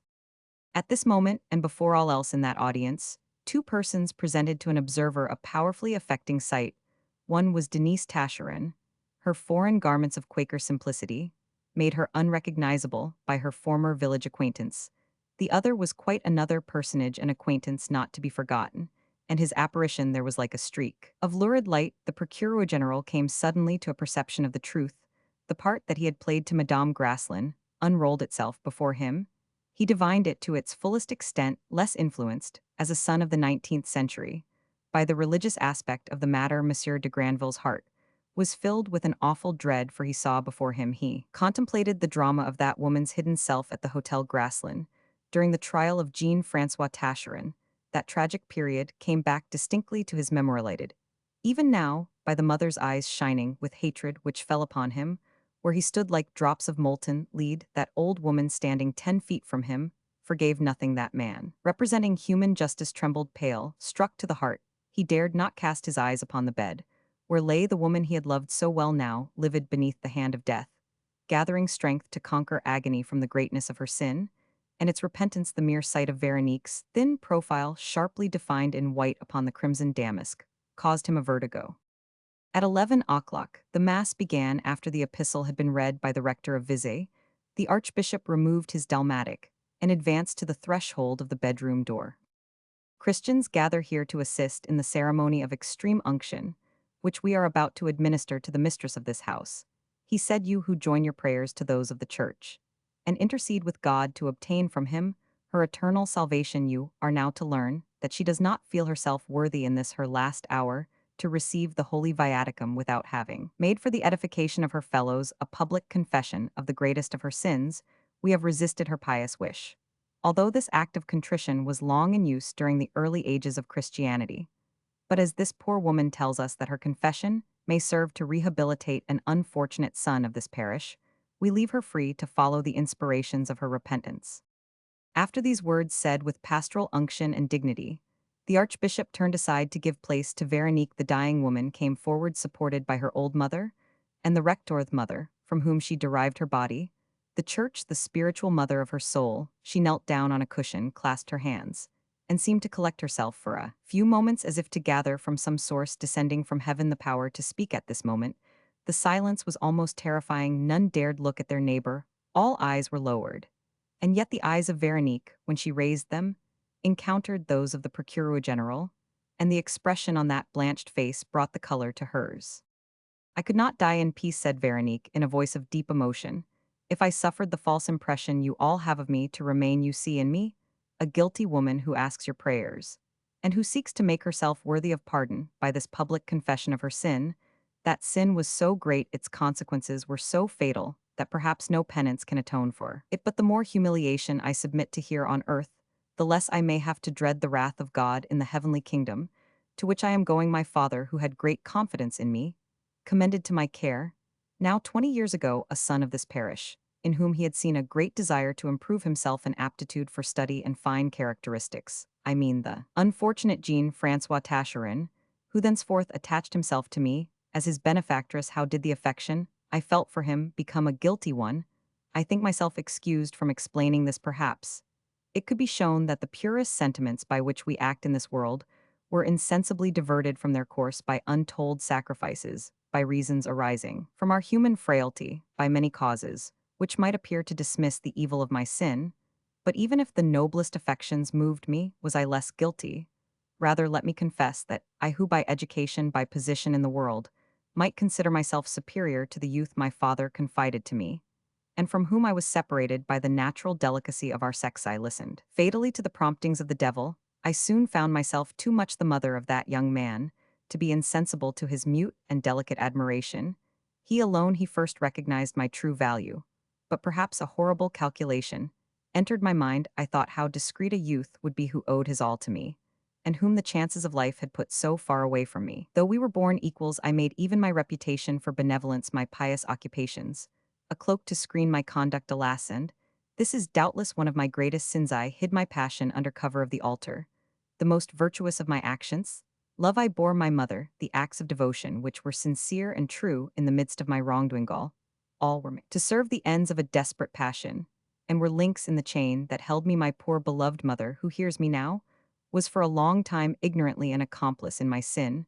When her eyes were opened, too many dangerous facts existed not to give her mother's heart the strength to be silent. Silence with her has been the highest virtue. Her love for her daughter has gone beyond her love to God. Ah, I here discharge her solemnly from the heavy burden of secrecy, which she has borne. She shall end her days, without compelling either eyes or brow to lie. Let her motherhood stand clear of blame. Let that noble sacred old age crowned with virtue shine, with its natural luster freed of that link, which bound her indirectly to infamy. Tears checked the dying woman's voice for an instant. A line gave her salts to inhale. "There is no one who has not been better to me than I deserve," she went on. "The devoted servant who does this last service, she has feigned ignorance of what she knew, but at least she was in the secret of the penances, by which I have destroyed the flesh that sinned. I here beg pardon of the world for the long deception to which I have been led by the terrible logic of society." Jean-Francois Tascherin was not as guilty as he seemed. Ah, you who hear me, I implore you to remember his youth, and the madness excited in him, partly by the remorse that seized upon me, partly by involuntary seductions. More than that, it was a sense of honor, though a mistaken honor, which caused the most awful of these evils. Neither of us could endure our perpetual deceit. He appealed, unhappy man, to my own right feeling. He sought to make our fatal love as little wounding to others as it could be. We meant to hide ourselves away forever. Thus I was the cause, the sole cause of his crime, driven by necessity, the unhappy man guilty of too much devotion to an idol, chose from all evil acts the one which might be hereafter reparable. I knew nothing of it till the moment of execution. At that moment, the hand of God threw down that scaffolding of false contrivances. I heard the cries, they echo in my ears. I divined the struggle which I could not stop. I, the cause of it, Tascherin, was maddened, I swear it. Here Veronique turned her eyes upon Monsieur de Granville, and a sob was heard to issue from Denise Tacherin's breast. He lost his mind when he saw what he thought his happiness destroyed by unforeseen circumstances. The unhappy man, misled by his love, went headlong from a delinquent act to crime, from robbery To a double murder, he left my mother's house an innocent man. He returned a guilty one. I alone knew that there was neither premeditation nor any of the aggravating circumstances on which he was sentenced to death. 100 times, I thought of betraying myself to save him. 100 times. A horrible and necessary restraint stopped the words upon my lips. Undoubtedly, my presence near the scene had contributed to give him the odious, infamous, ignoble courage of a murderer. Were it not for me, he would have fled. I had formed that soul train, that mind enlarged, that heart. I knew it. He was incapable of cowardice or meanness. Do justice to that involuntarily guilty arm. Do justice to him, whom God in his mercy has allowed to sleep in his quiet grave, where you have wept for him suspecting it. May be the extenuating truth. Punish, curse the guilty creature before you, horrified by the crime. When once committed, I did my best to hide my share in it, trusted by my father. I, who was childless, to lead a child to God. I led him to the scaffold. Ah, punish me, curse me, the hour has come. Saying these words, her eyes shone with the stoic pride of a savage, the archbishop standing behind her, and as if protecting her with the pastoral cross, abandoned his impassible demeanor, and covered his eyes with his right hand. A muffled cry was heard as though someone were dying. 2 persons, Gerard and Rabaud, received and carried away in their arms Denise Tascherin unconscious. That sight seemed for an instant to quench the fire in Veronique's eyes. She was evidently uneasy, but soon her self-control and serenity of martyrdom resumed their sway. You now know, she continued, that I deserve neither praise or blessing for my conduct. Here I have led in sight of heaven a secret life of bitter penance, which heaven will estimate my life before men, has been an immense reparation for the evils I have caused. I have marked my repentance ineffaceably on the earth. It will last almost eternally here below. It is written on those fertile fields in the prosperous village, in the rivulets brought from the mountains to water the plain once barren and fruitless, now green and fertile. Not a tree will be cut for 100 years to come, but the people of this region will know of the remorse that made it grow. My repentant soul will still live here among you. What you will owe to its efforts to a fortune honorably acquired is the heritage of its repentance. The repentance of her who caused the crime. All has been repaired so far as society is concerned. But I am still responsible for that life crushed in its beauty, life confided to me, and for which I am now required to render an account. The flame of her eyes was veiled in tears. There is here before me a man, she continued, who, because he did his duties strictly, has been to me an object of hatred which I thought eternal. He was the first inflictor of my punishment. My feet were still too deep in blood. I was too near the deed not to hate justice. So long as that root of anger lay in my heart, I knew there was still a lingering remnant of condemnable passion. I had nothing to forgive that man. I have only had to purify that corner of my heart, where evil lurked. However hard it may have been to win that victory, it is won.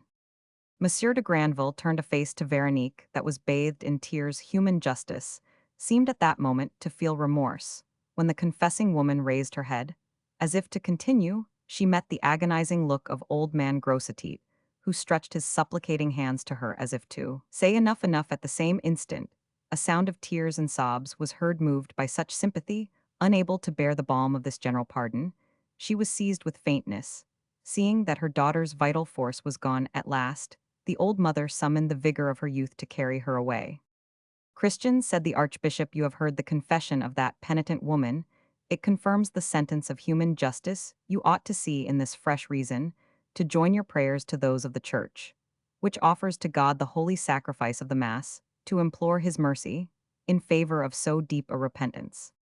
The services went on. Veronique, lying on the bed, followed them with a look of such inward contentment that she seemed to every eye no longer the same woman. On her face was the candid and virtuous expression of the pure young girl, such as she had been in her parents' home. The dawn of eternal life was already whitening her brow and glorifying her face with its celestial tints. Doubtless, she heard the mystic harmonies and gathered strength to live from her desire to unite herself once more with God. In the last communion, the rector came beside the bed and gave her absolution. The archbishop administered the sacred oils with a fatherly tenderness that showed to all there present how dear the lost, but now recovered lamb had been to him. Then, with the sacred anointing, he closed to the things of earth those eyes which had done such evil, and laid the seal of the Church upon the lips that were once too eloquent. The ears, by which so many evil inspirations had penetrated her mind, were closed. Forever all the senses deadened by repentance were thus sanctified, and the spirit of evil could have no further power within her soul. Never did assistants of this ceremony more fully understand the grandeur and profundity of the sacrament than those who now saw the acts of the Church, justly following the confession of that dying woman. Thus prepared, Veronique received the body of Jesus Christ with an expression of hope and joy, which melted the ice of unbelief, against which the rector had so often bruised himself. Rabaud, confounded in all his opinions, became a Catholic on the spot. The scene was touching, and yet awesome. The solemnity of its every feature was so great that painters might have found there the subject of a masterpiece. When this funeral part was over, and the dying woman heard the priests begin the reading of the Gospel of St. John, she signed to her mother to bring her son, who had been taken from the room by his tutor. When she saw Francis kneeling by the bedside, the pardoned mother felt she had the right to lay her hand upon his head, and bless him. Doing so, she died. Old Madame Sauviat was there at her post erect, as she had been for 20 years. This woman, heroic after her fashion, closed her daughter's those eyes that had wept so much and kissed them. All the priests, followed by the choristers, surrounded the bed. By the flaming light of the torches, they chanted the terrible de profundis, the echoes of which told the population kneeling before the chateau, the friends praying in the salon, the servants in the adjoining rooms, that the mother of the canton was dead. The hymn was accompanied with moans and tears. The confession of that grand woman had not been audible beyond the threshold of the salon, and none but loving ears had heard it. When the peasants of the neighborhood, joining with those of Montignac, came one by one to lay upon their benefactress the customary palm together, with their last farewell, mingled with prayers and tears, they saw the man of justice crushed by grief, holding the hand of the woman whom, without intending it, he had so cruelly but so justly stricken. 2 days later, the Procureur General Grossetit, the Archbishop, and the mayor, holding the corners of the black pall, conducted the body of Madame Graslin to its last resting place. It was laid in the grave in deep silence. Not a word was said. No one had strength to speak. All eyes were full of tears. She is now a saint, was said by the peasants, as they went away along the roads of the canton, to which she had given prosperity, sing the words to her creations, as though they were animate beings.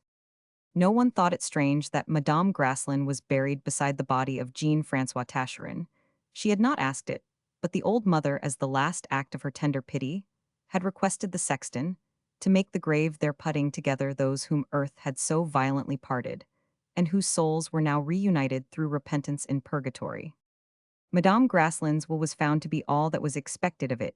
She founded scholarships and hospital beds at Limoges solely for working men.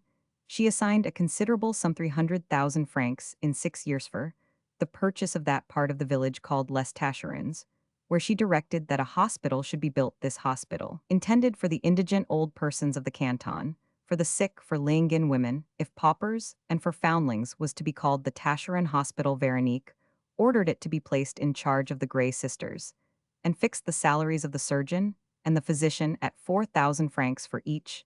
She requested Rabaud to be the first physician of this hospital, placing upon him the choice of the surgeon, and requesting him to superintend the erection of the building, with reference to sanitary arrangements, conjointly with Gerard, who was to be the architect. She also gave to the village of Montignac an extent of pasture land, sufficient to pay all its taxes. The church she endowed with a fund to be used for a special purpose, namely watch was to be kept over young workmen and cases discovered in which some village youth might show a disposition for art or science or manufactures.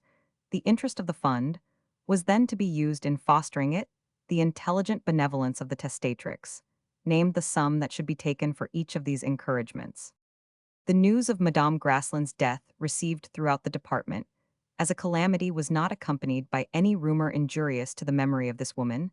This discretion was a homage rendered to so many virtues by the hardworking Catholic population, which renewed in this little corner of France the miracles of the letters edifiants. Gerard, appointed guardian of Francis Graslin, and obliged by terms of the will to reside at the chateau, moved there, but he did not marry Denise Tascherin until 3 months after Veronique's death, and her Francis found a second mother.